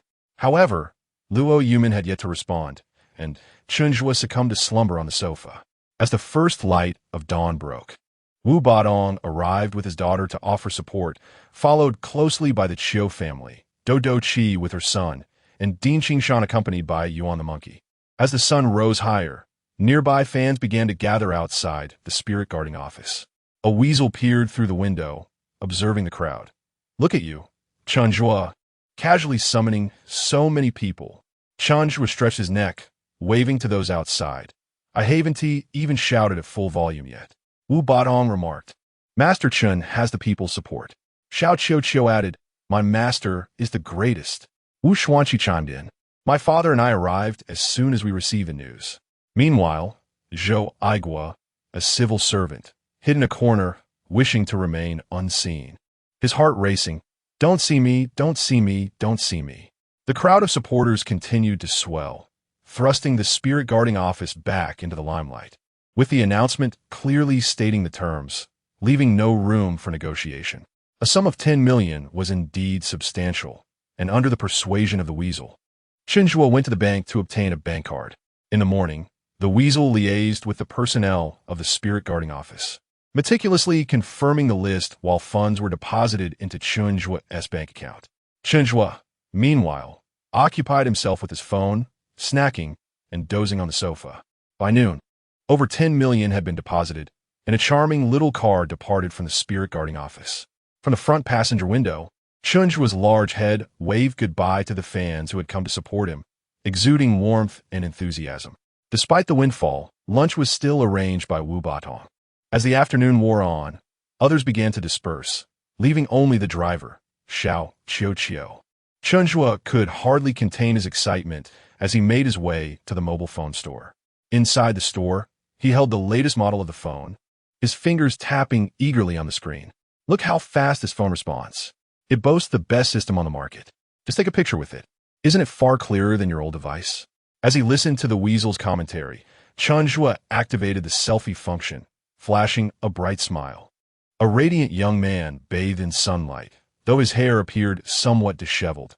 It was high time for a haircut. After purchasing his desired phone, he turned right upon exiting and entered a nearby barber shop. The price list displayed a premium haircut priced at $599. What distinguishes the $599 service for the $31? Chen Zhuo inquired while seated. The barber replied, the $599 service is provided by a senior stylist who has styled many celebrities and can craft the most suitable hairstyle for you. Then make it $599 and give me a buzz cut, please. Sir, are you jesting? What? Is the esteemed barber unwilling to shave my head? Wealthy Chen Zhuo revels in the pleasures that affluence bestows upon him. As dusk falls, Xiao Qiu drives a small vehicle laden with goods, delivering Chen Zhuo to the Qing Shan Psychiatric Hospital, while the weasel gasped for breath amidst the pile of cargo. After a day of indulgence, Chen Zhuo lies in bed, utterly devoid of energy. The weasel, sensing the mood, turns on the air conditioning and settles beside him. Chen Zhuo, why not buy me a bed? If I have my own, I won't encroach on your space. Chen Zhuo tosses his phone toward the weasel, wishing to utter not a word, yearning only to recline in silence. The weasel, overjoyed, opens a shopping app, purchasing not only a bed for himself, but also a plethora of clothing. Zhang Yu sprawls on the sofa, holding her phone, which chimes incessantly, a blissful smile adorning her face, capturing Chen Zhuo's attention. Xiao Qiu, what are you laughing at? You look like a dog. Chen Zhuo's words pull Zhang Yu back to reality. Feigning annoyance, she retorts, Master, how can you speak of your disciple like that? So what is it that brings you such joy? I passed the assessment for cultivators today, and I downloaded a cultivators camp app where I can learn from others' experiences dealing with spirits. Xiao Qiu replies. Cultivators camp? The weasel interjects, it's akin to a community bounty. Many cultivators list their services at fixed prices, and those in need place orders. Some post tasks, and if a cultivator is confident, they accept the task, earning a handsome reward upon completion. Indeed, many cultivators are involved. As a novice, I can only accept orders for harmless spirits. Master, why not download it too? With your prowess, you'll surely make the leaderboard. The weasel glances at the slumped Chen Zhuo, who is disinterested, simply wishing to lie still. Chen Zhuo sits up, exclaiming, Stop your nonsense. I want to download it too. I shall ascend the ranks. The weasel dutifully downloads the cultivator's camp app on Chen Zhuo's phone, but alas, as he is not a cultivator, he cannot register as one, remaining merely an ordinary user. Observing another account bearing Chen Zhuo's likeness, titled as a cultivator, raking in profits, with a profile stating, a mental patient from Qing Shan Psychiatric Hospital, Chen Zhuo is incensed. How could this imposter register as a cultivator and become popular while he, the rightful owner, Cannot? It is time to showcase the weasel's capabilities. Without hesitation, the weasel contacts the customer service of the cultivator's camp. Hello, this is the cultivator's camp. How may I assist you? I am the representative of Chen Zhuo. He has not registered with your app. What is your software list of verified cultivator under his name? Surely you are aware of Chen Zhuo's prowess. I request a reasonable explanation. This call is being recorded. Should you disregard this matter, do not blame us for being unyielding. Customer service. Certainly, I have comprehended your situation and duly noted the issues you have presented. The responsible personnel will reach out to you at their earliest convenience. As the most prominent figure in the current online realm, the cultivation camp is far from oblivious. They would undoubtedly seek to lean on a towering figure, such as Chen Zhuo. In less than 10 minutes, the fraudulent account of Chen Zhuo was suspended. To make amends, a direct access was granted to Chen Zhuo, completing the verification process, and he became a novice within the cultivation camp. Zhang Yu eagerly seized the opportunity to become a disciple under Chen Zhuo's account, altering her information to read, Disciple of Master Chen Zhuo, Zhang Yu. Chapter 64. Off to confront the spirits at present. Chen Zhuo's account possesses the capability to engage solely with lower-tier specters, whose fees range from 50 to 200. Chen Zhuo let out a heavy yawn. I need to rest now. I shall ascend the ranks after I awaken. Upon hearing that Chen Zhuo intended to confront the spirits, Zhang Yu eagerly inquired, Master, are you going to exorcise spirits tonight? Yes, but later. I'm asleep now. Master, please take little Qiu along. Allow me to learn some skills to alleviate your burdens in the future. As my only obedient disciple, it is indeed time to let you out for a stroll. Chen Zhuo replied, Thank you, Master. You are the best. Having grown weary to the point of neglecting dinner at the psychiatric hospital, Chen Zhuo lay down and gradually succumbed to slumber. Little Qiu engaged in a brief discussion with a weasel about its den before drifting into sleep as well. Within the confines of the room, slumber enveloped its occupants, while outside, a cacophony of jubilation erupted among the inmates of the asylum, who transformed into wind, rain, deities, and apparitions, forsaking their human forms. Director Qing Shan occasionally approached Chen Zhuo's small quarters, pressing his hand against his brow, noticing the occupants within were soundly asleep. Have they all gone for a marathon this afternoon? They appear utterly exhausted, he muttered. Behind Director Qing Shan stood a rotund inmate, adorned with a paper flower atop his head, secured by toilet paper. Director, are you stealing something? He cackled, startling Director Qing Shan, who had not heard a sound. Suppressing his racing heart, he straightened his posture and whispered a warning. Who permitted you to come here? There are rules in this institution. Do not gather here without cause. Who is your attending physician? The inmate, feeling threatened, raised his hands above his head, and with a booming voice screamed, A murder! There's a murder! Before fleeing in a panic. Director Qing Shan instinctively glanced towards Chen Zhuo's room, noticing a slight movement as Chen Zhuo stirred in bed. He quickly crouched down to conceal himself. The room remained silent, and upon peeking once more, Director Qing Shan saw that Chen Zhuo had merely turned over and continued to sleep, while the weasel remained undisturbed. Only Zhang Yu on the sofa awakened, prompting Director Qing Shan to gesture for silence before departing. In his office, Director Qing Shan found himself restless, unable to sit or stand. Even someone like Zhou Aigua had ascended to become a cultivator. He, being closer to Chen Zhuo, pondered how to ingratiate himself with him. Chen Zhuo seemed to lack for nothing now, making it quite difficult to curry favor. He too longed to become a cultivator. Chen Zhuo, who had been conversing with the Duke of Zhou in his dreams, finally awoke around 11 at night.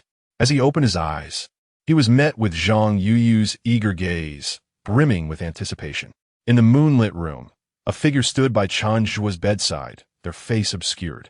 For an ordinary person, such a sight might induce fright. Master, you are finally awake. Are you hungry? There is still fried chicken to eat. After we have the chicken, shall we not go to accept some orders? Zhang Yu's mind was preoccupied with the notion of confronting spirits. Chen Zhuo sighed. He had no desire to go and felt a twinge of regret for having promised little Qiu that they would deal with the spirits that night. Indeed, as the weasel had asserted, he merely wished to rest. However, upon gazing into the expectant face of my obedient disciple, it became difficult to refuse. I could not dampen her enthusiasm. Very well, I conceded. With a swift kick, I roused the slumbering weasel, which was drooling in its sleep. Sleep, sleep, always sleeping. Growing like a cat, slumbering like a pig. The awakened weasel wiped the drool from its mouth and exclaimed, "Huh? What? What happened?" In the darkness, Zhang Yuyu illuminated her phone, waving it before the weasel's eyes, causing it to squint. "We have a job to seize." Chen Zhuo could not help but scratch his head, wondering if the girl was a bit off her rocker. As Chen Zhuo stepped outside, it was the first time there was a trace to follow. Inside the small car. Driver's seat, Zhang Yuyu. Passenger seat, Chen Zhuo. Back seat, the little ghost, Ian, and the weasel. On the roof, the ancient tiger spirit, lurking. The tiger's form was twice as large as the small vehicle, making the entire car tremble precariously. While seated inside, Chen Zhuo held a chicken leg in one hand and his phone in the other.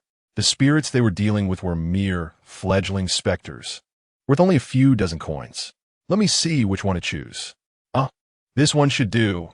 The underground garage on South City Road has a particularly fearsome ghost. Bounty of 200. With greasy fingers, Chen Zhuo tapped to accept the job. Job accepted. System bonus. Speed enhanced. Whoosh, the car darted forward like an arrow released from its bow, racing down the road. They sped past 3 official vehicles from the Spirit Regulation Bureau. What was that thing that just zipped by? It vanished in an instant. It seemed to be a car. Somewhat familiar, yet he could not recall where he had seen it. A car? What kind of car could be so fast? It's almost like a rocket. He caught a glimpse of a shadow resembling Chen Zhuo's little broken car, rumored to be incredibly swift. Should we report this to the Bureau? What for? Our director is already fuming over the matter of the undead, suffering from a mouthful of blisters this afternoon, and over $1 million wasted. I heard he got a thorough scolding from above.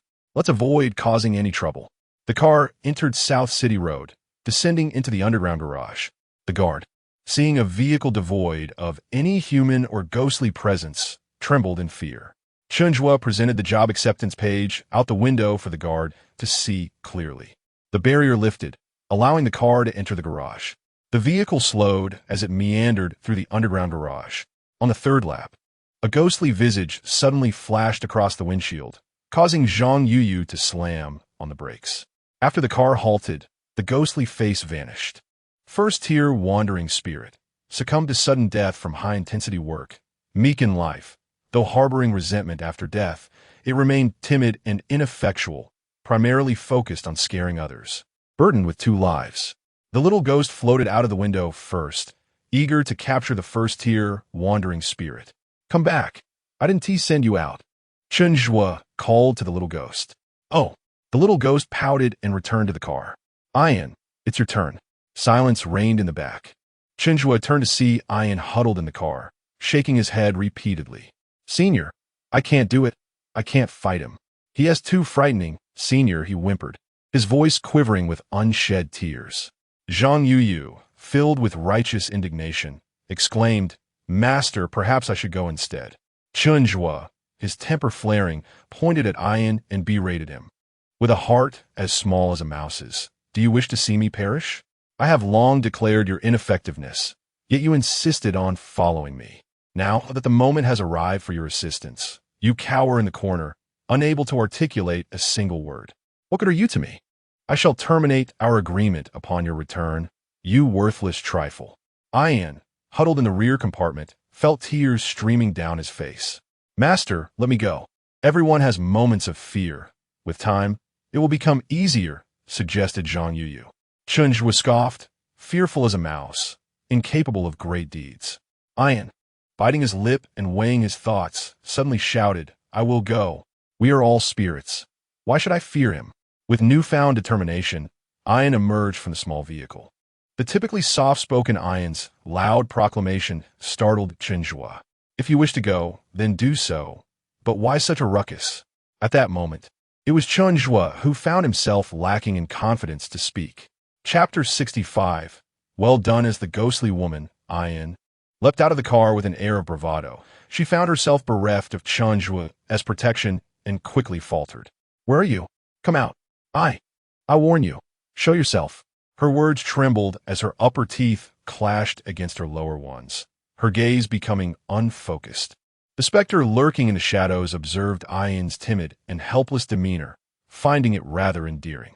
He, having passed away at the tender age of 27 due to overexertion at work, was forgotten in death, never having achieved anything noteworthy in life, nor even having touched a woman's hand. It was a lamentable fate indeed. Was it the heavens, feeling pity for his dismal existence, that had sent him a foolishly charming female ghost? Silently, the ghost in the garage drifted behind Ayan, who remained oblivious, spinning around in search of her unseen adversary. Little sister? The ghost in the garage reached out with a lecherous hand. Before the hand could make contact, Ayan, in a state of panic, shrieked and dodged, as though every corner of the garage posed a threat. She flitted from one hiding place to another, at one moment perched atop a garage light, and the next nestled between parked cars. The ghost, unmoving throughout, chuckled mischievously at her antics. Within the car, Chen Zhuo leaned out of the window, scolding her.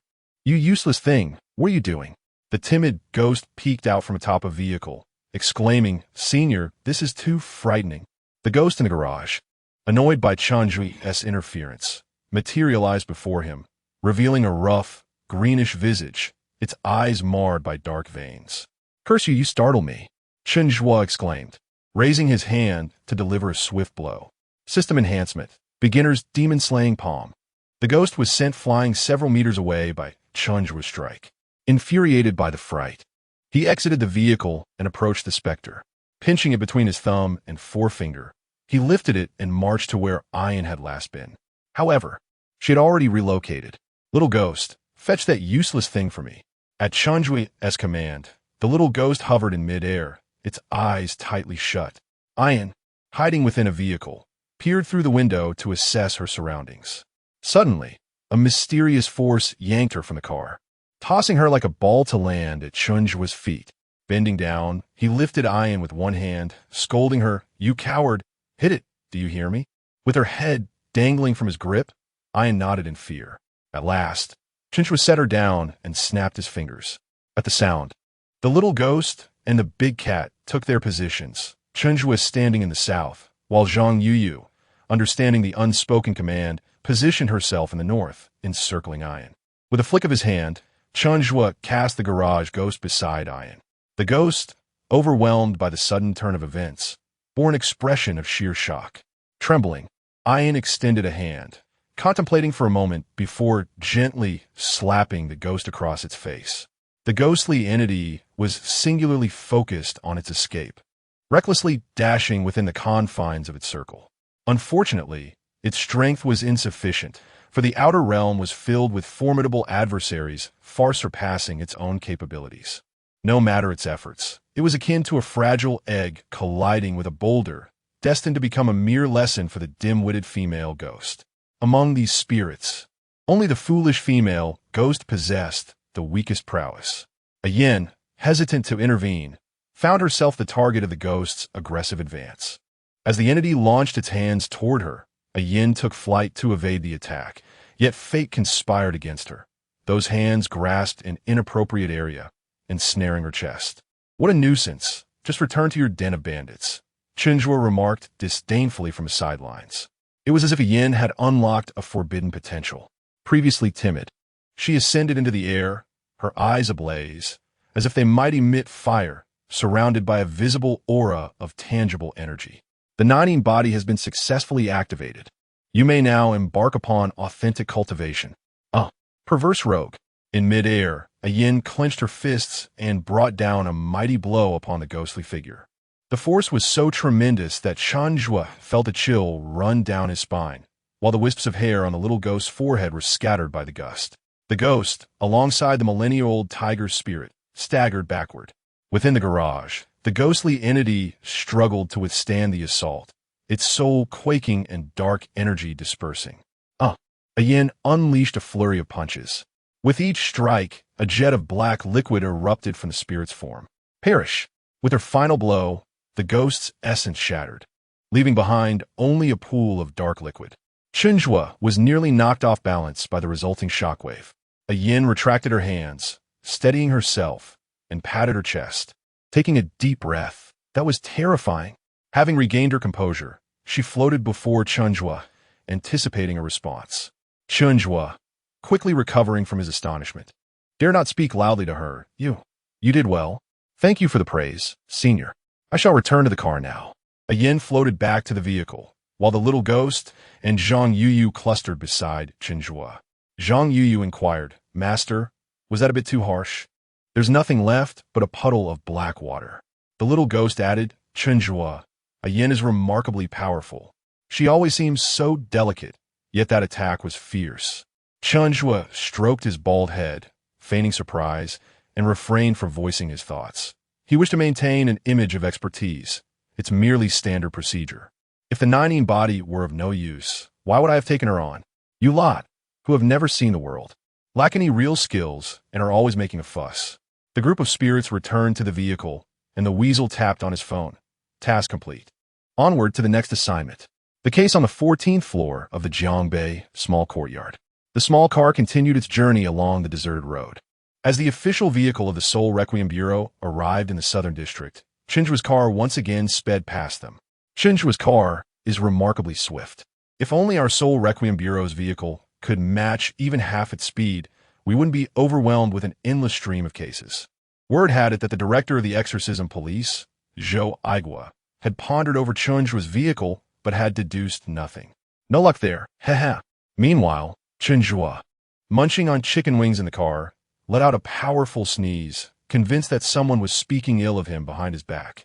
He resolved to draw circles and curse those who dared insult him. The weasel's claws glided over the phone. The case on the 14th floor of Jiangbei Town? 14th floor again? Why does it always have to be the 14th floor? With unwavering focus on the road, Zhang Yuyu remarked, I have heard that there is no 14th floor in Jiangbei Town, as it is considered taboo. They simply skip over the 14th floor. Above the 13th floor lies the 15th. Chen Zhuo scoffed at this notion. There was a foreigner who, unaware of the absence of the 14th floor, entered the elevator at midnight. Strangely, a button for the 14th floor appeared, and by some twist of fate, he pressed it. He vanished for an entire week, and when he returned, he claimed only to have spent a single night there. A rational person would have perished from hunger in a week. The subject of disappearance piqued Chen Zhuo's interest. If he could vanish at will, then when a yuan sought to jab him with a needle, he could simply disappear. Or, conversely, when he wanted to confront a yuan, he could hide nearby and strike when a yuan was unsuspecting. He let out a peculiar chuckle, drawing his neck in with amusement. Chapter 66. The Bell of the 100 Ghosts. The other passengers in the car cast puzzled glances at Chen Zhuo. What is he laughing about? What could possibly be amusing at this hour? His laughter in the dead of night was somewhat unsettling. Realizing he resembled a fool, Chen Zhuo quickly composed himself, clearing his throat. Ahem, I merely recalled some delightful memories. In a matter of moments, their small vehicle arrived at the entrance of Jiangbei Town. The staff of Jiangbei Town had been waiting diligently, having received a sudden notice from their superiors that personnel from the Seoul Requiem Bureau would be arriving tonight to address the case on the 14th floor of their complex. After eagerly anticipating a vehicle, they were greeted by a modest car. When did the Seoul Requiem Bureau start economizing on transportation, arriving in such a humble manner? Leaning out of the passenger window, Chen Zhuo presented his bald head and pressed his phone to the nose of a staff member. This is a job for Master Chen at the Cultivator S camp. Upon discovering that the screen was dark, he rashly turned it on. One word, blurry. One of the property personnel seemed to recognize Chen Zhuo's identity. But the viral sensation online had hair, while the man before them was bald. Master Chen, are you the esteemed Chen from Qing Shan Hospital? The starstruck staff member inquired. Chen Zhuo was taken aback. Could it be that his fame had grown so substantial? Indeed, he replied. Master Chen, I'm such a fan of yours. May I take a photo with you? The enthusiastic admirer rushed to the car window, snapping 5 rapid photos. Chen Zhuo reciprocated with a picture of his own, captioning it, encountered a fan, such warm hospitality. Under the guidance of the enamored admirer, Chen Zhuo and his companions were ushered into the elevator of the troubled building. The property staff refrained from following. After all, they were merely ordinary people, powerless in the presence of spirits. Other property workers, seeing Chen Zhuo ascend, gathered around the admirer to inquire further. Is this Chen Zhuo really more formidable than the people from the Soul Requiem Bureau? The admirer replied, the Soul Requiem Bureau? Huh, all of them combined cannot compare to Master Chen. Just search online. Every single case he has handled surpasses anything the Bureau can achieve. She became engrossed in her phone photos. Master Chen is so handsome, and with his bald head, he looks even more adorable. I truly adore him. The elevator ascended directly to the 15th floor without any anomalies. Master, what if we don't have access to the 14th floor? Zhang Yu questioned. Chen Zhuo placed his right hand on his chin, narrowing his eyes in contemplation. It must be that the spirits have sensed the presence of a master like myself and dare not show themselves. Fear not. I have my methods. His so-called method involved riding the elevator from the 15th floor to the 13th, then back to the 15th, repeating this cycle, until the system could no longer tolerate it. Compulsory activation of the ghost domain.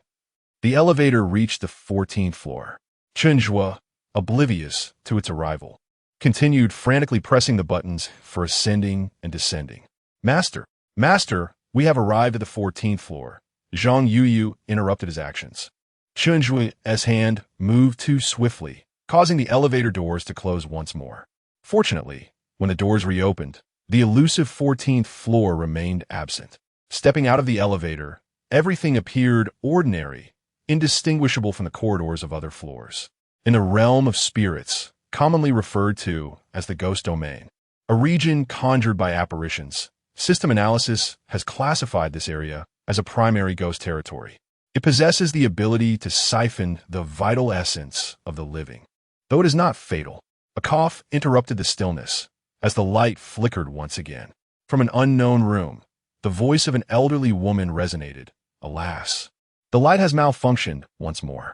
I suppose I shall replace it tomorrow. Moments later, a frail old woman emerged from a room a few meters away, clutching a bag of refuse, bending down to place it at her doorstep.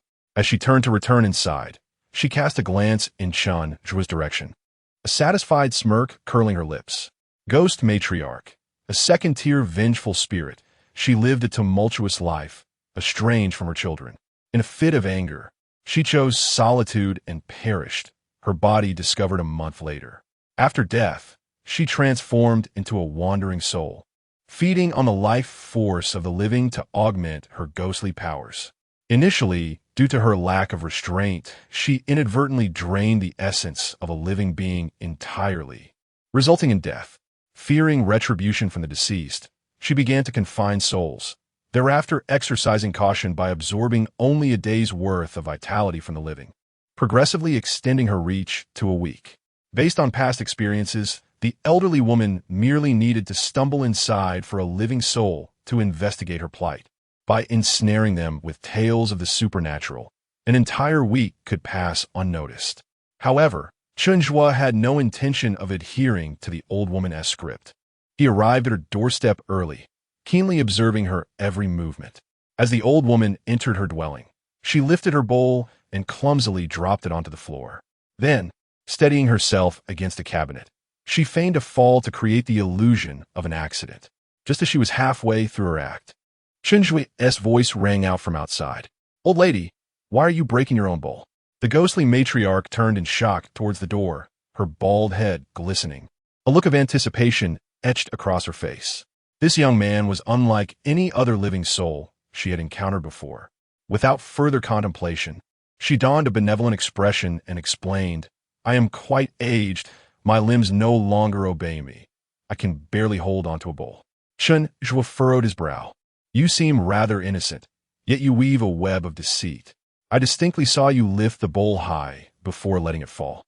The ghost matriarch was momentarily speechless. Zhang Yu pondered internally. "Master, what rationale can one employ when conversing with a ghost?" The weasel, Huang Shulang, thought to himself, "It has become routine, a matter of habit. You must be attempting to trick me into fixing your light bulb. Am I correct?" Chen Zhuo asserted confidently. The ghost matriarch sighed. "What more can I say when you've already spoken so plainly?" Zhang Yu tugged at Chen Zhuo's sleeve, whispering, "Master, we are here to fulfill our duties as cultivators." The mention of the term cultivator caught the ghost matriarch's attention. Since the resurgence of ghostly energy, cultivators and spirits have been sworn enemies. The ghost matriarch steadied herself within her abode, the flickering light casting ominous shadows over her face, obscured by disheveled hair. "So, you are here to capture me, old woman?" she hissed, her demeanor shifting dramatically. "Then let us all remain here to keep the old lady company."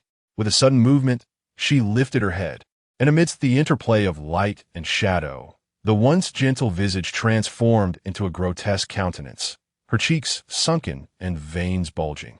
The echo of the ghost matriarch's voice reverberated throughout the room, causing objects to tumble. Chen Zhuo, taken aback, muttered, "How frightful." Zhang Yuyu, witnessing this transformation, grew exceedingly excited and retrieved the 100-ghost spell. "Master, is it my turn now?" Chen Zhuo waved his hand dismissively. "It's yours now." Zhang Yuyu strode confidently into the room, raising the 100-ghost bell. The ghostly old woman lunged towards Zhang Yuyu, her gnarled hands resembling withered branches, and her hair, a chaotic blend of black and white, billowed wildly. The sound of the bell rang out, ding, ding, ding, its chimes crisp and clear. With each resonating strike, visible waves of light radiated outward. The first wave repelled the ghostly old woman. The second wave caused her spirit to falter, teetering on the brink of disintegration.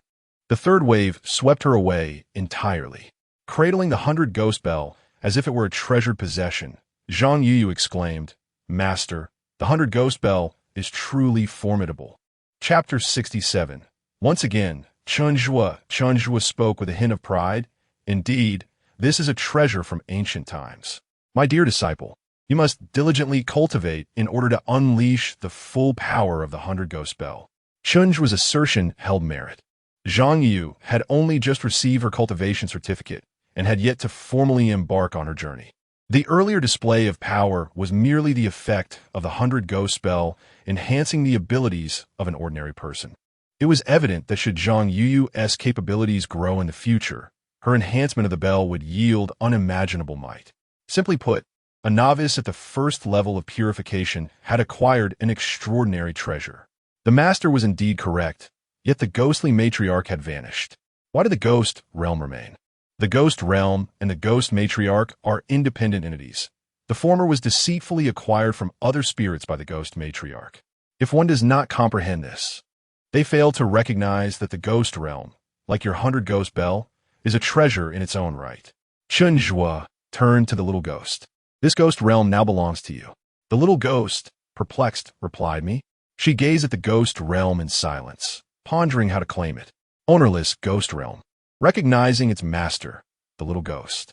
The music box gifted to her by the little ghost during their first meeting inexplicably materialized in her hands. A voice within urged her, open it, open it." Compelled by an unseen force, the little ghost opened the music box, and a melodious tune wafted forth. Accompanied by the enchanting music, the ghost realm where Chen Zhuo resided began to collapse rapidly, as a section of the ceiling plummeted towards him. Chen Zhuo instinctively closed his eyes. Time ticked by, yet he felt neither the impact nor any pain. Upon reopening his eyes, he discovered a long rectangular space. Where was this? An elevator. System. The little ghost has successfully acquired the ghost realm. And just like that, it was over. The entire affair transpired in a mere 10 minutes. With the enthusiastic farewell of the property management's little fangirl, Chen Zhuo's vehicle exited the gates of the Jiangbei town community. By sheer coincidence, it brushed past an official vehicle of the Soul Requiem Bureau. As the cultivators disembarked, one casually inquired, "May I ask who was in that car just now?" "A master of the Chun family, specially summoned to our community to exorcise spirits. He has just completed his task." The Soul Requiem cultivator, incredulous, queried further, "Was the case on the 14th floor resolved?" "It couldn't have been more than 15 minutes since we last crossed paths with that vehicle." To be prudent, the cultivator proceeded to the scene for an inspection. To their astonishment, there was no evidence of a struggle, not even a trace of the confrontation. The Soul Requiem cultivator remarked, "It appears the matter is indeed settled. I shall report this to the Bureau and move on to the next case." Sanchaco. At Sanchaco, a female spirit was frantically fleeing. To the west, the little ghost innocently fiddled with a music box. To the east, Zhang Yuyu studied the 100-ghost bell. To the north, a millennium-old tiger spirit languidly groomed itself. To the south, a weasel frolicked joyously. In the midst of this chaos, Chen Zhuo munched on a chicken leg, enjoying the spectacle. Once finished, he raised his right hand and snapped his fingers silently. All directions launched an assault simultaneously. Mission accomplished. The vehicle continued on to the next assignment, while the Seoul Requiem Bureau's car arrived belatedly, failing to catch even a glimpse of Chen Zhuo's taillights. After a thorough investigation, nothing was detected. This evening has proven to be quite peculiar. Why is Chen Zhuo pursuing wandering spirits and vengeful ghosts? Should he not be tackling more formidable entities of the third tier and above? Chen Zhuo has been bustling about all night, and the information regarding his completed tasks has been continuously refreshing in the cultivator camp. While other cultivators typically take at least a night to complete a single task, Chen Zhuo has managed to accomplish the equivalent of a month's worth of work in just one evening. Unbeknownst to him, he has ascended to the trending topics within the cultivator community. Bronze cultivator Wang Luhu. Who knows this Chen Zhuo? Is it true that he completed nearly 20 tasks in one night? Bronze cultivator Curry. Chen Zhuo. Don't you all know him? He is the big shot from Jinhai City, resolving all the recent major cases. Silver cultivator Zhang Tai Dan. As cultivators ascend, we beseech the esteemed to show mercy. Bronze cultivator Sun Ming Yuan. I truly envy Master Chen's disciple, Zhang Yuyu. Oh, great one. Do you lack for trinkets to adorn your leg hair? Silver cultivator Lu Yontao. I've begun packing my belongings in preparation to flee. Which city is devoid of a master? I implore for sanctuary. Within the Seoul Requiem office, the dispatched cultivators return one by one without success. Director, you must advocate for us.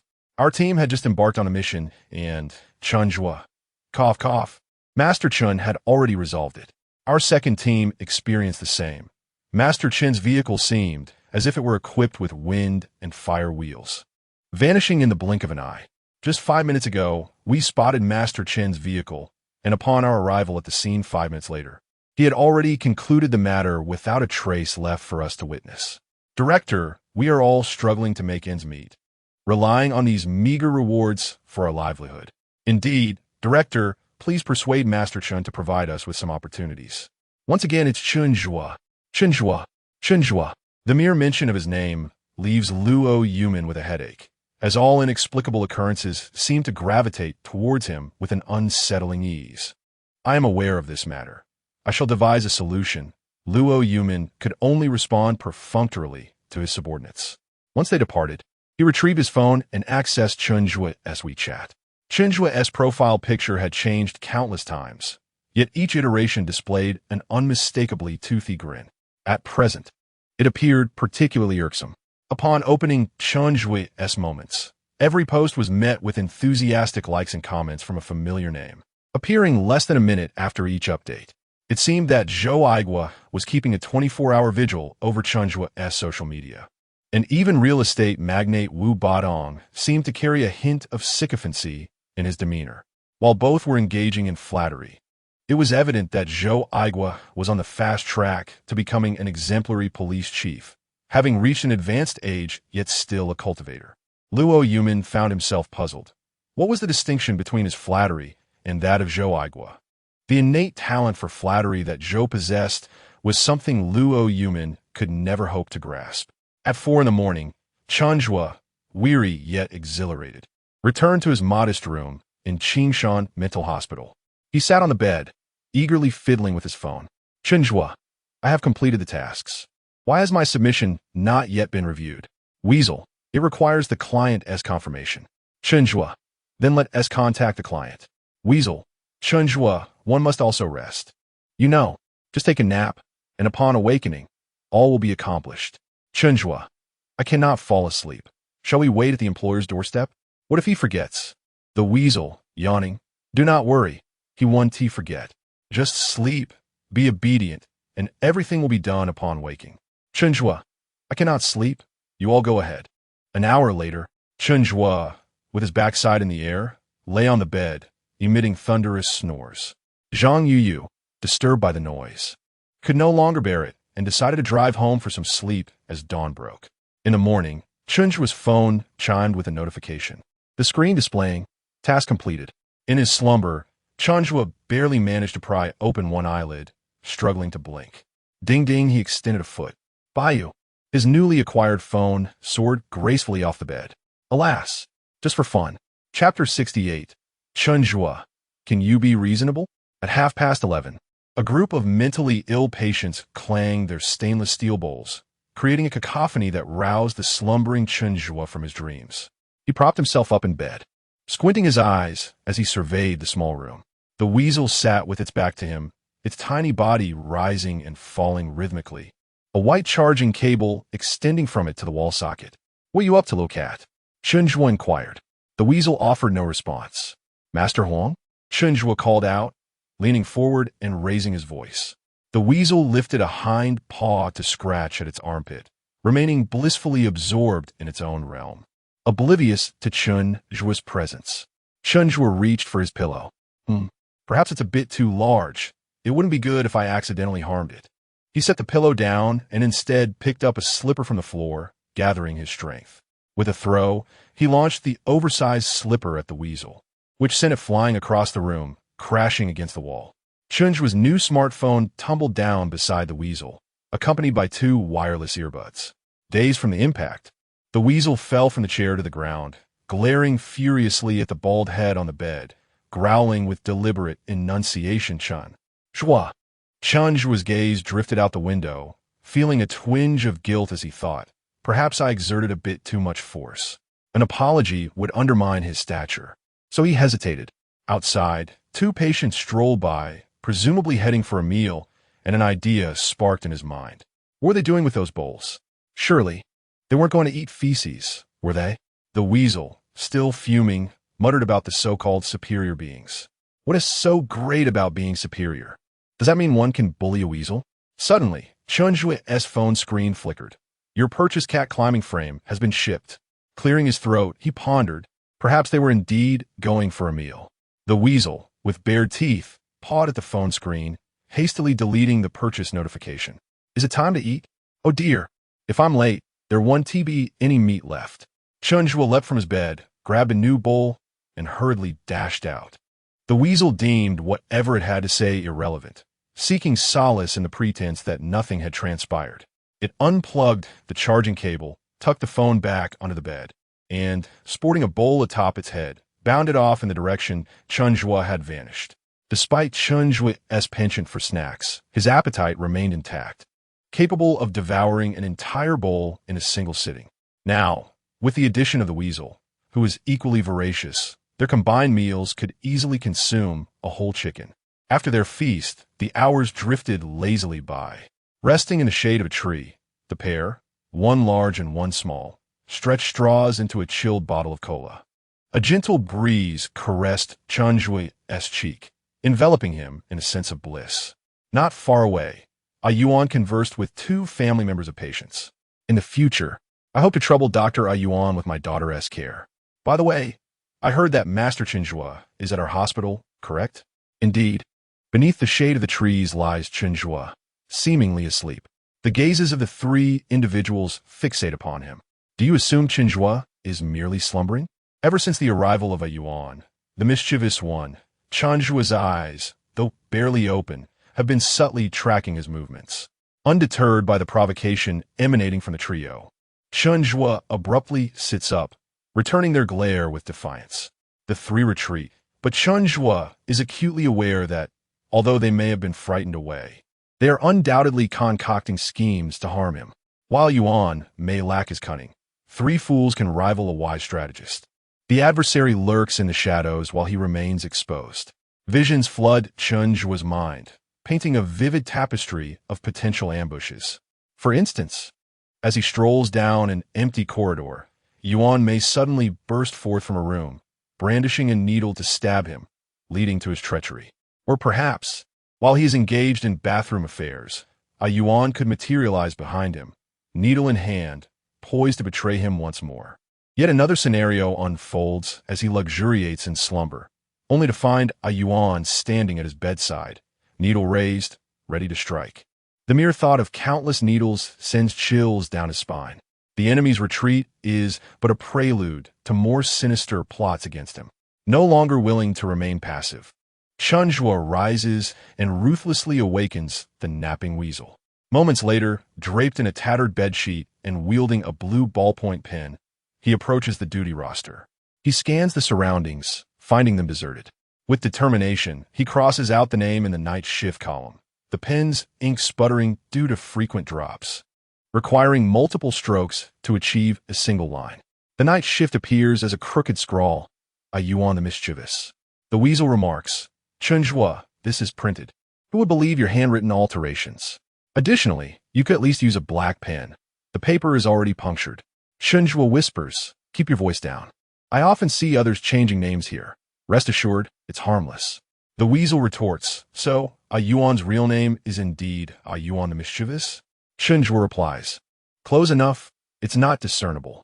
After bidding farewell to a family member, Chen Zhuo's attending physician, Dr. Yuan, returns to find him muttering at the duty roster in the corridor. "Chen Zhuo," Dr. Yuan calls out in a calm tone. Chen Zhuo's body jolts, and he swiftly turns his head to meet Yuan's gaze. 1 second, 2 seconds, 3 seconds pass. Chen Zhuo lifts the bedsheet above his head. Beyond the fabric, 2 feet scurry away in haste. Chen Zhuo exclaims, "It's all your fault.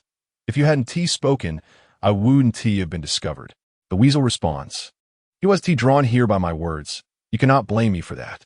Chen Zhuo insists, "I blame you. It's your fault." The weasel counters, "Chen Zhuo, can you not be reasonable?" As Chen Zhuo and the weasel argue while departing, a Yuan's gaze lingers on the chaotic duty roster, his brow furrowing slightly as he approaches to inspect it. Under the bright sun and amidst the watchful eyes of many, the scene unfolds. On the duty roster, Chen Zhuo's ink rose and then vanished without a trace, the marks left behind merging together, reverting to their original form.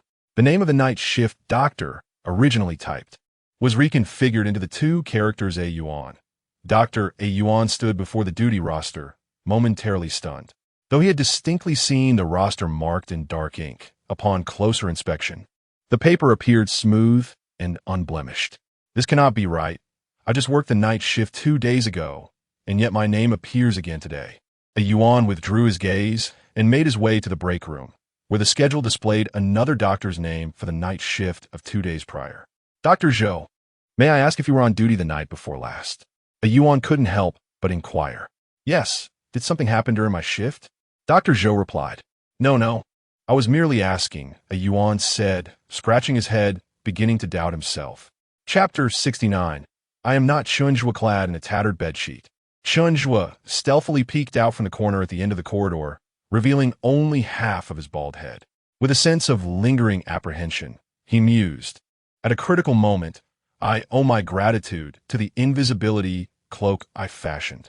That cunning a Yuan has been ever watchful, almost catching a glimpse of my blunder.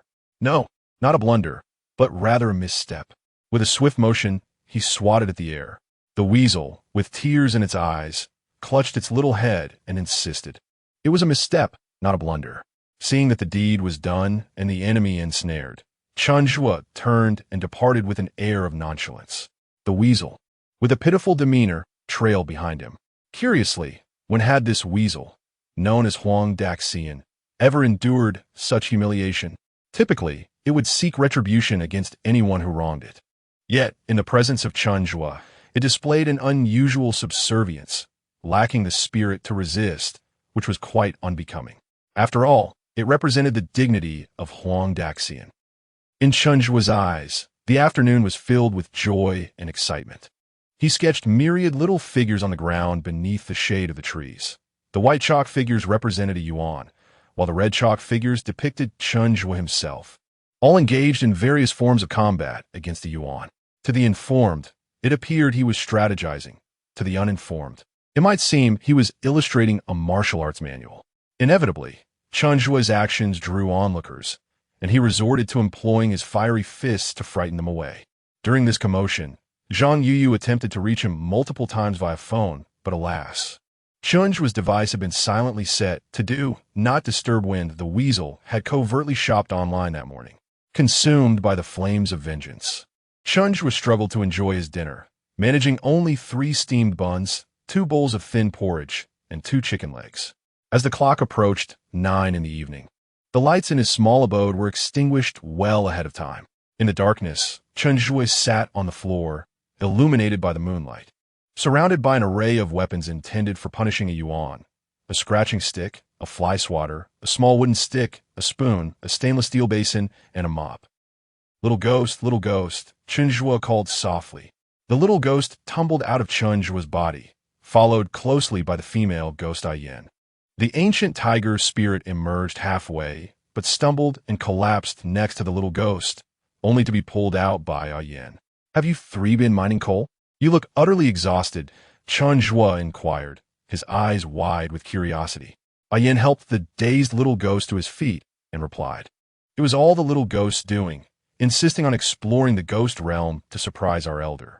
He even dragged along Big Cat, and this is the result."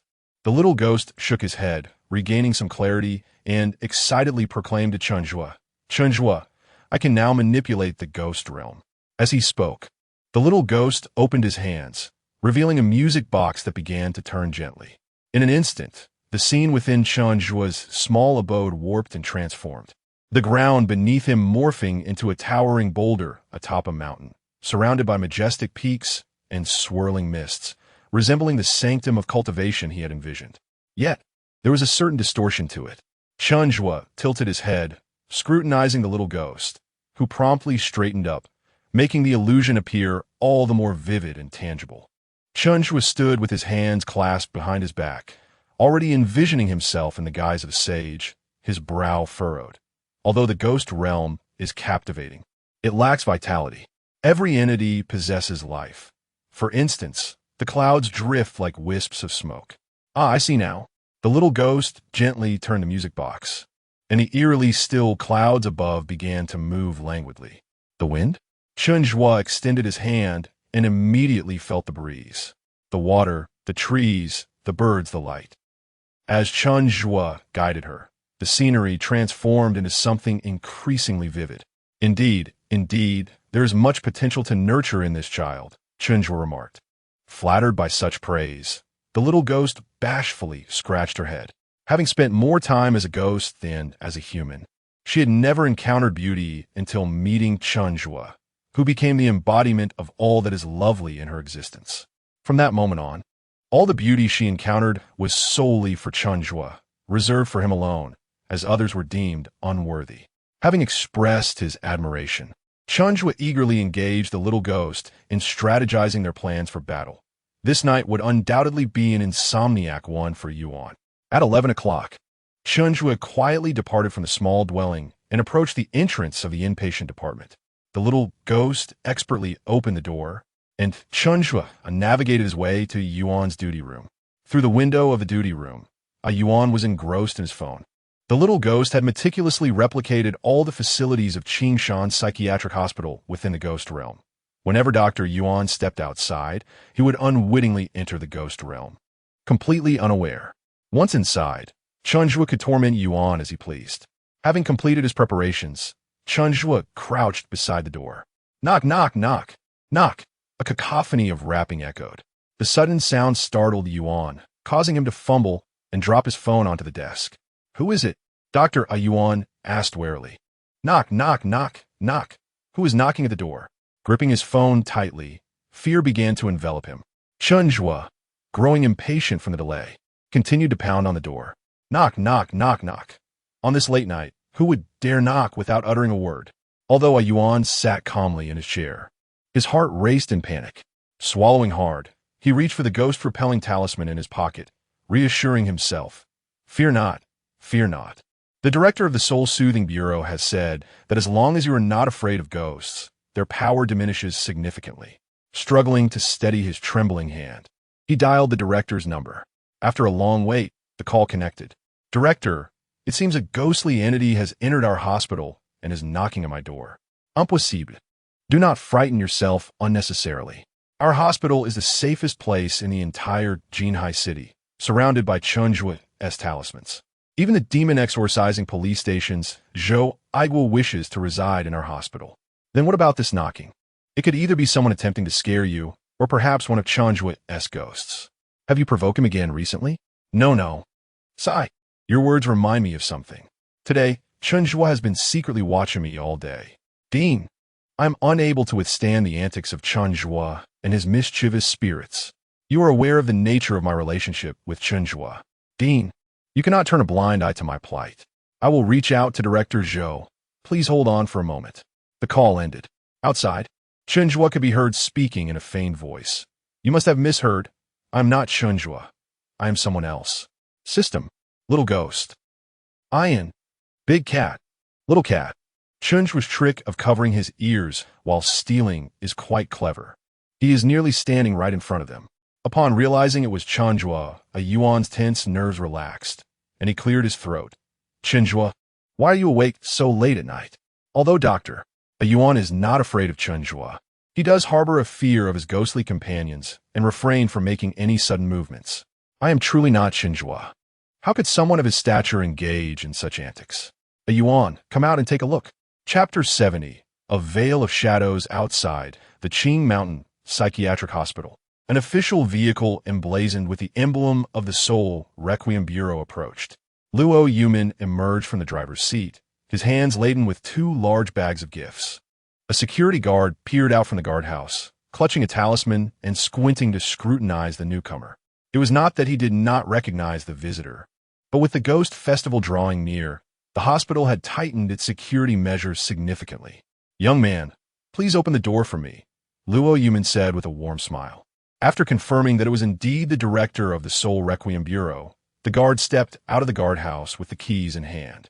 Director Luo, what brings you here at such an hour? Alas, with the Ghost Festival upon us, I am busy around the clock. Chen Zhuo hasn't ventured out today, has he? I truly cannot say, the guard replied.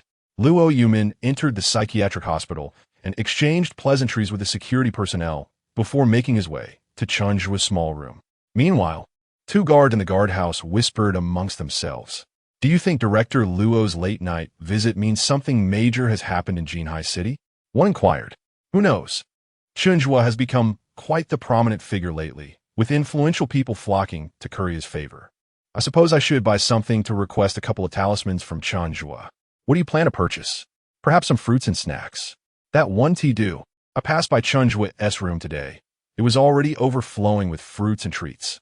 We ought to bring something unique to please him, so he might grant us more talismans or perhaps even ones of greater potency. You make a valid point. Let us confer and go together tomorrow. Agreed. Luo Yumin, burdened with snacks, approached the entrance to Chen Zhuo's modest room. The door stood ajar, and by the light of the moon, he discerned that the quilt had tumbled to the floor, several plush toys lay haphazardly on the bed, and the space was devoid of both person and spirit. It seemed Chen Zhuo had not left the hospital. This man was notoriously protective of his possessions. The wide-open door suggested one conclusion. He was nearby. But where could he be hiding? Luo Yumin began to search for traces of Chen Zhuo. In the tranquil night, faint voices drifted into his ears. Yuan, you little rascal. I am Director Qing Shan. How audacious of you to deny the director entry. The voice bore a resemblance to Chen Zhuo's. Luo Yumin held his breath, following the sound. He traversed the hospital building, ascended the stairs, and as he drew closer, he spotted a peculiar array of shapes squatting before a door in the corridor. A large cat, a weasel, a diminutive spirit, and the infuriating Yuan. Yuan, who gave you the audacity to slander the esteemed Chen Zhuo? Open the door and submit to my investigation as the bandit chief. Chen Zhuo declared in a deliberately gruff voice. Luo Yumin's lips quivered. It was undoubtedly a reference to himself. But was it typical for him to speak in such a manner? He silently mourned for Dr. Yuan for 3 seconds, realizing that provoking Chen Zhuo would be quite the burden. While sympathy was one thing, Luo Yumin had no desire to offend Chen Zhuo in the name of justice for another. If he could foster a closer bond with Chen Zhuo, perhaps even join him in reprimanding the other, that would not be such a bad outcome after all. Luo Yumin adjusted his attire, inhaled deeply, and silently rehearsed the words of Chen Zhuo in his mind. He set aside his demeanor and donned a smile. So it is indeed the esteemed Chen here. How fortunate I am to find you. Before the last syllable of find had faded, Luo Yumin stepped into the ghost realm, vanishing from the tangible world. Hearing the sound, Chen Zhuo immediately turned to the direction from which Luo Yumin had disappeared. The dim corridor was desolate and empty. That voice had undoubtedly resonated. Yet where had the person gone? Was someone just calling me? Chen Zhuo inquired of the little ghost. Yes, I heard it, replied the female ghost Ian, raising her hand to speak. It said, so, it is indeed the esteemed Chen here. How fortunate I am to find you. The nimble weasel spirit darted to the spot where the voice had emerged, gliding down the staircase, railing in search of its source. Upon returning empty-handed, it declared, there is no one here. I have searched thoroughly. The little ghost asserted with unwavering certainty, I just used my spiritual energy to search. There are no individuals outside our hospital. Chen Zhuo pondered for a moment, then impatiently remarked, never mind. Let us lure that little rascal a yuan out. Dong, zong, a yuan. Come quickly and see what delightful treasure I have. Your favorite lollipop. System. Chen Zhuo, should we abandon treating your mental state and instead focus on your intellect? Luo Yumin gazed vacantly at the deserted corridor, feeling as if everything had flickered and both Chen Zhuo and his playful little ghost had vanished. Luo Yumin remained oblivious to the fact that he had entered a ghostly realm identical to the real world, mistakenly believing it to be a trick played by Chen Zhuo's spirits. Little ghost, cease your games. I have urgent matters to discuss with Master Chen. Silence ensued. Receiving no response, Luo Yumin had no choice but to adopt the perspective of a fifth-tier cultivator to devise a solution. It must be the ghosts obscuring my vision. Luo Yumin formed hand seals, murmuring incantations. A faint white glow began to emanate from his fingertips as he slowly raised his hands, directing the light into his eyes. Upon opening them, a delicate white line traced the outline of a wheel within his pupils. The scenery before him remained unchanged. Could it be the ghostly wall? Luo Yumin furrowed his brow and formed hand seals once more. Meanwhile, outside Qing Shan Psychiatric Hospital, another police vehicle from the exorcism department arrived. When Zhou Aiguo alighted, he held his head, wedged his phone between his shoulder, and juggled various items in his hands. On the line, Li Qingshan spoke urgently. If you see Director Luo, let me know. Is Luo Yumin here? Yes, he called me before coming, but now I can't reach him. Understood. I will go in and take a look. Zhou Aiguo's entry into Qing Shan Psychiatric Hospital mirrored that of Luo Yumin's.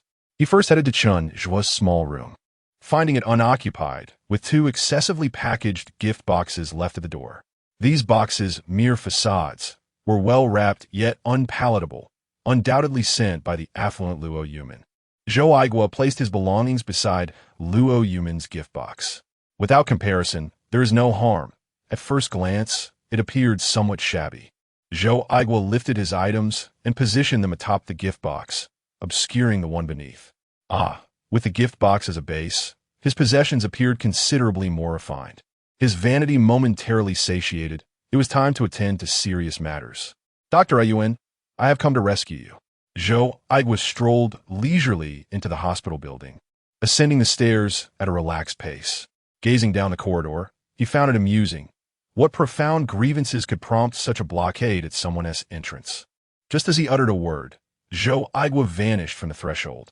Well, he was no better than Luo Yumin. At least Luo had managed to articulate a complete sentence. Chen Zhuo, standing at the duty room's entrance, turned his head once more, only to be met with sound devoid of presence. Could it be that I misheard again? Chapter 71.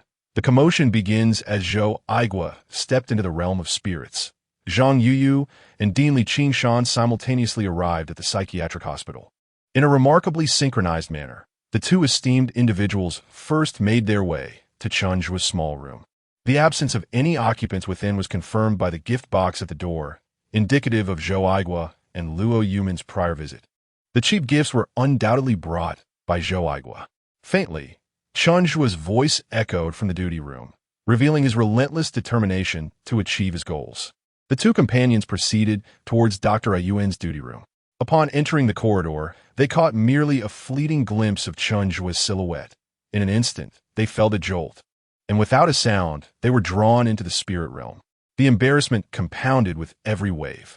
Within the spirit realm, Luo Yumin and Zhou Aigua were embroiled in a heated argument. Director Luo, you are, after all, a fifth-tier practitioner. You've handled more cases than I have. Think of a way for us to escape. Stop your incessant whining. You sound like an old woman when disaster strikes. Do you expect the tall to shield you? Spare me your complaints. Without your presence, I might have already found a way out. Had it not been for you, I would have escaped sooner. Do you think I wish to enter this place? I've come to realize that relying on you is futile. It would be better to count on Dean Li to have Chen Zhuo bring us out. May your words prove prophetic. At the corridor entrance, behind them, Dean Li Qing Shan wore an awkward expression. Director Luo, Director Zhou, both Luo Yumin and Zhou Aigua turned in unison. After a brief moment of surprise, Luo Yumin snorted dismissively and fell silent. Zhou Aigua, speechless, regarded the two. How is it that you both have also entered? Meanwhile, outside the Qing Shan Psychiatric Hospital, yet another group had arrived, spirits, and not just one. It was the collection of spectral beings confined on the 14th floor of the Wanxia building. These spirits possessed neither high nor low abilities, predominantly comprising the elderly, women, and children. Just a wall away from the psychiatric hospital, a hanging ghost with a long tongue pointed at the high wall. This is where Master Chen resides, surrounded by talismans on all sides, rendering entry impossible. I have waited for quite some time before a cleaning lady stealthily removed the talismans from this wall. What does that signify? A beautified ghost, covering her face in modesty, responded. It signifies that heaven wishes to unite us, the lovesick pair. The wronged spirit interjected. Can you set aside your sentimental notions? It indicates that we come seeking refuge with Master Chen. This is fate, a divine arrangement. The beautified ghost murmured softly. It was also fate that led me to meet my beloved. These spirits, seeking refuge with Chen Zhuo, found themselves in a desperate situation. The followers of the heavenly demon cult, upon realizing their escape, sought methods to capture them. Additionally, their limited abilities left them vulnerable, as many stronger spirits sought to consume them to surpass the threshold into the spirit realm. Confined within the Wanxia building, they yearned for escape, yet upon being rescued, they would face myriad dangers. Rather than living in constant fear and hiding, they deemed it wiser to align themselves with a powerful and formidable figure, lifting their heads high as spirits. After thorough deliberation among the spirits, they resolved to seek out a master. Chen Zhuo boldly ventured into the territory of Lu Wanxia to rescue them, his prowess unmistakable.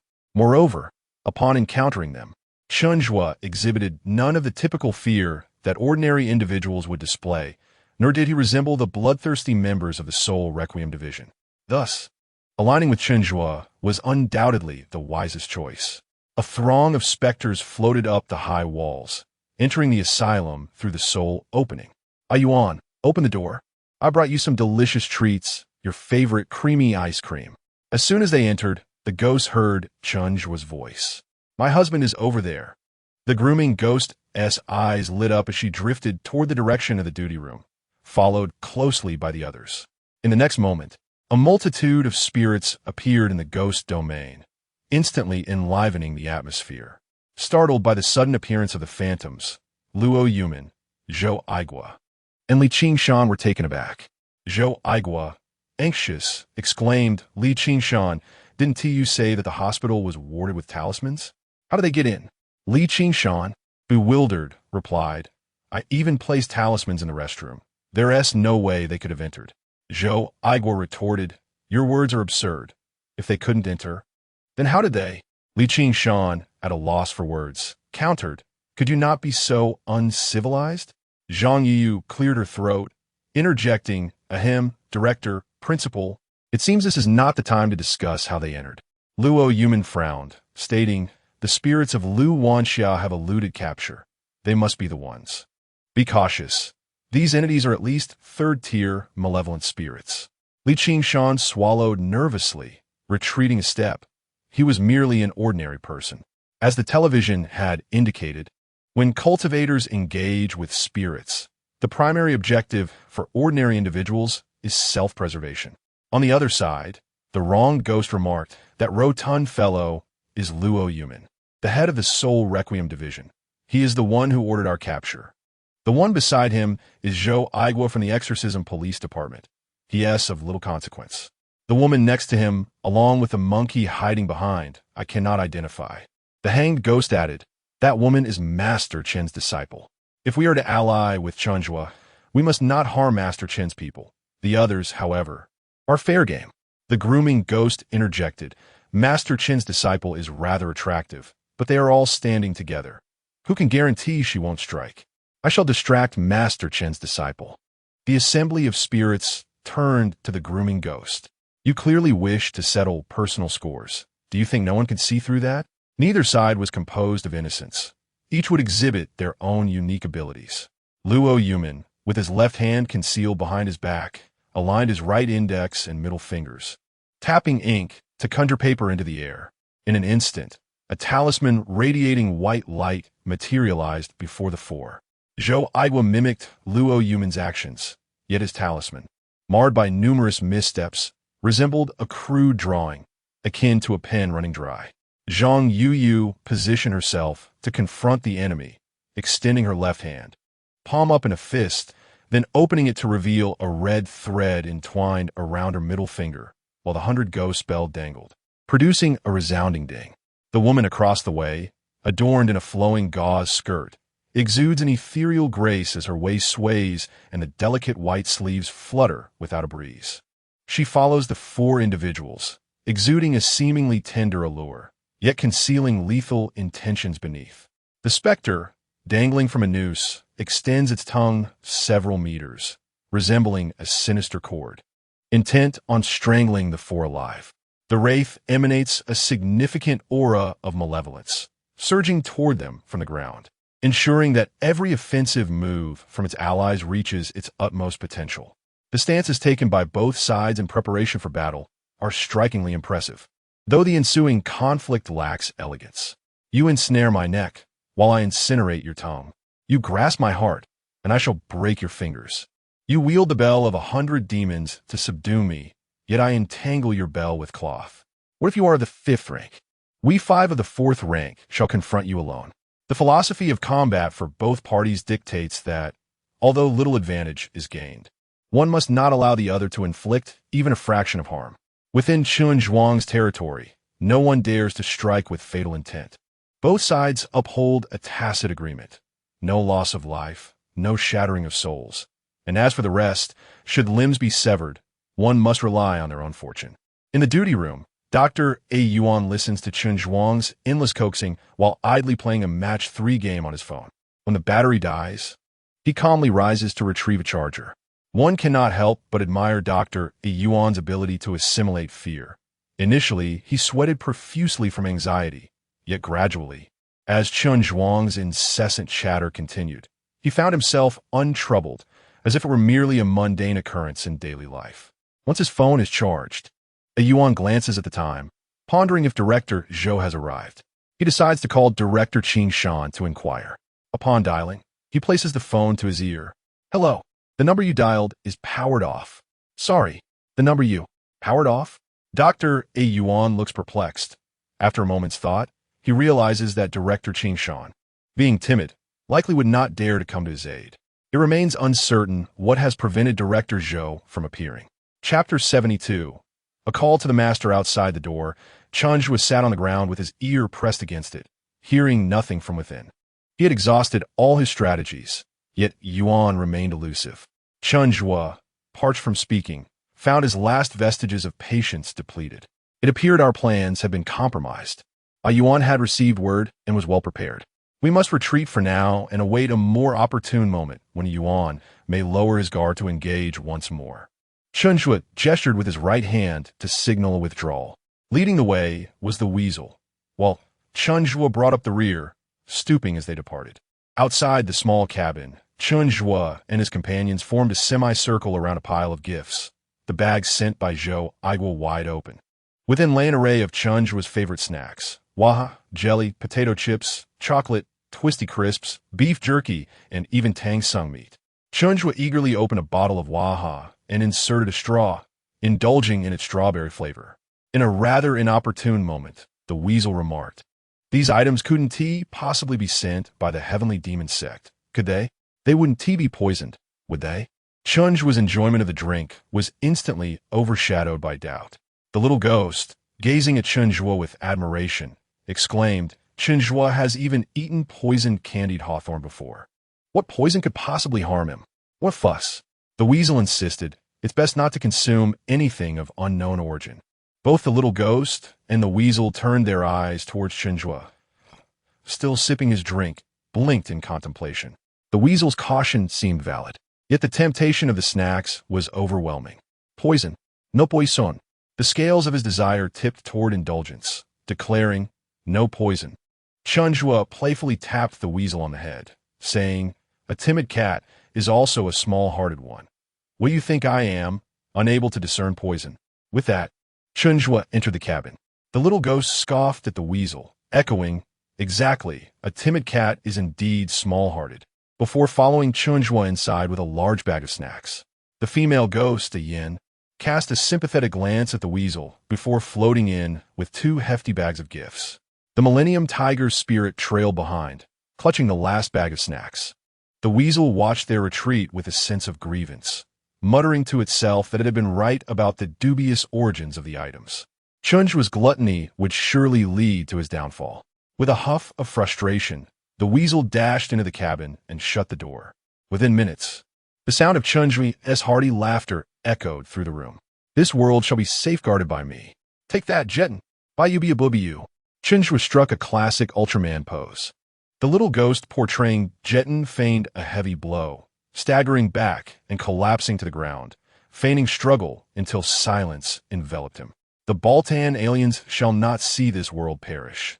I, the mighty Tiga Ultraman, shall protect it," Chen Zhuo exclaimed as he playfully rushed toward the weasel. The weasel dodged swiftly, feeling utterly defeated. Why did the little ghost fight from a distance while it was forced into close combat? Chen Zhuo played for over 2 hours in the ghost realm, until he was left bruised and exhausted, while the ghosts lay battered, their energy depleted. The 2 parties reluctantly agreed to a ceasefire, each claiming one end of the corridor as their territory. Luo Yuman, covering the bald spot on the back of his head that had been yanked at, could not resist asking, "Do you harbor such deep resentment towards the Soul Requiem division? 5 ghosts against me alone?" The hanging ghost across from him, clutching a severed tongue, retorted, "Do you harbor such animosity towards us spirits? Why must you pursue us?" The dispute continued, signaling the moment for Zhou Aigua, the mediator, to intervene. Hey, let us not quarrel. Allow me to speak fairly. While we may not be friends, we shouldn't be enemies either. Let us not forget that we share a common foe, the celestial demon cult." Chen Zhuo wisely said, "The enemy of my enemy is my friend. What do you think?" Silence enveloped both parties. Zhou Aigua stepped forward, standing in front of Luo Yuman. "What I propose is that we temporarily set aside our prejudices and join forces against the celestial demon cult. I trust there are no objections to this." Zhou Aigua's suggestion was not born out of a desire for compromise, but rather from the realization that his side was at a disadvantage.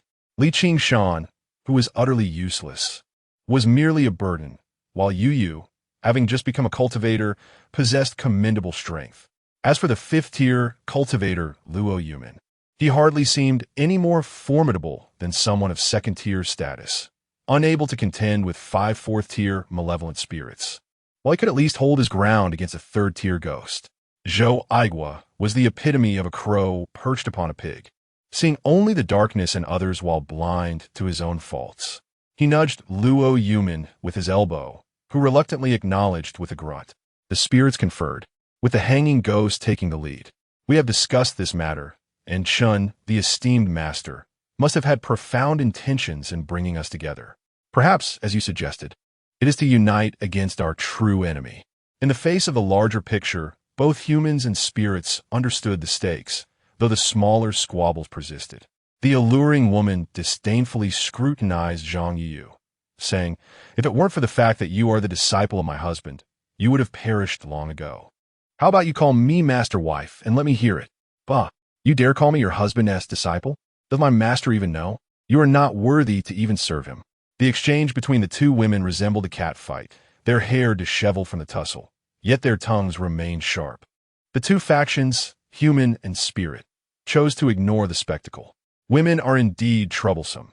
Such squabbles over rivalry should be left for Chen Zhuo to resolve. It remained uncertain whether these two women would dare to act so brazenly in front of him. Around 2 in the morning, Chen Zhuo, having grown weary from play, sprawled across his bed, soundly asleep, his snores echoing throughout the small room. The little ghost was reluctant to return to Chen Zhuo's body, frolicking with the big cat in the yard, while the female ghost, a yin, tidied the disordered room. The security guard at the entrance watched with a mix of fear and envy. This ghost doesn't seem frightening at all. Look at that tiger, behaving as docile as a cat. This little ghost, I've heard, has been involved in a murder, yet now he appears no different from an ordinary child. And that female ghost wiping the windows has made 4 or 5 trips back and forth in the water room. How industrious. It's a pity she died too young. If my wife had even half of her diligence, I would wake up laughing in my sleep. After a few more days, engage with them earnestly. There is only benefit to be gained and no detriment. At a critical juncture, they may even save our lives. As for the journey through the land of the divine, I find it agreeable. The summer nights are fleeting. Even before 4 in the morning, the sky is already shrouded in a pale light. The little ghost greeted the big cat and Ian, who then returned to the body of Chen Zhuo, while the little ghost suddenly recalled that the ghost realm had yet to be reclaimed. Floating to the floor of the ghost realm, it turned the music box. The ghost realm vanished. Suddenly, the corridor was filled with a chaotic mingling of humans and spirits. The little ghost gazed in bewilderment at the scene, perplexed by their sudden appearance. Chapter 73. The high being surprisingly wet the bed as the corridor of the ghost realm mirrored that of reality. Zhou Aigua did not perceive himself as having emerged from the ghost domain. Rather, he was intrigued. Little ghost, did Chen Zhuo send you here? Both parties eagerly vied for the little ghost's attention. The wronged spirit mused.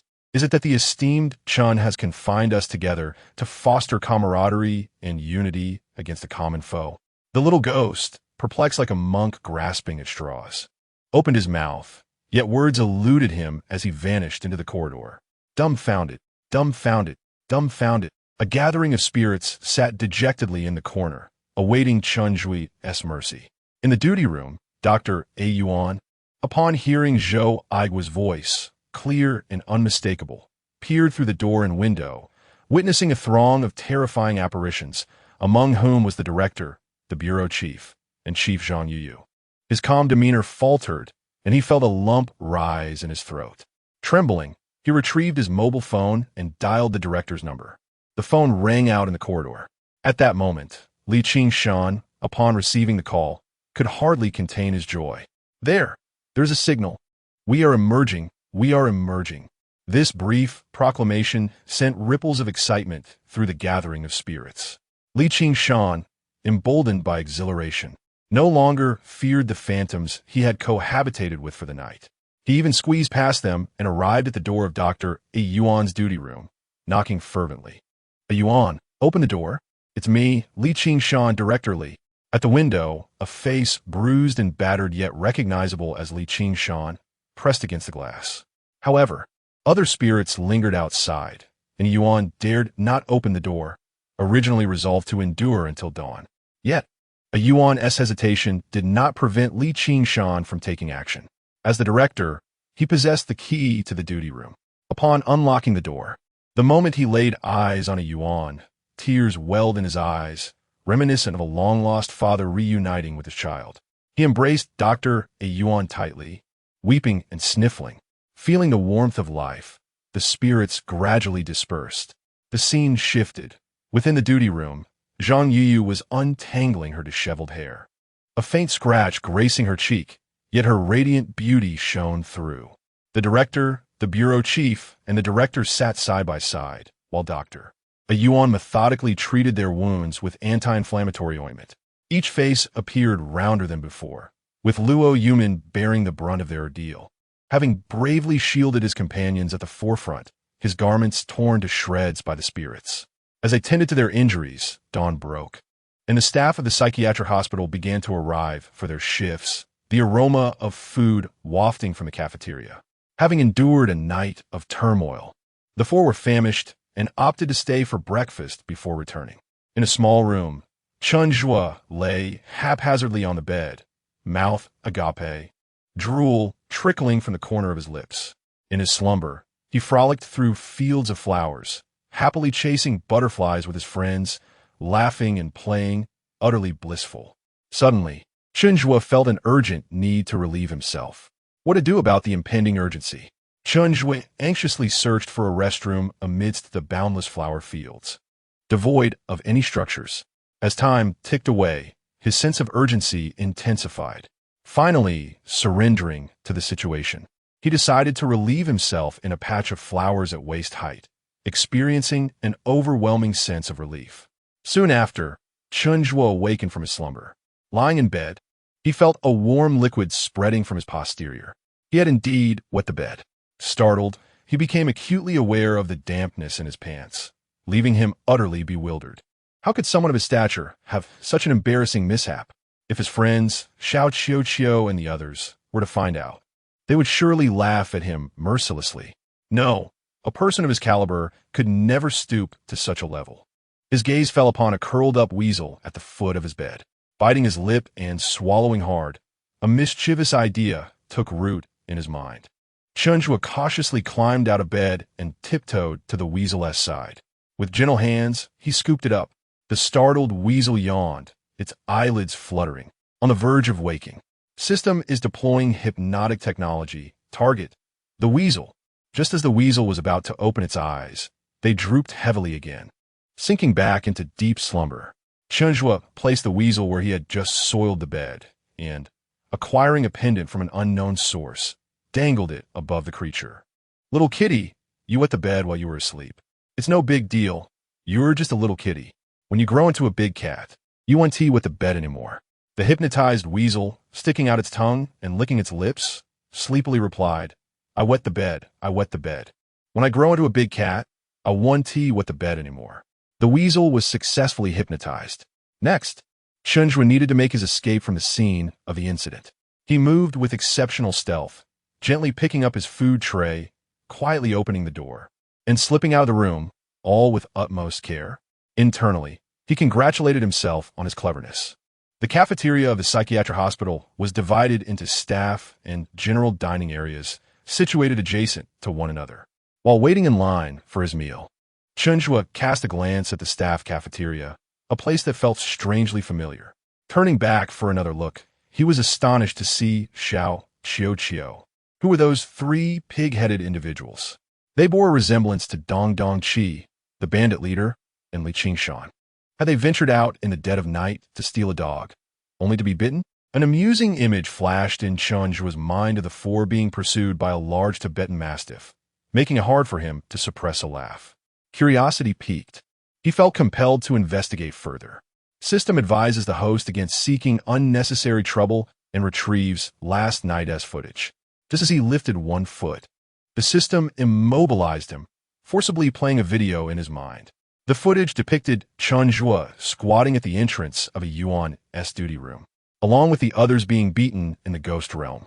Once the video concluded, the system released its hold on him. As his foot touched the ground, his gaze fell upon the four individuals, prompting him to sheepishly retract his foot and shield his face with the food tray. It was ostensibly a trap set for a yuan. How did they manage to stumble into it? Chen Zhuo's gaze occasionally drifted beyond the dining bowl, surreptitiously assessing the situation of the four. Zhou Igor rolled an egg over the bruised area on his forehead, while Luo Yuman winced and perspired with each bite. The pain from his injury evident. Particularly, his obedient disciple, Qiu, bore marks on his face, and although Qing Shan felt discomfort, he remained carefree, indulging in his meal. A flicker of guilt stirred within Chen Zhuo. Although the primary blame lay with the four for their lack of skill, he could not deny a degree of complicity. Irritated, he scratched his arm. Alas, how tiresome it is to be swayed by emotions like a foolish human. Ignoring them seems prudent. Foolish humans deserve their misfortunes. Soon, it was Chen Zhuo's turn to serve himself. After filling his plate, he returned to his usual spot, having completely forgotten the pre-meal ritual. It was only after consuming a few bites that he remembered setting down his utensils to commence the customary rites. The food lacked flavor, a reflection of his inability to quell the guilt that gnawed at him. Chen Zhuo concocted an excuse for himself. Saving a life is worth more than constructing a grand pagoda. Returning to his small chamber, he donned an invisibility cloak, rummaged through the trash to retrieve an empty cola bottle, and filled it with water from the faucet. The routine was set. He shook it vigorously, jumping and swaying. Left hand shaking, right hand shaking. Damn you, Chen Zhuo, this is coercive behavior. The system reserves the right to deny all technical support to you. Last modification of water quality, tortoise blood. Concealing himself and the water within his cloak, he stealthily made his way to the staff cafeteria, approaching the table occupied by the four. Upon noticing the tattered sheet draped over Chen Zhuo, they instinctively understood it was an invisibility cloak and refrained from looking at him. Chen Zhuo bent low, sequentially examining their injuries, his face hovering near Luo Yuman's wound. He extended a curious finger to probe the injury, prompting Luo Yuman to sharply inhale and furrow his brow. Chapter 74. That is Ardina lass, the skin is peeling. It appears the injury is quite severe. Chen Zhuo, treating the situation with tender care, retrieved a bottle of tortoise essence, uncapped it, and poured a modest amount into Luo Yuman's rice porridge. In his heart, Luo Yuman mused, "Is this the miraculous medicine they speak of? I wish for more." Meanwhile, Zhou Aigua thought, "Enough already, save some for us." Qing Shan pondered, "If I consume this, will I also ascend to become a practitioner? As the ancients say, one who survives great tribulations shall surely be blessed thereafter. This must be that blessing." Bypassing Zhou Aigua and Qing Shan, Chen Zhuo approached his obedient disciple, observing the pale face marred with scratches, revealing raw patches of skin. Poor little cue ball must be in agony. This might leave scars. It is truly a pity for my dear disciple. I shall provide healing for you now. Chen Zhuo generously poured nearly half a bottle of tortoise essence into cue ball's porridge, filling it to the brim.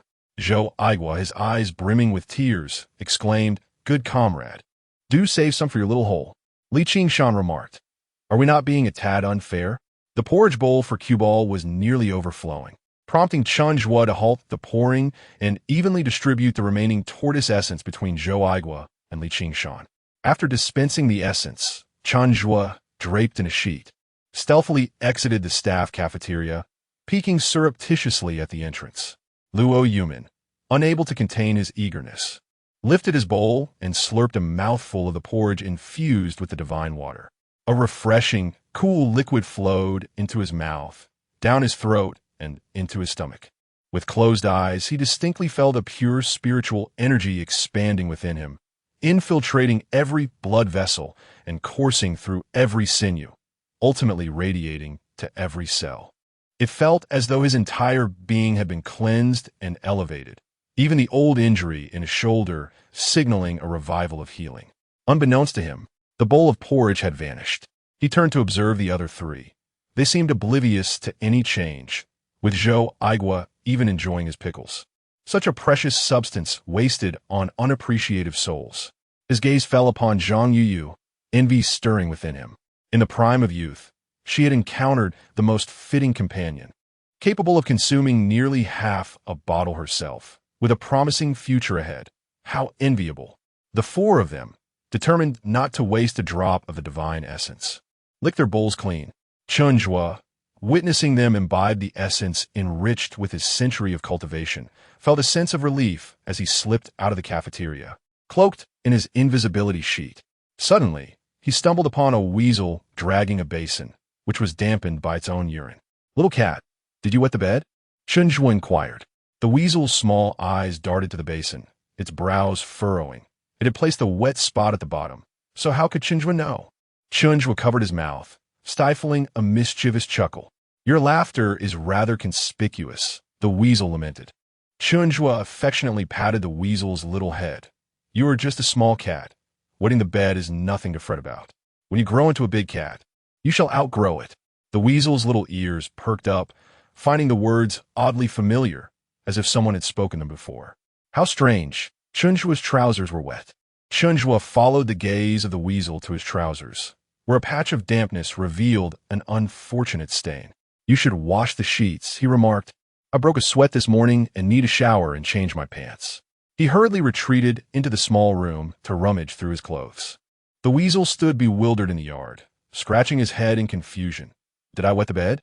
The summer sun blazed fiercely upon the earth, sending waves of heat rising from the ground, rendering the air stifling. Even the mentally unwell sought refuge in the shade for respite and play. Yet, in the middle of the courtyard, four individuals sat cross-legged on a long bench, their eyes tightly shut, utterly still. To enter the spiritual realm, follow my instructions, take a deep breath, slowly, inhale deeply, and repeat. Luo Yumin adopted a mentor-like demeanor. After a self-adjustment period of over 10 minutes, he continued softly, "Shut down the six senses. Everything is spinning rapidly." He imparted to the three individuals everything Chen Zhuo had taught him, ensuring they grasped the lessons. After a prolonged silence, Luo Yumin finally spoke again. "Zhou Aigua, Li Qing Shan, Zhang Yuyu, respond when you hear me." Zhou Aigua remained silent with his eyes closed, as did Zhang Yuyu. Li Qing Shan, however, proudly replied, "I can hear you, and it's clearer than I usually do." Luo Yumin slowly opened his eyes and turned to Li Qing Shan, his expression stern. "Fool, by shutting down the six senses you cannot see, hear, or smell. Your body feels nothing." The delighted expression on Li Qing Shan's face fell. "Oh, repeat what I just said a few more times. I, too, wish to enter the spiritual realm for cultivation." Luo Yumin quickly grasped the method and effortlessly entered the spiritual world. Chen Zhuo emerged from the bathhouse, a basin in hand. Clad in a SpongeBob summer outfit, a towel draped over his shoulder, with droplets of water still clinging to his face. In the expansive courtyard, the four individuals under the sun were all too conspicuous. "What are these four fools up to?" Chen Zhuo muttered to himself, contemplating whether to approach and investigate. Yet he chose to remain in the safety of the boundary between sun and shade. Li Qing Shan, drenched in sweat and increasingly restless, found it impossible to calm himself, let alone enter the spiritual realm. Overwhelmed by the heat, he decided to rest for a while before attempting again. Noticing Li Qing Shan stepping down from the bench, Chen Zhuo waved him over. "What are you four fools doing?" Chen Zhuo unabashedly inquired. Li Qing Shan wiped the sweat from his forehead. "Master Chen, we are practicing according to your method, but it's just too hot. I can't enter the spiritual realm." Chen Zhuo squinted, recalling the day he had instructed the bandit leader in cultivation. Li Qing Shan grinned, fanning himself with his hand to cool his head. "Master Chen, do you have any less arduous methods? I can't seem to enter the spiritual realm at all." Once the term master is uttered, it seems to unlock a certain restraint within Chen Zhuo, causing him to naturally stand tall. Foolish humans only seek comfort. Yet the strength I possess today is a result of enduring countless hardships. If you cannot withstand even this trivial suffering, I would advise you against pursuing cultivation. With a sweeping gesture, Chen Zhuo tossed the basin aside and departed. Li Qing Shan, having been reprimanded, obediently returned to the bench and resumed his meditative practice. At the entrance of the mental hospital, a middle-aged couple was registering their information, glancing from a distance at four individuals basking in the sun. "It must be at least 37 or 38 degrees today. Does your hospital truly allow patients to sit in the sun? How will you explain heat stroke to their families?" The woman couldn't help but voice her complaints. The middle-aged man concurred. "The maximum temperature today is 40 degrees Celsius. This mental health situation is quite lively." He then inquired, "Young man, which building houses your director?" The security guard's forehead was lined with countless beads of sweat. Could he admit he didn't know? It was a truth too difficult to articulate. Bracing himself, the guard pointed toward the glaring sun. Drenched in perspiration and restless like someone with ADHD, he awkwardly stated, "That would be our director." Chapter 75. A business has arrived, ah? Is that the director, the one who appears as if afflicted by hyperactivity? Is it true that in your psychiatric hospital, the most severely ill becomes the director? The middle-aged couple exchanged glances, casting skeptical looks toward the security guard. The guard managed a slight smile, hesitating to disclose that the individual seated beside the director was the chief of the exorcism bureau. and even more so that beside him sat the head of the Soul Requiem Department. With utmost seriousness, the guard stated, "Indeed, that is our director. He is currently learning cultivation from Master Chen." The woman's eyes brightened. "Master Chen? I have come to seek Master Chen." The guard paused, responding, "An audience with Master Chen requires the director's permission. Allow me to summon him for you." Shortly thereafter, after the guard's notification, Director Qing Shan temporarily set aside his practice and approached the middle-aged couple for a conversation.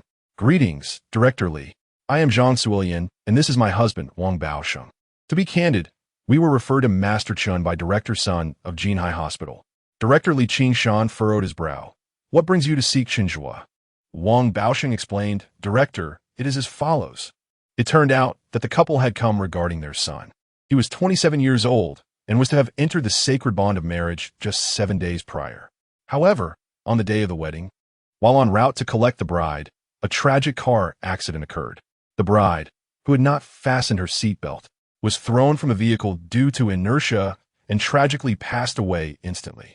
The groom fell into a coma and was rushed to Jinhai Hospital for emergency care. The examination revealed that he had only suffered a minor concussion, with no significant injuries, yet he remained unresponsive.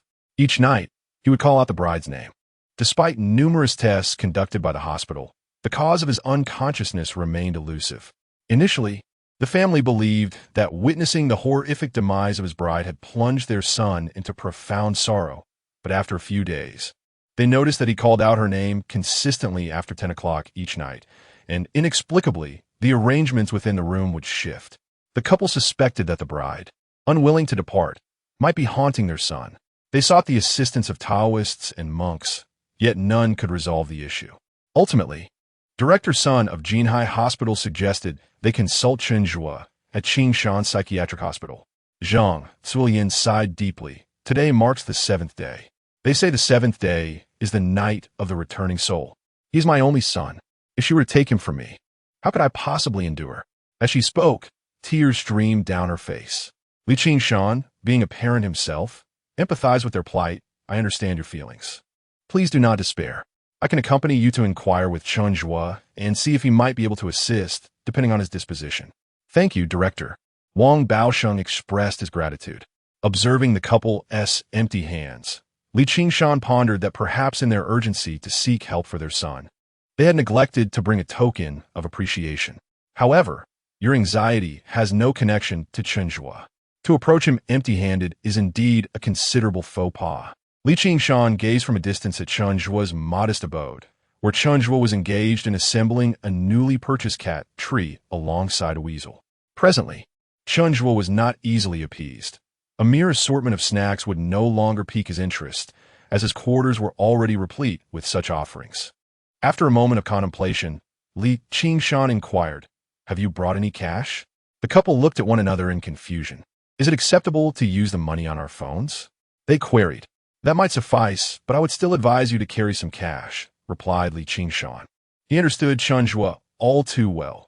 Someone who could miscount even a 3-digit figure had no grasp of numerical values. "Then let us retrieve some cash," they agreed. "Yes. Head straight out of the hospital, and at the next intersection, you will find a bank on the right." The couple had not even laid eyes on Chen Zhuo before Li Qing Shan dispatched them to the bank. Upon arriving at the bank, they found themselves in a predicament, unsure of how much money would be sufficient, leading to a quarrel. "Why didn't you ask how much we should take?" Zhang Suilian complained. "I was anxious too. Should I return to the hospital to inquire?" A bank employee, overhearing their conversation, interjected, "Are you withdrawing money for Chen Zhuo?" Zhang Suilian stared at the employee in astonishment. "Yes. Do you know Chen Zhuo?" The employee chuckled. "For the past few days, we have had numerous patrons withdrawing money, all for Chen Zhuo. With the upcoming Ghost Festival, the authorities have restricted gatherings, which has quelled the activity for now, but it will surely resume after the festival." "Are they all sending money to Chen Zhuo?" Zhang Suilian asked, astonished. Initially, they brought food, but there was so much that it spoiled before it could be consumed, so they switched to monetary gifts. "And how much do they typically send?" queried the couple. "Some contribute hundreds, others thousands, and some even tens of thousands, depending on their financial capacity. The more Chen Zhuo receives, the happier he becomes." The couple deliberated and decided to withdraw 10,000 as a trial. After much back and forth, nearly half an hour had passed. Qing Shan led them to the entrance of the small house. Chen Zhuo sat on a small stool, holding a piece of wood from the cat tree, surrounded by a sea of shredded paper, while the weasel sulked within. The weasel insisted that Chen Zhuo follow the installation instructions, but Chen Zhuo, convinced of his superiority, dismissed the manual and tore it to shreds. What should have been a simple assembly took an hour, yet remained incomplete. Qing Shan crouched slightly, wearing a smile of deference. "Master Chen, are you busy?" Chen Zhuo glanced up, casting a sidelong look at Qing Shan. "Do my eyes appear to be merely for venting frustration? Did you not see?" The couple exchanged glances, pondering just how formidable Master Chen was, prompting even the director of the institute to bow so low. The director signaled discreetly to the couple, and as previously arranged, they produced 500 yuan, offering it with utmost respect to Chen Zhuo. Qing Shan said, "Master Chen, these two wish to seek your assistance regarding a matter involving their son." Chen Zhuo's gaze had already fixated on the 5 crisp bills. Hearing the commotion, the weasel leapt from the interior, perching atop the unassembled structure, extending its claws in an attempt to snatch the 500 yuan. Qing Shan signaled for the couple to hand over the money to the weasel. The weasel took the money, glanced at it, and said to Chen Zhuo, 500. Chen Zhuo's eyes unabashedly fixed on the bulging bag that Zhang Zuolian was holding, which was still filled with cash. Qing Shan, perceiving Chen Zhuo's thoughts at a glance, continued to gesture to the couple and produced another 500 yuan, handing it to the weasel. The weasel, noticing the stack of red bills in the bag, impatiently remarked, "Just take it all out. When hiring someone, there is no need to be so stingy." Zhang Zuolian looked at Qing Shan, who could only nod in response.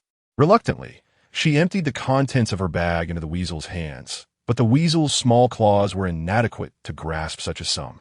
At that moment, Chen Zhuo stood up, leaning his pocket towards the weasel, making a deliberate effort to elevate himself on his toes to facilitate the transfer. The weasel stuffed 1,000 yuan into Chen Zhuo's pocket, then gestured for Zhang Zuolian to place the remaining cash inside as well. The audacity with which they demanded the money bolstered the couple's confidence. Zhang Zuolian remarked, "Master Chen, our son had an incident 7 days ago." With the money now in hand, Chen Zhuo had little interest in idle chatter. He turned and entered the house, followed closely by the weasel, who shut the door behind them. Had they forgotten their humanity upon receiving the payment? The couple, bewildered, exchanged glances with Qing Shan. Approaching Chen Zhuo's door, Qing Shan sought clarification, but Chen Zhuo was reluctant to let him in, leaving Qing Shan to inquire from outside. "Master Chen, what about this matter?" A crack in the door revealed the weasel's voice. "Master Chen has agreed, leaving his address. We shall come by tonight." Chapter 76. The Twin Souls upon entering the room. Chen Zhuo eagerly seated himself on the bed, extracting every last coin from his pocket. 100, 200, 300, 400, 500, 600, 700, 800, 900, 1,000, 1,100, 1,200, 1,300, 3,300, 3,400. Chen Zhuo meticulously counted each bill, leaving no room for error. The weasel scampered to Chen Zhuo's side, its mouth opening as if to correct him. But a fleeting image of Chen Zhuo gently patting its small head silenced it. Why bother reasoning with a madman? "Chen Zhuo, you truly excel in counting money," the weasel offered in a tone of reluctant admiration. As Chen Zhuo paused in his counting, he playfully tapped the weasel's head, exclaiming, "That's just unnecessary chatter." He resumed his counting, 2,900, 3,000, 3,200. The weasel, feeling unjustly treated, protested. "So you praise my counting skills and then hit me?" As Chen Zhuo counted, he found himself too preoccupied to engage in the weasel's antics.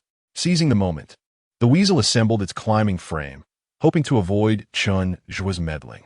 Chen Zhuo dedicated an entire morning to his task, ultimately arriving at a precise total, 8,346. System: Chen Zhuo, you truly shine. You can even discern change from whole bills. With the weasel momentarily absent from the small room, Chen Zhuo concealed the money within the wardrobe, alongside the oversized slippers he used to communicate with headquarters. Qing Shan, determined to become a cultivator, bid farewell to the couple and returned to the bench, resuming his attempts to enter the spiritual realm. After relentless effort, Li Qingshan's consciousness finally glimpsed a vast expanse of white. The next moment, however, he succumbed to the oppressive heat, losing consciousness from heatstroke. An hour later, Zhou Aiguo followed in Li Qingshan's footsteps, assisted by medical personnel back to a cooler area to rest. Since Chen Zhuo's initial teaching, Luo Yumin had diligently practiced under the scorching sun each day, becoming accustomed to meditative training in high temperatures. Zhang Yuyu, having consumed excessive turtle-infused water, had no time to suffer sunburn and was already restored. Chen Zhuo languished in the shade for an entire day, while the four continued their intermittent training until evening, reluctantly departing from the Qing Shan Psychiatric Hospital in anticipation of the upcoming Ghost Festival. Just after dinner, while the sky was still dimly lit, Li Qingshan trailed closely behind Chen Zhuo, incessantly urging him to set off. Initially, the weasel had planned to wait until 8 or 9 o'clock, when the great cat was expected to reveal itself, but unable to withstand Li Qingshan's persistent coaxing, and with Chen Zhuo's eager desire to leave, they boarded Li Qingshan's vehicle, heading to the address left by the couple, Zhang Zuolian and her husband. The address provided by Zhang Zuolian and her husband was situated in a self-built house within a village in the southern district of Jinhai City. Under the guidance of Zhang Zuolian and her husband, the trio of Chen Zhuo, Li Qingshan, and the weasel entered the room where their son lay in a deep slumber. Within the room were 3 other individuals, an elderly man and 2 young adults, a man and a woman, both appearing to be in their 20s or 30s. All clad in matching silk robes adorned with badges reading, Dingley Supernatural Events Agency. Since the resurgence of malevolent spirits, a myriad of supernatural occurrences have transpired. The authorities promptly established an exorcism police department and a soul requiem office, while a series of private organizations emerged to offer paid services for dealing with these ghostly entities. The Dingley Supernatural Incident Agency, for instance, specializes in addressing such enigmatic phenomena. They arranged a circle of bulbs around the bed of a slumbering man and set up several modern instruments. The room was adorned with yellow talismans. Have you invited others? Li Qingshan furrowed his brow, clearly sensing a lack of trust towards Chen Zhuo. The personnel from the Dingley agency instinctively cast glances at Li Qingshan, whose age and commanding presence resembling that of psychiatric hospital director indicated he was a formidable figure. Moreover, he had brought along a Huang de Xian, a significant indication of a practitioner with considerable prowess. The family members, sensing the tension between the two parties, interjected, "Esteemed immortals, we sincerely apologize. We as parents cannot forsake any opportunity to save our son. We ask for your understanding." Given the gravity of their plea, any further insistence from either party would seem petty. Meanwhile, the staff of the Dingley agency continued their tasks diligently. A weasel leaped onto the bed of the unconscious man, approaching his head and gently prying open his eyelids, revealing a vacant stare. Testing for breath, the weasel's fur ruffled slightly, indicating a feeble flow of air. Upon checking the man's pulse, it was weak and faint. The weasel climbed onto his chest, spread its tiny paws over the heart, and mumbled an incantation unique to weasels, subsequently placing its paws on other vital organs. The family watched in anxious silence, their eyes fixed on the weasel's actions. After its examination, the weasel adjusted its small cap atop its head and remarked, "Strange, truly strange. This man appears physically healthy, and his spirit is not in a state of separation. Yet, why is he in a coma? Chen Zhuo, what do you think?" Standing beside the bed, Chen Zhuo had his index finger pressed to his lips, his gaze sidelong at a box of dark objects on the bedside table, a cluster resembling grapes. The box was labeled mulberries, but he pondered whether they were edible. How could he discreetly pocket them without drawing attention? Cough, cough. Chen Zhuo, what do you say? The weasel leaped onto the bedside table, presenting the box of mulberries to Chen Zhuo. The insatiable curiosity within Chen Zhuo mirrored that of the weasel. Embracing the box, Chen Zhuo pinched one of the mulberries and popped it into his mouth. Delicious. The family members were in a state of desperation, urging him for a straightforward answer. Chen Zhuo, still savoring the taste, picked another mulberry and placed it in his mouth, chewing noisily while wiping his hands on his clothes after picking at his teeth. The weasel emphasized, "Chen Zhuo, what do you say?" Finally, Chen Zhuo snapped back to reality from the delightful indulgence. "What do you mean?" The weasel, growing impatient, pointed the man on the bed. "Him? Why can't he awaken?" Chen Zhuo glanced at the bed. "Oh, when did someone lie down here?" The weasel felt a profound sense of despair. Such tiny mulberries can be perceived, yet such a large individual remains oblivious? System is detecting.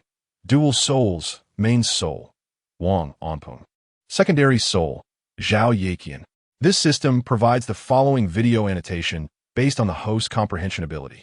In Chen Zhuo's mind, a shell of a body materialized, flanked by two diminutive figures, one male and one female. The male figure proclaimed, "This is my body, I wish to awaken." The female figure countered, "I desire this body. I long to live." Male figure, "It is mine." Female figure, "It belongs to me." Male figure, "Mine." Female figure, "Mine." The two little figures engaged in a playful skirmish, exchanging punches. Chen Zhuo witnessed this animated spectacle in his mind, finding amusement in the quarrel, even mimicking their gestures and playful jabs. Chapter 77. How annoying. The robed female cultivator, busy arranging the formation, could not help but chuckle at Chen Zhuo's actions. This individual seemed rather peculiar, with a mind that appeared somewhat clouded.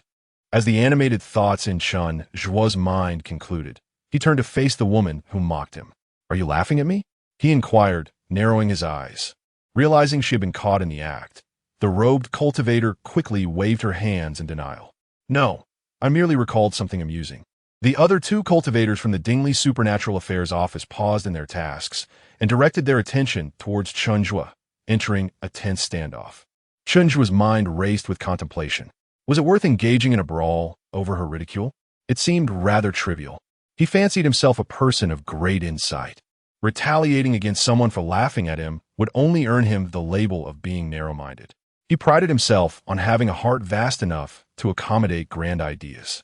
"Foolish child, daring to mock a sage. How utterly foolish," he declared. "If you laugh at me again, I shall knock out your teeth." At that moment, Qing Shan stepped in to mediate. "Master Chen, let it go. There's no need to stoop to the level of these trivialities. Do enlighten us, however, about why this young man remains in a perpetual slumber." With a grand gesture, Chen Zhuo placed his hands behind his back and raised his chin with an air of arrogance. "Upon my examination, there are two spirits within this individual engaged in a conflict, known as a dual soul." Two spirits fighting within? A dual soul? The assembled crowd was bewildered. Chen Zhuo continued, "One is named Wang Anpeng. My son is named Wang Anpeng," exclaimed Zhang Suilian, her excitement palpable. Chen Zhuo nodded. "The other is Zhao Yaqian. Are you familiar with her?" "That is the name of my son's fiancée, who has not yet crossed the threshold," Zhang Suilian replied, astonished. She had never mentioned her son and daughter-in-law's names to Qing Shan. Another young man from the Dingley Supernatural Affairs office, seemingly displeased with Chen Zhuo's earlier demeanor towards the female cultivator, remarked sarcastically, "In light of such a significant issue, one could easily inquire around the vicinity to uncover the name of the afflicted, let alone this dual soul business. Dual souls are typically innate, each possessing a living essence. Furthermore, the subject's fiancé is a departed spirit. How could a dual soul possibly manifest?" The weasel, possessing some knowledge of dual souls, also felt that Chen Zhuo's assertion was somewhat far-fetched. With a face smeared with mulberry juice, Chen Zhuo regarded the male cultivator with a condescending shake of his head. "Fool, you are woefully uninformed and have not seen enough of the world." While the family members were uncertain of the accuracy of his claims, they felt there was at least a glimmer of hope, preferring to believe in the possibility rather than dismiss it outright. "Master Chen, do you possess any means to awaken my son?" Zhang Suilian implored. Chen Zhuo weighed the empty mulberry box thoughtfully. Zhang Suilian promptly urged old Wang, "Go to the refrigerator and bring back all the mulberries." Content with the newly filled box of mulberries, Chen Zhuo snapped his fingers confidently at the patient lying in bed. "System, Chen Zhuo, could you not complicate matters a bit more? This system feels rather cheap. The yang soul is potent. Target, Wang Anpeng. On the bed, Wang Anpeng, who had been in a deep slumber, suddenly inhaled sharply, his mouth agape, as if he had emerged from underwater after holding his breath for an eternity. Gasping for air, Zhang Tilian rushed to the bedside, calling out, Anpeng, Anpeng, wake up! Wang Anpeng abruptly opened his eyes, his pupils, which had been dormant for so long, fixated on the ceiling. After a brief moment of silence, he sat up, struggling to push his mother away, exclaiming, "This is my body, leave, this is my body. Go away." Zhang Tilian was knocked to the ground by her son, only to be supported by Wang Baosheng. Wang Anping appeared frenzied, yelling and smashing anything within reach. After a brief tumult, a woman's piercing scream erupted from his mouth. "I have become this way because of you. How dare you ask me to leave?" Everyone present witnessed the emergence of a bloodied female spirit with long hair rising from Wang Anpeng's upper body, her face gaunt and mangled, adorned with a blood-stained veil. "Yaqian!" Zhang Zuilian gasped in horror. The personnel from the Dingli agency stood aghast, their mouths agape in shock. Indeed, the foolish words had proven true, a dual soul had formed. Within Wang Anpeng's body, two spirits struggled for dominance. Wang Anpeng's spirit cried out to his mother, "Mom, help me. Save me, Mom." Meanwhile, Zhao Yaqian's spirit ominously warned, "If you dare to save him, I will ensure your family meets a dreadful fate." Zhang Zuilian, heartbroken for her son, knelt before Chen Zhuo, pleading, "Master Chen, please save my son, I beg you." The room erupted into chaotic voices, each person speaking over the other. Chen Zhuo shook off Zhang Zuilian's grasp, jumping in frustration. "This is unbearable, utterly unbearable." System retracting Wang Anpeng's spiritual enhancement. Suddenly, Wang Anpeng lost his support and fell back onto the bed. "Master Chen." Zhang Zuilian attempted to grasp Chen Zhuo's clothing once more. Chen Zhuo shot her a glare, silencing her. "We, the enlightened, need not be hindered by your mortal concerns." He pointed at Wang Anpeng's body, commanding, "That Wang fellow, stand to the left. Zhao Yaqian, stand to the right." This system advises the host to act like a human. The soul separation technique requires multiple fifth-tier cultivators or above to protect and perform this advanced spell. The host is advised to consider, "Chen Zhuo, your painstaking efforts, day and night, are nearing exhaustion."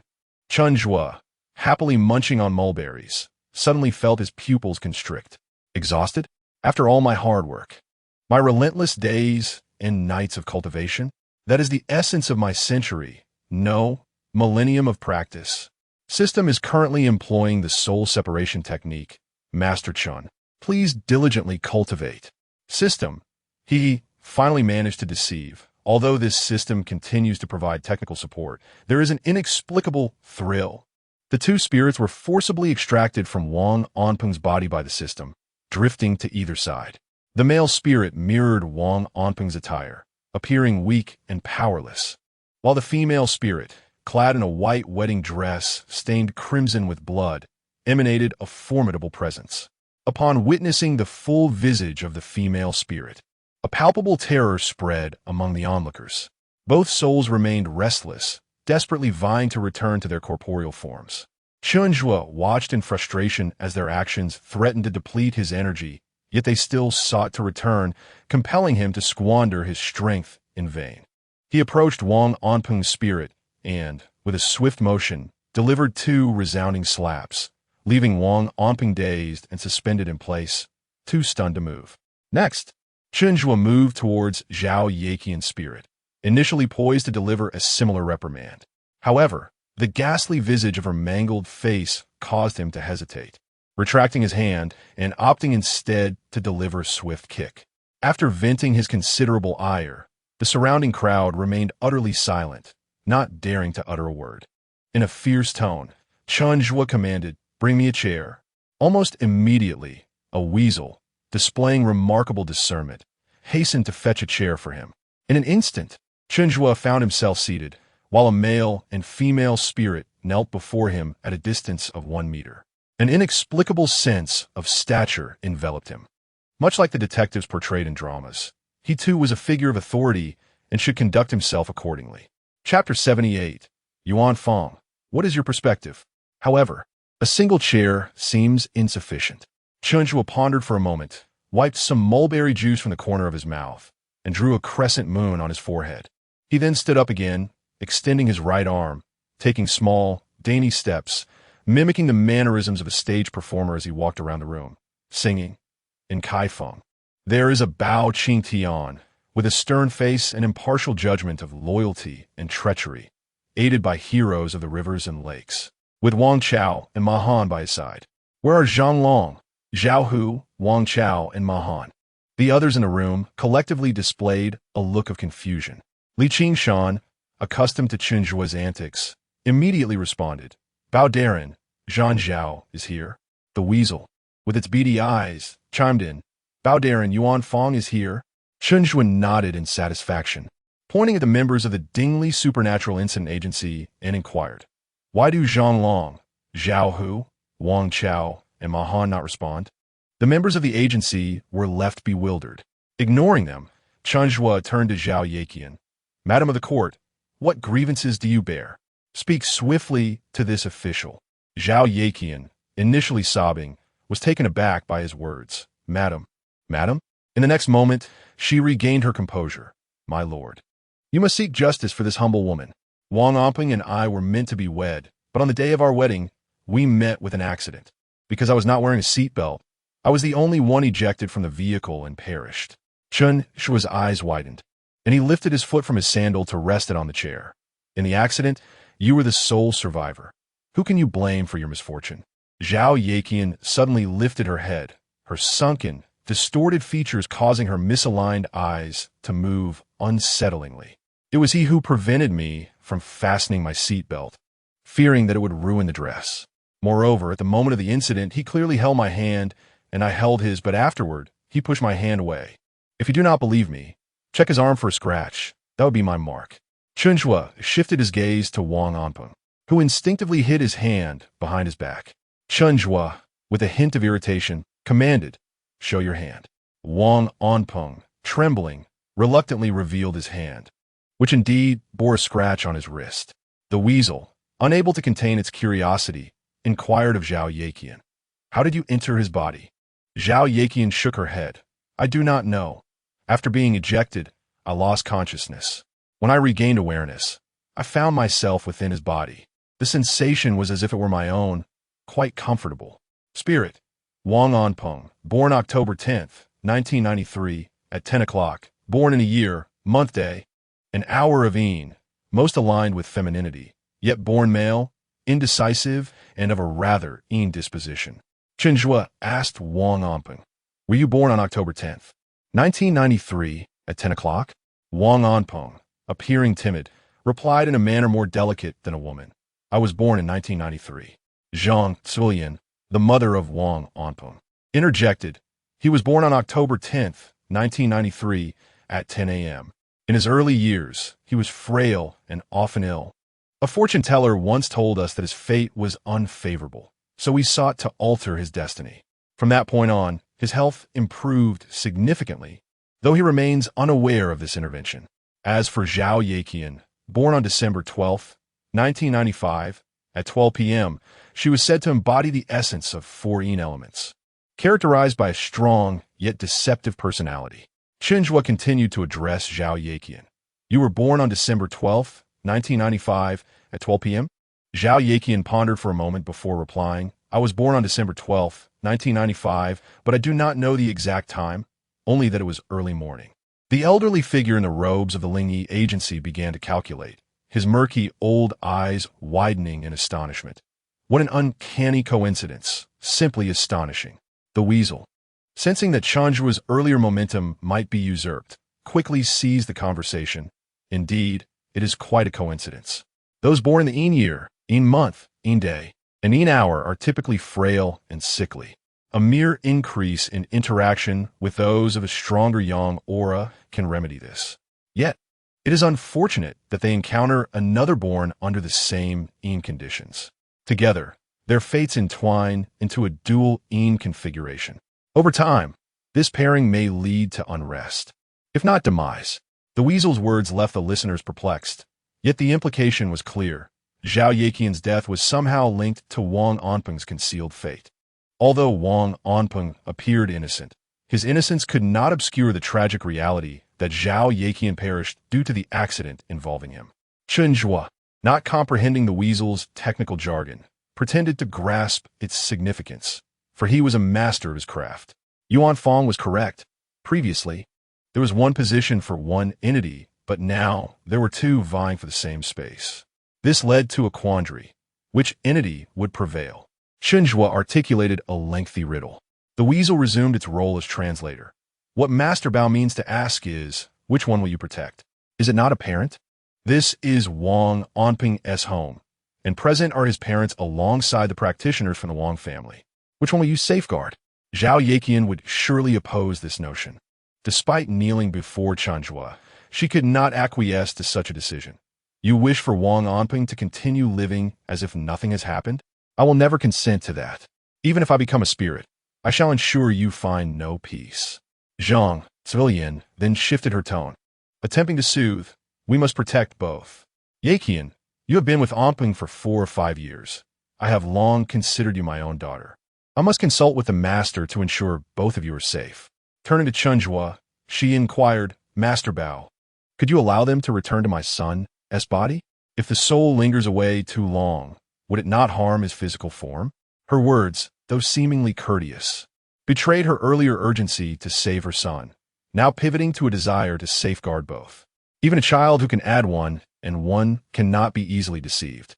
Zhang Tilian noticed the empty box of mulberries in Chen Zhuo's hand and said, Lord Bao, I still have mangoes, grapes, and durians at home. Would you like to take a look? Is there anything you fancy? Chen Zhuo pondered for a moment, then rose to his feet. Very well. Zhao Yaqian, sensing the unfavorable turn of events, cried out, Lord Bao, you must advocate for me. I'm perishing because of Wang Onping. Once again, Chen Zhuo was momentarily stunned by Zhao's address. Fear not, Lord Bao is always fair and just. I shall return shortly. Zhao Yaqian clung to his feet, imploring him to stay. Chen Zhuo waved his hand dismissively. The system is currently deploying the soul-collecting technique. Warning, warning, insufficient power of less than a century. His once eternal strength, now diminished to less than a century? Chen Zhuo shot a resentful glare at the two spirits. Were it not for Lord Bao's unwavering sense of justice, he would have gladly eradicated these two little ghosts with a mere slap. The two souls were drawn into Wang Onping's body. Chen Zhuo followed Zhang Civilian into the kitchen, where a refrigerator brimming with fruits dazzled him. Lord Bao, take your time. It is all yours, all yours, Zhang Civilian said politely, her small eyes glancing back at her son's door. In a hushed tone, she continued, Lord Bao, could you perhaps drive Zhao Yaqian's soul away from my son's body? Chen Zhuo, biting into a banana, retorted, if I drive her away, are you not afraid she will ensure your demise? Zhang Civilian swallowed hard and replied solemnly, Lord Bao, I mean for her to vanish completely, to disappear from this world, to become nothing. The weasel, unable to contain itself, interjected, you are being rather ruthless. Lowering her gaze to the fruits in Chen Zhuo's arms, Zhang Civilian offered, 100,000, Lord Bao, I will give you 100,000. Could you make Zhao Yaqian vanish utterly? Chen Zhuo scrutinized the middle-aged woman before him, this small, foolish human, truly malicious and cunning. Perceiving that she had offered too little, Zhang Civilian pressed on, 200,000, no, 500,000. 500,000 for Zhao Yaqian to completely disappear. Chen Zhuo narrowed his eyes, coldly assessing the woman. This small, malevolent, foolish woman was indeed deeply corrupted. Did she think she could sway him with her petty wealth? Could the noble soul of this official be tainted by the money of a foolish human? This official acts upon his own judgment. There is no need for your petty prattle. He then turned to the weasel.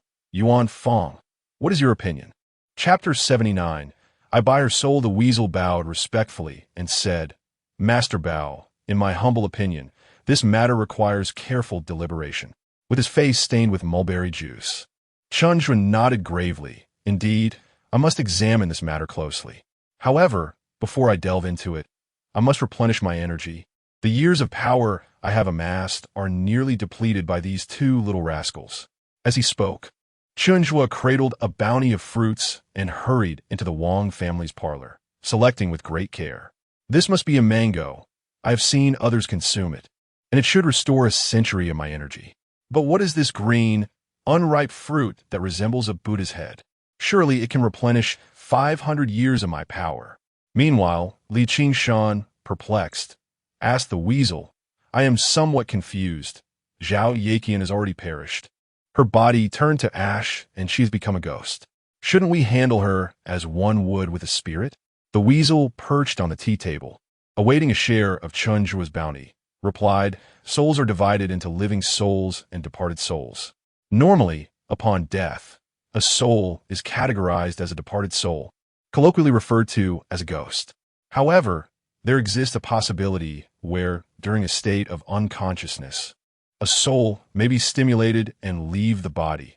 This would be classified as a living soul, still very much alive. Zhao Yaqian's case is particularly unique.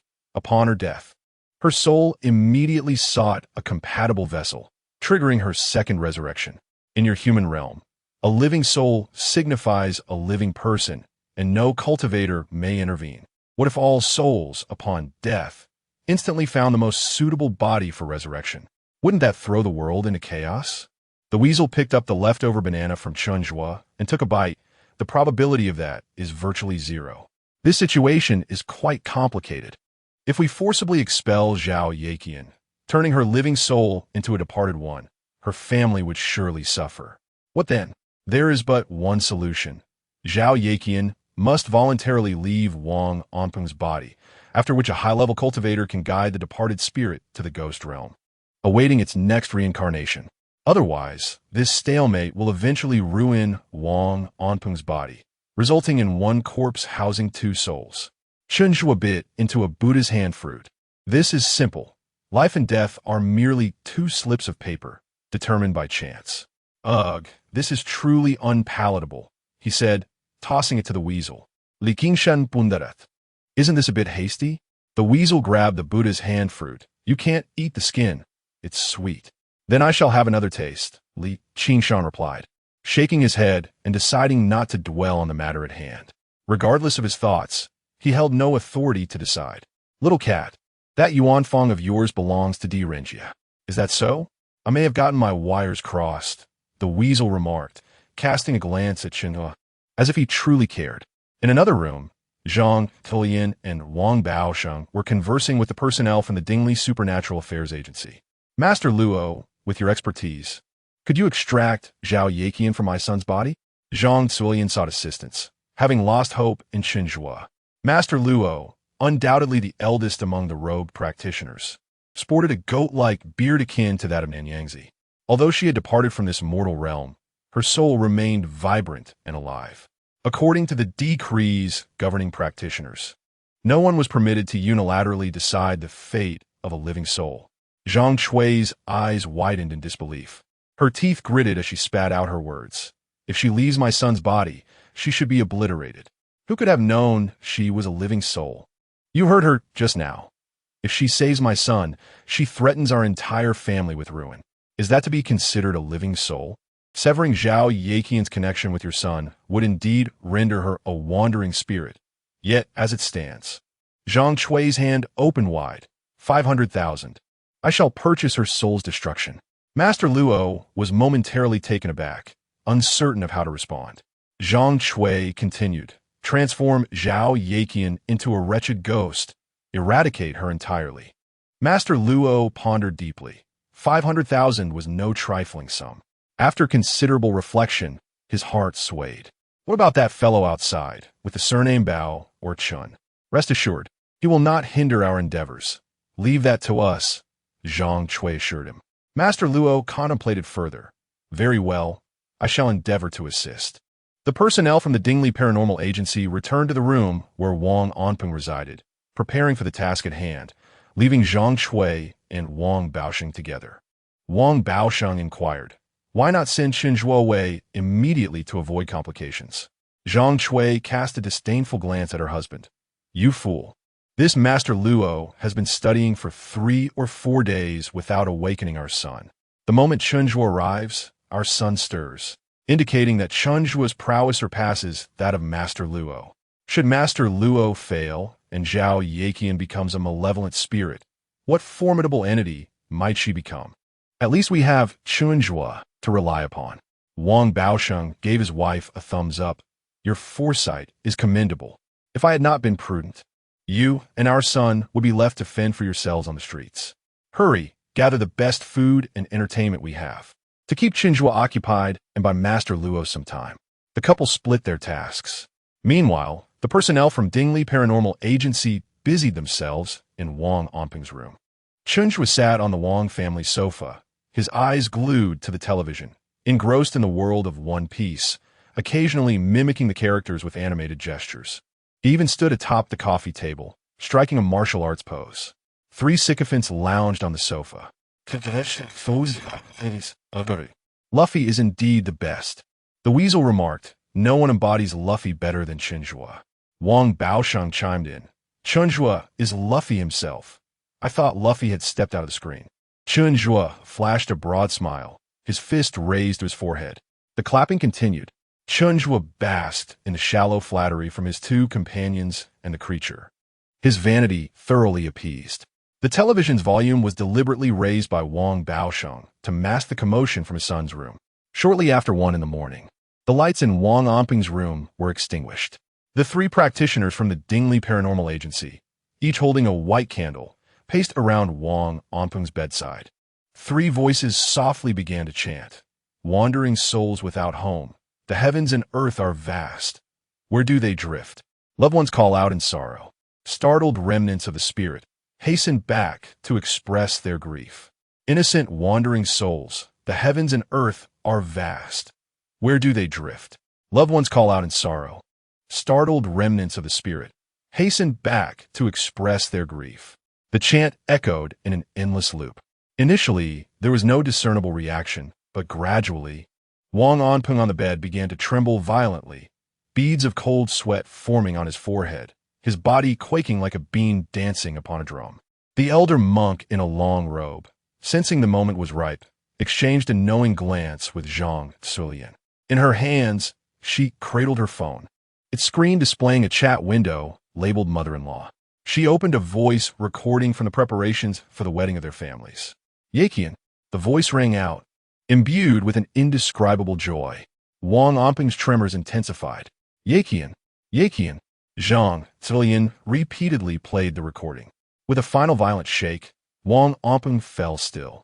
Before them, Zhao Yakian's spirit rose from his body, her face, a gruesome sight, marred and bloody, illuminated by the flickering white candlelight.